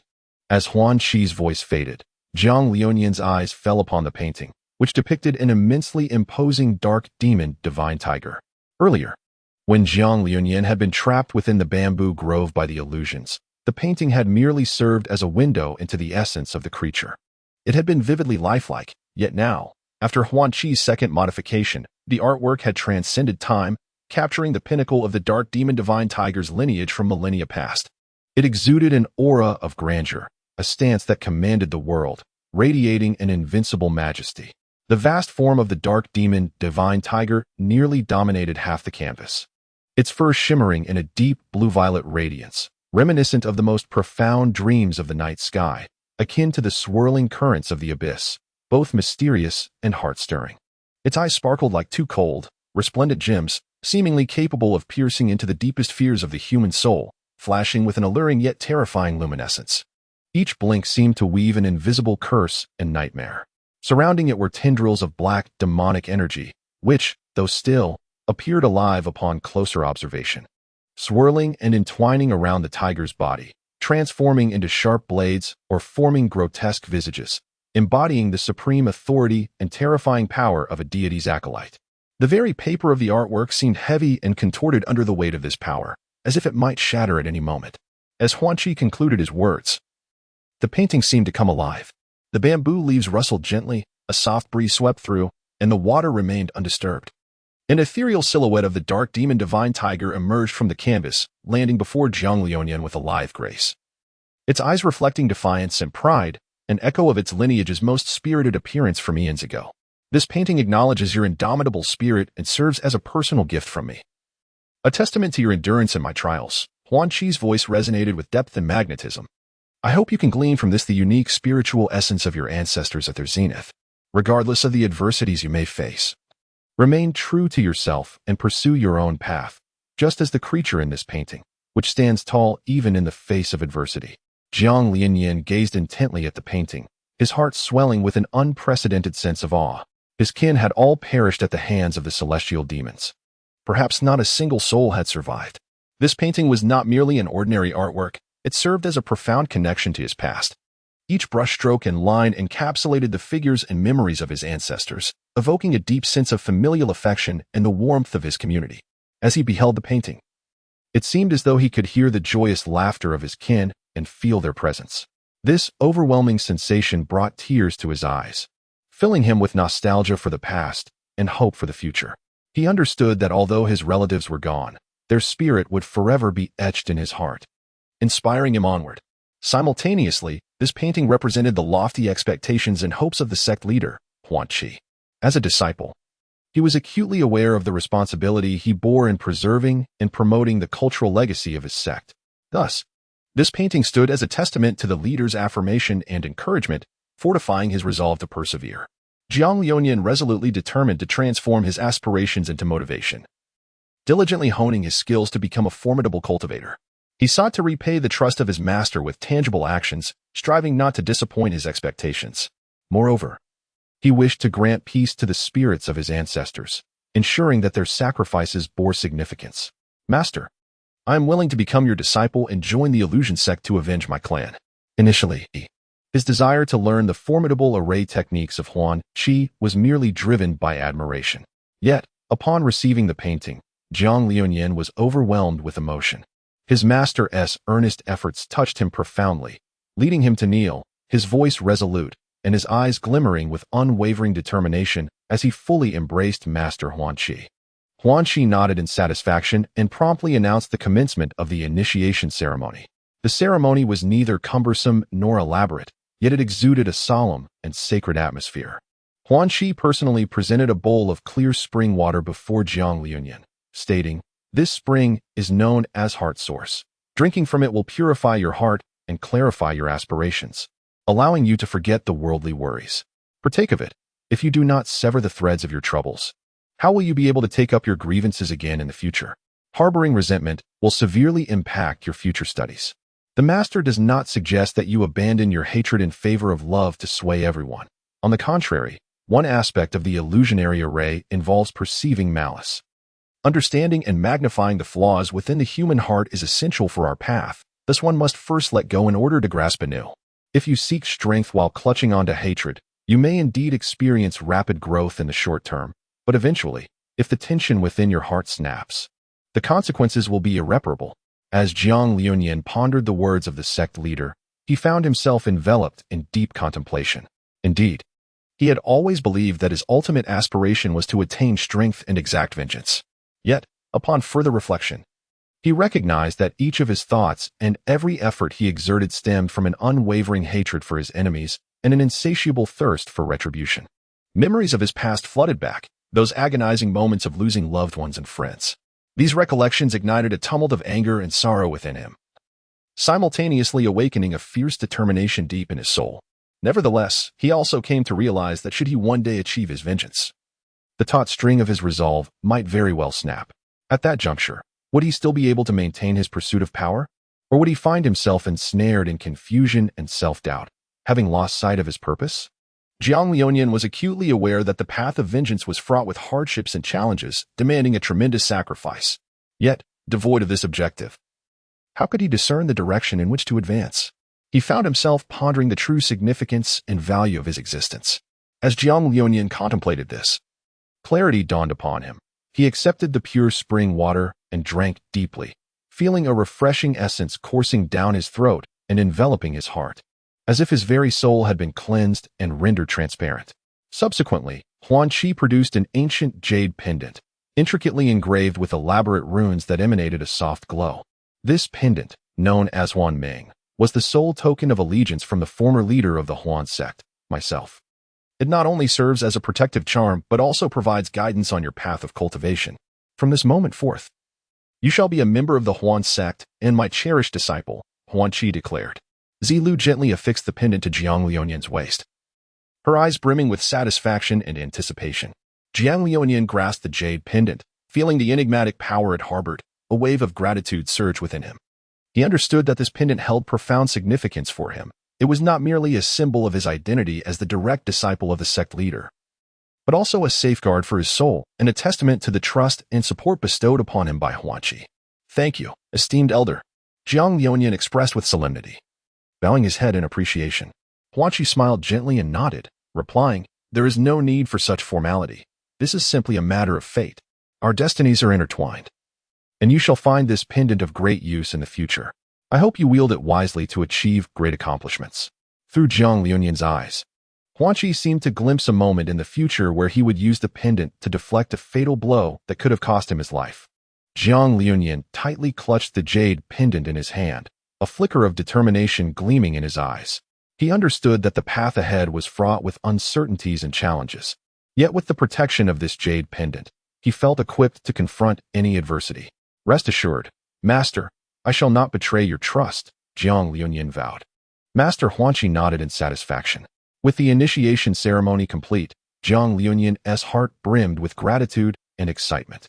He recognized that he was about to embark on a journey filled with trials and opportunities, a path he had never envisioned. The dark demon evil god tiger, grounded in 6 elemental systems, evolved into countless skills, while the innate skill of the life and death arena could only be mastered by the rarest of soul beasts. He had never imagined himself learning the art of illusion formations under a mentor, a realm entirely foreign to him. Perhaps through this knowledge, he could one day vanquish Tang San, exacting vengeance for the annihilation of his kin. Along this path, with the patient guidance of Master Huan Qi, the former head of the illusion sect, he believed he could surmount all obstacles, continually growing stronger to fulfill the ambitions nestled within his heart. In the distant confluence of the River of Time, where it intersects with the timeline of the Douluo continent, a shadow surged against the current, its form oscillating between ages, rendering it impossible to discern whether it was youthful, middle-aged, or elderly. At this moment, if it were present, he would undoubtedly recognize the silhouette of the shadow, the very figure traversing the River of Time in search of a remedy for the impending eruption of the evil god's power within him. However, during this journey upstream, he learned of the devastation wrought upon the entire secret realm by a being known as Tang San.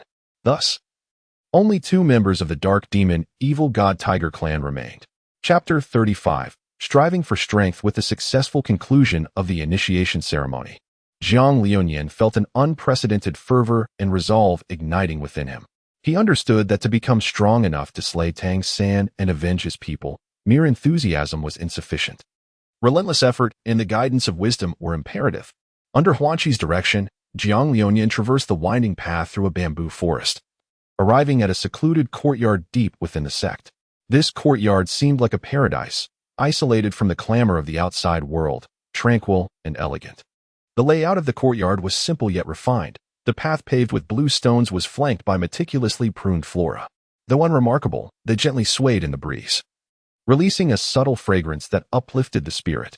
At the center lay a petite pond, its waters clear as crystal, where a few koi swam leisurely, occasionally leaping from the surface, tracing graceful arcs in the air. Beside the pond, an intricately assembled rockery allowed clear springs to trickle down through the crevices, merging into the pond with a melodious sound, infusing the serene courtyard with a touch of vitality. Most striking were the towering bamboo groves encircling the courtyard. These bamboo stalks stood tall and verdant, their lush foliage creating a canopy through which sunlight filtered, casting dappled shadows that cloaked the entire courtyard in a veil of mystery and softness. A gentle breeze rustled through the bamboo leaves, as if whispering ancient legends. With a graceful flick of her sleeve, a soft, ethereal energy surged from Hu Nq's palm, enveloping the courtyard in an instant. The fallen leaves and scattered weeds, previously strewn across the ground, began to rise slowly under the influence of this mystical force before being delicately ushered out of the yard. The courtyard was transformed, appearing pristine and renewed, while the air was filled with a refreshing and transcendent aura. This shall be your sanctuary for cultivation and repose. Huinkyu smiled at Jiang Lian, expressing her hope that he would find tranquility here and swiftly realize his aspirations. As Jiang Lian gazed upon the newly rejuvenated courtyard, his heart brimmed with gratitude. He stepped slowly into the interior, where the modest decor exuded warmth and elegance. His fingers caressed the bed, absorbing the care and warmth bestowed upon him by his mentors, a medley of emotions swirling within him. As night fell and silence enveloped the world, Jiang Lian reclined on the bed. Through the partially opened window, the luminous moonlight bathed the bamboo shadows outside, creating enchanting tableaus. He closed his eyes, replaying the day's experiences in his mind, the sense of impending doom as he found himself ensnared in the bamboo forest. The nervousness upon first encountering Huanqi, the meticulous portrait she had crafted for him, the solemnity of the apprenticeship ceremony, and the carefully prepared training ground she had arranged for him. All these moments left him in a state of awe, infused with an invigorating sense of purpose. As Jiang Lian gazed at the artwork he had hung upon the wall, a surge of gratitude welled up within him, accompanied by a subtle sense of burgeoning strength. He was acutely aware that he bore not only the weight of his own honor and disgrace, but also the hopes and future of his entire clan. This heavy responsibility instilled in him a resolute determination to not allow even the slightest hint of complacency. Thus, he silently vowed to forge ahead, undeterred by the obstacles that lay in his path, until he realized the aspirations nestled deep within his heart. In this contemplative state, Jiang Lian gradually drifted into slumber. In his dreams, he envisioned himself standing atop a pinnacle, surveying the world beneath him, a sense of confidence and tranquility enveloping him, precisely what he had long sought. The moonlight, like silken threads, cascaded over the serene bamboo grove, draping this secluded realm in a veil of silver. The night breeze caressed him gently, carrying the unique fragrance and coolness of bamboo leaves, weaving through the dense shadows and producing a soft, lingering murmur that resembled nature's most melodic nocturne. Within this bamboo grove, tenderly embraced by moonlight, each stalk stood tall and graceful, their leaves glistening with a verdant hue under the luminous glow, akin to finely carved jade. The leaves, densely packed yet unconfused, layered intricately to form a vast green canopy, filtering the starlight and moonbeams, casting dappled shadows that infused the tranquil night with an air of mystery and dreaminess. The moonlight trickled through the sparse bamboo leaves, casting mottled patterns upon him, bestowing a gentle radiance upon his handsome visage, further enhancing his ethereal and transcendent aura. Huanqi, observing from the tip of a bamboo stalk, gazed distantly at the slumbering Jiang Lian. She couldn't help but muse to the white cat perched upon her shoulder, pondering whether this young man's disposition could potentially unravel the long-sealed patterns of this continent. The white cat meowed disdainfully, its eyes reflecting a profound contempt, as if to say, "What can a fledgling like you possibly achieve?" It then leapt from Huanqi's shoulder, vanishing into the dense bamboo thicket. Huanqi glanced at Jiang Lian and then at the departing white cat, letting out a sigh. Being of the feline kind, why was there such animosity? She recalled the last disciple with the bloodline of a phoenix who had nearly succumbed to the cat's predatory instincts, a fate narrowly avoided due to the disciple's timely awareness. Determined, Huanqi resolved to provide Jiang Lian with the most comprehensive training possible. On the following morning, as the first rays of sunlight pierced through the clouds, illuminating the bamboo grove and casting a golden glow upon the simple yet elegant bamboo dwelling, Huanqi stood poised before Jiang Lian's room, ready to commence his inaugural lesson. As the warm, radiant sunlight delicately brushed through the bamboo forest, transforming into fine strands that graced the bamboo house, Huanqi stood tall and dignified at the entrance. Her expression was serene and solemn, her eyes sparkling with anticipation and resolve for the future. With faint sounds emanating from within the bamboo house, Jiang Lian emerged slowly, momentarily taken aback by the sight before him. In the morning light, Huanqi seemed to merge seamlessly with the tranquil bamboo grove, exuding an ineffable aura of authority and compassion. "Jiang Lian, you awaken at just the right moment." The voice of Huanqi was gentle yet powerful. He nodded slightly, beckoning Jiang Lian to come closer. "Today marks the official commencement of your journey in cultivation. My first lesson will recount the illustrious history of our continent." Huan Shi turned and led Jiang Liuyan into a secluded clearing deep within the bamboo forest, where sunlight danced through the leaves, casting dappled shadows, a serene sanctuary amidst the bamboo grove. He slowly seated himself, gesturing for Jiang Liuyan to join him, and began his narrative. Our world, known as the Xianwu continent, is divided into 16 segments. Thousands, even millions of years ago, our ancestors gazed upon the brilliant starry river in the sky and fell into profound contemplation. Why is this world so vast? Is there a realm beyond the heavens? Can I reach out and touch that boundless sky? If I were to walk endlessly, could I ascend to the heavens? Thus, humanity began its journey northward, measuring the expanse of the continent by their own strength. In those ancient times, the land was not yet divided into 16 segments, but was a singular, vast expanse. At a certain point, a great war between heaven and earth swept across the entirety of time, resulting in the fragmentation into these 16 parts, a detail I shall elaborate upon later. What follows is a narrative akin to many tales and novels. Humans, being mortal, possess limitations in strength and lifespan. Over the ensuing centuries, they authored two significant tomes, one titled The Chronicle of the Sky and the other, The Chronicle of the Land. The former delineates the 32 tribes of the sky cloud regions, the conflicts among the races in the heart of the continent, and various natural phenomena, including tremors that we now refer to as earthquakes, the whispers of the Storm King known today as tornadoes, and the fury of the sea god identified as tsunamis, among many other natural disasters. The ancients, observing the forces of nature and gazing into the river of time to glimpse the future, past, and present, created numerous cultivation methods. After enduring the trials of millions of years, only a select few have been preserved, including the following: the Yomi Anshi Ju, the Xiaoyao Fengying Ju, the Shenghui Guangyao Dian, the Yomi Mayin Zhou, the Zidian Leizhao Ju, the Lian Finshan Lu, the Shikong Liuzhuan Jing, the Shukong Dun Jing, the Huanjia Piamiao Ju, the Duji Baijie Daqian Lu, and several secondary methods such as the Dali Kaitian Ju and Xiaoyao Zizai Jing, which I do not recommend pursuing. The first-tier methods do not exhibit significant flaws and have withstood the test of time for millions of years, while the second-tier methods have only existed for about a century, a mere moment in the vast river of time, insufficient for validation. It is also worth mentioning some unique cultivation methods, such as Buddha speaks, "I am invincible," Confucianism states, "If successful, benefit all under heaven. If not, flatten all under heaven." And Taoism claims, "I am the most powerful." Although their names may seem peculiar, these methods possess an underlying strength that can rival the first-tier legacies, provided one maintains a solid foundation of belief without altering their faith. Jiang Liuyan nodded, seemingly in comprehension. He then spoke of the experiences of humanity and the transformations of this continent. After humans devised their techniques, these techniques birthed spirits. The spiritual energy from millennia ago was far more abundant than it is today. The richness of this energy was so profound that even the least talented human, if placed in that past era, could, with the passage of time, ascend to the realm of a celestial emperor, a truly terrifying prospect. At that time, spirits were categorized into 4 tiers: heaven, earth, profound, and yellow. Notably, the spirits that resonated more with the world ranked higher. And it is essential to mention that all techniques created at these higher levels were deemed heavenly grade, thereby affirming their recognition by the heavens and, by extension, validating their potential. Once the spirits were born from these techniques, they revered humanity, accompanying them across the vast expanses of the world and witnessing the transformations of various environments. Subsequently, an individual with 26 spirits swept across the continent, reaching a pinnacle where humanity stood atop the world, even proclaiming declarations such as "Those who follow me shall prosper, while those who oppose me shall perish." However, this was merely a minor skirmish in the early stages of humanity's journey.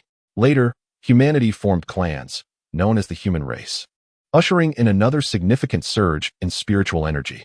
This era was marked by a tremendous eruption of vitality, often referred to as the first spiritual transformation, during which humans and other races focused on enhancing their own strengths. Although minor conflicts arose, they did not escalate into genocidal wars. However, resources remained finite while the population continued to grow. Once the population reached a critical mass, the imbalance between resources and population distribution led to alternative methods of consumption or resource augmentation. Clearly, this world opted for the former, igniting the first catastrophe. The catalyst for this upheaval could have been anything from a loaf of bread worth millions of spirit stones to a single gunshot or other unforeseen triggers. Thus, the calamity unfolded with an unpredictable swiftness. Continuous battles ensued, with even the strongest of humanity suffering devastating losses. The progenitor of the human race, whom we shall refer to as the ancestor, found that the 26 spirits under his command, which governed 26 regions, were reduced to merely 13. With nearly half of the territories invaded by various alien races, some of the spirits were even brutally slain on the spot. Their essences harvested to bolster the strength of these foreign clans. In desperation, the ancestor prayed to the heavens, beseeching divine intervention. Perhaps because humanity is the essence of all beings, their communication with the heavens was more effective, prompting the divine to bestow upon humanity the power sufficient to contend with the entire continent. While this power vanquished the alien races, it also led to the ancestor's demise. Subsequently, the continent fragmented into 9 regions, known historically as the 9 provinces, where the remnants of the dreaming Huazhou were obliterated, and the seas turned a blind eye to the 9 provinces. Our sect has existed since ancient times, enduring countless storms and witnessing the profound transformations of the world. After the first great catastrophe, it was the spirit of the Book of Illusions that inspired the creation of the illusory realm's ethereal techniques. This sect is not merely a sanctuary of martial arts and sorcery, but also a hallowed hall for the inheritance of wisdom and moral integrity. Every corner of this land bears the sweat and intellect of our forebears, each aspect chronicling the brilliance and glory of the sect. The voice of Huanqi, deep and resonant, flows like a gentle stream, narrating the history of the entire continent and unfolding the annals of the sect before Jiang Liuyan's eyes. From the founding of the sect to the sagacious leadership of successive masters. From the steadfastness and transmission of knowledge during tumultuous times to the profound exploration and flourishing of martial arts and sorcery in periods of peace. Every tale is imbued with legendary hues, stirring Jiang Liuyan's heart and igniting his fervor. As a disciple of the sect, one must not only master profound martial arts and sorcery, but also inherit the aspirations of our predecessors, upholding the sect's principles and beliefs. Remember, true strength lies not merely in physical prowess, but in the purity and nobility of the spirit. Huanqi's words brim with expectation and encouragement for Jiang Liuyan. As the narrative unfolds, the sun ascends higher, and the interplay of light and shadow in the bamboo grove becomes increasingly vivid and luminous. Jiang Liuyan listens intently, filled with reverence for the sect's history and anticipation for his future cultivation. He understands that from this day forth, he shall embark on a path fraught with challenges and opportunities, with Huanqi as his most steadfast support and brightest beacon.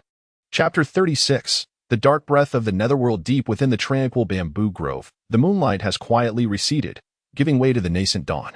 Golden rays of sunlight filter through the dense bamboo leaves, casting dappled light upon the clearing in front of the bamboo hut. Huanqi, a man of exceptional skill, with a stern visage yet gentle gaze, sits upright on a cushion woven from naturally grown bamboo, facing Jiang Liuyan, whose expression is one of eager anticipation and reverence. Jiang Liuyan, I perceive within you the essence of the 5 elemental forces, remarkably pure yet feeble. However, if you could cultivate a singular elemental power to catalyze the growth and transformation of the other elemental forces, it may yield unexpected results. Thus, after much contemplation, I have resolved to impart to you the supreme technique of our continent, the dark breath of the netherworld. Huanqi's voice, deep and magnetic, imbues each word with boundless power and mystery, compelling Jiang Liuyan to hold his breath, fearful of missing any detail.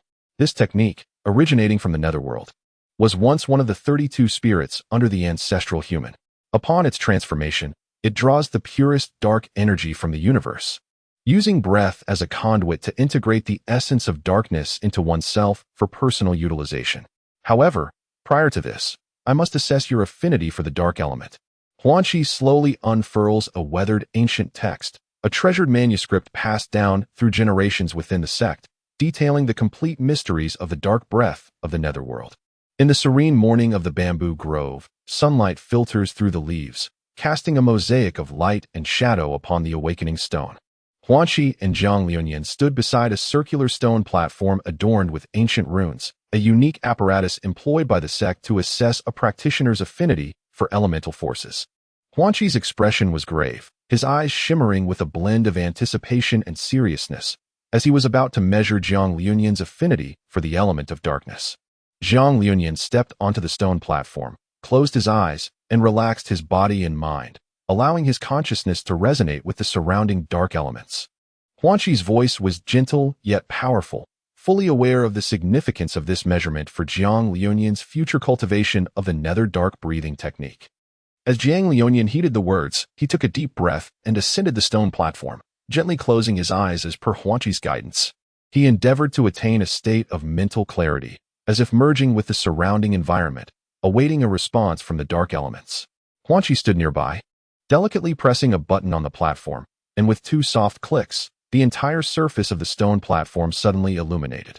Ethereal beams of shadowy light emanated from beneath the platform, flitting around Zhang Liuyan's form like lively spirits. These luminous entities seemed to possess their own consciousness, encircling him and moving slowly, striving to resonate with the dark elements within his being. Each ray flickered with a mysterious and profound aura, as if imparting some arcane message to Zhang Liuyan. As time elapsed, he felt himself enveloped by a warm force, which flowed ceaselessly into his body, instilling an overwhelming sense of comfort and tranquility. Simultaneously, he sensed that the dark elements within him began to awaken, as if drawn by the enchanting glow, stirring from their slumber to harmonize with the external energies. As Zhang Liuyan closed his eyes, he immersed himself in the enchanting atmosphere. Sensing the subtle transformations of the dark elements within him, he discovered that his mastery over these dark elements was gradually intensifying. What had once been elusive now became compliant and obedient to his will. Time flowed gently, and the radiance around him began to brighten. Initially, it was but a faint glow, yet it swiftly coalesced into a dazzling beam of light, so profoundly dark that it resembled an endless black hole, seemingly capable of devouring everything in its vicinity. Ultimately, this beam shot directly towards Zhang Liuyan's brow. At that moment, he felt an unprecedented force surging incessantly into his being. This power, imbued with darkness and mystery, evoked feelings of both unfamiliarity and familiarity. He understood that this was the dark elements calling out to him, and he had finally grasped the true significance of the profound connection between himself and the dark elements. "Excellent, Zhang Liuyan," came the voice of Huanqi, laced with a barely perceptible joy. "Your affinity for the dark elements is exceptionally high, hinting that you may be on the precipice of a significant breakthrough. It is almost as if you are innately suited to cultivate the dark breathing technique. However, the path of elemental embodiment is a double-edged sword. Should one advance too swiftly to the realm of the celestial sovereign without restraint, they risk being assimilated by the fundamental elements contained within their cultivation, leading to a tragic fate of annihilation. Thus, throughout the ages, those who embody the elements have often achieved great renown, only to ultimately fade into obscurity." Zhang Liuyan opened his eyes, a glimmer of excitement and fervor illuminating his gaze.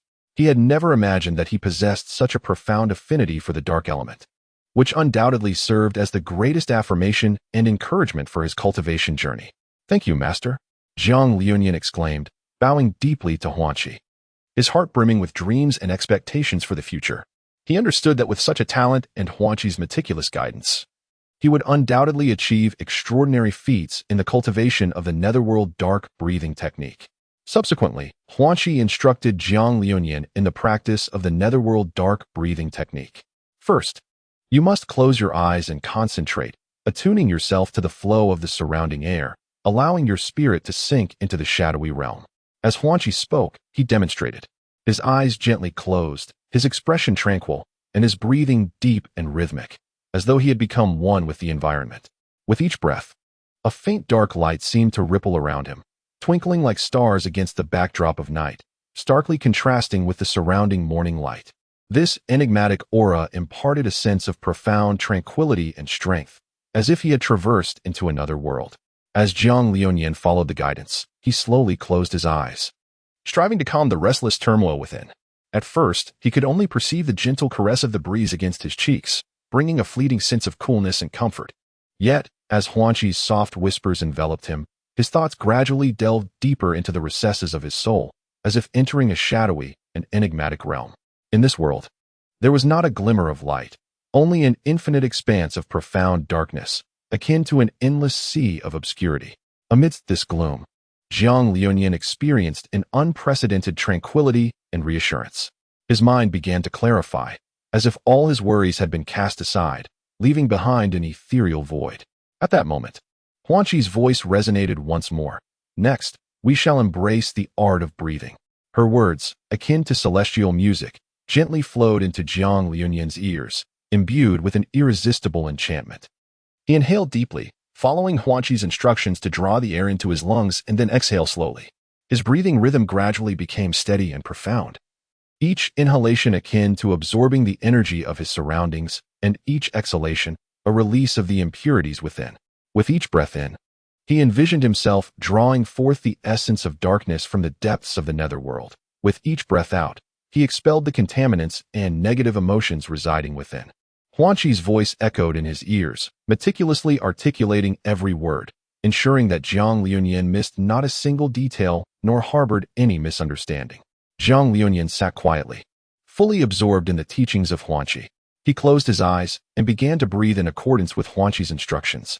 With each inhalation, he felt a refreshing essence rise from the depths of the abyss, as if the forces of darkness were continuously flowing into his being. With every exhalation, he sensed the impurities and negative emotions within him being expelled, gradually lightening both his body and spirit. As time elapsed, Jiang Liuyan became increasingly immersed in this extraordinary state of cultivation. His breathing grew steadier, and his body became more relaxed. Simultaneously, he felt as though his soul was being nourished through this practice, growing ever more resilient. Huanqi stood nearby, silently observing Jiang Liuyan's progress. Witnessing Jiang Liuyan's intense focus on his cultivation, a sense of gratification welled up within him.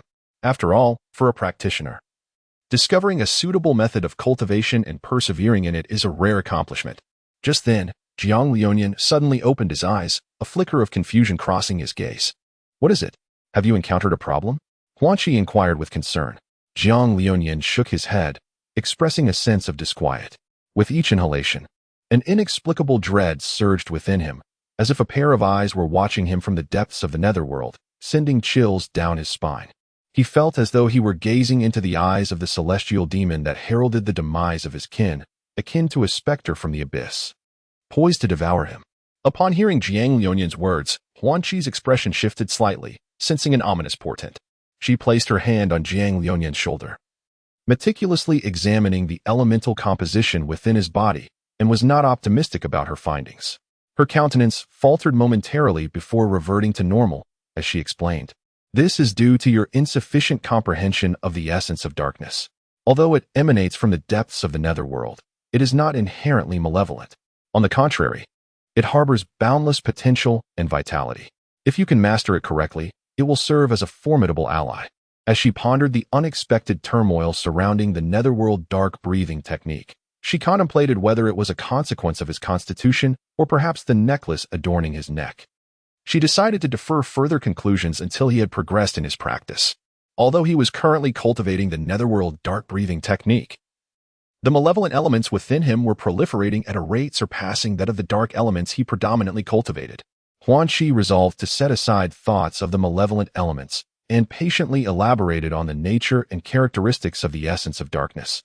Guiding Jiang Liuyan in overcoming his inner fears, she imparted to him a calming technique, effective in suppressing his trepidation. After considerable effort, Jiang Liuyan finally re-entered a state of cultivation, continuing to draw upon the dark essence from the depths of the netherworld, and at that moment, his rate of communication with the source of the essence markedly exceeded the growth rate of the malevolent elements. Following the guidance of Huanqi, Jiang Liuyan began to adjust his breathing. Initially, he found it somewhat challenging, but as time passed, he gradually discovered the rhythm. With each inhalation, he could feel a refreshing and profound energy surging within him. With each exhalation, it seemed as though he expelled all his worries and fatigue. "Excellent. You have taken the first step," Huanqi remarked, opening his eyes with a satisfied nod. He was aware that were it not for the malevolent element within Jiang Liuyan, given his extraordinary potential and talent, he would surely achieve mastery over the yin and shadow technique in due time, becoming a formidable wielder of dark elements. Furthermore, possessing 5 elemental affinities, the transformative capabilities of which intertwined were bound to yield remarkable accomplishments. In the days that followed, Huanqi delved deeper into his teachings with Jiang Liuyan, He not only imparted advanced techniques of the breathing method, but also guided Jiang Liuyan in harnessing the power of darkness for both offense and defense. Under Huanqi's meticulous instruction, Jiang Liuyan's strength surged rapidly. After their daytime lessons, Huanqi spent his nights seeking solutions for the hidden issues plaguing Jiang Liuyan's core. If the elemental forces within Jiang Liuyan continued to grow unchecked, they would lead to elemental imbalance, resulting in an uneven distribution of power. The elements within him were not the familiar gold, wood, water, fire, and earth of the eastern continent, nor the earth, fire, water, and wind of the western continent, but rather a rare amalgamation of elements, space, evil, power, wind, and thunder. Unlike the traditional elements that could be harmonized with the body's organs and meridians, Jiang Liuyan's elements, though shared by a select few on the continent, were unique to renowned figures of legend. The mere thought of time invoked memories of a figure from a century past. Huanqi's hand brushed over an ancient tome resting on the table, inscribed with the words transformation of the dark demon god. Perhaps fate had intertwined this book with Jiang Liuyan's destiny. He had stumbled upon it through a temporal rift, the volume clutched tightly by the corpse of a black tiger. Upon tracing the magical crystal within, it was revealed to be the sacred body of the once renowned elementalist, the divine spirit tiger, from a century ago. Perhaps all of this was indeed the work of destiny. Gazing out at the moon, Huanqi seemed to come to a profound decision. He carefully examined the book, ensuring its preservation, and then penned a new volume detailing how to balance the power of dark elements. With both tomes meticulously set aside, he resolved to present them to Jiang Liuyan the following day, believing that their arrival in his hands signified a destined future. With his wisdom and strength, he paved a formidable path for Jiang Liuyan towards greatness. In the distance, the hapless sea lay in a sandpit, seemingly resigned to his fate, gazing up at the sky, lamenting his misfortune as he spat out a mouthful of sand with great vigor. Chapter 37. The ordinary training. The following morning, before the sun had risen, the horizon was just beginning to blush with the light of dawn, a delicate mist enveloping the earth. Huanqi gently pushed open the door, cautiously stepping into Jiang Liuyan's room. A tranquil ambience pervaded the space, where Jiang Liuyan lay quietly on his bed, eyes tightly shut, a faint frown gracing his features, as if he were engaged in a silent struggle against some invisible force. His brow furrowed slightly, suggesting he was confronting a formidable challenge. A gentle smile graced Huanqi's lips. His eyes shimmering with tender light, he extended his index finger, its tip curving slightly, and with a delicate flick, a stream of gentle spiritual energy danced forth from his fingertip, akin to a butterfly fluttering gracefully. This ethereal essence traced an elegant arc through the air, eventually merging softly into Jiang Liuyan's brow. This spiritual energy resembled a crystalline spring, gradually flowing into the depths of Jiang Liuyan's mind, tenderly sweeping away the fatigue and worries etched upon his brow. It was like a gentle breeze, caressing his spirit, allowing him to bask in warmth and tranquility even within the realm of dreams. As Jiang Liuyan's brow gradually unfurled, the previously taut expression transformed into one of relaxation and tranquility. His breathing became steady and profound, as if he were immersed in a serene world, oblivious to the clamor and chaos of the outside realm. Huanqi observed Jiang Liuyan quietly, a satisfied smile gracing her lips. Occasionally glancing at her disciple was indeed a delightful experience, Huanqi mused. When Jiang Liuyan slowly opened his eyes, he was met by Huanqi's captivating and exquisite gaze. Awake now, Liuyan. A new day, a fresh beginning awaits. Huanqi's words resonated with undeniable authority, yet they were as gentle as the warm sun of spring. Jiang Liuyan swiftly rose to his feet, donning his attire with a gleam of eagerness for the unknown challenges that lay ahead. He understood that each training session with Huanqi represented a breakthrough of his limits, potentially bringing him closer to that elusive realm where his hopes for vengeance would not seem so distant and where the probabilities would increase. The two exited the room in succession, embarking upon a path that wound into the depths of the bamboo grove, where the morning dew was cool, and a hint of chill dispelled the remnants of Jiang Liuyan's drowsiness. Deep within the bamboo thicket, mist enveloped the surroundings, resembling a paradise beyond the mundane world. Huanqi had meticulously prepared a series of thoughtfully designed training grounds. First, there was a serpentine course for physical conditioning, dotted along the way with illusions and gravitational formations crafted by Huanqi's own hands. These formations interwove, challenging Jiang Liuyan's speed and endurance while honing his will and sharpening his judgment. In the battles that lay ahead, both technique and perceptiveness were indispensable. In competitions of equal caliber, the superior technique would prevail, while in battles across tiers, mastery would outshine mere bravery. When talents were on par, it was willpower that became the sharp blade. Persistence would ultimately triumph over the multitude. When transcending tiers, one must exchange injuries for survival and tread cautiously with each thread of fate. In the realm of sages, one must tread lightly, for it is not sheer strength that prevails, but the preservation of life that takes precedence. Huan Qi spoke to Jiang Liuyan in a deep, measured tone. This marks the first lesson I impart to you, a crucial chapter on your path of cultivation, which you must engrave in your heart. Remember, on the road of cultivation, never let momentary impulse lead you to display foolish bravado. Oftentimes, enduring a moment can yield a lasting tranquility and peace. When my strength is restored and I return with vigor, I will confront and defeat those who once humiliated you, ensuring justice is served, making them realize you are not one to be trifled with. Moreover, regarding future repercussions, you must exercise utmost caution. You are still young, and the journey ahead is long, with your potential and abilities being boundless. Should you encounter peers whose strength far surpasses yours, or even find yourself overwhelmed by them, what you must do is not confront them head-on, but rather learn to endure and retreat. This is not weakness, it is a strategy, a wisdom of temporary restraint for the sake of greater long-term goals. In the short term, you must silently bear it, allowing them their fleeting triumph, while you transform this bitterness and humiliation into your driving force for cultivation. Have faith that if you persistently strive to enhance your abilities, there will come a day when you will surpass them, standing at a loftier height to validate your worth through your strength. When that time arrives and you reflect upon the past, you will discover that all this patience and concession were indeed worthwhile. Huan Qi's words brimmed with hope and guidance for Jiang Liuyan, as he wished for him to understand that true strength lies not merely in surpassing others in power, but in possessing an unwavering will and profound wisdom. Only then could one traverse the path of cultivation with greater distance and stability. Jiang Liuyan was acutely aware of such feelings, for the sole purpose of his burgeoning strength was to exact vengeance upon the demon Tang San, reducing him to ashes and retribution for his kin. Yet yesterday, his mentor had distinctly advised him to momentarily relinquish his hatred. Today, the juxtaposition of these words felt somewhat disconcerting. Jiang Liuyan pondered this incongruity internally while outwardly responding with the utmost reverence to his master's teachings. Huan Qi was certainly not one to change his demeanor as swiftly as one might turn a page. Rather, he was compelled to scrutinize Jiang Liuyan's elemental powers through the divine eye of illusions today. The malevolent force within him had intensified, surpassing even the levels observed yesterday. If yesterday's dark energy could be likened to the thickness of a forearm, today it swelled to the girth of a thigh, a truly alarming escalation. With no recourse left to him, Huan Qi resolved to await the conclusion of today's training to bestow upon Jiang Liuyan the tome of the Dark Demon God transformation. Such circumstances had never transpired in his over 1,000 years of existence. After much contemplation, Huan Qi regarded Jiang Liuyan, brushed his sleeve lightly, and signaled for him to await at the beginning of this path. Remember well, tread with steadiness, let your heart be tranquil, and keep your gaze sharp.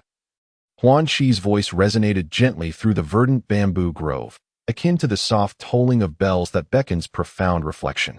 He stood at the threshold of the trial ground, his gaze deep and warm, observing Jiang Liuyan's resolute figure as he forged ahead with unwavering determination. Upon stepping into the trial grounds, Jiang Liuyan immediately sensed the subtle alterations in his surroundings. Sunlight filtered through the gaps in the bamboo leaves, casting a mosaic of light and shadow upon the ground. Yet, within this meticulously crafted realm by Huan Qi, the illumination appeared capricious, at times glaringly bright, and at others dimly obscure. He inhaled deeply, striving to calm his tumultuous thoughts, and, adhering to Huan Qi's guidance, commenced this formidable challenge against his own limits. The initial obstacle presented itself as an illusionary maze. Before Jiang Liuyan, several seemingly identical paths materialized, winding and twisting before vanishing into the depths of the bamboo thicket. He understood that among these paths, only one led to the genuine route of progression. The others were mere phantoms, and stepping upon them would ensnare him in an interminable loop. Closing his eyes, he took a deep breath, attempting to attune his spirit to the subtle currents of energy around him, in search of that elusive hint of reality. Even the most flawlessly constructed illusionary maze would exhibit slight discrepancies when compared to the natural environment. Moreover, This particular maze was an entry-level construct personally designed by Huan Qi, aimed at testing Jiang Liuyan's observational prowess from a foundational perspective. Moments later, Jiang Liuyan abruptly opened his eyes, a glint of sharpness flickering within them, and without hesitation, he chose a path and strode forward with purpose. Huan Qi's lips curled into a subtle smile, a hint of satisfaction gracing his features as he turned to the white cat perched upon his shoulder, gently chuckling. This lad possesses some merit. Upon hearing Huan Qi's words, the white cat squinted slightly, then arched its back, stretching vigorously as if in agreement. It then emitted a resigned meow, the tone laced with a hint of playful sarcasm. As if to say, indeed, you have the keenest eye. Having navigated through the illusionary maze, Jiang Liuyan was soon confronted by the trial of the gravitational array. He felt an immediate heaviness beneath his feet, as if burdened by an immense weight, rendering each step arduous. He struggled to lift his foot, only to discover that his shoe had sunk deeply into the ground, and the surrounding air grew increasingly oppressive, inducing a sensation of suffocation. Jiang Liuyan gritted his teeth, regulating his breath, channeling all his strength into his legs, and resolutely advancing step by step. Sweat trickled down his forehead, splattering onto the ground, which, compressed by gravity, had nearly deformed, instantly evaporating into invisible vapor. His breathing grew rapid, and his heart raced, yet he continued to clench his jaw, refusing to yield. I cannot afford to lose here, Jiang Liuyan roared in his heart. He recalled the teachings of Huan Qi, reminding himself to remain composed and to seek methods to counteract gravity. He inhaled deeply, closed his eyes, and attuned himself to the surrounding environment and the flow of energy. Gradually, he began to harness his dark elemental power to resist gravity, alleviating the burden on his body. As time progressed, Jiang Liuyan gradually acclimated to this pressure, his steps becoming increasingly steady. He consistently pushed his limits, forging ahead toward his goal. Though each stride was fraught with hardship, he never faltered, for he understood that only through this trial could he attain greater strength. With the passage of time, Jiang Liuyan adapted to the pressure of the gravity formation, his strides growing more robust and powerful. He began to move swiftly within the formation, experimenting with various techniques and movements to enhance his speed and agility. Whenever fatigue threatened to overwhelm him, he remembered Huan Qi's expectant gaze and his own yearning for strength. This inspiration surged within him like an inexhaustible spring, revitalizing his spirit. Throughout the trial, Jiang Liuyan faced not only the pressure of the environment, but also the constant readiness to confront sudden challenges and crises. These obstacles resembled insurmountable barriers, testing his courage, intellect, and strength. At times, he would unexpectedly encounter phantom beasts, each with unique forms, some resembling lions, others tigers, and still others wolves. Their ferocity was astonishing, and their speed was blinding, leaving little room for defense. Jiang Liuyan had to remain ever vigilant, employing his martial skills and strategies to combat these formidable foes. Occasionally, the ground would suddenly collapse, creating bottomless pits. These traps were cleverly concealed, and a moment's inattention could lead to a perilous fall.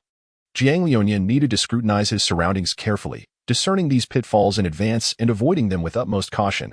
Otherwise, falling into one would yield dire consequences.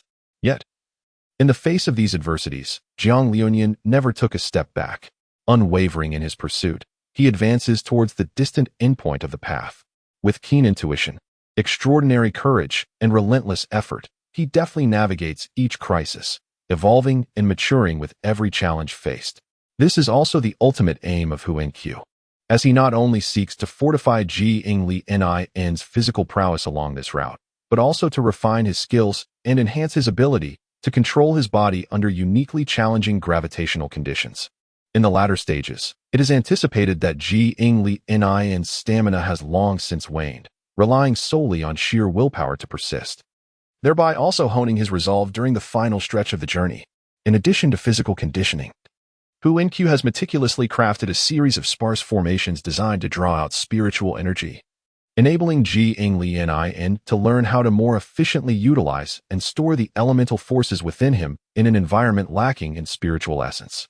These formations not only test Jiang Liuyan's elemental manipulation skills, but also encourage him to delve deeper into the mysteries of his own elements, seeking a path to equilibrium. Ultimately, as the golden rays of the setting sun bathe the entire bamboo grove, Jiang Liuyan successfully completes all trials. He stands at the culmination of his testing grounds, reflecting on the journey he has traversed, filled with pride and contentment. He understands that this has not merely been a trial of the body, but also a profound cleansing of the spirit. Under the gentle caress of the sunset, everything within the bamboo forest is imbued with a golden glow. Slowly rising, despite his exhaustion, Ji Ingli-Nin's eyes shine brightly, brimming with visions and hopes for the future. He takes a deep breath, feeling the surge of newfound strength within him, a resilience and confidence that emanate from countless challenges and trials endured. Huin Q stands nearby, his gaze filled with appreciation and pride. He comprehends that Ji Ingli-Nin's journey has encompassed not only physical training, but also a metamorphosis of the spirit. This growth is more precious than any power. Lin, you have demonstrated your potential and determination. Yet, remember, the path of cultivation is long and arduous, and the challenges ahead will only grow more formidable. Always maintain humility and reverence, and continually strive for higher realms. Jiang Lionian nodded earnestly, etching the teachings of Huanqi deep within his heart. Master, I shall indeed continue to strive for knowledge and elevate my own prowess, while steadfastly adhering to my principles, impervious to the temptations of the outside world. I believe that if I persevere, one day I will stand atop that seemingly unattainable pinnacle. Upon hearing this, Huanqi's lips curved into a faint smile. Very well, I eagerly await that day. For now, return and rest, for the future holds myriad challenges in store for you. He then handed Jiang Lionian 2 tomes, one on the Dark Demon God transformation and the other, his own manuscript on elemental analysis. Study this diligently, it may prove beneficial. As for tomorrow's training, you shall come here and follow the regimen independently, and do not allow yourself to become complacent. With that, Huanqi waved his hand and turned to leave the bamboo grove, leaving behind only his silhouette, which Jiang Lionian followed closely. Their figures gradually faded into the golden hues of the setting sun, leaving behind a trail of resolute and powerful footprints. Chapter 38. Former sect master Huanqi. Central region of the Huan continent. Criminal Huanqi seeks an audience with the sect master of Huan. Please convey this message. As for why he is referred to as the criminal Huanqi, the tale must begin several decades prior. In the vast and boundless realm of the Xianwu continent, there exist 16 distinct and enigmatic territories. Among them, one land, renowned for its unique allure and historical significance, commands particular attention: the Huan continent. The history of this land can be traced back to the era of humanity's ancestors and is intricately linked with Huan, one of the legendary 26 spirits. As a formidable entity serving under the progenitor of humanity, the Huan spirit once accompanied him in battles across the realms, achieving remarkable military exploits. Following the wars, the progenitor conferred a parcel of land upon the Huan spirit, charging it with the guardianship of that territory. Through millennia of profound transformation and the passage of time, this parcel gradually evolved into what is now known as the Huan continent. The Huan sect, having stood for nearly 10 million years on the Huan continent, conceals within its depths countless secrets and legends. The illusory sect is indeed the orthodox lineage transformed from the revered illusory book. To delve into the origins of the sinner, Huanqi, one must inevitably recount the tale of another prodigious youth from the same generation, Qianhuan, a narrative that has left an indelible mark upon the vast continuum of time. From a tender age, Huanqi exhibited extraordinary talent in cultivation and a profound comprehension of formation techniques. His eyes perpetually sparkled with insatiable curiosity and a yearning for the mysteries of the unknown. Several decades ago, upon his entrance into the sect, it was discerned that he possessed a remarkable compatibility of nearly 98% with the ethereal techniques of the illusory realm. It can be asserted that, barring any misfortunes, he was destined to ascend to the realm of the former sect master, who ranked third among the entirety of the 16 continents. The title of sect master is granted solely to one who bears the name illusory, alongside the erasure of the heavenly path's memory of that name.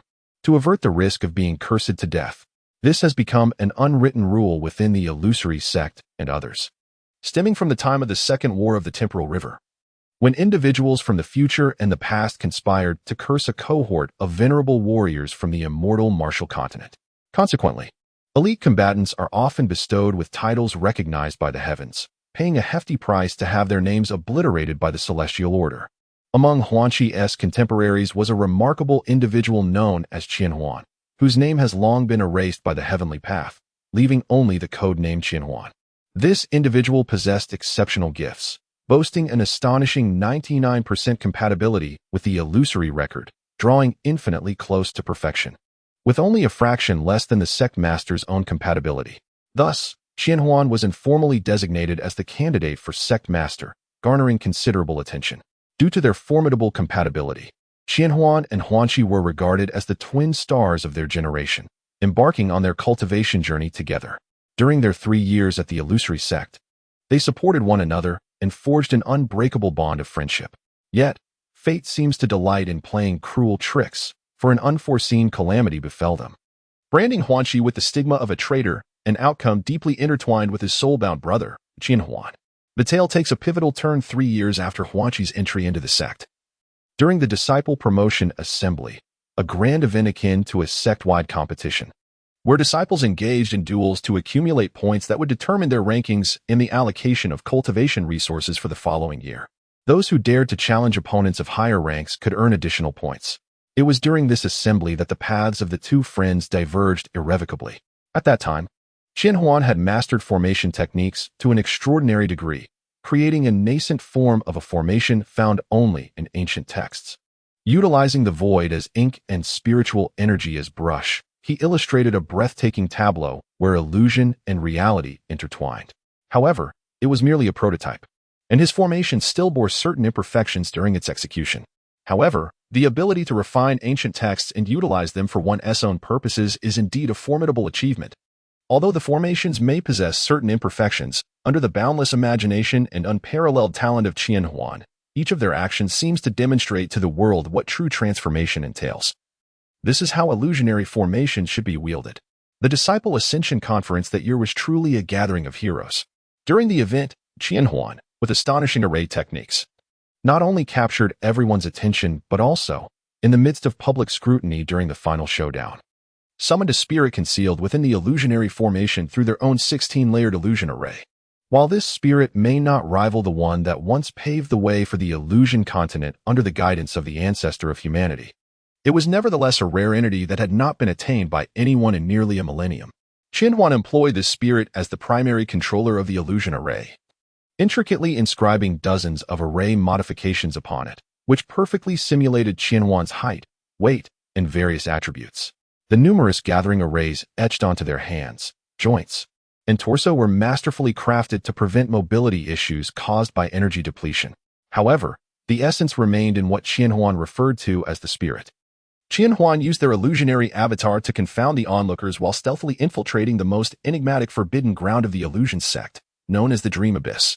The Dream Abyss is the sacred site where successive leaders of the illusion sect receive their inheritance, housing countless ancient secret arts and treasured relics of the sect. Qianhuan's objective was none other than the legendary Qianhuan mask. This mask, it is said, possesses the terrifying power to alter minds and distort reality, remaining unmastered for millennia. It is rumored that the wearer can mimic anyone they have ever seen, enhancing their own abilities through illusion, perfectly mirroring the techniques and even the unique spiritual energy of their opponent. Though this is merely a trivial aspect of the Qianhuan mask's capabilities, the mask is, in fact, an artifact formed from the essence of the illusion spirit after its demise, rendering its mysterious applications unknown to all. Yet, Qianhuan seemed to be compelled by an irresistible call.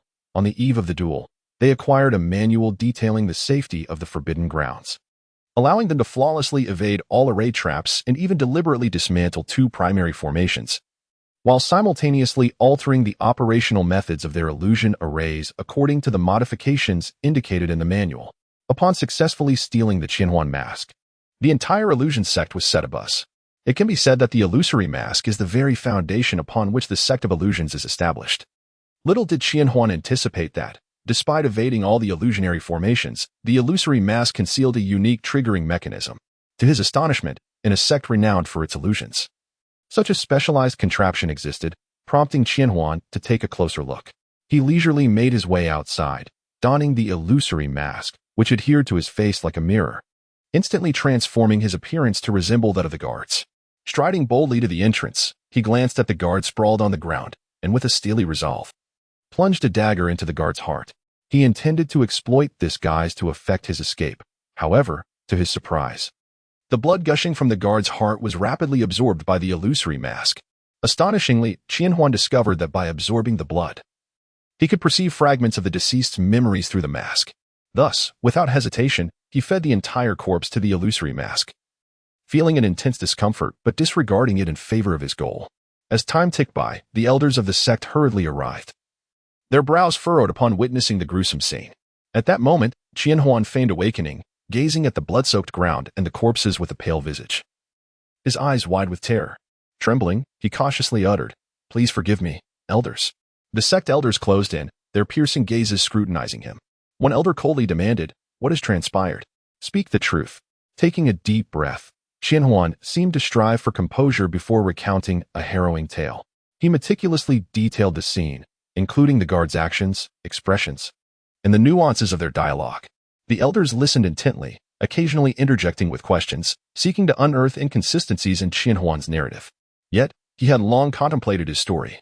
Fabricating a seamless lie, he explained the multitude of slain guards while deftly attributing the blame to rival factions, claiming he had acted solely in self-defense. Nevertheless, the elders remained skeptical of Qianhuan's account. They rigorously interrogated him regarding his personal identity, including his name and origins. Internally relieved, Qianhuan was grateful for his earlier, accidental discovery of another function of the illusory mask, enabling him to respond effortlessly to these inquiries. Despite this, the elders harbored lingering doubts. In the end, the leading elder commanded the enforcement hall, seize him, and imprison him in the dungeon, awaiting judgment.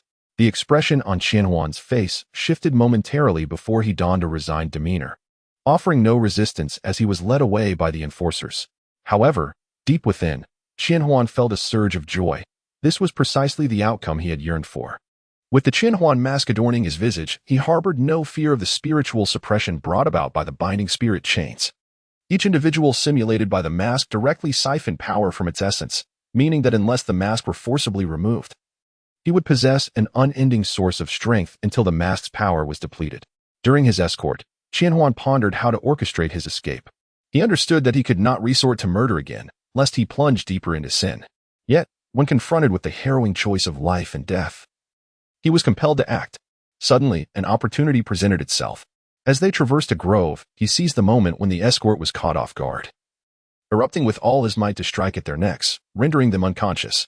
Gazing at the two figures sprawled on the ground, he felt a twinge of guilt. Yet he recognized this as his sole path to survival. Taking a deep breath, he murmured, "No more bloodshed." Swiftly, he fled the scene, vanishing into the woods. Later, the elders confirmed that the stolen artifact was indeed the illusory mask, which sent a shiver through them. It was the cherished treasure of the illusory sect. They then set their sights on the lone, surviving guard. However, by the time the elders arrived at the law enforcement hall, they encountered only the two unconscious escorts, while the guard had completely vanished without a trace.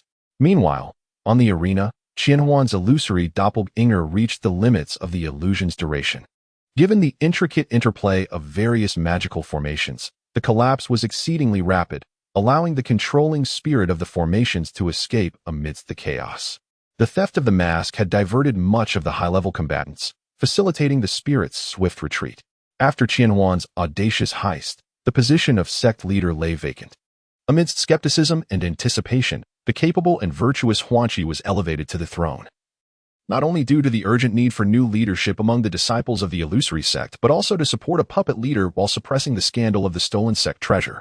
Yet, the weight of power did not diminish his profound bond with Qianhuan. He secretly sought opportunities to uncover the truth behind Qianhuan's actions. Correspondence became the sole thread connecting the two. Letters traversed various merchant guilds and paths, ultimately reaching their intended hands, often taking months or even years to arrive, a daunting endeavor, but both remained steadfast in their communication. In contrast, the passage of time seemed trivial compared to Huanqi's yearning for answers. Each letter bore Huanqi's deep affection and perplexity towards his brother, while Qianhuan's replies remained brief and enigmatic, merely alluding to the future of the illusory sect without further elaboration. This vague promise hung like a shroud of mist over Huanqi's heart, instilling both unease and anticipation. Yet, ultimately, paper cannot contain fire. The secret correspondence between Huanqi and Qianhuan was ultimately detected by the law enforcement hall. In an instant, the entire sect was engulfed in turmoil.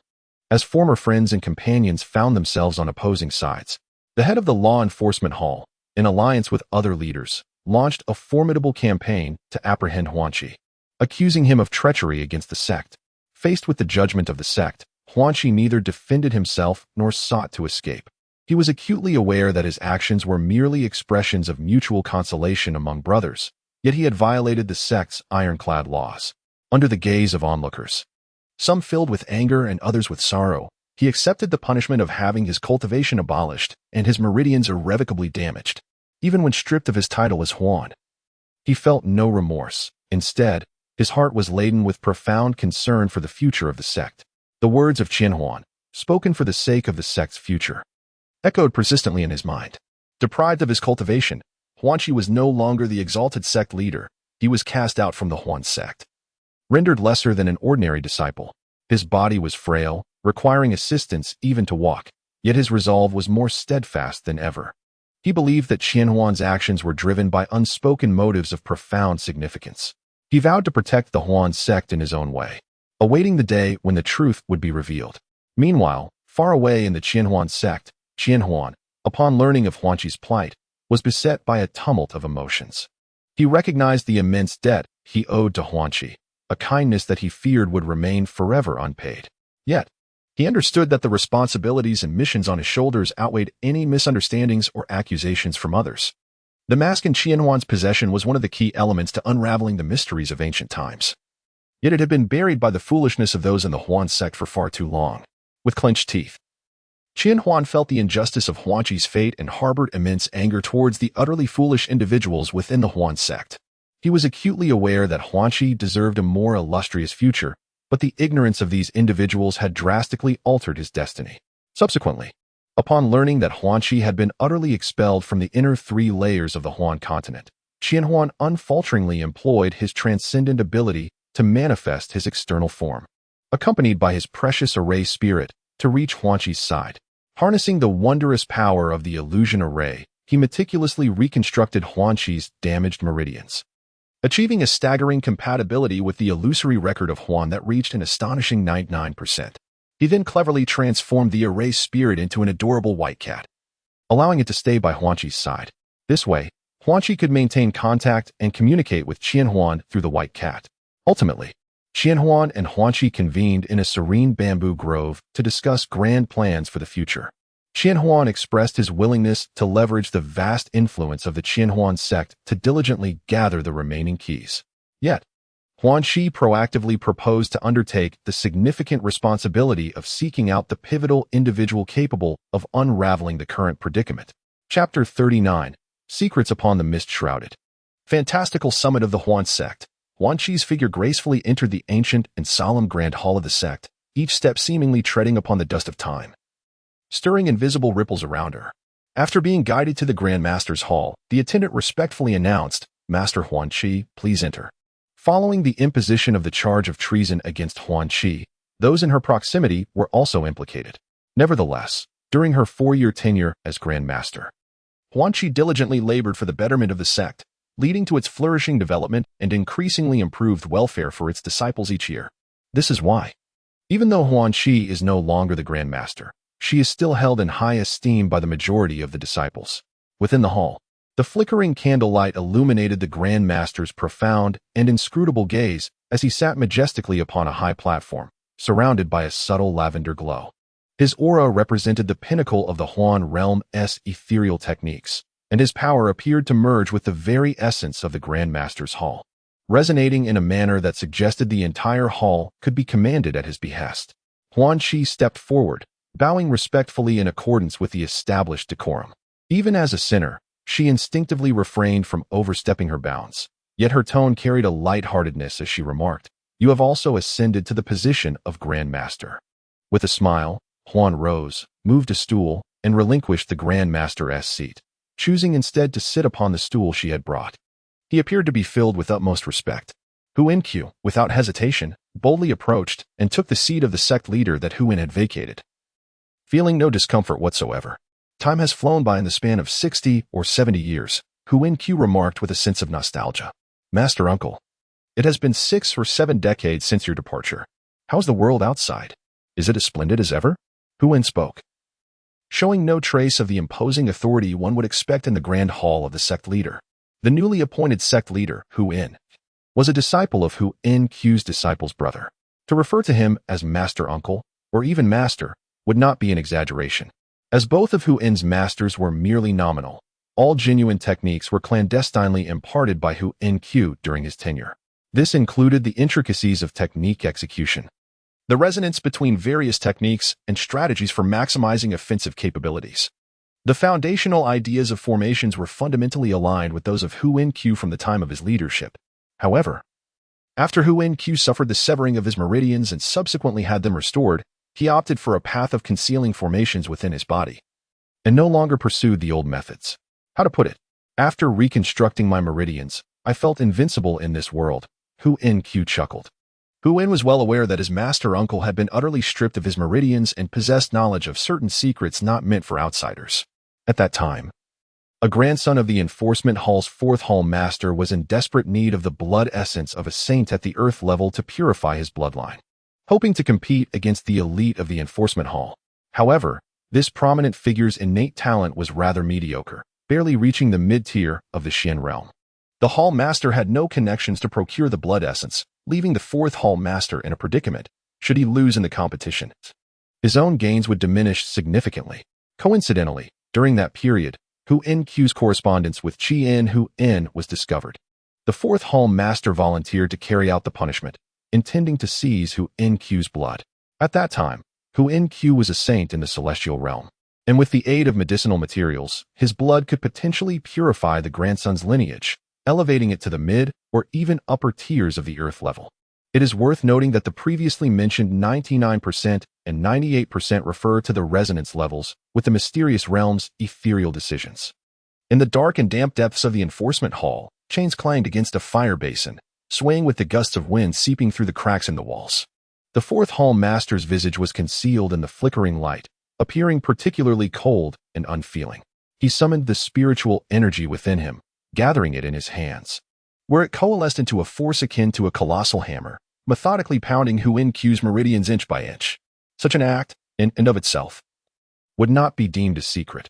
However, the fourth hall master unleashed a uniquely sinister form of spiritual energy, radiating a black sheen reminiscent of bone-eating maggots. This dark energy eroded Hu In Q's fragile meridians, each rupture accompanied by chaotic surges of spiritual force and agonizing groans. Yet, these moans gradually subsided, ultimately transforming into a voiceless rasp, akin to an old bellows stirring the dust settled at its base, an echo of the soul's desperate struggle against despair. If one were to merely destroy the meridian pathways, it would suffice to start from the heart meridian, infusing the spiritual force in a ripple-like fashion through the bloodstream, causing the meridians to swell and eventually burst under the strain of foreign energy. After all, the act of destroying meridians was intended as a punitive measure, not a means of deriving pleasure from torment.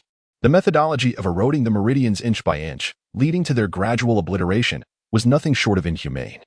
This is akin to placing thousands of ants upon the meridians, incessantly gnawing at the conduits, leading to their gradual rupture. As indescribable sensations, unbearable to the common man, surge through the channels, the enforcers surrounding them, witnessing this tragic scene, feel a pang of compassion within their hearts. Yet they are paralyzed by the undeniable authority of the fourth hall master. They exchange glances, their eyes filled with shock and trepidation. But none dare to voice a plea for mercy, fearing they too may become the next victim. After all, this is the fourth hall master. Should he report to the Enforcement Hall that someone attempted to rescue Huan Qi during the punishment? A mere flick of his lips could add another name to the list of traitors. The air within the Enforcement Hall is thick with the sin of blood and despair. As if time itself has frozen at this moment, the fourth hall master completed his cruel ritual, gazing at Huan Qi, who was almost transformed into a mere vessel of blood, a cold smile curling upon his lips. He understood that such brutal methods, while ruthless, could maximize the infusion of saintly energy into Huan Qi's blood, paving the way for his nefarious intentions. Subsequently, he mercilessly sliced open Huan Qi's already shattered meridians, allowing the blood mixed with fragments of the conduits to gush forth, exacerbating Huan Qi's grievous wounds. When Huan Qi was dragged out of the Enforcement Hall, he was no longer the exalted leader of the illusory sect, but a wretched, battered shell on the brink of death. His master, a venerable elder of equal repute, witnessed this heart-wrenching sight, feeling as if his heart were being cleaved. Yet, he could only endure in silence had it been any other charge. He might have maneuvered to assist, but the charges of collusion with the thief of the sect's sacred artifact, the Thousand Illusions Mask, and treason, especially with evidence in hand, left him powerless to intervene as he watched Huan Qi endure such torment. In a desperate bid to preserve Huan Qi's flickering spark of life, his master, disregarding all else, procured a talisman, affixing a charm that could greatly stimulate vitality upon Huan Qi's back. This was the sole recourse his master could offer. The talisman seemed to possess the miraculous power of resurrection, forcibly awakening the lingering vitality within Huan Qi, enabling him to barely sustain his shattered form and crawl out from the upper region of the illusory continent. Without this talisman, it is likely that Huan Qi would have succumbed within the upper region, reduced to naught but remnants, devoured by vermin. The upper region was a domain inaccessible to Qian Huan.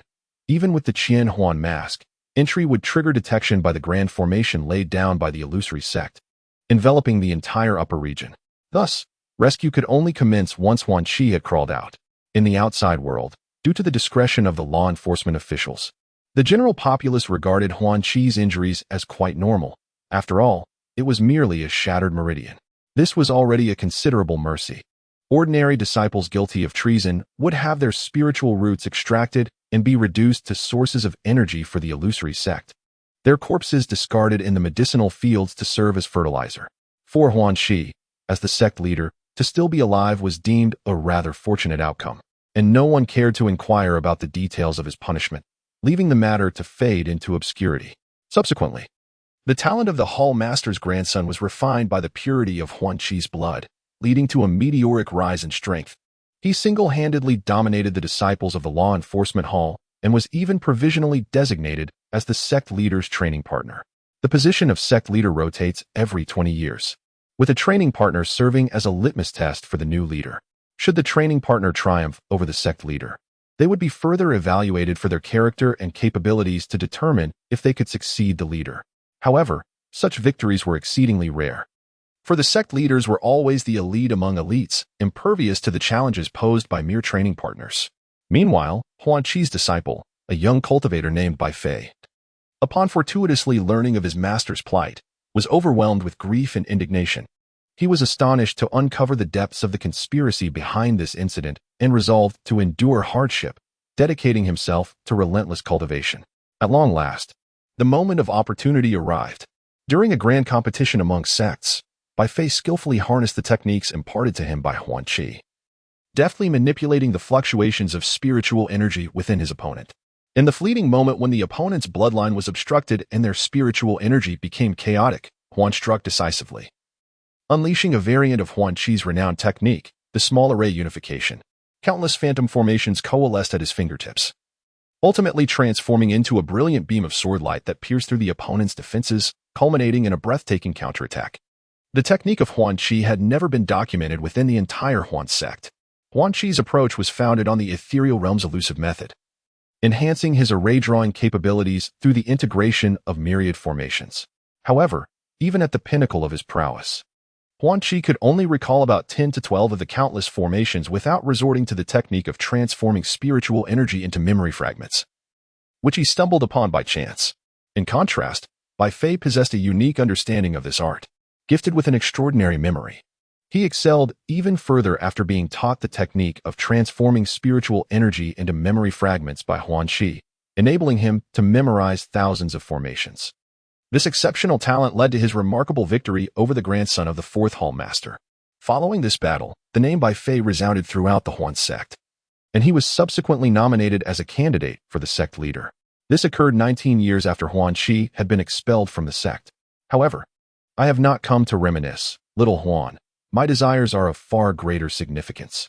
The essence of the bloodline from the demon god tiger clan serves as a testament to our sect's collective effort in suppressing evil and maintaining peace across the continent.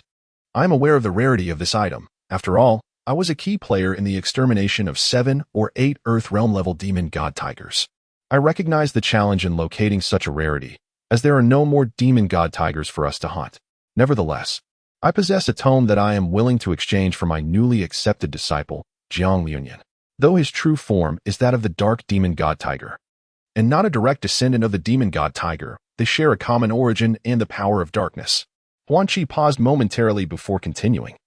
It is worth mentioning that this is a matter capable of overturning the entire continent and stirring its very winds. He is the son of destiny, destined to be one of the ultimate players in this land. Huan Qi's words conveyed a profound sincerity and urgency. He understood that his request might place little Huan in a difficult position, yet he was acutely aware of Jiang Liuyan's potential and significance. Huan Qi elaborated. The essence of the demon god Tiger bloodline, while imbued with ferocity, also harbors boundless possibilities. For Jiang Liuyan, this is not merely a leap in strength, but a challenge and transcendence of his own limits. I am willing to bear any consequences to ensure that he retains his true self while harnessing this power, so as not to disappoint the hopes of our sect. Upon hearing this, the sect leader's gaze flickered, as if weighing the pros and cons. After a moment of contemplation, he spoke slowly, his voice deep and resonant. Master Uncle, your words bear truth, yet the matter of the essence of the demon god Tiger bloodline is of grave importance. It serves as a wellspring of power. However, if consumed improperly, it may lead to dire consequences, even exhibiting a subtle inclination towards beastly transformation, potentially manifesting characteristics of the demon god Tiger. Yet, since you, my esteemed master, have mentioned that your newly acquired disciple belongs to the feline lineage, it is likely not a grave concern. I shall take it upon myself to facilitate this exchange. Furthermore, the tome you possess cannot possibly be the sixth treatise of the ethereal record, can it? Truly. It reflects the intellect that I have nurtured, as Huancher praised. That manuscript was penned by the 8th sect leader himself, and you managed to purloin it. Now seeking to gain without recompense. Master, you remain as shameless and unrestrained as ever, Huancher chuckled. Enough of this, swiftly hand it over. For I have pressing matters to attend to. Once tranquility returns, I shall seek you out to reminisce. Additionally, exercise caution in the recent days, after my departure. Handle the enforcer from the law hall with care, lest you share my unfortunate fate. Huan lightly nodded, raising his hand to conjure 6 crystalline vials, each brimming with formidable power, which materialized in his palm. These contain the essence of the most ferocious strength derived from the bloodline of the demon god Tiger. Farewell, master. Relay my command. The sinner Huancher has stolen 6 vials of the demon god Tiger blood essence from the sect's treasury. Initiate a manhunt. I have retrieved the 6th treatise of the ethereal record. Please, elders, impose your punishment. Huan bowed, seeking forgiveness. In the distance, Huancher quaked with trepidation, inwardly lamenting. Had I known this young man would not maintain discretion, I would have advised him to engage the enforcer more diplomatically, instead of implicating me. It appears he has adopted my own boundless audacity. Chapter 40. A fitting weapon. Huancher channeled the illusionary arrays within his meridians, augmenting them with his spiritual energy, conjuring dozens of illusionary formations that evenly enveloped him. The pale violet energy morphed into intricate patterns, swiftly altering his height, weight, and appearance. Even the white robe adorning Huancher was transformed to reflect a more scholarly demeanor, embellished with subtle gray patterns. Ahem, this better aligns with my identity as a scholar. Huancher mused inwardly. Simultaneously, he contemplated his next target for exploitation, diligently calculating his course of action. Those old acquaintances of mine should be made to part with a portion of their resources after I finish taking on disciples. Time for a bountiful harvest. For instance, that old talisman practitioner should be persuaded to part with some life-saving amulets capable of withstanding harm, burrowing underground, or enabling rapid travel. I shall venture to another continent to gather more resources, and as for that alchemist, though his skills are mediocre, merely ranking among the top 8 of the alchemy sect, he could still provide my disciple, Jiang Liuyan, with a supply of elixirs suitable for those below the saint realm. In the depths of his thoughts, Huan Qi reflected upon the various luminaries he had encountered across diverse realms. As for the land of Huan, aside from having extracted the essence of the demonic tiger bloodline from the Huan sect, it seemed there was little else he could procure. During his tenure, he had frequented the sect's treasury numerous times. While many rare treasures possessed remarkable effects for those adept at crafting illusionary formations, they failed to resonate with Jiang Liuyan's essence. Consequently, these coveted items were ill-suited for him. Moreover, the few items capable of enhancing mental acuity, given Jiang Liuyan's current mental state, could potentially overwhelm his psyche with just a fraction of the most rudimentary herbs. Thus, he refrained from seeking such treasures, lest he further tarnish his reputation. Should he pursue them, he would surely find himself branded as a villain, accused of pilfering various elixirs, tomes, and rare items from the sect. And if that little Huan were to harbor a darker heart, he might even be remembered as the second great sage of reckoning in 500 years. These cumulative factors rendered Jiang Liuyan ill-suited for the path of illusionary formations. However, his 6 unique elemental affinities could lead him towards becoming a paragon of mastery. In essence, illusionary formations merely represent a substantial branch within the broader spectrum of formations, and Jiang Liuyan could very well pursue the path of crafting formations to enhance his combat prowess. As Huanqi contemplated this, he unknowingly wandered through several streets and arrived at a secluded alleyway. In this hidden alley, nestled at the city's periphery, time seemed to have gently pressed the pause button, leaving behind a serene and antiquated tranquility. The alley was narrow and elongated, flanked by towering, weathered gray walls, where verdant moss thrived unabashedly, as if the brushstrokes of time were slowly depicting a tapestry of history upon this deserted stage. Sunlight filtered through the sparse clouds, casting a mottled glow upon the moss, lending a soft verdancy to this quietude. In a corner, a spider's web resembled an intricate tapestry, its complex strands ensnaring the occasional unwitting insect, which became the protagonist of this microscopic realm. These seemingly chaotic lines harmoniously merged with their surroundings, narrating tales of perpetual life and the cycle of nature.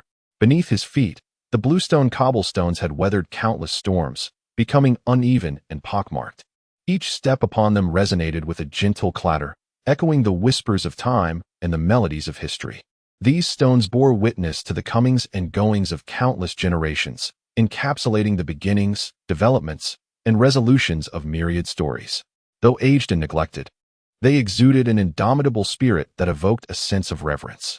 Despite the alley appearing desolate and somewhat dilapidated, it was precisely this raw, unrefined beauty that imbued it with an extraordinary charm. The air was imbued with the faint, refreshing sense of earth and moss, occasionally carrying the savory aromas of distant meals. The essence of human warmth and familiarity. Wandering through such an alley, one feels as though they are traversing through the corridors of time, experiencing a long-lost tranquility and serenity, allowing the soul a moment of liberation and purification. Thus, this seemingly remote alley, overgrown with moss and ensnared in cobwebs, transforms from a mere symbol of neglect into a haven where one is inclined to slow their pace, savoring life and embracing the quietude of passing years. Here, every slab of bluestone, each tuft of moss, and every spiderweb appears remarkably fitting. As the sun casts its golden rays, Huanqi strolls through the ancient and narrow passage, flanked by walls that seem to whisper tales of bygone days. Each stone beneath his feet bears the imprints of past wanderers. His mood, initially somber due to recent misfortunes that seem to have closed the world's doors upon him, shifts unexpectedly. A glimpse catches his eye, a slightly weathered sign reading defective blacksmith shop. Though the letters have faded, they inexplicably resonate within him, awakening a flood of memories about an old friend named Yutai. Yutai, an outspoken and exceptionally skilled blacksmith, had the remarkable ability to forge breathtaking pieces from the most unassuming materials. Their acquaintance blossomed from a fortuitous encounter prior to a selection trial for a leadership position. Huanqi had been ambushed by adversarial forces. Alone and devoid of powerful allies, he found himself fleeing for his life. In the midst of his escape, he inadvertently stumbled upon this bustling alley, which, after the passage of 6 or 7 decades, has now become desolate. It was within this very alley that Yuntie's forge provided him with a short sword capable of self-defense, secretly enhanced with intricate mechanisms, enabling Huanqi to vanquish his assailants in an impressive display of skill. Thus, an unbreakable bond was forged between the two. Reflecting on this, a mischievous smile crept upon Huanqi's lips. Having acquired the means to strengthen my physique, how could I not procure some fine weaponry for my precious apprentice? He mused. He understood that while Yutai feigned indifference towards wealth, deep within, he harbored an irresistible longing for rare materials and unique designs. This desire stemmed not from greed or vanity, but from a pursuit of exquisite craftsmanship and singular artistry. In truth, Yutai was a scion of privilege, a fact he would occasionally divulge only when intoxicated. On one occasion, Huanqi inadvertently overheard Yuntie's candid confession, revealing that his father was one of the 10 most renowned blacksmiths in the land, the master of the forge hall. Nevertheless, Yuntai chose not to rely on his familial legacy. He sought to carve his own path and validate his abilities. He yearned for recognition based on talent and endeavor, rather than his lineage. Yet, every artisan requires a reliable weapon, leading to the proliferation of esteemed blacksmith shops across the 16 continents like mushrooms after rain. The branch of the Forging Pavilion, apart from attracting funds from various locales, has another purpose: the search for the long-lost young master. However, due to the extremely clandestine nature of Yun Tai, many years have passed without any trace of him being found. Huan Shi, adept at providing an array of unique concepts, possesses remarkable talent in the realm of illusion arrays. Having studied the intricacies of weapon inscriptions, Huan Shi's distinctive understanding has enabled Yun Tai to manifest a plethora of ingenious ideas throughout his forging journey, resulting in the creation of numerous eccentric yet exceptionally practical items. Moreover, as one of the foremost combatants of the illusory sect, Huan Shi often acquires an assortment of peculiar materials during the eradication of rival races or during large-scale battles. Thus, the exchanges between the two frequently resemble a tacit game of mutual exploitation, with Yun Tai's craftsmanship bartering for Huan Shi's treasures. With a gentle push, Huan Shi opened the heavy door, and the creaking of the hinges ushered in a familiar blend of rust and charcoal, instantly transporting him back to bygone times. Inside the blacksmith's shop, the fire blazed fervently, illuminating Yun Tai's face, which had been sculpted by time into a visage of resolute strength. His gaze was focused and profound, as if the entirety of the world revolved solely around the iron block and hammer in his grasp. His arms swung with vigor. Each strike resonated with a weighty force, sending sparks flying like dazzling fireworks. "Ah, is that you, Brother Huan Shi? What brings you here?" Yun Tai lifted his head, his eyes falling upon Huan Shi with a flicker of surprise, quickly reverting to his usual composure. He set down his tools, wiped the beads of sweat from his forehead, and offered a faint smile. Huan Shi returned the smile, approaching Yun Tai to closely examine the partially forged iron block. "I came to visit an old friend and see if there is anything worthwhile to take with me." Yun Tai laughed heartily, patting Huan Shi on the shoulder. "You haven't changed a bit, but I'm afraid there are no treasures here. These are merely ordinary iron blocks, intended for crafting agricultural tools and weapons." Huan Shi nodded, surveying the surroundings, intrigued by the neatly arranged tools and semi-finished ironware. He picked up this and that, exhibiting a keen curiosity. "I must say, Brother Yun Tai, your skills have advanced significantly. The quality of this mundane iron is nearly comparable to that of fine steel." "Not at all. I still have a long way to go. However, these materials are more than sufficient for crafting farming implements or other everyday items. Recently, I've had some spare time and developed several extraction methods." While conversing, Yun Tai continued to wield his hammer, placing the red-hot iron block upon the anvil and striking it with force. With each motion, the iron block transformed, producing a rhythmic clang that echoed throughout the shop. Meanwhile, the entire earth appeared to tremble in response to this resonant sound, as if acknowledging the formidable power of Yun Tai. After a considerable pause, Yun Tai set down his hammer, wiped the sweat from his brow, and chuckled. "You rascal. Seldom do you visit without a purpose. Pray tell, what treasures have you brought this time?" Huan Shi, feigning an air of mystery, deftly retrieved an exquisite wooden box from his bosom and gently opened it, revealing an extraordinary mineral that emanated a faint blue luminescence. This mineral, known as the soul of the underworld, is exceedingly rare. I stumbled upon it while guiding my disciple in the cultivation of the netherworld's dark breathing technique. During a foray into the netherworld realm, it encompasses a power of the nether that even I find difficult to decipher, an insidious force. As you are aware, my expertise lies primarily in formations. Thus, my understanding of this material is somewhat limited. Ancient texts suggest that it can significantly enhance the resilience and sharpness of weapons, making it an exceptional material for forging exquisite armaments. "Brother Yun Tai, what do you think of this? Are you pleased?" Huan Shi said, a hint of pride in his voice. Yun Tai's eyes immediately sparkled with excitement as he took the mineral into his hands, scrutinizing it carefully, his fingers gently tracing the smooth surface, as if he could sense the immense power contained within. "Splendid. What a remarkable soul of the underworld. Huan Shi, what extraordinary fortune you possess, discovering such material while training your disciple. Truly, it surpasses mere luck. As long as Brother Yun Tai can forge a weapon to my satisfaction. This small price is nothing," Huan Shi thought to himself, secretly amused, knowing that once Yun Tai encountered such a fine material, he would exert his utmost effort, allowing Huan Shi the chance to acquire a unique treasure.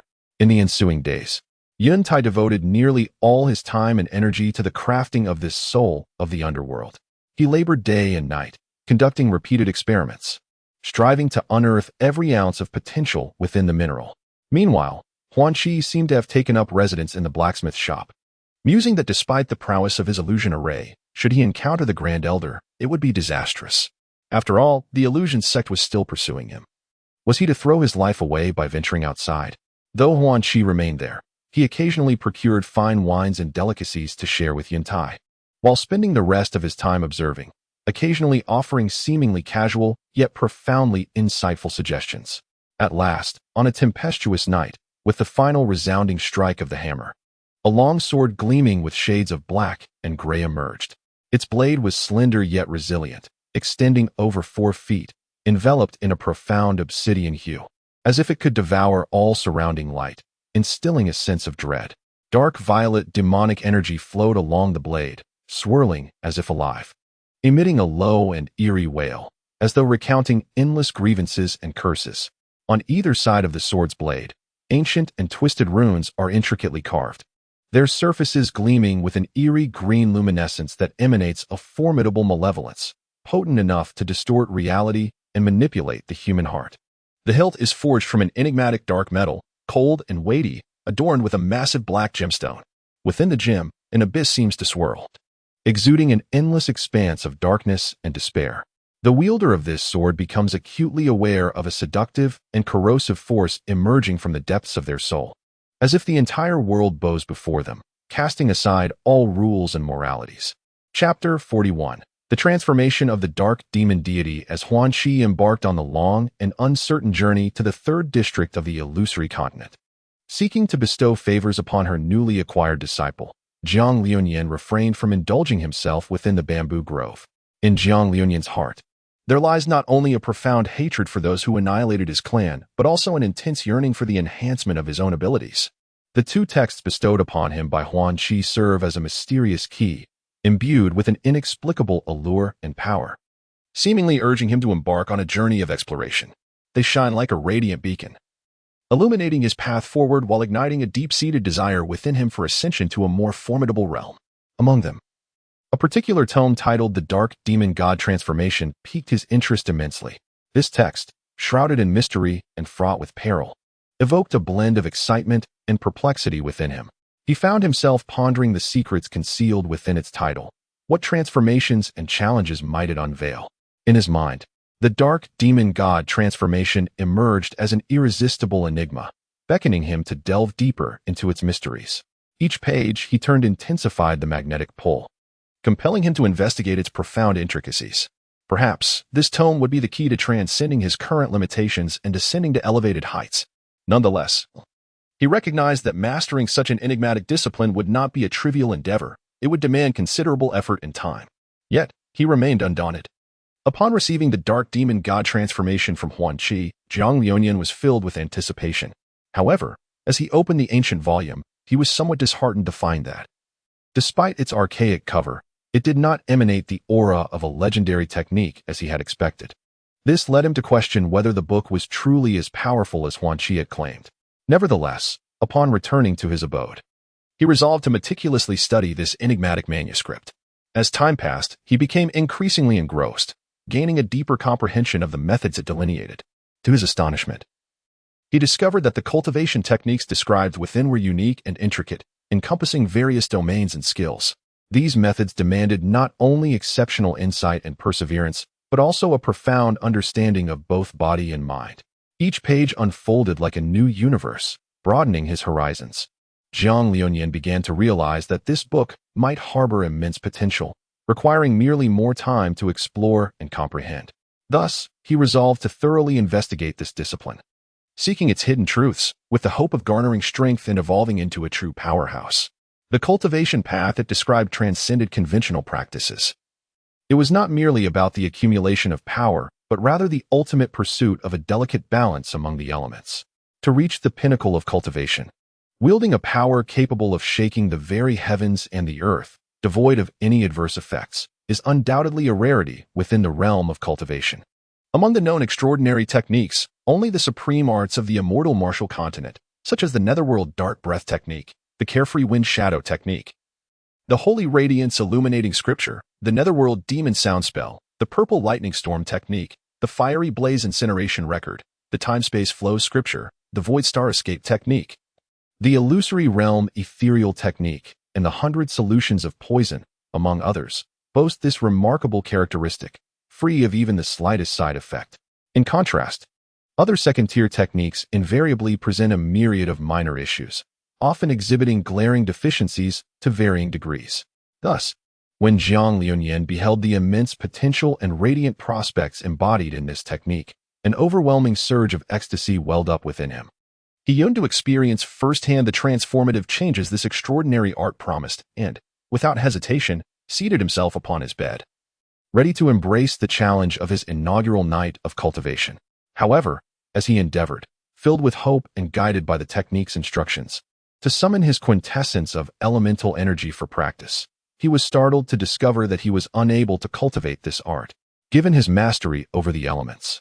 He found it unfathomable that he could not even grasp the rudiments of such a technique. In that moment, he harbored grave doubts about his innate talent for cultivation.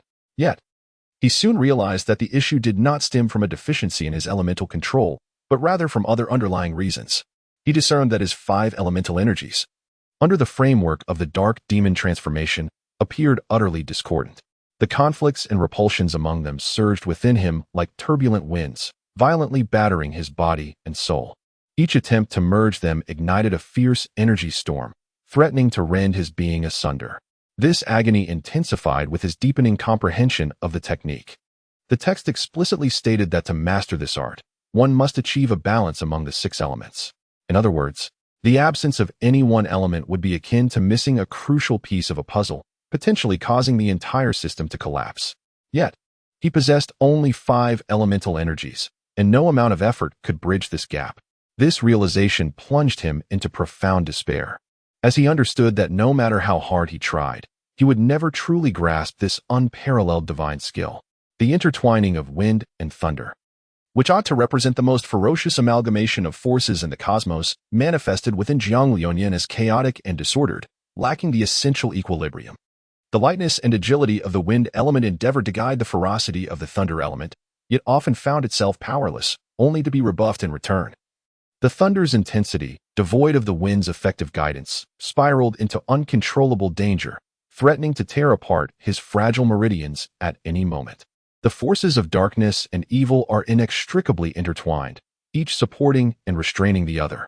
When darkness becomes too dense, it consumes the brilliance of evil, rendering it dim and lifeless. Conversely, if evil becomes too dominant, darkness loses its shelter, laying bare its essence, and even provoking internal fear and chaos. Yet, in comparison to the tempestuous forces of wind, thunder, darkness, and evil, Jiang Liuyan's own spatial power appears remarkably feeble, akin to a timid chick cowering in a corner of his consciousness during fierce strife. This is hardly surprising, for Jiang Liuyan has never systematically studied the methods of cultivating spatial power. His understanding and mastery of it remain at a rudimentary stage. Despite his fervent desire for strength, he feels overwhelmed due to a lack of pertinent knowledge and experience. At this moment, Jiang Liuyan finds himself amidst a fierce clash of the 5 elemental forces.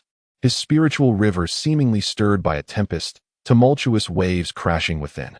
This turmoil is not due to his own strength, but rather the inherent frailty of his spiritual energy. The elemental images of the 5 forces resemble ferocious beasts, battling within his mind, leaving him dizzy and in torment. These elemental manifestations wreak havoc in his spiritual realm, causing his thoughts to spiral into chaos, rendering him unable to concentrate on the pressing situation.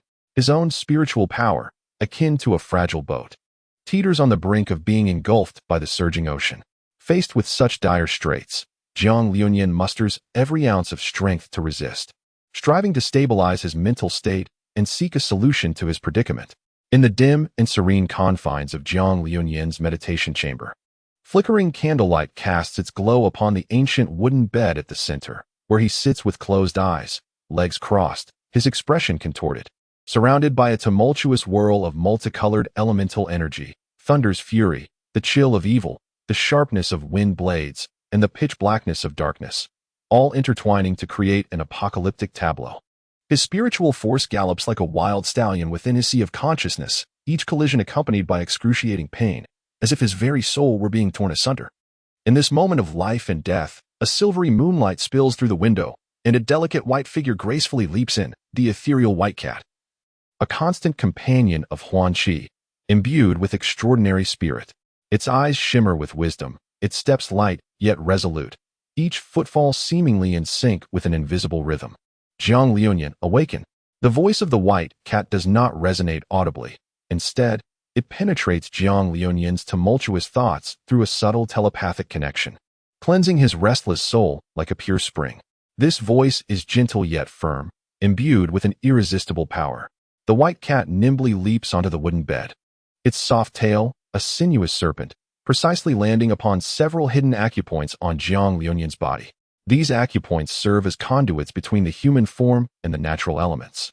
With the gentle touch of its tail, the previously chaotic elemental forces begin to flow gradually, restoring tranquility. Thunder no longer rampages, darkness recedes, wind blades retract, and evil softens, enveloping the room in an atmosphere of peace and serenity. Yet, the white cat does not cease its ministrations. A glimmer of cunning flickered in its eyes. As if it were aware of the extraordinary measures that lay ahead, it parted its crimson lips and, astonishingly, uttered the language of humans. Though this communication was conveyed through telepathy to Jiang Liuyan, young one, what follows is my unique secret. No sooner had the words left its mouth than it appeared. From an unknown source, with a sprig of vibrant green foliage, an ordinary catnip, perhaps, Jiang Liuyan swiftly recognized the object before him due to the remnants of his consciousness. A feat made possible by the fact that Uncle Shui's household harbored a feline companion, which was regularly indulged with a whiff of catnip every few days. Could this substance also serve as a medicinal herb? A haze enveloped Jiang Liuyan's mind, yet he managed to extract fleeting moments of clarity to ponder these queries. Though his contemplation bore no fruitful conclusions after an extended duration, the white cat gently placed the catnip into Jiang Liuyan's mouth, and the refreshing aroma instantly permeated the air, akin to a gentle spring breeze that whisked away all fatigue and agitation. At that moment, Jiang Liuyan's mental fortitude received unprecedented nourishment and solace. His furrowed brow gradually unfurled, and his chaotic thoughts began to crystallize into clarity. Upon opening his eyes, he was met with the gaze of the white cat. Filled with wisdom, and an indescribable wave of gratitude surged within him. "Thank you," he expressed weakly yet sincerely, fully aware that without the timely intervention of this enigmatic white cat, his fate would have hung precariously in the balance. The white cat seemed to comprehend his sentiment, gently wagging its tail, its eyes brimming with pride and satisfaction. A telepathic message resonated within Jiang Liuyan's mind, stating, "No need for thanks. Had it not been for that old fellow Huan Qi insisting I look after you, I would not have come. Remember to take it easy during your next training session. Do not put yourself in such a precarious position again." With that, the cat gracefully leapt off the bed, leaving behind a trace of warmth and tranquility, vanishing once more into the night, while Jiang Liuyan was left to reflect on the harrowing brush with death. He never anticipated that his training would lead to such an outcome. Without the guidance of the elder white cat, he would have surely faltered. However, upon further contemplation, he realized that he would no longer have the opportunity to practice this technique, as his body resonated with only 5 elements. The 6th element remained an elusive mystery, leaving Jiang Liuyan devoid of any direction. Jiang Liuyan had contemplated the possibility of transforming the intricate balance of the hexagram array composed of 6 elements into a pentagram array of 5 elements. However, it has become evident that the degree of elemental interplay and fusion surpasses Jiang Liuyan's capabilities. After all, the intricate amalgamation of 6 elements within a formation is an astronomical endeavor. To dismantle and recreate a pentagram array that embodies a balance of 5 elements would be akin to embarking on a wholly new path of cultivation. The essence of the tome The Dark Demon and the Evil God lies in its myriad of formations, each intricately interwoven without any corresponding elements that impede the efficiency of elemental conduction. Although Jiang Liuyan's current understanding of formations is considerable, he still encounters numerous structures that elude his comprehension. Yet this formation undoubtedly stands as an exceptionally formidable construct. In the face of this predicament, Jiang Liuyan could not help but feel a profound sense of loss and confusion. He was acutely aware that without resolving the imbalance among the elements, Further cultivation would lead to a dead end. Yet, at the same time, this challenge ignited within him an unprecedented fervor and determination. He began to explore various methodologies, seeking ways to compensate for his deficiencies and achieve equilibrium among the six systems. As night descended and the moonlight bathed the land, within a bustling tavern in the 3rd district of the illusory continent, the atmosphere was vibrant and lively. Huan Qi, a young prodigy renowned for his intellect and profound mastery of illusion formations, found himself unusually relaxed this evening. After consuming several jugs of fine wine, a rosy hue adorned his cheeks, and his eyes sparkled with a dreamy yet exhilarated light. Opposite him sat Yuntai, a robust warrior known for his immense strength and muscular physique. He was straightforward and not particularly loquacious, yet whenever the topic of combat arose, a fierce determination would ignite within his gaze. Drawn by Huan Qi's enthusiastic invitation, he had come to the tavern intending to indulge in a modest drink, unaware that an unexpected contest was about to unfold. Brother Yuntai, we have known each other for many years, yet we have never truly engaged in a spirited exchange. Since the wine has flowed tonight, why not test our skills against each other? Huan Qi proposed, his gaze slightly blurred with inebriation, laced with both provocation and anticipation. Yuntai was momentarily taken aback, but then a smile crept across his lips. He fully understood the significance of Huan Qi's mastery over illusion formations. Yet seeing his friend inebriated stirred a sense of camaraderie within him. Very well. If Brother Huan Qi is in the mood for a friendly contest, I shall gladly oblige. The patrons in the tavern, noticing the unfolding challenge, gathered around, their cheers and applause creating an atmosphere of excitement for this impromptu duel. With the sound of a wine cup shattering on the floor, the contest officially commenced. Despite his intoxication, Huan Qi remained agile, his form flickering as he melded into the surrounding shadows, transforming into countless phantoms, making it difficult for anyone to discern his true position. Meanwhile, Yuntai stood firm as a mountain, his fists clenched, enveloped in a subtle yet potent aura, the culmination of years of training, sufficient to withstand any sudden assault. Phantom evasion, Huan Qi exclaimed, and suddenly, the tavern's ambience became chaotic, as numerous illusory figures darted among the crowd, dazzling the onlookers with their bewildering movements. However, Yuntai remained undeterred, closing his eyes in deep concentration. With his extraordinary perception, he detected the faintest ripple of energy emanating from the true form of Huan Qi. Break through all laws.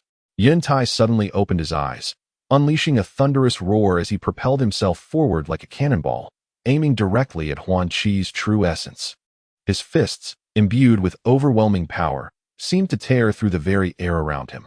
Observing this, Huan Qi's lips curled into a sly smile. Rather than confront Yuntai head-on, he deftly shifted his form, merging once again with the shadows, skillfully evading Yuntai's onslaught. Concurrently, he secretly activated the illusion array, attempting to confuse Yuntai's senses and create an opportunity for counterattack. Thus, a uniquely intense duel unfolded within the tavern, where Huan Qi, using his masterful command of illusionary techniques, engaged in a battle of wits and strength against Yuntai. Despite his inebriation, Huan Qi's passion and dedication to martial arts remained undiminished, rendering him even more audacious and unpredictable in the fray. Meanwhile, Yuntai exhibited his unwavering resolve and exceptional prowess, disregarding the surrounding clamor and distractions, relentlessly pursuing Huan Qi's true form with the intent to vanquish him. Ultimately, the contest concluded amidst the cheers of the onlookers. Although victory remained unclaimed, both warriors derived immense satisfaction and growth from the experience. They exchanged knowing smiles, and their camaraderie deepened as a result. That night, the tavern became an indelible memory etched in their hearts. Chapter 42. Laying the foundation upon the bed, bathed in hues of gold and crimson by the setting sun. Jiang Liuyan appeared devoid of spirit, sitting there in silence. His gaze was hollow and bewildered, as if he bore an indescribable burden of agony and pressure. His body trembled slightly, on the brink of collapse. At times, curiosity about the unknown flickered in his eyes, only to be overshadowed by profound anxiety. This intricate tapestry of emotions entwined, plunging him into a state of endless confusion. Jiang Liuyan found himself engulfed in confusion, uncertain of how to confront the predicament before him. This disorientation stemmed not only from the lingering aftereffects of his recent mental strain but also from the painful realization that, despite his relentless efforts, he could not surmount the barriers of his cultivation. Such circumstances filled him with profound despondency and despair, compounding his woes.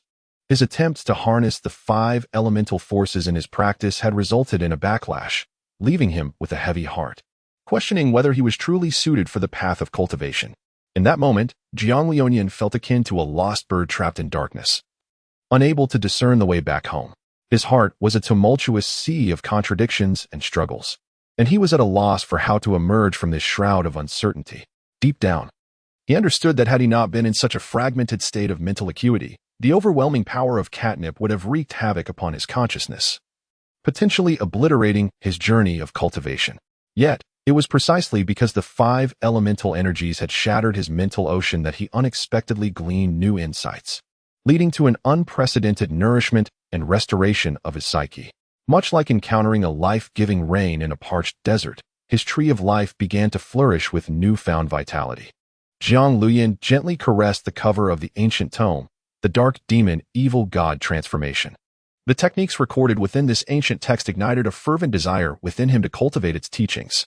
Perhaps with the knowledge contained in this book, he could aspire to match Tang San's prowess, to tread upon the same path of cultivation, and avenge his kin. This tome represented his final glimmer of hope, yet it was shackled by the limitations of his own innate talent, extinguishing the last vestige of possibility. Why? Jiang Liuyan lamented inwardly, his heart aching with frustration. He understood that his unique constitution, embodying the coexistence of 5 elemental forces, was both a remarkable gift and a formidable challenge in mastering this particular technique. In this world where strength reigns supreme, the absence of a supreme cultivation method would render his journey extraordinarily arduous.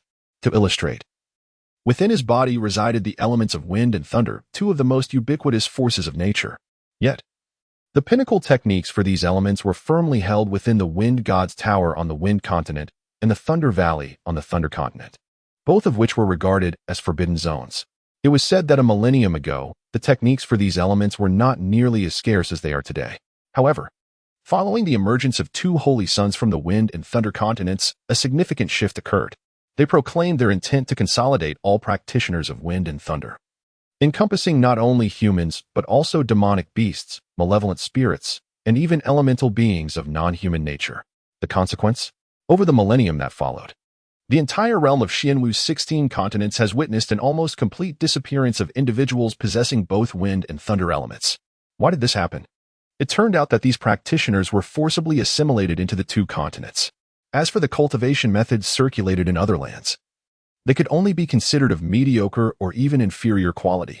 Thus, the aspiration to cultivate the most powerful techniques of wind and thunder has nearly become an insurmountable challenge. Jiang Liuyan was engulfed by profound sorrow and helplessness. He was acutely aware that if he opted to cultivate those inferior techniques, even if he devoted his entire life to the endeavor, attaining any tangible progress would remain an elusive dream. He understood the vast chasm that separated him from Tang San, recognizing that the prospect of catching up to or even surpassing Tang San was nearly impossible. What tormented him further was the heavy burden of vengeance he bore for his kin. Yet, given the current circumstances, that goal appeared almost unattainable. As these thoughts consumed him, Jiang Liuyan found himself weeping uncontrollably, his heart steeped in despair for the future. Jiang Liuyan felt a wave of oppression within, as if an invisible force were compressing his heart. He slowly closed the tome titled The Dark Demon God Transformation and let out a heavy sigh. As the pages came to rest, his thoughts gradually shifted from the world of the book back to reality. He lay there quietly, his gaze somewhat bewildered, as though still immersed in the emotions stirred by his recent reading. After a moment, Jiang Liuyan gently shook his head, attempting to dispel the oppressive sensation. He slightly turned his head, his eyes landing upon a book on the table, an elementary treatise on the perception and application of elements, penned by Huanqi. He reached out, carefully extracted the volume, and began to read the first page with great attentiveness. Jiang Liuyan held the precious tome tightly, his emotions in a state of turmoil. He understood that this was not merely a manual of techniques, but rather a profound expression of Huanqi's deep affection and expectations for him.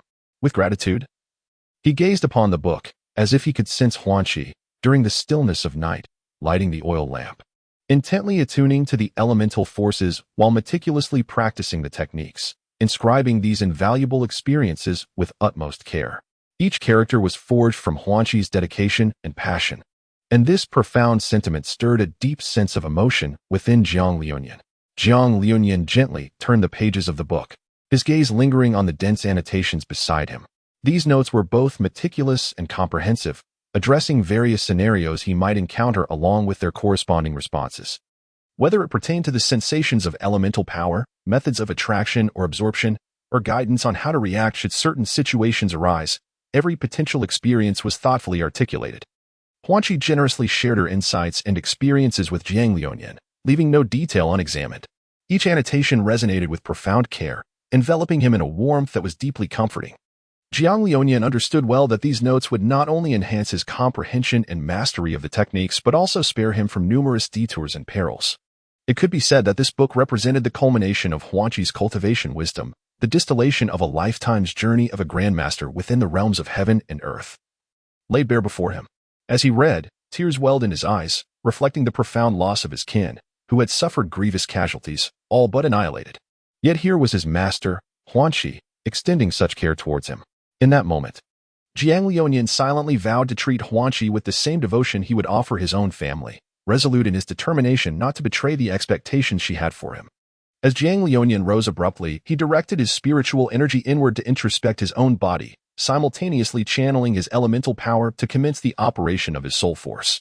A faint and mottled luminescence of elemental energy enveloped him, a miraculous manifestation of his arduous journey towards the initial mastery of elemental power.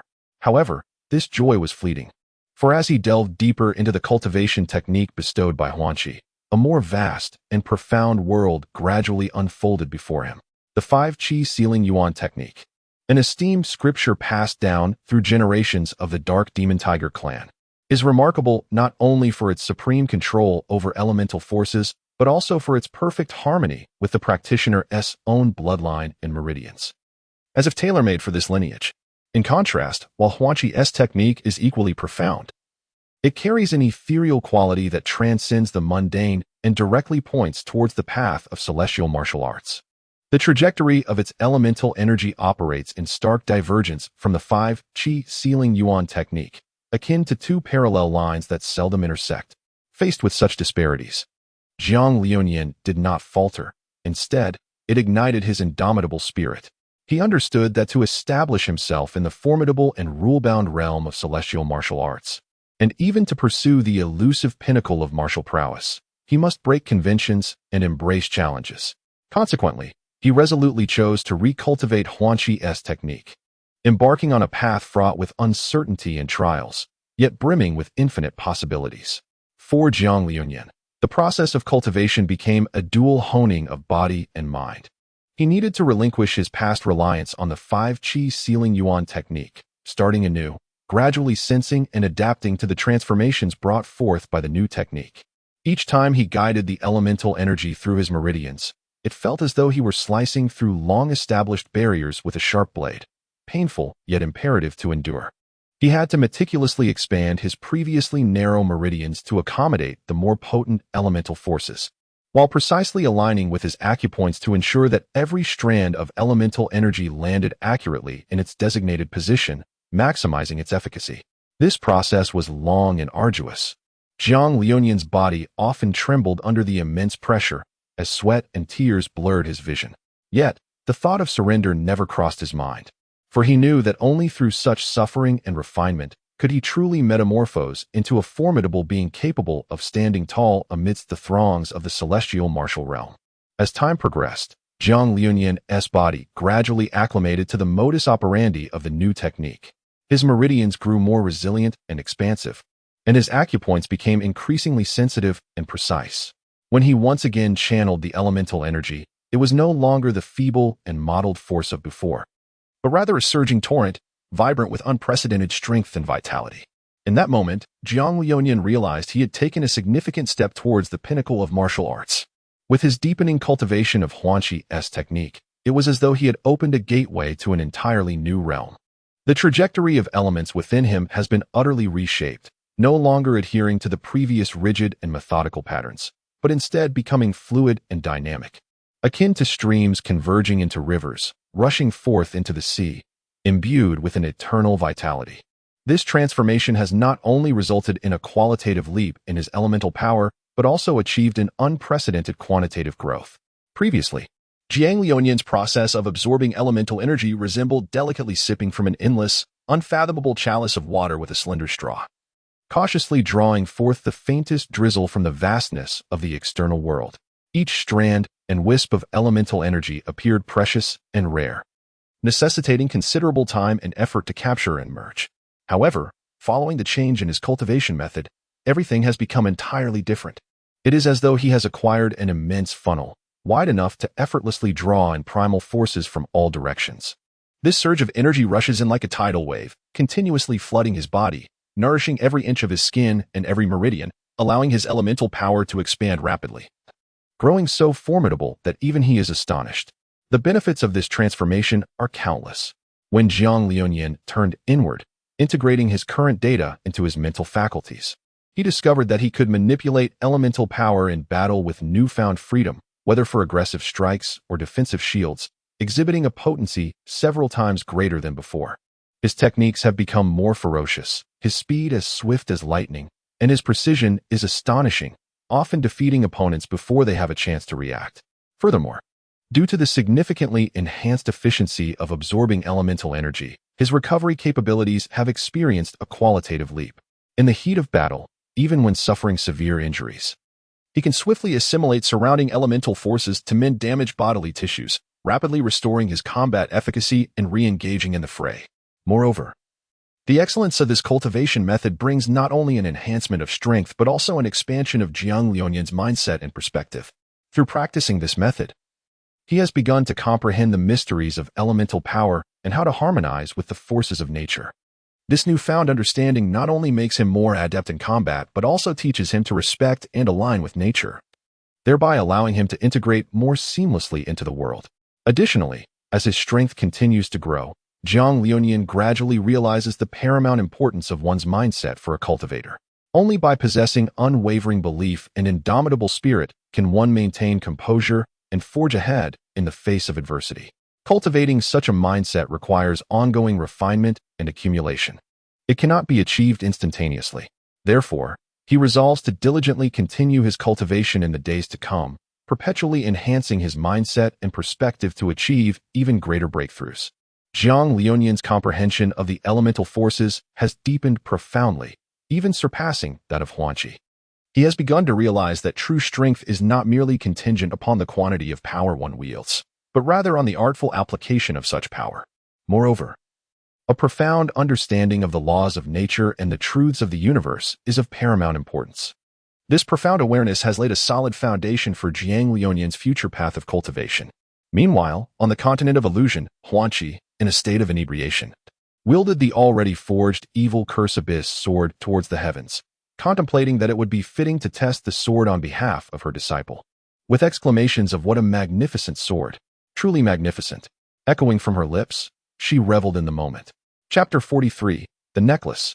Jiang Liuyan sat quietly within his bamboo dwelling, nestled in the heart of his bamboo grove, surrounded by faint yet distinctly perceivable fluctuations of the five elemental forces. Since he had practiced the techniques bestowed upon him by his esteemed master, Huanqi, the previous day, his awareness and control over these elements had indeed undergone a remarkable transformation, as if every inch of his skin resonated with the ethereal energies of the universe. Yet, this formidable power, though potent, resembled scattered pearls, failing to be strung together into a cohesive chain, thus lacking in synergy. Jiang Liuyan has assessed his current prowess and considers himself to be, at best, an average elite contender. In other words, his combat ability enables him to sequentially vanquish 5 opponents of equal standing. Yet he finds it exceedingly challenging to simultaneously merge the quintessence of 5 elemental forces to confront them all at once. If he were to engage these adversaries simultaneously, excluding his inherent skills, he could barely contend with 3 at a time, which deeply troubles him. In recent days, Huanqi ventured to the 3rd district of the illusory continent, while Jiang Liuyan stumbled upon a tome entitled Chronicles of Heroes of the Immortal Martial Continent. Each time he concludes his daily training or embarks on a new session, he eagerly opens this book, savoring the narratives within. The heroic feats chronicled upon its pages shimmer like resplendent stars, illuminating the desires and aspirations nestled within his heart. These young prodigies, some wielding formidable strength, have successfully altered the course of destiny. Others have even transcended their realms to engage in battles, etching their own legendary tales. Jiang Liunian is acutely aware that although he has traversed into this immortal martial continent and is merely 18 years of age, the canvas of his life is just beginning to unfurl. Nevertheless, his yearning to become a formidable warrior burns like an inferno, growing ever more fervent. Each time he compares the characters within the book to his present circumstances, an indescribable sense of solitude and desolation stealthily creeps into his heart, making him feel akin to an inconspicuous speck of dust in the vast cosmos. He truly embodies the adage, if you do not cultivate, you perceive me as a frog in a well gazing at the moon. If you do cultivate, you see me as a mayfly witnessing the vast sky. After finishing a brief tale, Jiang Liunian let out a long sigh, only to rally himself anew. Yet, it was this very sense of unwillingness and yearning that blazed within the depths of his soul like a consuming flame, transforming into his most resilient strength. In the face of life's adversities and the injustices of fate, he chose not to succumb nor to surrender easily. Each night over the past few days, after immersing himself in the heroic legends of the immortal martial continent, he would carefully contain the tumultuous waves of desire for power surging within him, burying them deep within his heart, before resolutely returning to the arduous and monotonous path of cultivation. Within the confines of a humble bamboo hut, the faint candlelight flickered gently in the darkness, akin to a solitary star illuminating his determined visage. Sweat trickled down his forehead, splattering onto the cold ground with a subtle yet steadfast sound, as if narrating his indomitable will. On that seemingly uneventful evening, as Jiang Liunian practiced the technique bestowed upon him by Huan Qi, he suddenly sensed an unusual shift within his body. He discovered that the dark elements swirling within him had grown more potent than before, their flow becoming increasingly smooth. As time progressed, these dark elements began to accumulate within him, forming a formidable vortex. This vortex spun and expanded ceaselessly, seemingly boundless, while the other four elements retreated within him like frightened mice, as if conceding the stage to that swirling mass of darkness as deep as ink, which emitted an aura of mystery. Jiang Liunian felt an unprecedented pressure, yet simultaneously, an inexplicable exhilaration surge within him. Perhaps this was akin to what Huan Qi had described as the gathering of spiritual energy within the body, its essence akin to a sphere. Although it differed greatly from his internal vortex, he could indeed sense the elements converging together, and the book noted that the first gathering of spiritual energy held the highest chance of success. Thus, he understood that despite some discrepancies with the text, this was an omen of his impending breakthrough to a higher realm. As time advanced, the vortex expanded further, ultimately reaching a critical point. Suddenly, a thunderous sound erupted as the vortex exploded, releasing a powerful wave of energy. Jiang Liunian was struck by this energy wave, feeling as though his very being might fracture, for the explosion originated within the sea of his soul. Remarkably, he emerged unscathed, merely sensing that his soul felt as if it had been torn asunder. Yet, astonishingly, the central black vortex, after its explosion, fragmented into countless smaller vortices, occupying every corner of his soul's domain. To his surprise, he felt an invigorating vitality coursing through his body, as if an inexhaustible force flowed within him. Jiang Liunian understood that he had successfully transcended his previous limitations. As he opened his eyes, the world around him became remarkably clearer, enabling him to perceive a wealth of details and information. He recognized that this clarity was a result of his elevated cultivation, which had fortified his strength. At that moment, the necklace hanging around his neck suddenly emanated a peculiar warmth, as if an ancient and mysterious power was quietly awakening. This necklace was not merely an ornament. It was a precious relic that bore the weight of a thrilling memory. Reflecting on the past, his emotions remained tumultuous. At that time, Tang San descended upon the realm like a harbinger of death, mercilessly slaughtering the dark demon god Tiger clan, enveloping the entire forest in a shroud of bloodshed and despair. In this dire moment of survival, the spirit residing within the venerable elder of the Ancient Spirit Institute awakened first, imparting to Jiang Liunian an extraordinary strategy through a unique spatial logic, as they united to resist Tang San's atrocities. The elder, typically poised and exceptionally wise, sacrificed his very soul to protect the tranquility of this land and uphold justice. He bore the immense burden of numerous souls, each varying in strength. Yet in this pivotal moment, they coalesced into an undeniable torrent of power. Empowered by this force, the elder launched a devastating strike against Tang San, successfully inflicting significant harm. Amidst this fierce battle, he daringly retrieved the necklace, an artifact tied to the darkness. This relic not only encapsulated the last vestiges of the dark demon god Tiger clan, but also embodied their boundless hopes and reluctant aspirations for the future. Now, with his own breakthrough in dark elemental power, the necklace began to undergo a transformation, and he could almost hear a distant, indistinct call, a lament from the dark demon god Tiger clan, a perpetual pursuit of justice and peace. At this moment, the warmth of the necklace reignited his memories, allowing him to relive those harrowing years. He grasped the necklace tightly, his heart swelling with unwavering conviction. The runes upon the necklace shimmered with an ethereal glow, akin to the resplendent stars in the night sky, exuding an air of mystery and allure. They seemed to pulsate with life, recounting ancient and powerful tales, as if an invisible force was beckoning him, guiding him toward uncharted realms. A profound intuition stirred within Jiang Liuyan. This force might very well be the key to breaking through his bottleneck and achieving the unification of the 5 elemental forces. He closed his eyes, inhaled deeply, and allowed his heart to be wholly enveloped by the guidance of this power. As the brilliance of the necklace intensified, he felt an unprecedented warmth flowing into his body, akin to the gentle embrace of the spring sun. This warmth intertwined with the restless elemental power within him, creating a harmonious symphony that sparked an extraordinary transformation. In that instant, he seemed to hear the call from the depths of his soul, a yearning for power and an insatiable quest for the unknown. Jiang Liuyan opened his eyes, a glimmer of determination and resolve flickering within. He was acutely aware that the true challenge had only just begun. Upon sensing the immense power contained within the necklace, he suddenly comprehended everything. The reason why C had entrusted this necklace into his hands. At first glance, the necklace appeared unremarkable, yet it harbored a profoundly terrifying secret. Jiang Liuyan let out a wry smile, realizing that his 5 elements, no, it should now be referred to as the 6th element he was about to acquire, had been attained in such an unexpected manner. Far away in the 3rd district, Huan Qi sheathed the sharp sword into the scabbard on his back, the corners of his mouth lifting into a profoundly irreverent smile. I'm off now, Lao Yun. I'll be sure to seek you out next time something good arises. That's enough from you. Don't come back. I've invested quite a bit of materials this time, and you Haven Tea even compensated me, Yun Tai chided with a laugh. After bidding farewell to Yun Tai, he casually took some precious and unique array materials, which might prove useful when he would eventually teach his beloved disciple, Jiang Liuyan. With a final farewell, Huan Qi embarked on the long journey back to his bamboo grove, filled with anticipation and an eagerness to return to that serene and mysterious place. My dear disciple, I have missed you immensely, Huan Qi thought to himself, reflecting on how many valuable items he had acquired in your name.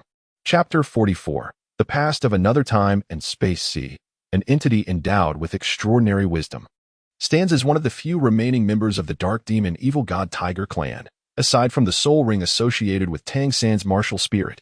Following the Great Fire, C feigned death to escape, transforming into elemental form to evade the ravages of time, continuously absorbing the power from the river of time, assimilating it as his own.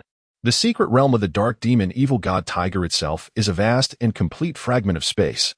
Yet the erosive forces of time over countless years have caused it to suffer slight damage. This is why, several centuries prior to the annihilation of the Dark Demon Evil God Tiger clan by Tang San, numerous methods of spatial rifts began to emerge, primarily to mitigate the instability caused by the damage to the secret realm. Coincidentally, the Dark Demon Evil God Tiger clan possessed a connection to spatial elements, thus integrating such phenomena into their way of life. C is undoubtedly a genius in this regard. Over the span of 147 years, he comprehensively grasped the 6 systems of the Dark Demon Evil God Tiger clan and infused them with his profound understanding, allowing him to transform them into his own techniques. Within the river of time, C captured the power of time with fragments of his soul, enduring the pain to forge a bond between his essence and the temporal force, rendering him impervious to the ravages of time. Simultaneously, he utilized the existence of spatial rifts to repeatedly deconstruct them, mastering their fundamental structure, and crafting a conduit for his body and soul based on these rifts, which resided deep within the tributaries of the river of time, accessible to him alone, while remaining elusive to others. Moreover, the Dark Demon Evil God Tiger clan's mastery of the elements of wind, thunder, darkness, and malevolence enabled their bodies to undergo complete elementalization. This remarkable ability rendered them exceedingly formidable, Unless faced with opposing elements or pure elements that greatly surpass these four, C's form would be indestructible. In other words, unless there exist specific elements or energies capable of countering his formidable powers, he is virtually indestructible.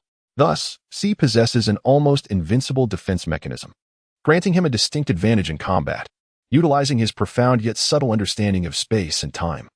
C adeptly discovered a fissure and successfully traversed into a realm that defies description. This place is neither the familiar Douluo continent nor any known temporal or spatial node. It is a vast and alien desert. This desert stretches endlessly, with rolling dunes that seem to have no end. The sun blazes fiercely, casting radiant light upon the golden hills, creating shimmering reflections. The wind sweeps across the dunes, emitting a deep, haunting howl that evokes a sense of boundless solitude and desolation. Standing atop a dune, C gazes into the distance, his heart brimming with uncertainty and apprehension. What is this place? Why has it manifested here? He begins to ponder his predicament, striving to uncover clues to unravel this enigma. However, he soon realizes that he seems ensnared in a cul-de-sac, unable to find answers no matter how hard he strives. Determined to explore this desert, C hopes to unearth useful information. He cautiously descends the dune, the sand beneath his feet soft and fine, each step akin to treading upon cotton. He navigates the valleys between the dunes, making an effort to avoid the towering hills, lest he lose his sense of direction. As he ventures deeper, he discovers myriad wondrous sights hidden within the desert. Occasionally, he catches glimpses of peculiar plants thriving between the dunes, their shapes unique and colors vibrant, exuding a faint fragrance. At times, he encounters strange creatures resembling mythical beasts, albeit with distinctive characteristics. These sights elicit a mixture of excitement and trepidation within C. He is uncertain of the creature's temperament and how to engage with them. Though C has only grasped a thread of power from the fine, hair-like tributaries of the temporal river leading to the Douluo continent, it is sufficient for him to claim mastery over the cosmic forces. This power enables him to contend with the elite combatants of the Dark Demon Tiger clan on the Douluo continent, or even surpass them. Yet, in this unfamiliar desert, C dares not let his guard down. He is acutely aware of the adage that even the mightiest dragons must respect the local snakes, especially given that the concentration of spiritual energy here far exceeds that of the Dark Demon Tiger's secret domain. This richness in spiritual energy not only astounds C, but also imparts the realization of the formidable and enigmatic nature of this realm. He refrains from impulsive actions, fearing that recklessness may invite unnecessary peril. Silently, C surveys his surroundings, attempting to glean clues from the desert. However, apart from the endless yellow sands and the occasional whisper of the wind, he perceives nothing and hears nothing. Doubts begin to creep into his mind. Has he truly ascended to the divine realm? Or is this merely another, more advanced or primitive world, filled with uncertainty and unease? C understands that he must maintain composure and rationality in this moment. He began to ponder how to establish his foothold in this unfamiliar realm, how to harness his wisdom and strength to unravel the mysteries of the world. A self-deprecating smile graced his lips as he mused that perhaps he needed to offer himself some solace, a rationale to explain why he had ventured into this alien territory. After all, anyone confronted with such upheaval would undoubtedly feel bewildered and helpless, and he was no exception. He contemplated that perhaps this was the design of fate. Yet another trial on his path of cultivation. It was only through such challenges that he could forge ahead with greater determination, seeking to explore the unknown and aspire to loftier realms. Chapter 45, An Illusion? Do I have the right? Part 1. As Jiang Lianyan's fingers grazed the ancient necklace that hung around his neck, it seemed to awaken from a millennia-long slumber, erupting once more into a brilliant and extraordinary radiance. This luminescence was not of a singular hue.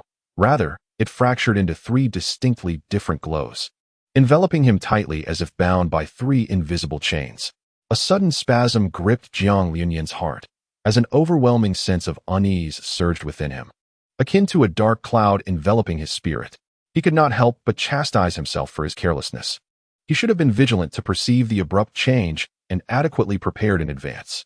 However, it was too late for regret, for the three mysterious beams of light had encircled him tightly, rendering him incapable of escape. These luminous rays seemed to possess a peculiar power, ensnaring Jiang Lianyan within their grasp, leaving him paralyzed. In his futile struggle, he discovered that an invisible force held his body captive, thwarting his attempts to break free. Amidst the flickering of the lights, he caught glimpses of unfamiliar scenes and sounds, experiences he had never encountered before. The emotions of Jiang Liuyan resembled a tumultuous roller coaster. Despite being engulfed in trepidation and unease, he endeavored to maintain his composure while observing the transformations in his surroundings. Upon witnessing the three radiant beams of light, he was struck with profound astonishment. These luminous rays seemed to possess a mysterious and ineffable connection with him, as if they had been summoned solely for his presence. As time unfolded, Jiang Liuyan gradually became aware of the profound influence exerted by these three beams. He discerned that they appeared to possess the ability to penetrate the defenses of his heart, delving into the softest and most secretive recesses of his being. This sensation was both alien and familiar, akin to a long-lost relative unexpectedly materializing before him, offering the warmest embrace and the gentlest words to soothe his weary soul. Jiang Liuyan could not help but be captivated by this extraordinary sensation. He began to ponder the mysteries of the world and his connection to the three radiant beams of light. He realized that perhaps this was the design of fate, orchestrating a moment in which he encountered these luminous entities. Thus, he resolved to cast aside his fears and anxieties, wholly embracing the entrance of these three lights. The pitch-black glow, as deep as the darkest dreams of the night, bore an air of enigma and unfathomable power. It flowed gently around Jiang Liuyan, seemingly intent on drawing him into an endless abyss, yet offering a thread of reassurance at pivotal moments, preventing him from losing his way. In contrast, the immaculate white light resembled the nascent sun, radiating warmth and gentle brilliance. It caressed Jiang Liuyan's face tenderly, akin to a mother's hand softly brushing his forehead, alleviating his fears and unease. This light seemed to possess a magical ability to reverse time under its illumination. Jiang Liuyan felt transported back to the carefree days of his childhood, experiencing a long-lost tranquility and serenity. This light subtly resonated with the void within his heart. And as he placed his hand upon his chest, he felt a flutter of excitement, though he could not articulate its cause. The gray light, situated between black and white, appeared more intricate and profound. It was neither as cold and unfeeling as the black nor as pure and flawless as the white. Rather, it encapsulated an elusive charm. This light spiraled slowly around Jiang Liuyan, imbuing him with a chilling sensation that sent shivers down his spine, yet this perturbation was fleeting, vanishing as though it had never been. Together, these three lights intertwined, forming a peculiar yet exquisite tapestry. Within this tableau, Jiang Liuyan experienced an unprecedented sense of awe and emotion, as if an invisible force compelled him to relinquish his vigilance and defenses. He closed his eyes, inhaling deeply, allowing the three lights to flood into the depths of his soul like a warm current. In this transformative process, Jiang Liuyan felt as though his spirit had undergone a profound rebirth. The three beams of light pierced through the clouds like the sun, illuminating the dark recesses of his heart. Wherever the light touched, his distractions and worries gradually dissipated, replaced by a profound tranquility and peace. This sensation was akin to a long-awaited rain after a drought, nurturing and revitalizing his spirit.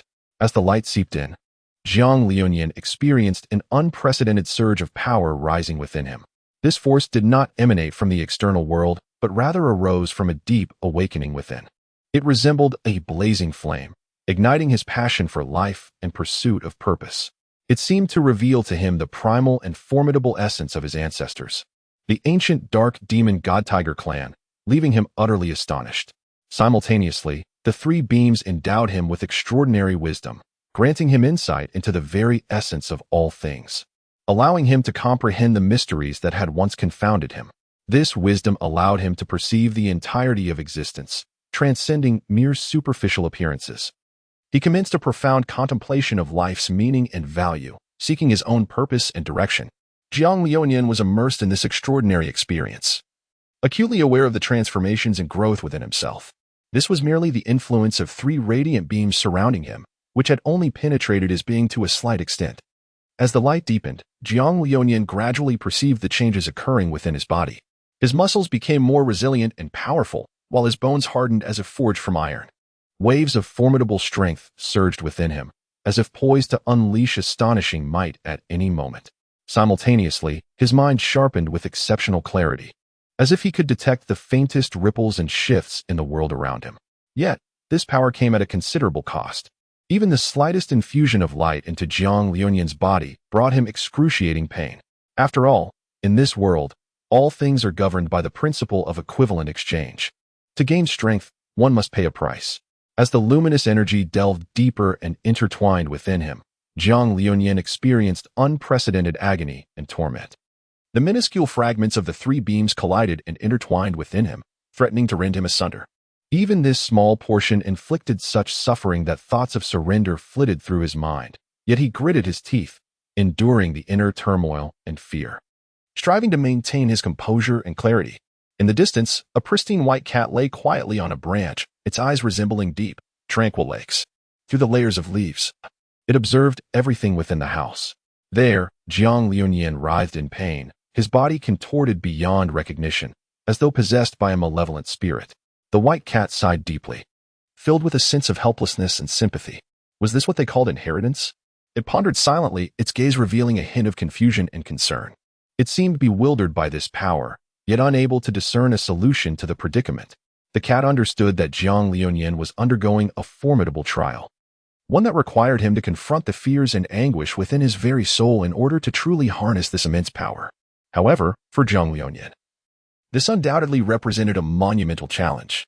The white cat gently shook its head, recognizing its own powerlessness, and could only silently pray for Jiang Liunian to endure this ordeal. After all, it was only through his own efforts and perseverance that Jiang Liunian could hope to conquer the fears residing in his heart and the pain within his body, ultimately becoming a true warrior. Meanwhile, in the desolate wilderness of the desert, Zi's heart suddenly resonated. As the sole heir of the dark demonic tiger clan, enduring a modicum of suffering was to be expected. This was merely physical pain, and soon he would find greater comfort. Zi chuckled, embodying a playful, slightly capricious demeanor akin to an elder punishing a younger kin by making them stand for a day. As for why Zi was not considered part of the dark demonic tiger clan, even though his form had become elemental, he could no longer be deemed a true member. His very soul had been fragmented into countless pieces, which was precisely why he could manipulate various plants at the Dark Demonic Tiger Academy, guiding Jiang Liunian towards his past seclusion site. Chapter 46, An Illusion? Do I possess the qualification? Part 2. As Jiang Liunian's body began to tremble slightly, he gradually absorbed the three extraordinary beams of light. Among them, the black light was the most striking, resembling an enormous black hole radiating an endless dark power. This force seemed to possess an overwhelming allure, making Jiang feel as though he were being consumed by the black hole itself. As time progressed, the gravity of the black hole intensified, and Jiang's soul endured a violent tug and distortion. His complexion turned ashen, beads of sweat formed on his forehead. Yet he gritted his teeth, striving to endure. The agony and despair were nearly unbearable, but he understood that only by enduring such tribulations could he attain greater strength. Throughout this ordeal, Jiang's heart was in a state of continuous struggle and conflict. He was uncertain whether he could withstand the black hole's consumption, nor did he know the consequences this power would bring him. However, he recognized that to become a true powerhouse, he must bravely confront the pain and despair inflicted by this beam of light. The white light, on the other hand, caused time within Jiang's soul to come to a standstill. He could distinctly feel how the white light froze his thoughts, causing time to flow in an extraordinarily bizarre manner. His spirit, torn by the black hole, was meant to replenish its energy in a timely fashion. But the strange white light enveloping the sea of Jiang's spirit rendered him incapable of effectively restoring his spiritual strength. Thus, he was slowly torn apart at a visibly perceptible rate, and the sensation of pain seemed magnified 100,000 times, leaving him with a feeling of being trapped in a state of neither life nor death.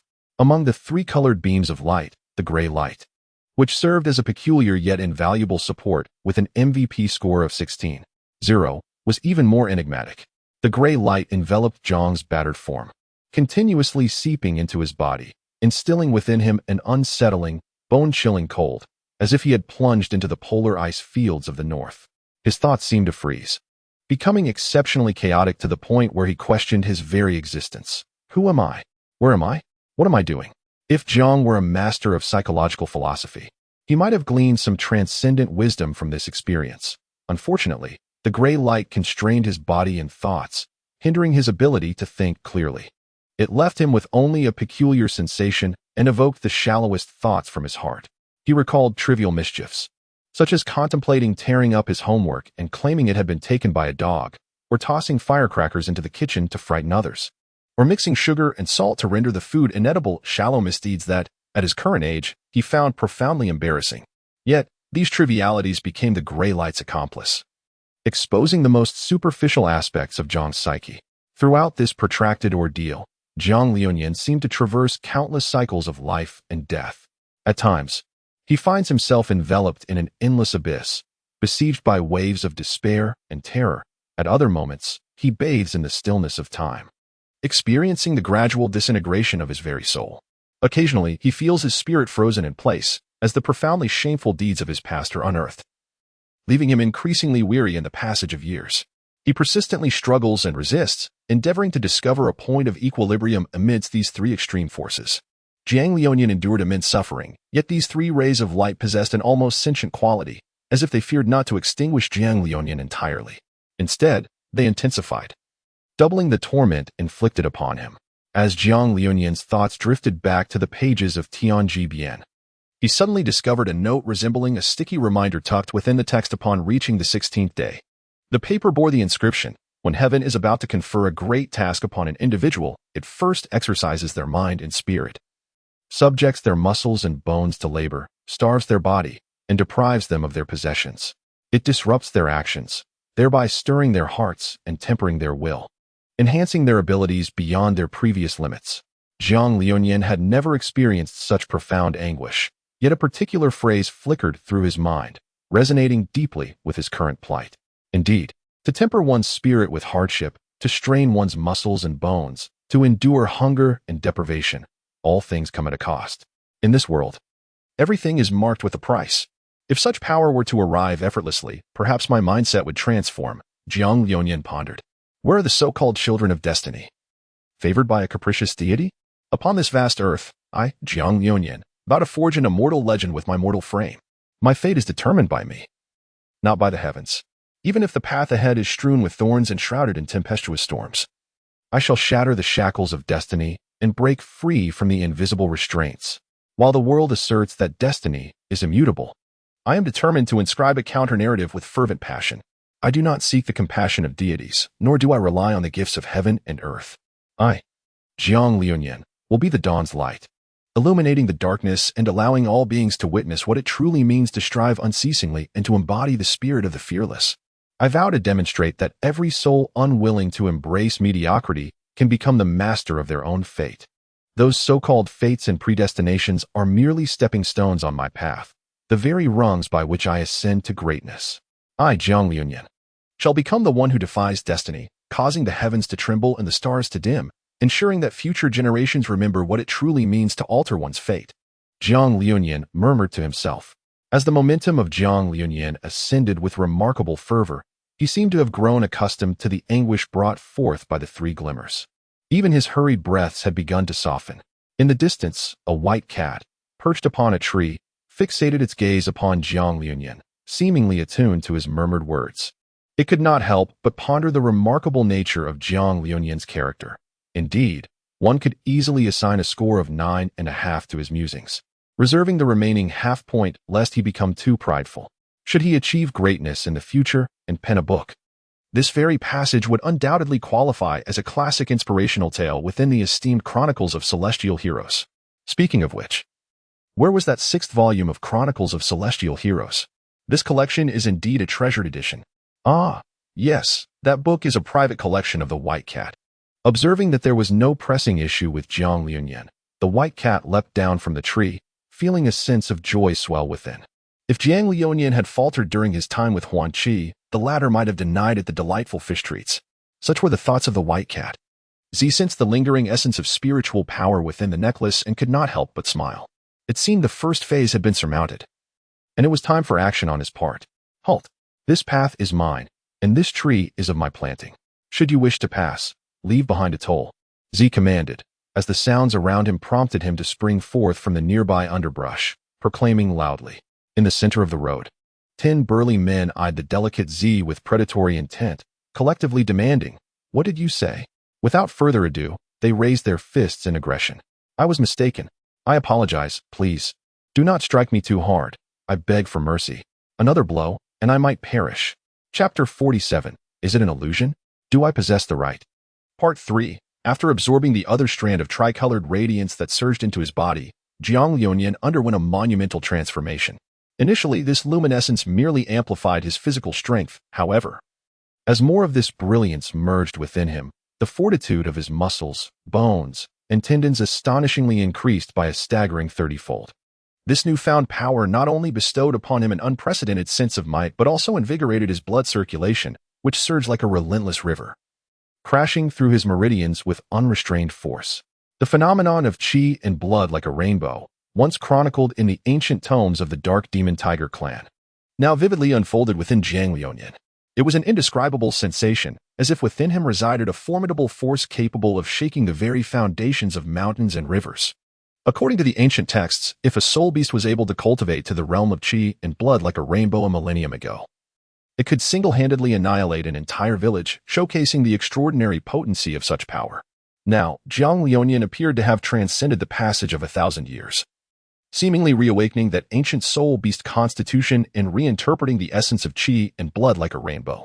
Every inch of his skin, every bone, and every tendon became indomitable under the nurturing of this force, as if he had transformed into a true behemoth from antiquity, poised to unleash earth-shattering might at any moment.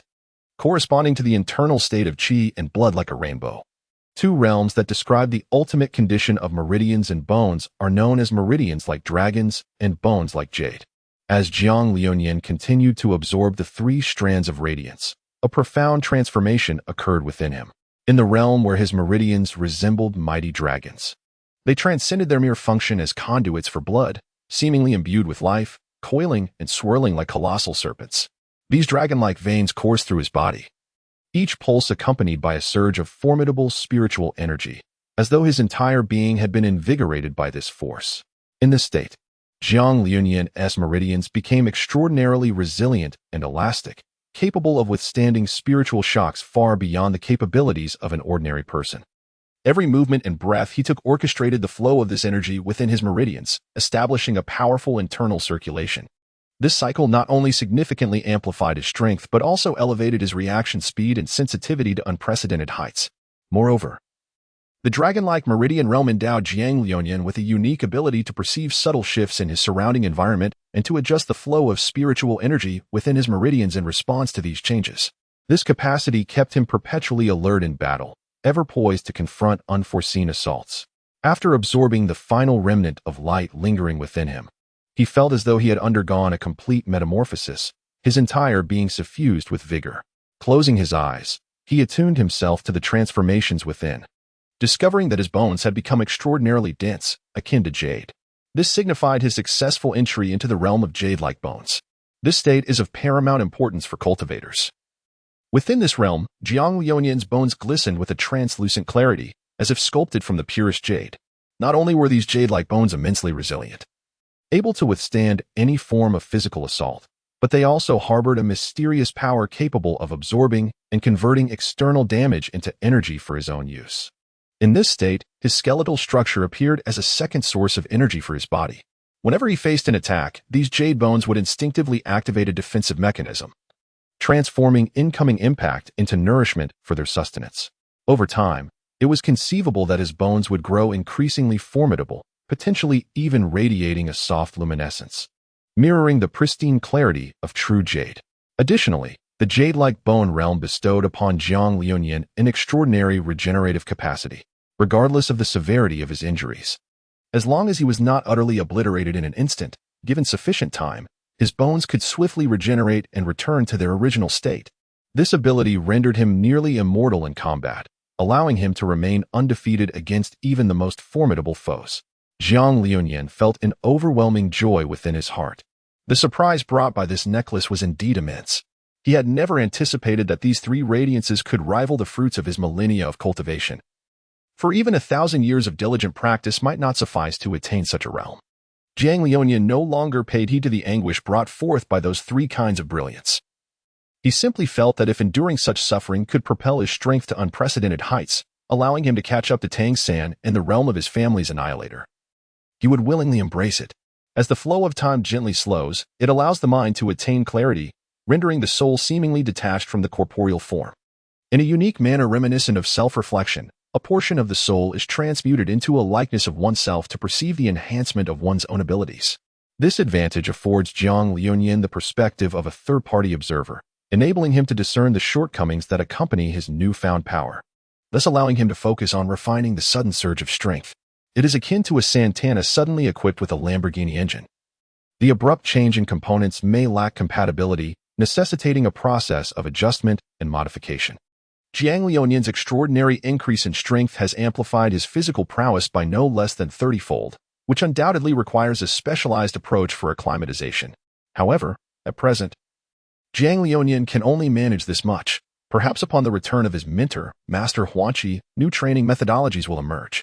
Gently caressing the necklace, Huanqi could sense the presence of a peculiar tricolored energy within, as if imbued with life, resonating with the energy coursing through Jiang Liunian. He initially intended to absorb it all at once, yet the tricolored radiance seemed to retreat into hiding, unresponsive to his calls. Much like a bashful maiden concealing herself within the necklace. Perhaps I have yet to earn the necklace's approval? Jiang Liunian pondered. Or might my realm be too low to withstand such energy? A multitude of questions swirled in his mind, yet he placed the necklace steadily upon the table. He then rose to stretch his limbs, feeling compelled to acknowledge the overwhelming vigor coursing through him. His steps felt light, as if he might ascend to the heavens. And the force of his punches seemed capable of conjuring a miniature whirlwind. Is this the essence of power? Jiang Liunian mused. Dressed and ready, he stepped outside. After a night spent absorbing the energy from the necklace, he felt invigorated rather than fatigued. Indeed, the tricolored luminescence had broadened the expanse of Jiang Liunian's spiritual sea, nurturing it and instilling within him a vibrant vitality. Chapter 48. Is it an illusion? Do I have the qualification? Part 4. After absorbing the tricolored radiance, Jiang Liunian settled into a tranquil life, wholeheartedly dedicating himself to the mastery of his own power. He understood that true strength lies not merely in possessing formidable abilities, but rather in the precise control and application of that power. Consequently, he diligently honed his newly acquired strength, striving to attain a level of ease akin to the dexterity of one's fingers, at the very least achieving perfect command over himself, lest this power become an untamed stallion. However, this force proved overwhelmingly potent, far exceeding Jiang Liunian's initial expectations. Whenever he attempted to harness this power, even the slightest movement would unleash astonishing might. For instance, just as he descended from his bed, he inadvertently cracked the bamboo floor beneath his feet, the sharp sound of the fracture tightening his chest, making him acutely aware of the need for greater caution. The situation worsened upon exiting his dwelling. Jiang Liunian cautiously pushed open the door, fearful of inadvertently causing a greater mishap. Yet an accident still occurred. His strength had inflated to an unimaginable degree. As he gently pulled the door, it unexpectedly crashed to the ground, splintering as if swept away by a tempest. This incident left Jiang Liunian drenched in cold sweat. Following these occurrences, Jiang Liunian became increasingly vigilant in managing his power, wary of the potential for irreversible actions. He began to silently chant incantations, adjusting his breath in an attempt to gradually quell the surging force, integrating it into his very essence. He recognized that the path of true strength was long, requiring him to proceed steadily and methodically to traverse it successfully. Thus, Jiang Liunian embarked on a more arduous training session that day, continually challenging himself to master his power in various circumstances. The gravitational array left by Huanqi was set to its maximum capacity, yet the results were still minimal. Huanqi, returning from the third district of the illusory continent, wielded a sword that gleamed with a chilling light, exuding an air of mystery. Her steps were light yet imbued with an undeniable sense of force, as if each stride resonated with the very nodes of space. Upon entering the familiar bamboo grove, Huanqi's gaze fell upon Jiang Liunian, a flicker of surprise crossing her eyes. The transformation in Jiang Liunian's physique was so significant that even her seasoned perception could not help but be astonished. However, this astonishment was fleeting. For the moment she stepped into the bamboo grove, she established a mental link with the white cat waiting there, learning of all that had transpired in her absence. The white cat was not merely a companion who had grown alongside Huanqi, it held a remarkable story of its own. This innate array spirit, bestowed upon Huanqi by Qian Huan, possessed extraordinary wisdom and shared a profound connection with her thoughts. In the days of yore, the meridians of Huanqi were severed one by one, leaving her with but a few breaths of life remaining. It was then that Qian Huan, guided by the innate spirit of the formation, inscribed the profound truths of heaven and earth upon the shattered meridians of Huanqi in the form of a magical array. The protective array of her heart's pulse was the core formation of the white cat's innate spirit. A formation so rare that only 3 existed in the vast expanse of the universe, one belonging to the white cat, one to Huanqi, and one to Qianhuan. Such rarity cannot be overstated. The white cat curled up quietly nearby, sleeping soundly. After all, the message to be conveyed was already known to Huanqi, rendering further words unnecessary. It was better to seize this moment for a little more slumber. To gain a clearer understanding of the unfolding events, Huanqi inquired about the tale of Jiang Liuyan. Upon hearing Jiang Liuyan's recounting, Huanqi's expression remained as calm as still water, yet within, tumultuous waves surged. She was acutely aware of the terrifying exponential growth of the power within Jiang Liuyan, a phenomenon that even one as knowledgeable as her found overwhelmingly daunting. This power was both an opportunity and a challenge. How to achieve perfect control over it had become a formidable dilemma before them. It seemed necessary to return and thoroughly peruse those ancient texts, for perhaps therein lay the solution. Huanqi sighed softly, a glimmer of determination flashing in her eyes. She understood that in the face of unknown forces, only knowledge and wisdom could serve as their most dependable allies. With that, she slowly turned, extending her hand behind her to gently draw forth a sword of exquisite craftsmanship. As this blade emerged, the surrounding air grew heavy, as if it sensed the authority and might it possessed. The sword was entirely black as ink, reminiscent of the deepest darkness of the night sky, obscuring its true visage from view. Upon the blade, a subtle luminescence reminiscent of the night flowed, not a bright radiance but a profound and mysterious aura, exuding an irresistible allure. The hilt was adorned with intricate runes, each stroke imbued with ancient and formidable power.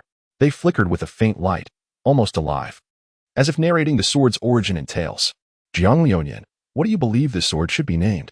Huanqi inquired with a smile at the corner of her mouth, extending the sword gently towards Jiang Liuyan, her tone laced with a barely perceptible anticipation. As Jiang Liuyan slowly extended his hand to grasp the sword, a profound heaviness surged within him at the very moment of contact. He examined the blade with great scrutiny. Its surface was as dark as ink, deep and enigmatic, reminiscent of an unfathomable pool of black water, seemingly capable of devouring all light, yet exuding a unique allure. Embedded in the hilt was a gem, crystalline and translucent, glimmering with a faint radiance akin to the brightest star in the night sky.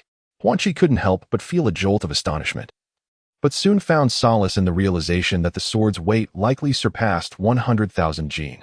Had Jiang Liuyan not elevated his physical prowess, he would have been utterly incapable of wielding such a formidable weapon. Thus, he had inscribed over a dozen gravity-defying enchantments upon the blade, enabling the less powerful Jiang Liuyan to lift it. However, the unexpected enhancement of Jiang Liuyan's physique left him in a state of renewed astonishment. Jiang Liuyan closed his eyes, immersing himself in the surging power coursing through the sword, a force akin to tumultuous ocean waves crashing against his very soul. His heartbeat quickened involuntarily, and his blood began to boil with fervor. This blade seemed to possess an extraordinary connection with him, evoking an overwhelming sense of familiarity. Moments later, he opened his eyes, a flicker of resolve illuminating them. Shall we name this sword Ma Yuan? His voice resonated deeply, as if proclaiming a significant decision. Huanqi nodded slightly in agreement, affirming that the name Ma Yuan was indeed most fitting, perfectly encapsulating the essence of the sword. His gaze settled upon Jiang Liuyan, revealing a glimmer of admiration. As Jiang Liuyan smiled faintly, he gently caressed the blade of his sword, as if engaging in a silent communion with it. Ma Yuan, from this day forth, you shall be my companion. Together, we shall stand shoulder to shoulder in the face of the challenges that lie ahead.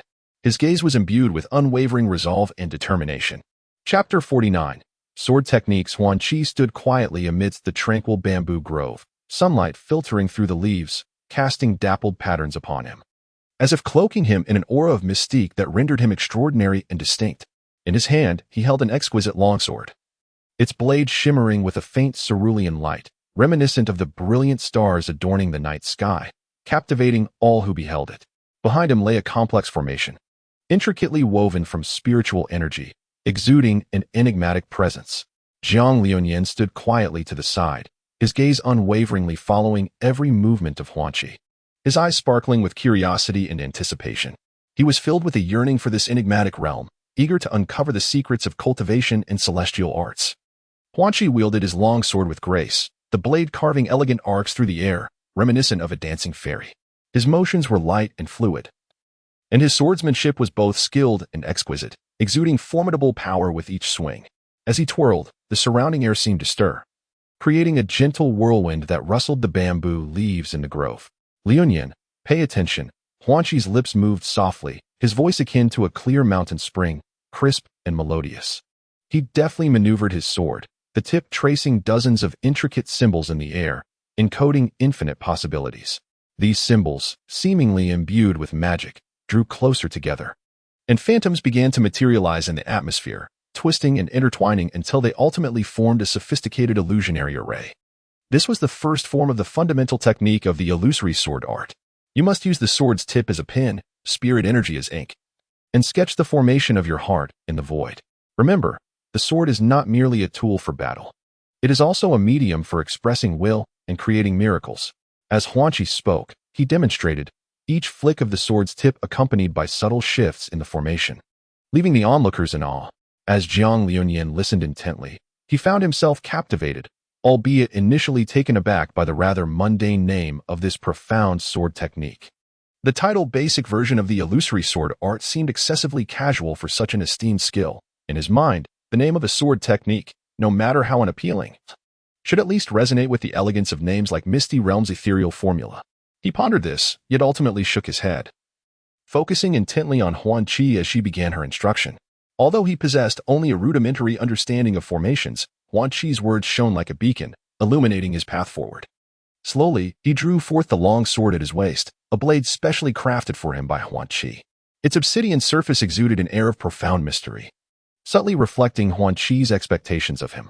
Huan Chi observed Jiang Liuyan for a moment, then adopted a serious demeanor, having roughly surmised his thoughts.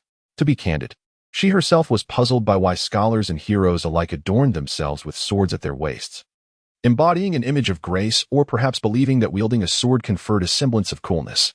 Even the 43rd sect leader of the illusory sect had forsaken his original artifact, a pen, to seize the natural forces of the universe and transform it into a sword, subsequently creating both the basic and advanced versions of the illusory sword art, under the pretense of providing all disciples with means of self-defense, while also merging swordsmanship with formations.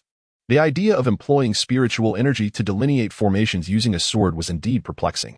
Nevertheless, Huan Chi had no choice but to learn it, as the sect leader had established a new decree mandating that all future leaders must practice this art, leaving her with little recourse. The privilege of the sect leader included a singular opportunity during their tenure to enact an irrevocable decision inscribed into the sect's regulations, which was the fundamental reason future leaders were required to master this technique.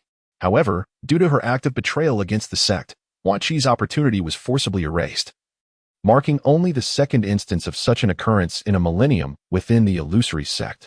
Under Huan Chi's guidance, Jiang Liuyan endeavored to outline the formation with the tip of his sword. Initially, his movements were clumsy and unrefined. His spiritual energy seemed unresponsive. Yet, with each attempt, he gradually found his rhythm. The flow of energy within him began to synchronize with his intent. Where the sword tip traced, the ethereal formation began to take shape. Excellent. You have taken your first step, Huan Chi remarked, a satisfied smile gracing her lips. She understood that while Jiang Liuyan might not be a prodigy in formations, his unwavering spirit and thirst for knowledge would undoubtedly propel him further along this path. In the days that followed, Jiang Liuyan devoted himself not only to honing his swordsmanship, but also to diligently memorizing the foundational formations imparted by Huan Chi. He practiced tirelessly, day and night, until he had deeply etched these intricate patterns into his memory. During the quiet hours of the night, he would substitute his sword with a pen, repeatedly sketching the designs on paper, each stroke deepening his comprehension of the formations. Now, let us learn the second style, Huan Chi announced, her eyes sparkling with anticipation as Jiang Liuyan finally demonstrated his ability to proficiently depict the foundational formations on paper. This technique is known as the second form of illusory swordplay, Basic Edition. It transcends mere swordsmanship, embodying a flawless amalgamation of movement and blade artistry. One must, while in rapid motion, trace intricate illusions with the tip of the sword, conjuring a dazzling array of phantoms to bewilder the adversary and unveil opportunities for victory. As Huan Chi spoke, he demonstrated the technique, his figure weaving through the bamboo grove, the light of his sword weaving a tapestry of brilliance. each strike accompanied by a flicker of illusions, rendering his true position elusive and enigmatic. Jiang Lionian widened his eyes, intently observing Huan Qi's movements. He beheld Huan Qi's body gliding through the air like a wraith, the long sword in his hand tracing graceful arcs, reminiscent of a butterfly in flight. Each display of swordsmanship left Jiang Lionian awestruck and exhilarated. He could not help but think how splendid it would be if he could master such exquisite techniques himself. A surge of unprecedented desire welled up within him, yearning to acquire this remarkable skill. Did you see clearly? Huan Qi suddenly halted and turned to face Jiang Lionian. Awakened from his reverie, Jiang Lionian found himself momentarily disoriented, contemplating the possibilities. Huan Qi, unaware of Jiang Lionian's latent talent for swordsmanship, merely smiled and encouraged him. Do not worry. With diligent practice, you will surely master it. With that, he swung his long sword once more, resuming his demonstration of the art. Jiang Lionian was utterly absorbed in observing Huan Qi's movements. He was an ordinary person, lacking extraordinary talents, if one were to identify any innate advantages. It would merely be his possession of the 5 elemental affinities. Thus, the unremarkable Jiang Lionian paid meticulous attention to the swordsmanship, striving to memorize every detail. He understood that to become a true swordsman, one must invest greater effort and time. Presently, it was the optimal moment for him to embark on this learning journey. Consequently, he once again immersed himself in arduous training, where each failure fortified his resolve, and each success filled him with uncontainable joy. Under Huan Qi's attentive guidance, Jiang Lionian's swordsmanship and array mastery flourished, and his figure gradually began to etch a legend of his own within the bamboo grove. Chapter 50. Sword 3. In the early morning, the bamboo forest was gently cloaked in a veil of mist, while sunlight filtered through the sparse bamboo leaves, casting dappled shadows that imbued the tranquil space with a touch of mystery and vitality. The air was suffused with the refreshing fragrance of earth and bamboo leaves, and occasionally, the distant chirping of birds mingled with the soft rustle of the breeze through the leaves, creating a melodious morning serenade. Dewdrops sparkled on the verdant bamboo leaves, resembling pearls embedded in green satin, translucent and breathtakingly beautiful. The entire bamboo grove seemed to have just awakened from a dream, exuding a hint of languor and serenity. Eagerly anticipating the dawn of a new day, Huan Qi awaited Jiang Lionian deep within the bamboo grove, ready to impart the foundational 3rd form of the illusory sword technique. In the profound realm of this technique, the 3rd level was celebrated as Shadow Dance of 1,000 Illusions, a sublime manifestation of the perfect fusion of swordsmanship and illusion. Practitioners at this level not only wield extraordinary sword techniques but also merge their essence with the surrounding environment, transforming into an intangible shadow. Executing ever-changing sword moves amidst the interplay of light and shadow, leaving onlookers astonished and defenseless. However, to embark on the enigmatic path of the Shadow Dance of 1,000 Illusions, one must first master an arcane skill known as the secret art of shadows. Practitioners must close their eyes, concentrate their minds, and attune their hearts to the world around them. They must learn to connect their consciousness with the surrounding shadows, light, and the whispers of the gentle breeze, thereby entering a profound state where mind and intent are harmoniously intertwined, and shadows follow their every movement. Only through prolonged meditation and profound understanding can a practitioner seamlessly merge their silhouette into the shadows of their surroundings, becoming a part of the night. Elusive and difficult to capture.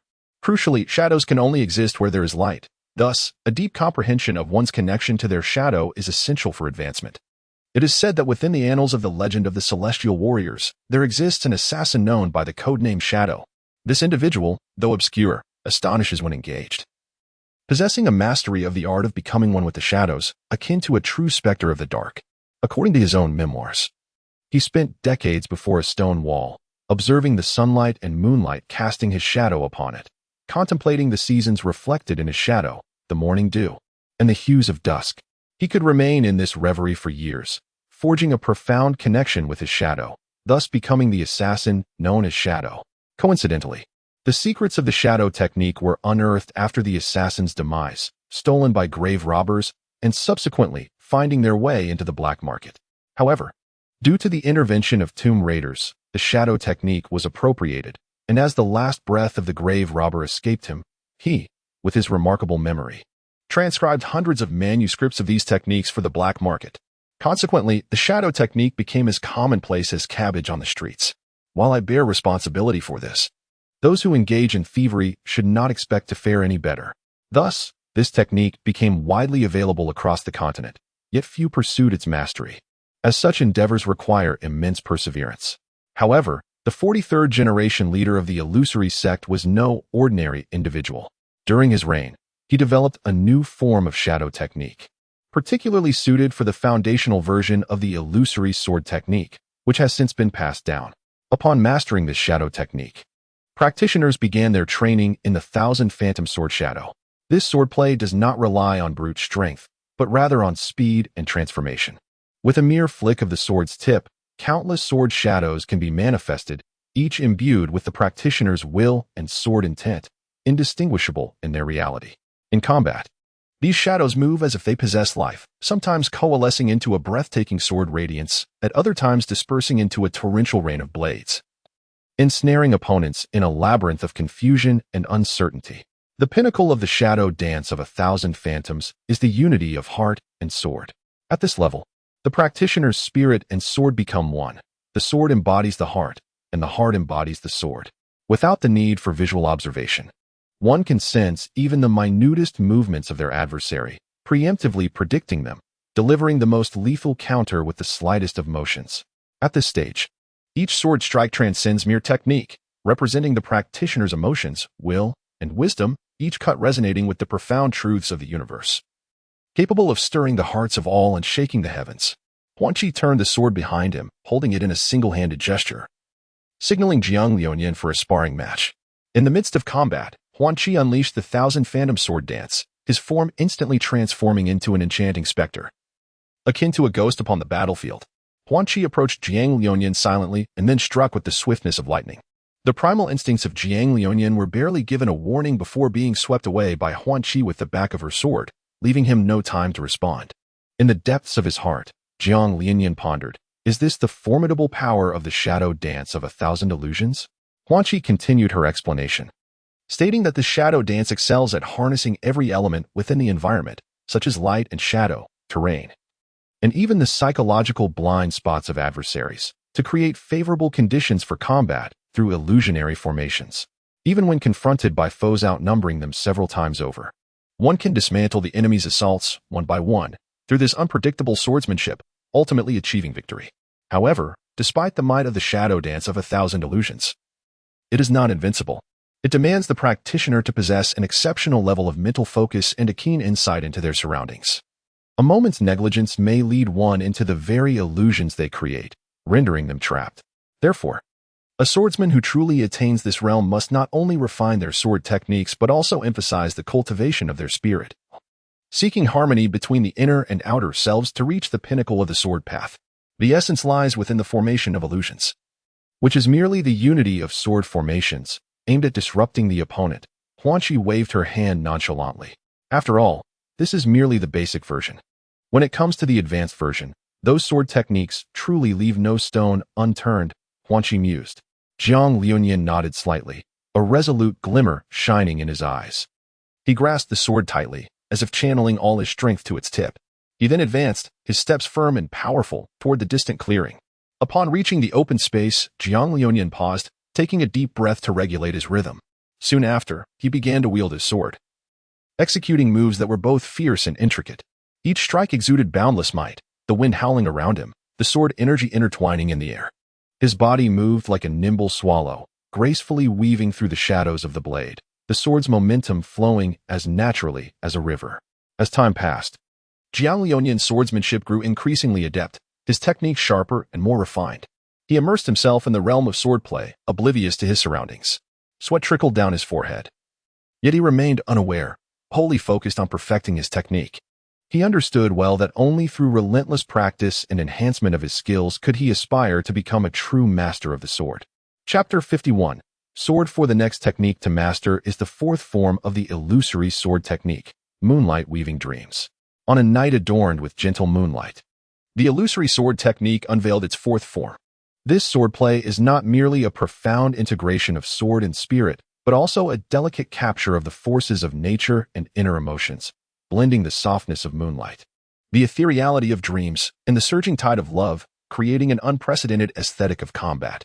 This technique was conceived by the sect leader to commemorate the moment he and his beloved first met under the moon's glow, a gesture to delight his partner. Its practical combat application is nearly non-existent, However, its beauty is indeed breathtaking, surpassing even the techniques practiced by specialized sword dancing maidens. The first step in cultivating moonlight weaving dreams is to learn to stroll under the moonlight. Practitioners must walk lightly on a night bathed in silver light, accompanied by their sword, attuning to the resonance between the moon's glow and the essence of the sword. Yet, this is merely the beginning. The true challenge lies in how to infuse the depths of one's emotions into the swordplay. Practitioners must deeply understand and experience love and longing. For the essence of this technique is rooted in the power of love and the energy of moonlight. Huanqi recounted a tale to Jiang Liuyan. One night, the sect leader stood alone atop a mountain, gazing at the luminous full moon. He closed his eyes, reminiscing about those moments that once stirred his heart, the warm smiles, the profound gazes, and the genuine care. He sought to capture that feeling and weave it into his sword's essence. Upon reopening his eyes, he discovered he could sense the moonlight energy enveloping his surroundings. He raised his sword, gently waving it. The blade shimmered with a faint glow. As he moved, the moonlight seemed to respond, forming a beautiful halo around him. Drawing a deep breath, the sect leader concentrated all his attention on the sword. He began to move slowly, each step imbued with a unique rhythm. His body melded seamlessly with the swordplay, as if he had become a part of the moonlight itself. Under the gentle illumination of the moon, the figure of the brown bamboo became ethereal and enigmatic. Each step he took seemed to establish a subtle connection with the earth and the moonlight, rendering the swordsman's movements increasingly fluid and his sword intent more profound, thus giving birth to this unique sword technique. Huanqi, filled with a sense of lament, displayed a countenance reminiscent of someone in distress. Regrettably, he had never experienced a romantic relationship nor had a partner in the path of cultivation.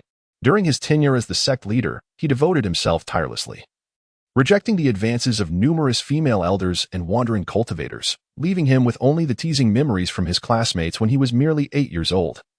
Regarding his infatuation with the class monitor, as for this sword technique, he had always struggled to grasp its essence, merely imitating its form without comprehending its spirit. Huanqi continued, "Next, you must feel the surging love within your heart. As for how to achieve this, it depends on you, Jiang Liuyan." This is a tale from the sect leader's annals and his personal notes. Consider it for your reference. He then handed Jiang Liuyan the foundational manuscript. Without waiting for a response, Huanqi proclaimed, "The essence of moonlight weaving dreams lies in the moonlight sword dance." At this stage, the swordsman perfectly combines the softness of moonlight with the sharpness of the sword dance, creating a combat style that is both elegant and lethal.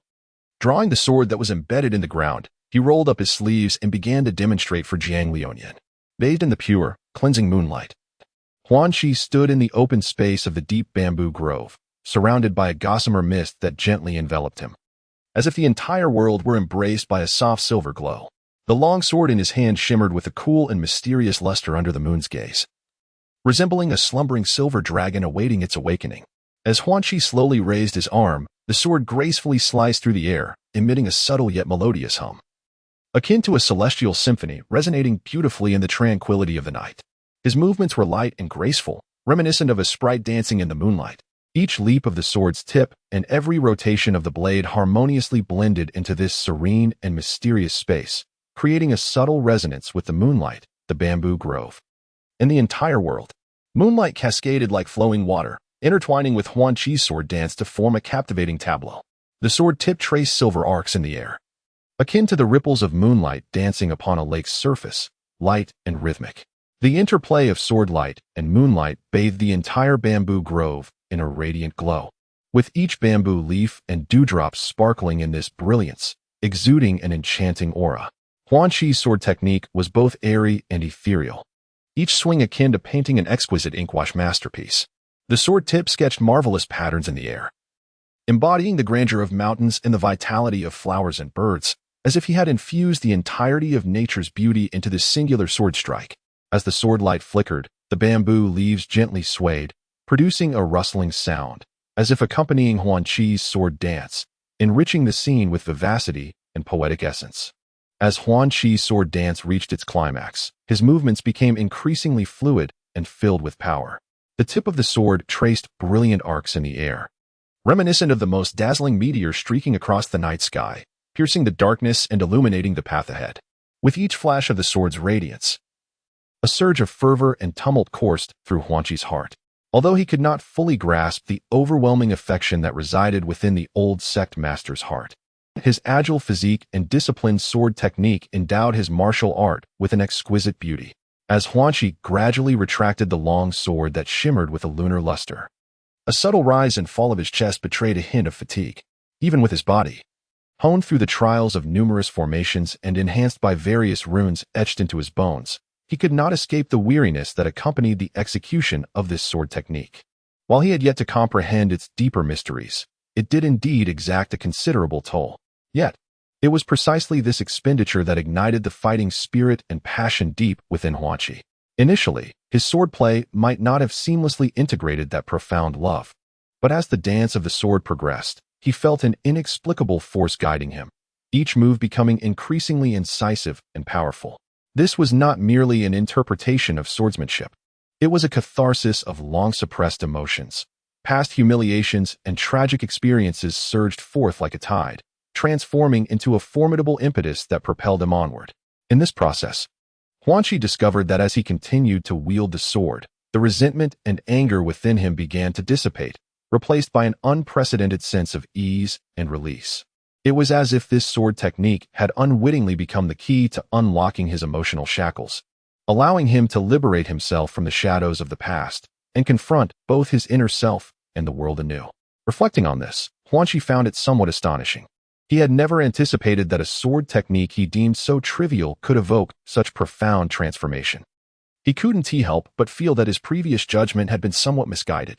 Meanwhile, in the desert, Si, with a foreboding sense, murmured to himself, "I must endure. I hope." Chapter 52. Self-practice under Huangqi's meticulous guidance. Zhang Liunian gradually grasped the essence of the four foundational sword techniques of the Mirage. Each move was indelibly etched in his mind, akin to brilliant stars shimmering with endless radiance.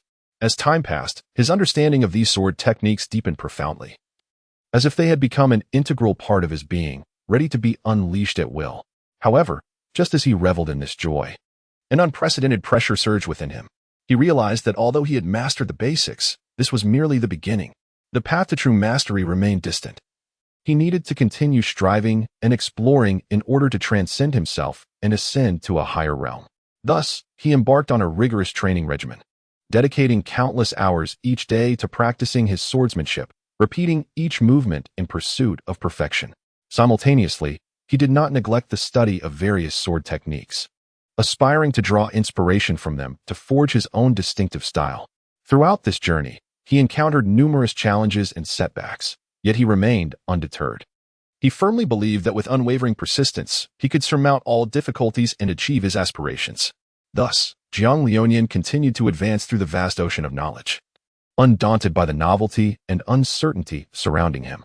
He understood that only by bravely confronting challenges could he experience growth and reach the shores of success. However, as Zhang Liunian diligently honed his skills, an unknown secret quietly unfolded within him. Whenever the night grew deep and still, or when he became fully engrossed in his swordplay, a faint tricolored luminescence would emerge around him, flickering like fireflies on a summer night, exuding an ethereal aura. This tricolored glow manifested in shades of black, white, and gray, weaving together like three ribbons that danced around his form. Initially, this radiance was but a whisper, yet as time passed, it grew increasingly luminous, as if proclaiming something to the world. In the bamboo grove, this glow appeared particularly striking, akin to a mysterious lightning bolt that instantaneously pierced the darkened sky, bestowing an extraordinary brilliance upon the entire grove. Strangely, neither the enchanting spirit nor the leisurely white cat, nor even the occasional whisper of the wind rustling through the bamboo, seemed to take notice of this extraordinary light, as if they were entirely oblivious to its presence. This peculiar phenomenon sparked curiosity. Why did such a dazzling light go unnoticed by everything around it? Did this luminescence possess some extraordinary attribute or power, allowing only select individuals to perceive it?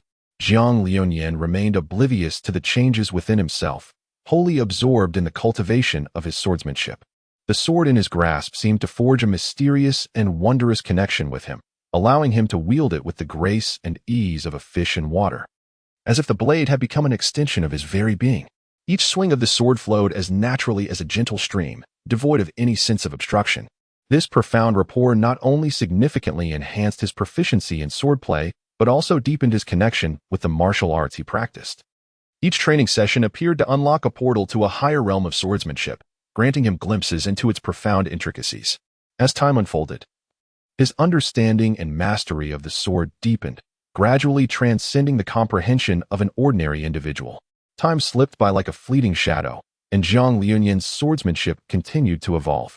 After tirelessly practicing the first form of his technique a staggering 100,000 times, he finally encountered a transformative experience. In that moment, he felt an overwhelming force surging within him, as if it sought to break free from the confines of his body, bursting forth with unrestrained vigor. This sensation was akin to a long-dormant dragon awakening, revealing its unparalleled strength and majesty. With the emergence of this power, the sword in his hand became increasingly formidable, each strike imbued with an irresistible might. Every movement within his swordplay flowed with an even greater fluidity and naturalness, as if he and the sword had become one. His swordsmanship transcended mere technical prowess, embodying boundless strength and spirit. At that moment, Jiang Liuyan realized he had successfully crossed the threshold of swordsmanship, achieving the pinnacle of the foundational form of the illusory sword technique. His skills had surpassed the ordinary realm of swordplay, entering an entirely new dimension. From this instant onward, his comprehension of sword intent would ascend to a new echelon. This accomplishment was akin to a refreshing spring, nourishing the parched heart of Jiang Liuyan. He understood deeply that to achieve greater heights in the path of the sword, relentless effort and perseverance were essential. Henceforth, he devoted himself even more diligently, investing the majority of his time in the practice of swordsmanship, scarcely allowing himself a moment's respite. Whether under the sweltering heat of summer, the biting chill of winter, or amidst the tempestuous fury of storms, nothing could deter his unwavering march towards the pinnacle of the sword. As time progressed, his swordsmanship flourished, each flourish of the blade resembling a captivating legend, awe-inspiring to behold. The sword, resonating with his spirit, radiated a brilliant luminescence in his hands, akin to a shining star illuminating the entire world. This brilliance not only represented his formidable strength but also symbolized his unwavering pursuit and profound love for the path of the sword. In this journey, Jiang Liuyan gradually comprehended the true essence of the swordsmanship, realizing that the synergy and emotional exchange between the sword and its wielder constitute the very heart of the art.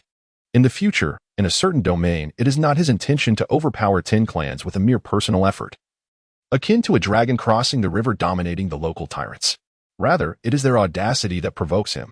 They falsely accuse him of consuming 2 bowls of chaos for which he only paid for one. Were it a trivial matter, he might have endured it. Yet they went so far as to claim he could not afford it and insulted him, cursing that all members of his clan should perish. This directly struck at his sensitive spot, and who could endure such affront?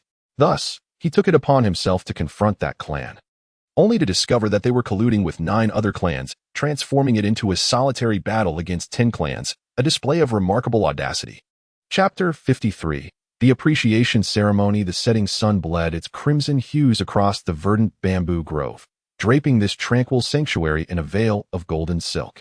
A gentle breeze caressed the bamboo leaves, causing them to sway softly and emit a rustling sound, akin to the whispers of nature narrating tales of the past and future. Deep within this bamboo forest, tinged by the sunset's glow, stood a modest yet elegant cottage. Before the cottage, Huan Qi donned a simple garment, his back turned to the setting sun, facing the direction from which Jiang Liuyan would soon approach. His silhouette stretched long, exuding an air of solitude and solemnity. As Jiang Liuyan traversed the bamboo grove with a buoyant stride, his heart was a tapestry woven with admiration for his master and a poignant reluctance to part ways. Upon reaching Huanqi, he found her turning to face him, her profound gaze shimmering with a myriad of emotions, comfort, concern, and a barely perceptible ache of farewell. Yuanyan, you have grown. Huanqi's voice resonated, deep and magnetic, as if it could pierce through the dust of time and reach the very depths of Jiang Liuyan's soul.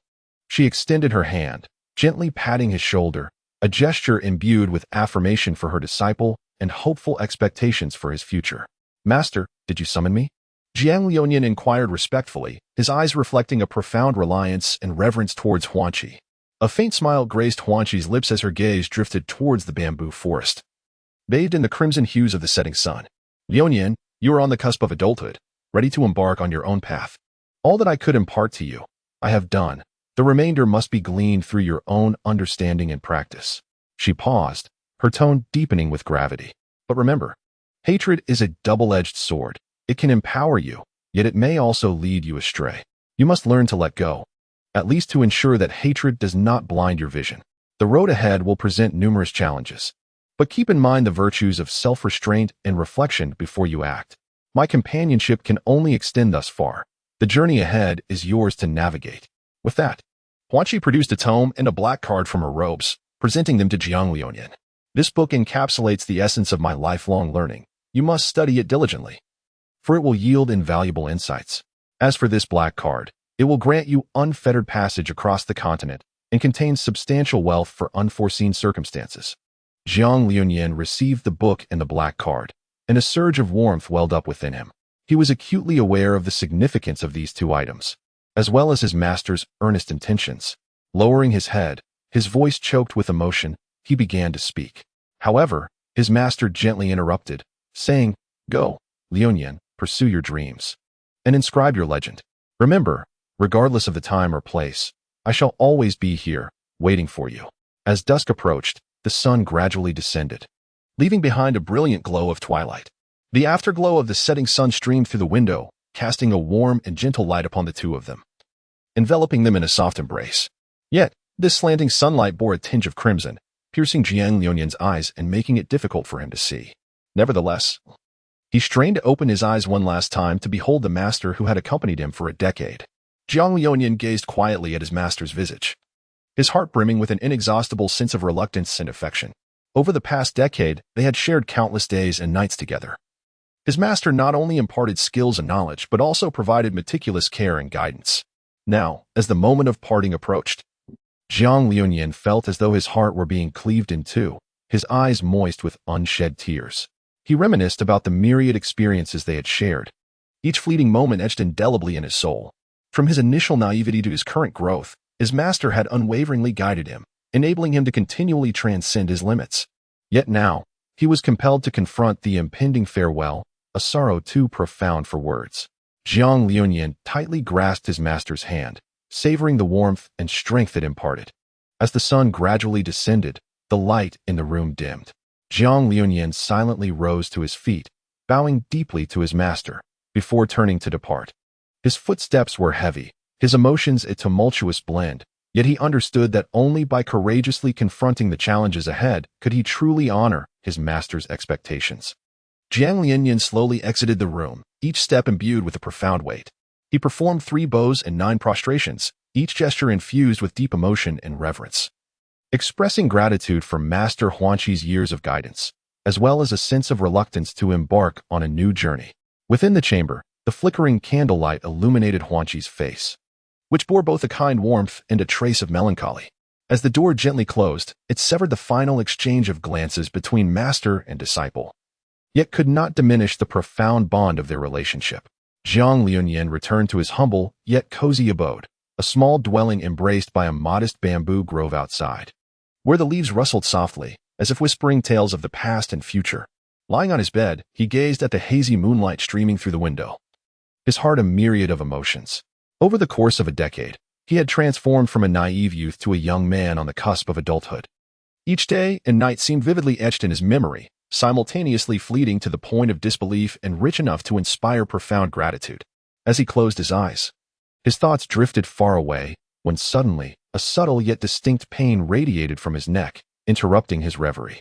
Startled, Jiang Liuyan sat up abruptly, his right hand instinctively brushing against a seemingly ordinary yet profoundly significant necklace that hung around his neck. It was this very necklace that had significantly enhanced his physical prowess. Though he had never fully comprehended how to awaken its remaining power, perhaps the time had not yet come, he mused. Memories surged forth like a tidal wave, recalling a near-death experience that had allowed the necklace to grant him a second chance at life, confronting him with the reality of mortality and strength. The tricolored radiance encapsulated not merely power, but seemed to conceal a profound secret or an enigmatic bond yet to be unraveled. However, since that moment, the necklace had returned to a state of tranquility, its tricolored glow never to reemerge, leaving only a faint warmth against his skin, so subtle that he often failed to notice its presence. Despite a decade of practice amidst the bamboo grove, he had yet to unlock the mysteries of this necklace. Jiang Liunian gently caressed the necklace, a tumult of complex emotions surging within him. He recognized that, although he had made remarkable progress over the past decade, a long road lay ahead, fraught with the unknown and challenges awaiting him. The book and black card bestowed by Master Huanqi were undoubtedly invaluable treasures for his future journey. However, the teachings and expectations of his master illuminated for him the principles of self-restraint and thoughtful deliberation, an irreplaceable spiritual support that transcended any material possession. As the night deepened, Jiang Liunian gradually found tranquility. He understood that no matter what the future held, he must face it with courage. Employing both wisdom and bravery to unveil the secrets behind the tricolor radiance and to inscribe his own legend. The bamboo grove, that room, and the figure of Master Huanqi would forever remain the warmest harbor in his heart, guiding his path forward. Moonlight streamed through the window, casting a gentle glow upon Jiang Liunian's face, reflecting a glimmer of determination and hope. He closed his eyes and sank once again into slumber, where the tricolor radiance continued to shimmer, leading him toward a broader horizon. Chapter 54. All is illusion, surprising and unexpected as for Jiang Liunian. He toiled diligently over the course of 10 years, never allowing himself a moment of complacency. However, such an intense regimen of study kept his spirit perpetually on edge. Although Master Huanqi was a remarkably amiable teacher, Jiang Liunian's excessively stringent self-expectations caused his nerves to remain taut, whether in cultivation or the study of techniques. He exerted himself beyond measure, resulting in a mind that whirred with the swiftness of lightning. The previous text has alluded to the peculiar phenomena associated with the necklace, which is, in fact, an omen of its endeavor to assimilate Jiang Liunian. This necklace embodies the quintessence of three elements: darkness, malevolence, and time. Its origin lies beyond the Douluo continent, within the river of time, as a purgatorial variant of one of the 6 attributes of the dark demon evil god tiger clan. Subsequently, it was gradually purified by the dark divine power of it, who sought to eliminate impurities. Logically, the tributaries of a river should contain substances akin to those found in the main flow, which serves as the principal reason why this pathway of time can be applied to the Xianwu continent. It is precisely due to An's malevolent force that the powers of darkness and time intertwine and overlap, yet, after prolonged confrontation, they emerge distinct and independent. This dark force was meticulously orchestrated by C. Do you recall Gu Ling, the headmaster of the Dark Demon, Evil God Tiger Academy? He had once summoned numerous souls from the Hall of Heroic Spirits in the Dark Demon Evil God Tiger's secret realm, amalgamating the power of countless souls to deliver a devastating blow to Tang San. Though the impact was minimal, it granted Gu Ling the opportunity to place the necklace into Jiang Liunian's hands. At that juncture, it was not solely the power of souls at play. Rather, it was the cumulative essence of billions of years of soul and dark power that flowed into Gu Ling's being.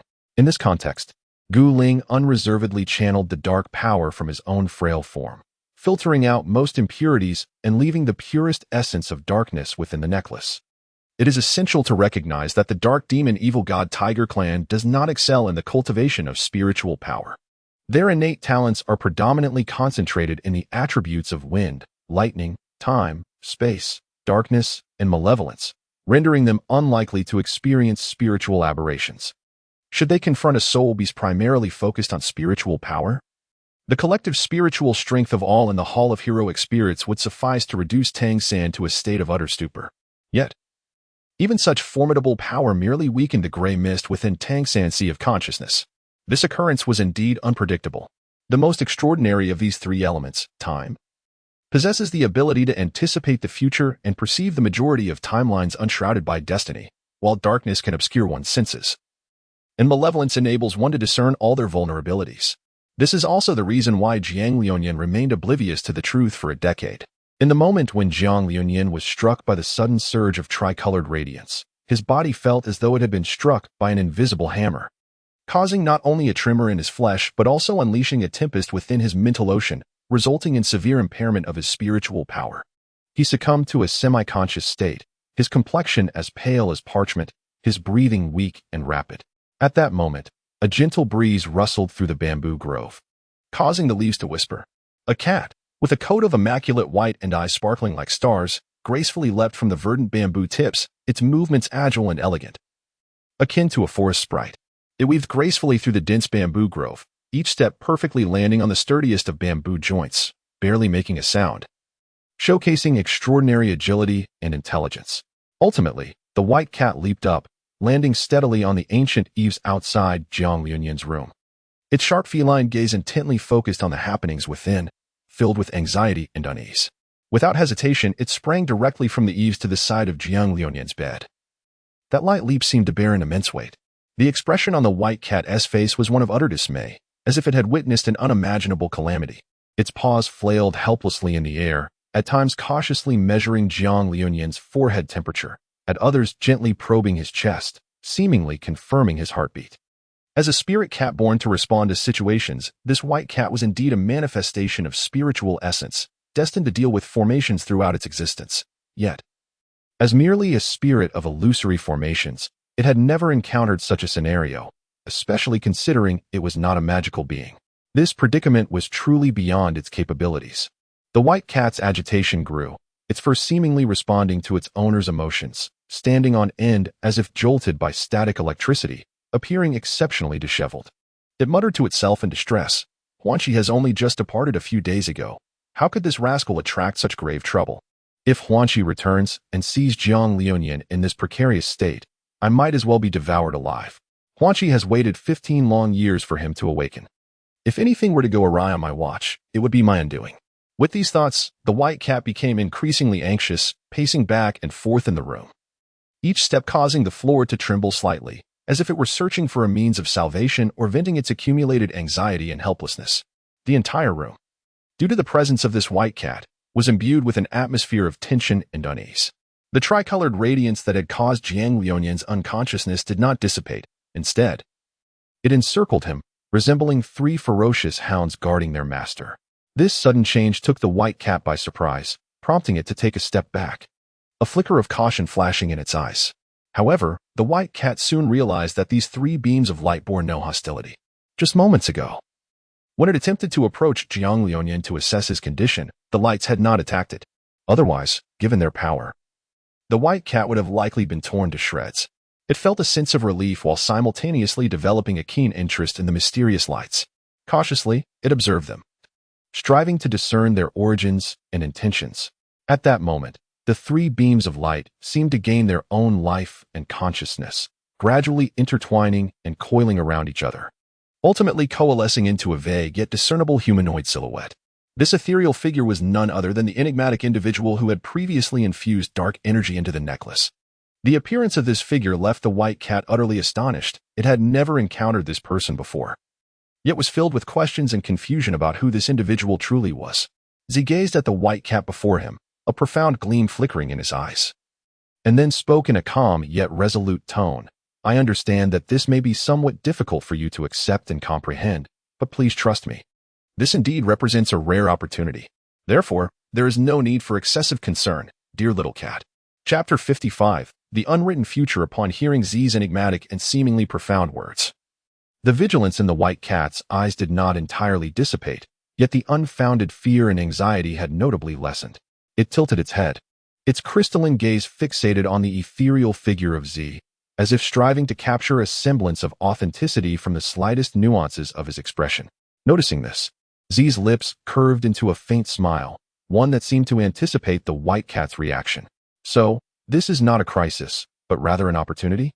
The white cat finally spoke, its recent companionship with Jiang Liuyan deepening their bond and thus heightening its concern.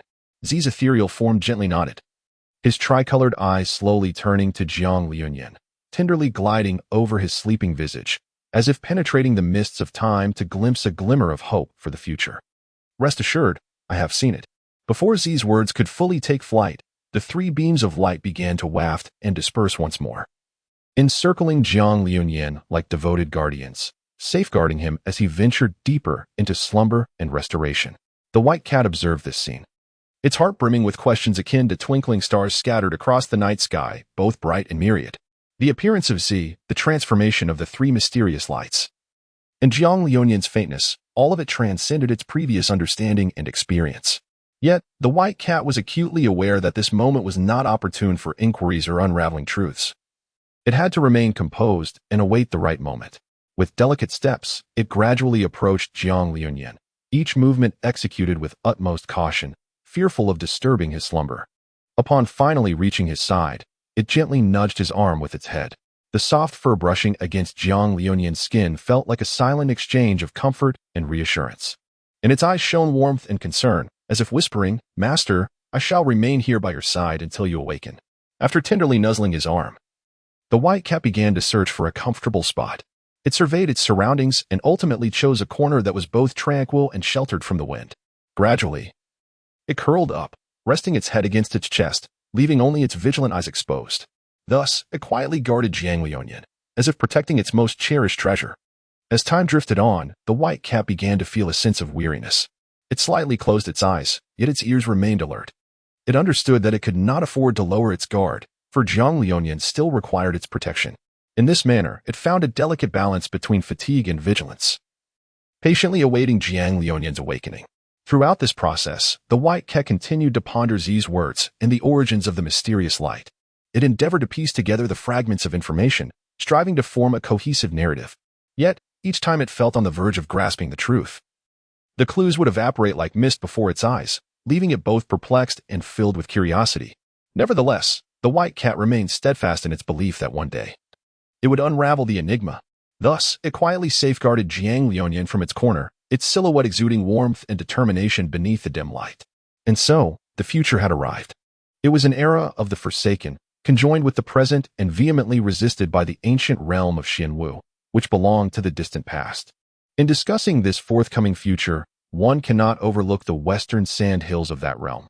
Although referred to as hills, they were, in truth, an immense expanse of desert, ruled overtly by 8 prominent clans. These clans, in their relentless pursuit of ultimate glory and resources, held an unprecedented single combat challenge each year. This event evolved into a fierce contest among the youthful elites, a measure of the strength of various factions, and a complex mechanism for the allocation of future resources. In the sky, clouds swirled gracefully, while on the earth, the spirit of battle surged. At this moment, Xi had transcended the ephemeral figure composed of tricolored light. He stood upon the challenge arena with an air of detachment, his gaze profound, as if capable of perceiving all that exists. Xi's presence there stemmed from a trivial incident that had transpired upon his arrival. It was due to a quarrel over a bowl of chaos soup, exacerbated by a language barrier. What should have been a minor issue had escalated, as the proprietor of the chaos establishment belonged to one of the 8 clans, the Bai clan, specifically the nephew of the clan leader. This connection, coupled with Xi's status as an undocumented individual, rendered him a target of disdain on the future continent, as the populace harbored a particular aversion to those of unknown identity. After all, this realm was bordered by 3 territories. One was their sworn enemy, the coveted past realm of Xianwu. Another was their ally, yet ever wary of betrayal, the present era of spiritual revival. And the last was the enigmatic clan of celestial demons, drifting through the temporal currents. Consequently, Xi found himself at a significant disadvantage. In this unfamiliar land, even as he chose to endure and remain silent, evading discovery proved futile. Moreover, he possessed neither wealth nor connections, nor could he comprehend the local tongue. Fortuitously, Xi was no ordinary individual. He was a prodigy of the cunning and dark demonic tiger clan, a rare talent emerging once in millennia. By relying on fragments of the path of enlightenment he had gleaned from the river of time, he was temporarily able to understand the language spoken by the inhabitants of this realm. This slender path of the soul became the bridge for his communication with the outside world, enabling him to discern the intentions of those around him. Fortunately, the 8 prominent clans held a deep reverence for martial prowess, thus establishing a contract with Xi should he secure first place in the grand competition. A mere apology would suffice, and all matters would be forgiven. Otherwise, he would find himself pursued by the rulers of other continents, namely, Bailing, Central, Nanshan Pavilion, Donghai, and the Gray Zone, who would unite to hunt him down. Consequently, Xi was compelled to partake in the martial competition, for there was no avenue for escape. Weighing the pros and cons, he opted for this course of action. As for the possibility of defeat, if he were to lose, he would lose. Fleeing after a loss bore little difference from fleeing before the contest. Thus, Xi accepted the challenge with a sense of calm. Having also pilfered a plethora of martial techniques from the Bai family's ancestral hall and library, he felt a surge of pride, believing he had struck a significant bargain. Although the average martial prowess in this realm was not exceptionally high, these techniques broadened his horizons. Truly, these were techniques of the future, their intricacies surpassing his wildest imagination. Perhaps it was precisely due to the sophistication of these techniques that practitioners found them so arduous to master. After all, geniuses are not commonplace, even with profound techniques. The common folk struggle to grasp them. Lacking talent and resources, they cannot transcend their limitations, only sighing in admiration from afar. For ordinary individuals, these techniques are as distant as tales from a far-off land. Nonetheless, this did not diminish C.'s appreciation for them. He was acutely aware of their intrinsic value and resolved to study them diligently, striving to extract greater strength from their depths. In this world brimming with challenges and opportunities, he must continually elevate himself to confront various crises. These techniques from the future undoubtedly became a propelling force on his path forward. Chapter 56. The arena in this vast and boundless continent. Martial fervor prevails, and the strong are revered. The various clans and factions twinkle like stars, each vying for prominence. Amidst this intricate web of power, the annual clan martial competition stands as one of the most captivating events. This contest is not merely a test of strength and skill. It serves as an exceptional stage for the clans to showcase their might and vie for honor and resources. This year's competition adopts an unprecedented format of arena-based scoring, aimed at selecting true champions through a more equitable and transparent competitive mechanism. The arena is situated on an expansive plain at the heart of the continent, surrounded by lush forests. At its center lies a vast circular arena, paved with resilient bluestone, boasting a diameter of 100 feet, capable of accommodating hundreds of participants and spectators. As the sun sets, casting its golden rays upon this ancient land, the arena appears to be enveloped in a shimmering golden glow, enhancing its solemnity and sanctity. The rules of the competition are simple and direct. Each participant must consecutively challenge opponents in the arena, earning points for each victory, which directly influences their ranking. Notably, after each victory, participants will be evaluated by a panel of 9 judges. The 9 judges are all distinguished figures from the continent, with 8 representing the 8 prominent clans, each steeped in rich history and possessing unique martial skills and resources, making them formidable entities not to be overlooked. The 9th judge, however, is an envoy from the Central Imperial Court, a figure of exceptional significance, embodying the will of the court and serving as a symbol of justice and fairness. The Central Imperial Court, a mysterious institution situated at the heart of the continent, wields immense power and influence that far exceeds common imagination. Beneath the court, there are over 100 registered major forces, each controlling abundant mineral resources, possessing formidable martial legacies, or dominating the commercial landscape, thereby holding the economic lifeblood of the continent. Yet, this merely scratches the surface. In the unrecorded corners, countless smaller factions exist, often few in number but possessing unique skills or secrets that cannot be underestimated. The presence of these forces complicates the dynamics of the central region, rendering it rife with uncertainties. Nevertheless, amidst this intricate landscape, the Central Imperial Court remains steadfast. The reasons behind its resilience lie not only in its formidable military might and wisdom but, more crucially, in its precise management and balance of various factions. The court understands that maintaining a delicate equilibrium among the top powers is essential to ensuring peace and stability across the continent. Thus, in selecting judges for the martial competition, the court exercises great caution, ensuring not only the impartiality of the judges but also considering the interests of all major factions. The 9th judge, the envoy from the Central Imperial Court, is named Yunfei. In his 30s, he possesses a striking appearance, his gaze exuding an aura of authority that commands respect without anger. Yunfei hails from an auxiliary family of the Yun clan within the court, which, through alliances with other forces, has evolved into a core member of the Central Imperial Court's coalition. From a young age, he underwent rigorous training and education, becoming not only a master of martial arts but also well-versed in military strategy, making him a rare talent within the court. Yet, few are aware of his connection to the Yun family, often attributing his surname to mere coincidence. More importantly, he is known for his fairness and impartiality, acting decisively without favoring any side. During the martial competition, Yun Feiyang's role is particularly critical. He must meticulously observe each participant's performance, evaluating their martial techniques, battle strategies, mental resilience, and even their respect and demeanor towards opponents. He understands that a true competition is not merely a contest of strength but a demonstration of wisdom, courage, and character. Consequently, his assessments often reflect the participant's overall abilities and potential with remarkable accuracy. Most significantly, He will reveal his identity today to represent the Yun family in the final battle. In the first match, C versus Bai Mo of the Bai family. Clad in a snow-white outfit, Bai Mo stands on the arena, wielding a gleaming longsword, its tip quivering as if poised to slice through the air at any moment. He, a young talent of the Bai family, gained renown for his swordsmanship from a tender age. His flowing cloud swordplay is an esoteric secret of the Bai clan. Light and graceful, shifting like the ever-changing clouds. In the face of C, Bai Mo exhibited not a trace of trepidation, rather, his eyes sparkled with excitement. He understood well that this confrontation would serve as the finest opportunity to prove his prowess. With a sharp whistle, Bai Mo leaped into action. His sword soaring like a dragon, transforming into a silver streak aimed directly at C's vital points. Yet, C appeared to have anticipated every move, effortlessly evading Bai Mo's assault with a subtle shift of his body. Instantly, C's form danced like a phantom across the arena, appearing alternately to Bai Mo's left and right. Each strike deftly neutralizing Bai Mo's swordplay while seeking openings for counterattacks. Although Bai Mo's swordsmanship was exceptional, he gradually found himself at a disadvantage under the elusive presence of C.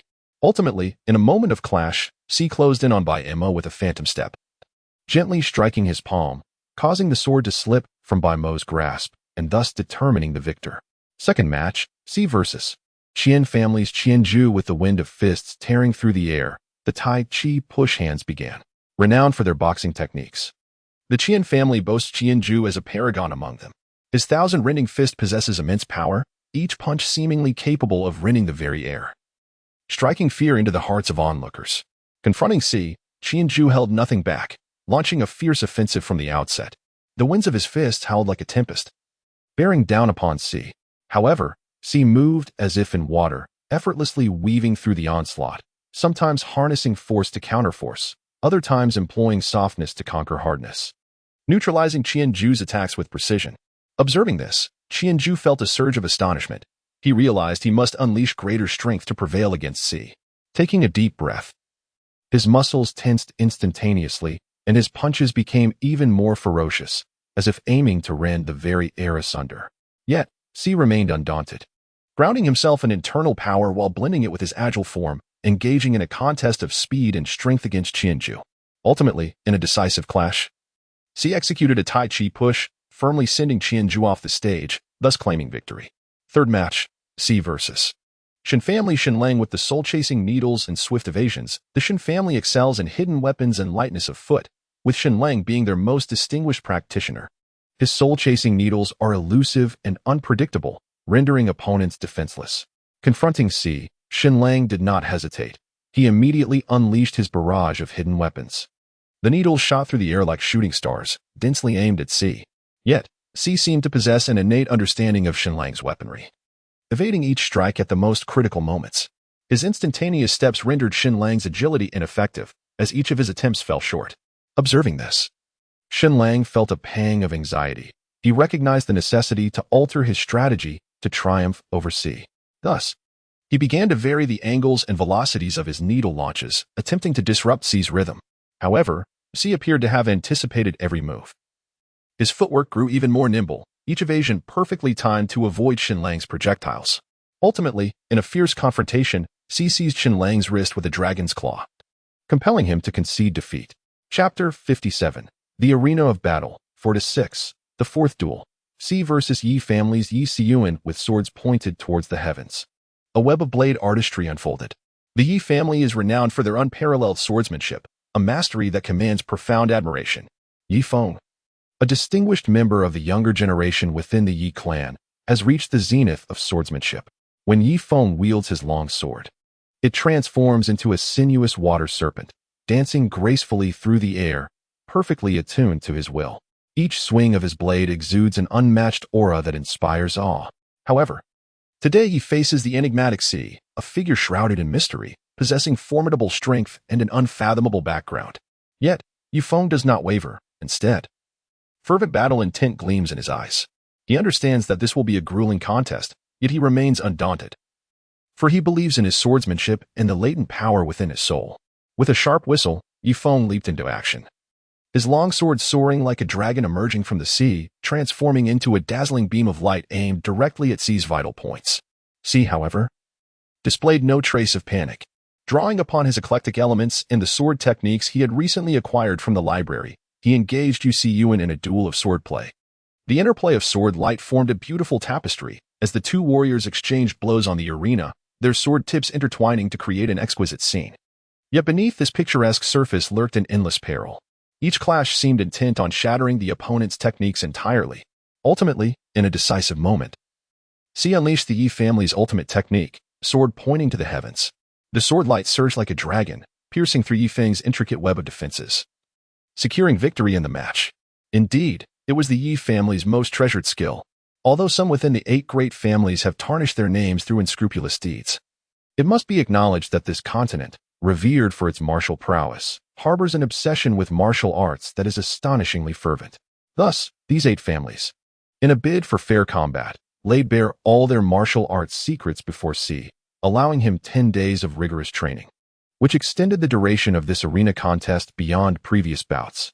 The 5th duel, Xi versus Huang family's Huang Tian, unyielding as diamond, formless as air. The Huang family is famed for their mastery of both boxing techniques and internal cultivation, with Huang Tian standing as a remarkable representative of this lineage.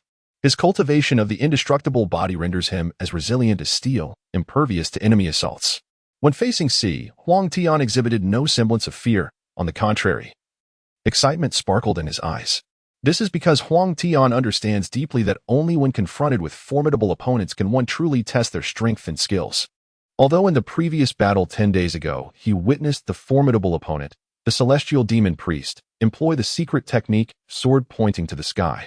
A technique renowned for its overwhelming offensive power, he yearns to challenge his limits and transcend himself. Thus he approaches this confrontation with great anticipation. At this moment, Huang Tian embodies the confidence and courage of a top-tier warrior, ready to embrace any challenge. With a thunderous roar, Huang Tian's entire body tensed, charging towards the priest like a moving mountain. His punches were immensely powerful, each strike seemingly capable of shaking the very heavens and earth. Huang Tian exclaimed, "Let me see whether your swordplay is sharper, or my body is more resilient." His colossal roar reverberated, as if aiming to tear through the air itself. However, the priest displayed no sign of panic. Wielding his sword with one hand and employing his agility, he engaged in a battle of swordsmanship against Huang Tian's indomitable form. Although Huang Tian's punches were fierce, they gradually appeared ineffective against the priest's agility and swordplay. The two clashed, producing a series of sharp sounds reminiscent of steel colliding.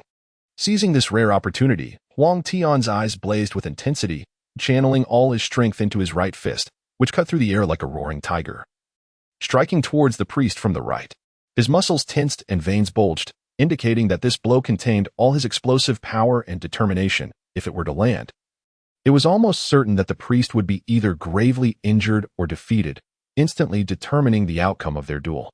Yet, in the face of this thunderous attack, the priest merely wore a faint smile, exuding both composure and a hint of acknowledgement for Huang Tian's efforts.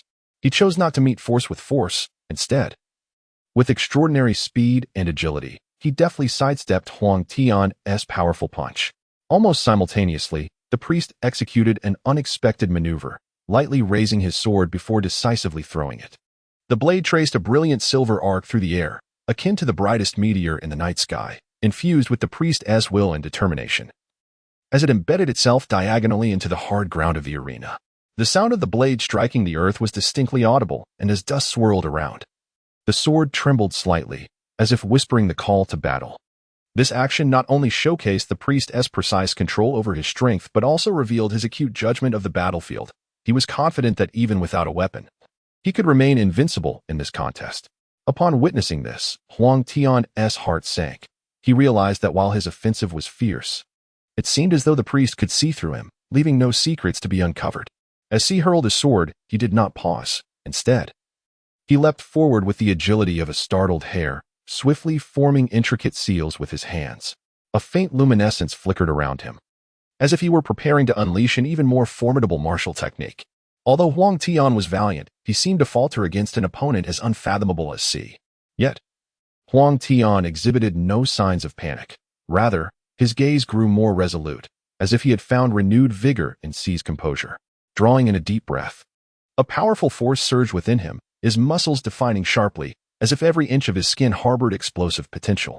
He quickly adjusted his stance, his feet firmly planted like the roots of a mighty tree, stable and profound. Then, with a thunderous roar, Huang Tian propelled himself forward like an arrow released from its bow, launching a fierce assault upon Si. This time, every punch and kick he delivered was imbued with an insatiable yearning for victory and an indomitable spirit. Observing this, Si's lips curled into a deeper, knowing smile. He understood that the true contest had only just commenced. Si gracefully sidestepped, akin to a feather dancing in the breeze, effortlessly evading Huang Tian's tempestuous strikes. His eyes sparkled with intelligence, as if calculating the trajectory and force of each of Huang Tian's movements, seeking the opportune moment for counterattack. Though Huang Tian's onslaught was fierce, it gradually appeared ineffectual against Si's nimble evasions. Each punch felt as though it struck only the air, engendering within him a vague sense of frustration. Nevertheless, Huang Tian refused to concede. He knew that surrender in this battle equated to defeat. At that moment, Si abruptly halted, seemingly suspended in the air.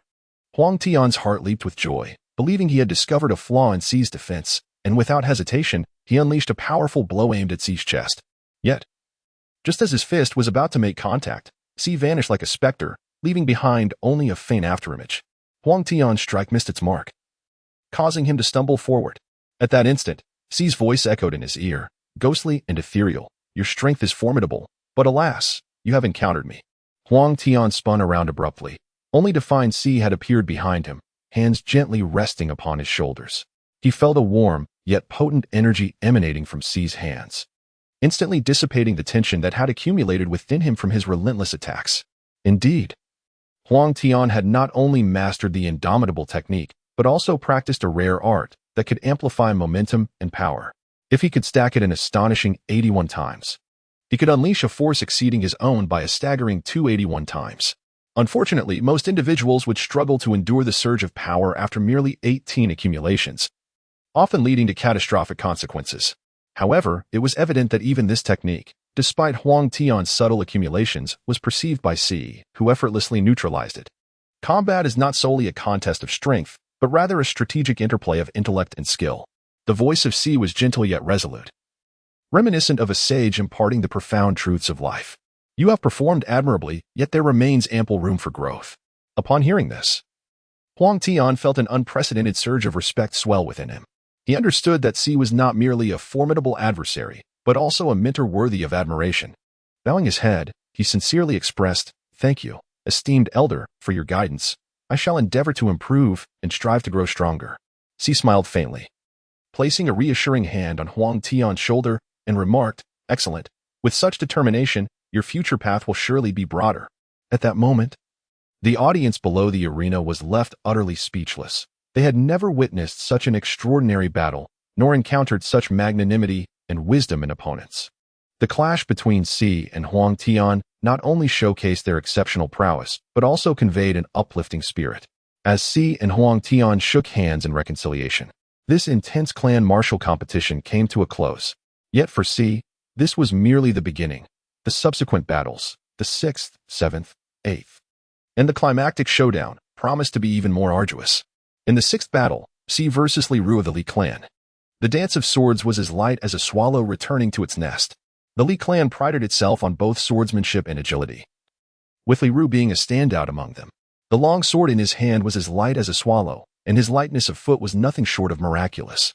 He bore the name Li Ru, as his lineage derived its martial philosophy from the teachings of a Confucian classic, embodying the essence of Confucian wisdom.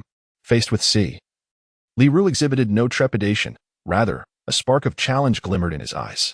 He recognized Si as a powerful opponent, but was unafraid of defeat.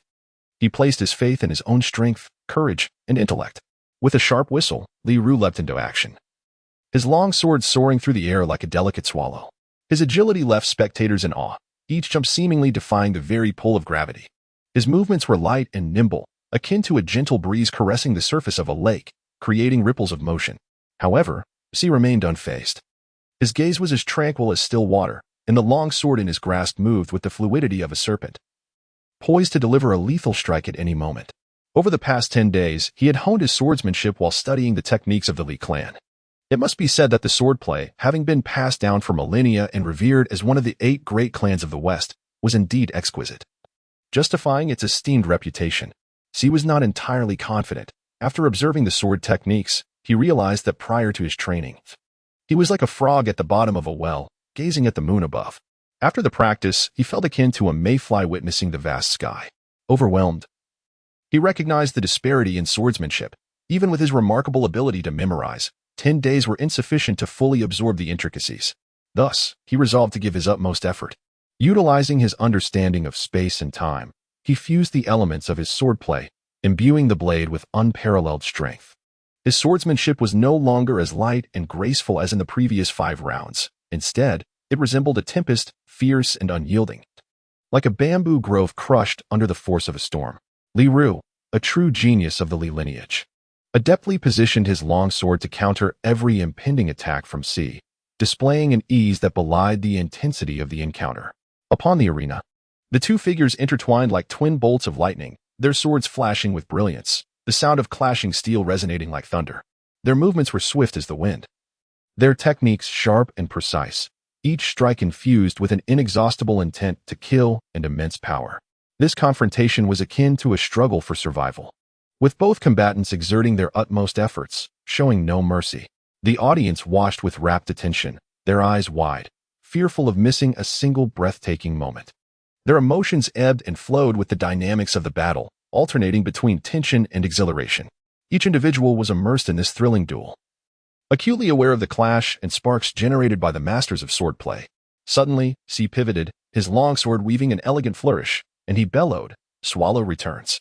Li Ru, observing C's intricate movements coupled with the name of the technique, immediately recognized the ancestral swordplay of the Li family and attempted to adopt a different defensive stance.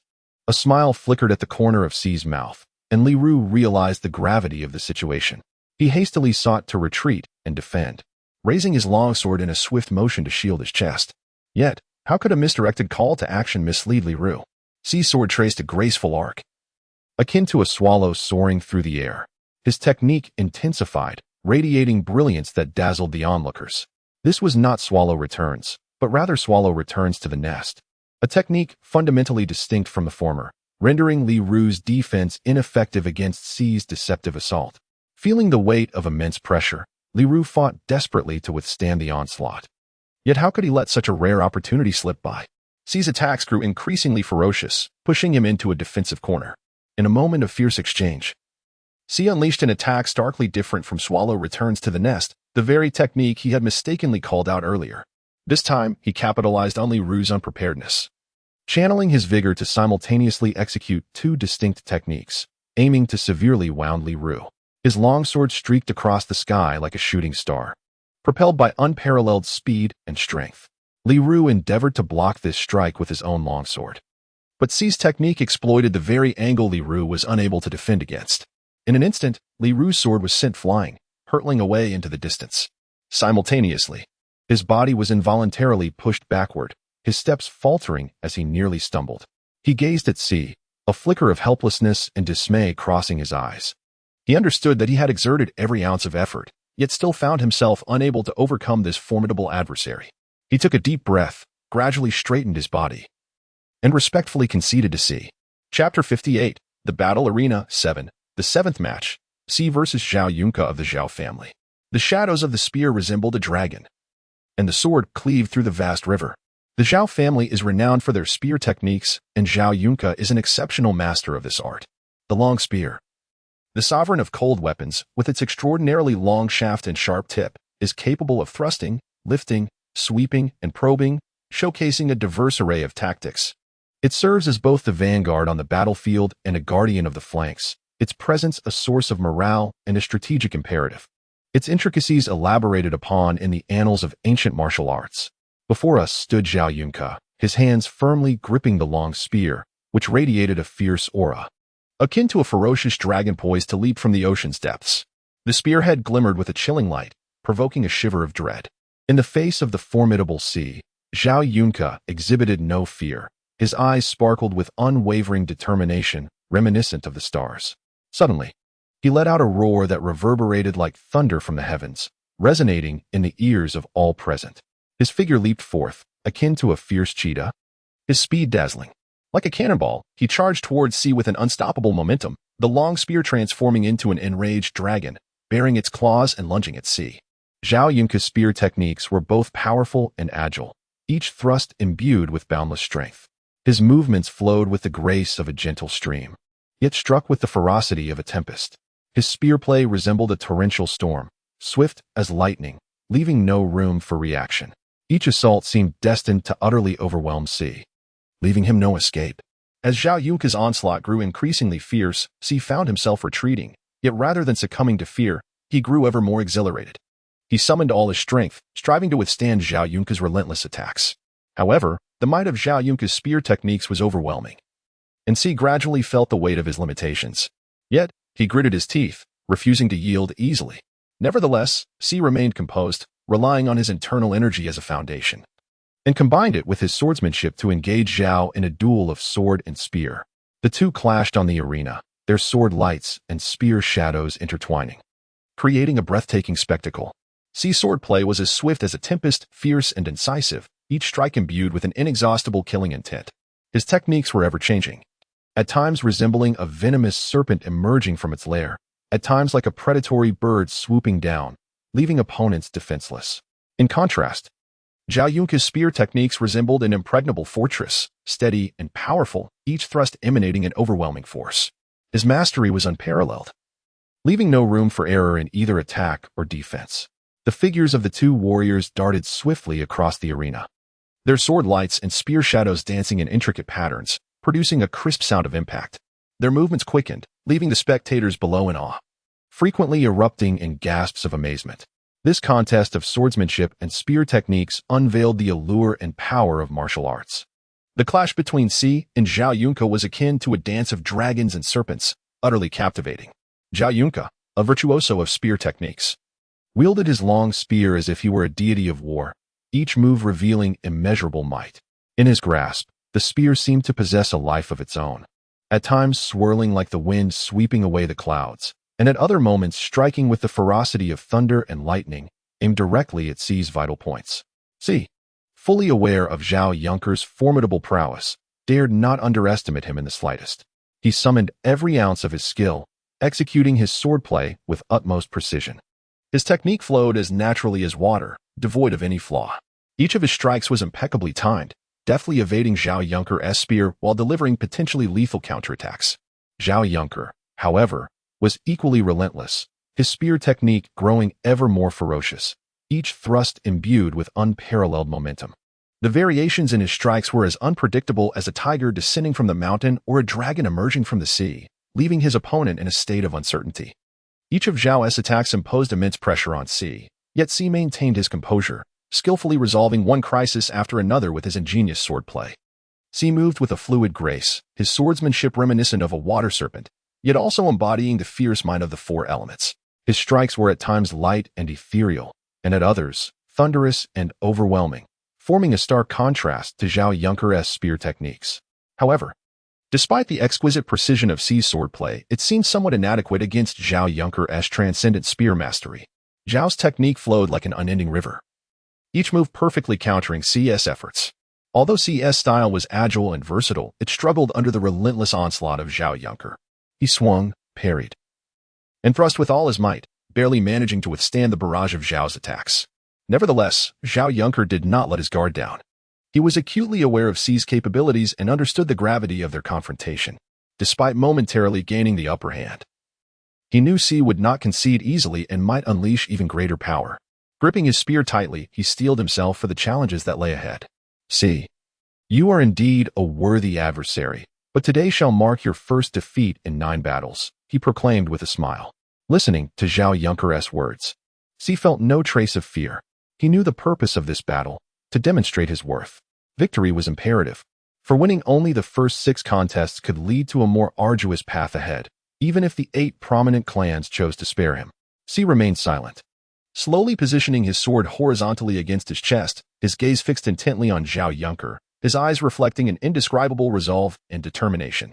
The corners of his mouth tightened slightly, as if he were gathering all his strength for the imminent final confrontation. How could I falter here?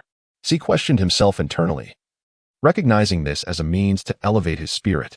Moreover, centuries ago, he had discovered a unique, incomplete technique within the crevices of time, which posed 3 questions to oneself. Should he be resolute enough to answer them within his heart, he could provide himself with a psychological affirmation, significantly bolstering his aura and slightly enhancing his strength. Alas, this technique was but a fragment, and C had only mastered the first question. Then, C gently raised the index finger of his right hand, lightly tapping the spine of his sword with the tip. At that moment, a strike seemed to awaken the slumbering spirit within the longsword, which instantly emitted a crisp and resonant clang. This sound, akin to the roar of dragons and the growl of tigers, reverberated across the entire battlefield, instilling a sense of reverence in all who heard it. C's demeanor became profoundly focused. His eyes appeared to penetrate the very mysteries of the world, and the tip of his sword quivered slightly, as if resonating with his soul. Though his body remained still, a surging power coursed within him, flowing through his fingertips and into the longsword, making its brilliance even more dazzling. The sound of the sword's cry served as both a challenge to Zhao Yunkai and an embodiment of C's unyielding spirit. It seemed to narrate C's resilience and determination, declaring to all spectators around the arena that, regardless of how formidable the opponent, he would not easily concede. C was taken aback by how his own momentum harmonized with the sword's spirit, significantly enhancing his capabilities and fortifying his belief in inevitable victory. In an instant, the onlookers surrounding the arena seemed to sense this shift, rising to their feet in profound respect for this stranger.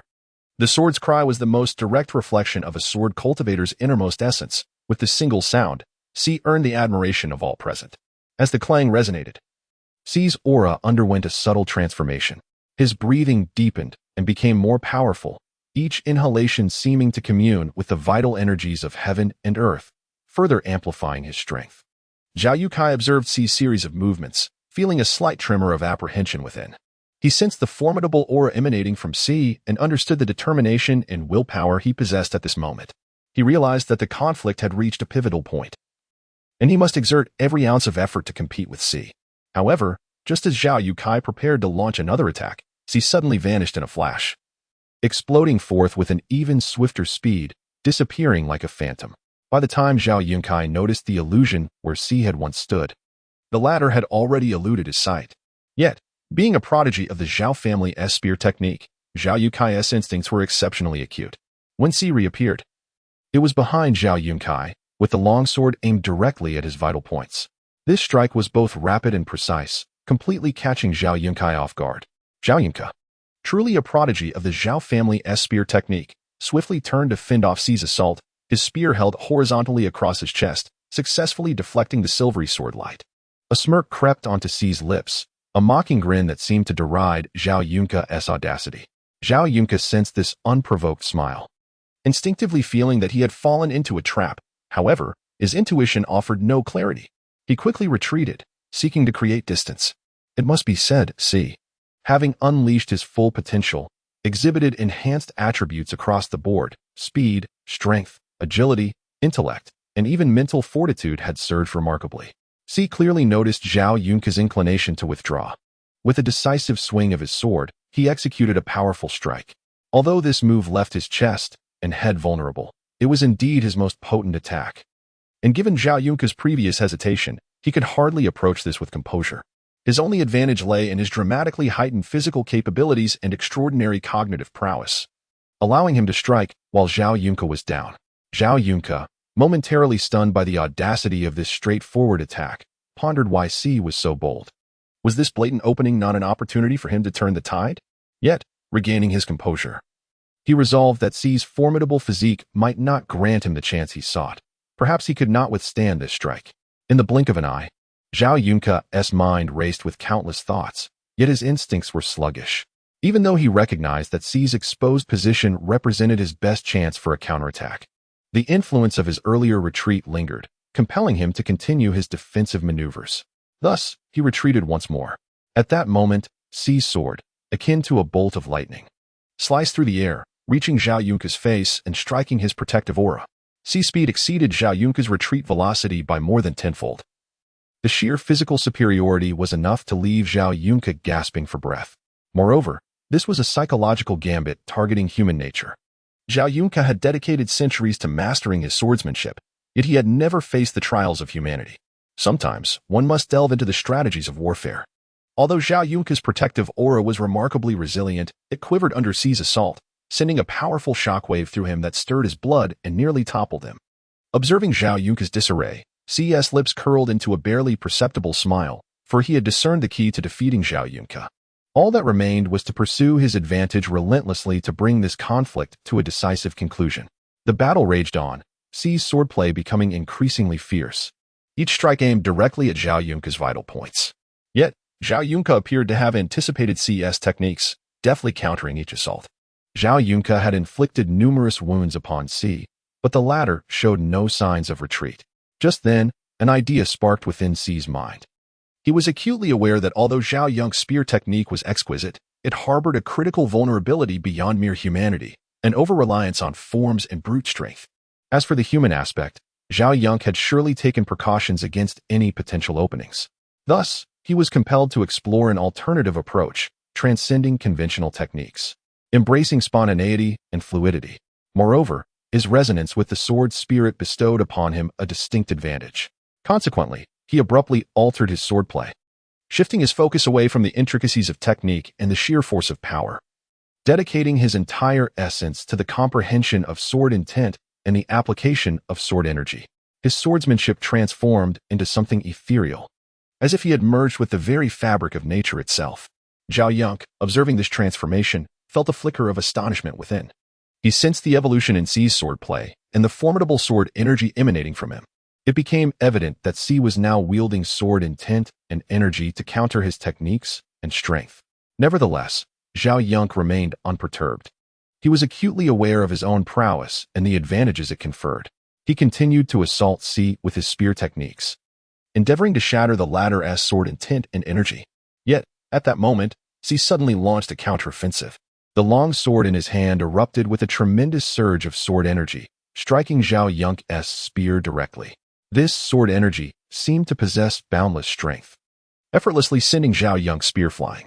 As he watched his spear soar away, Zhao Yunke could not help but feel a moment of bewilderment. He sensed the potency of C's swordsmanship,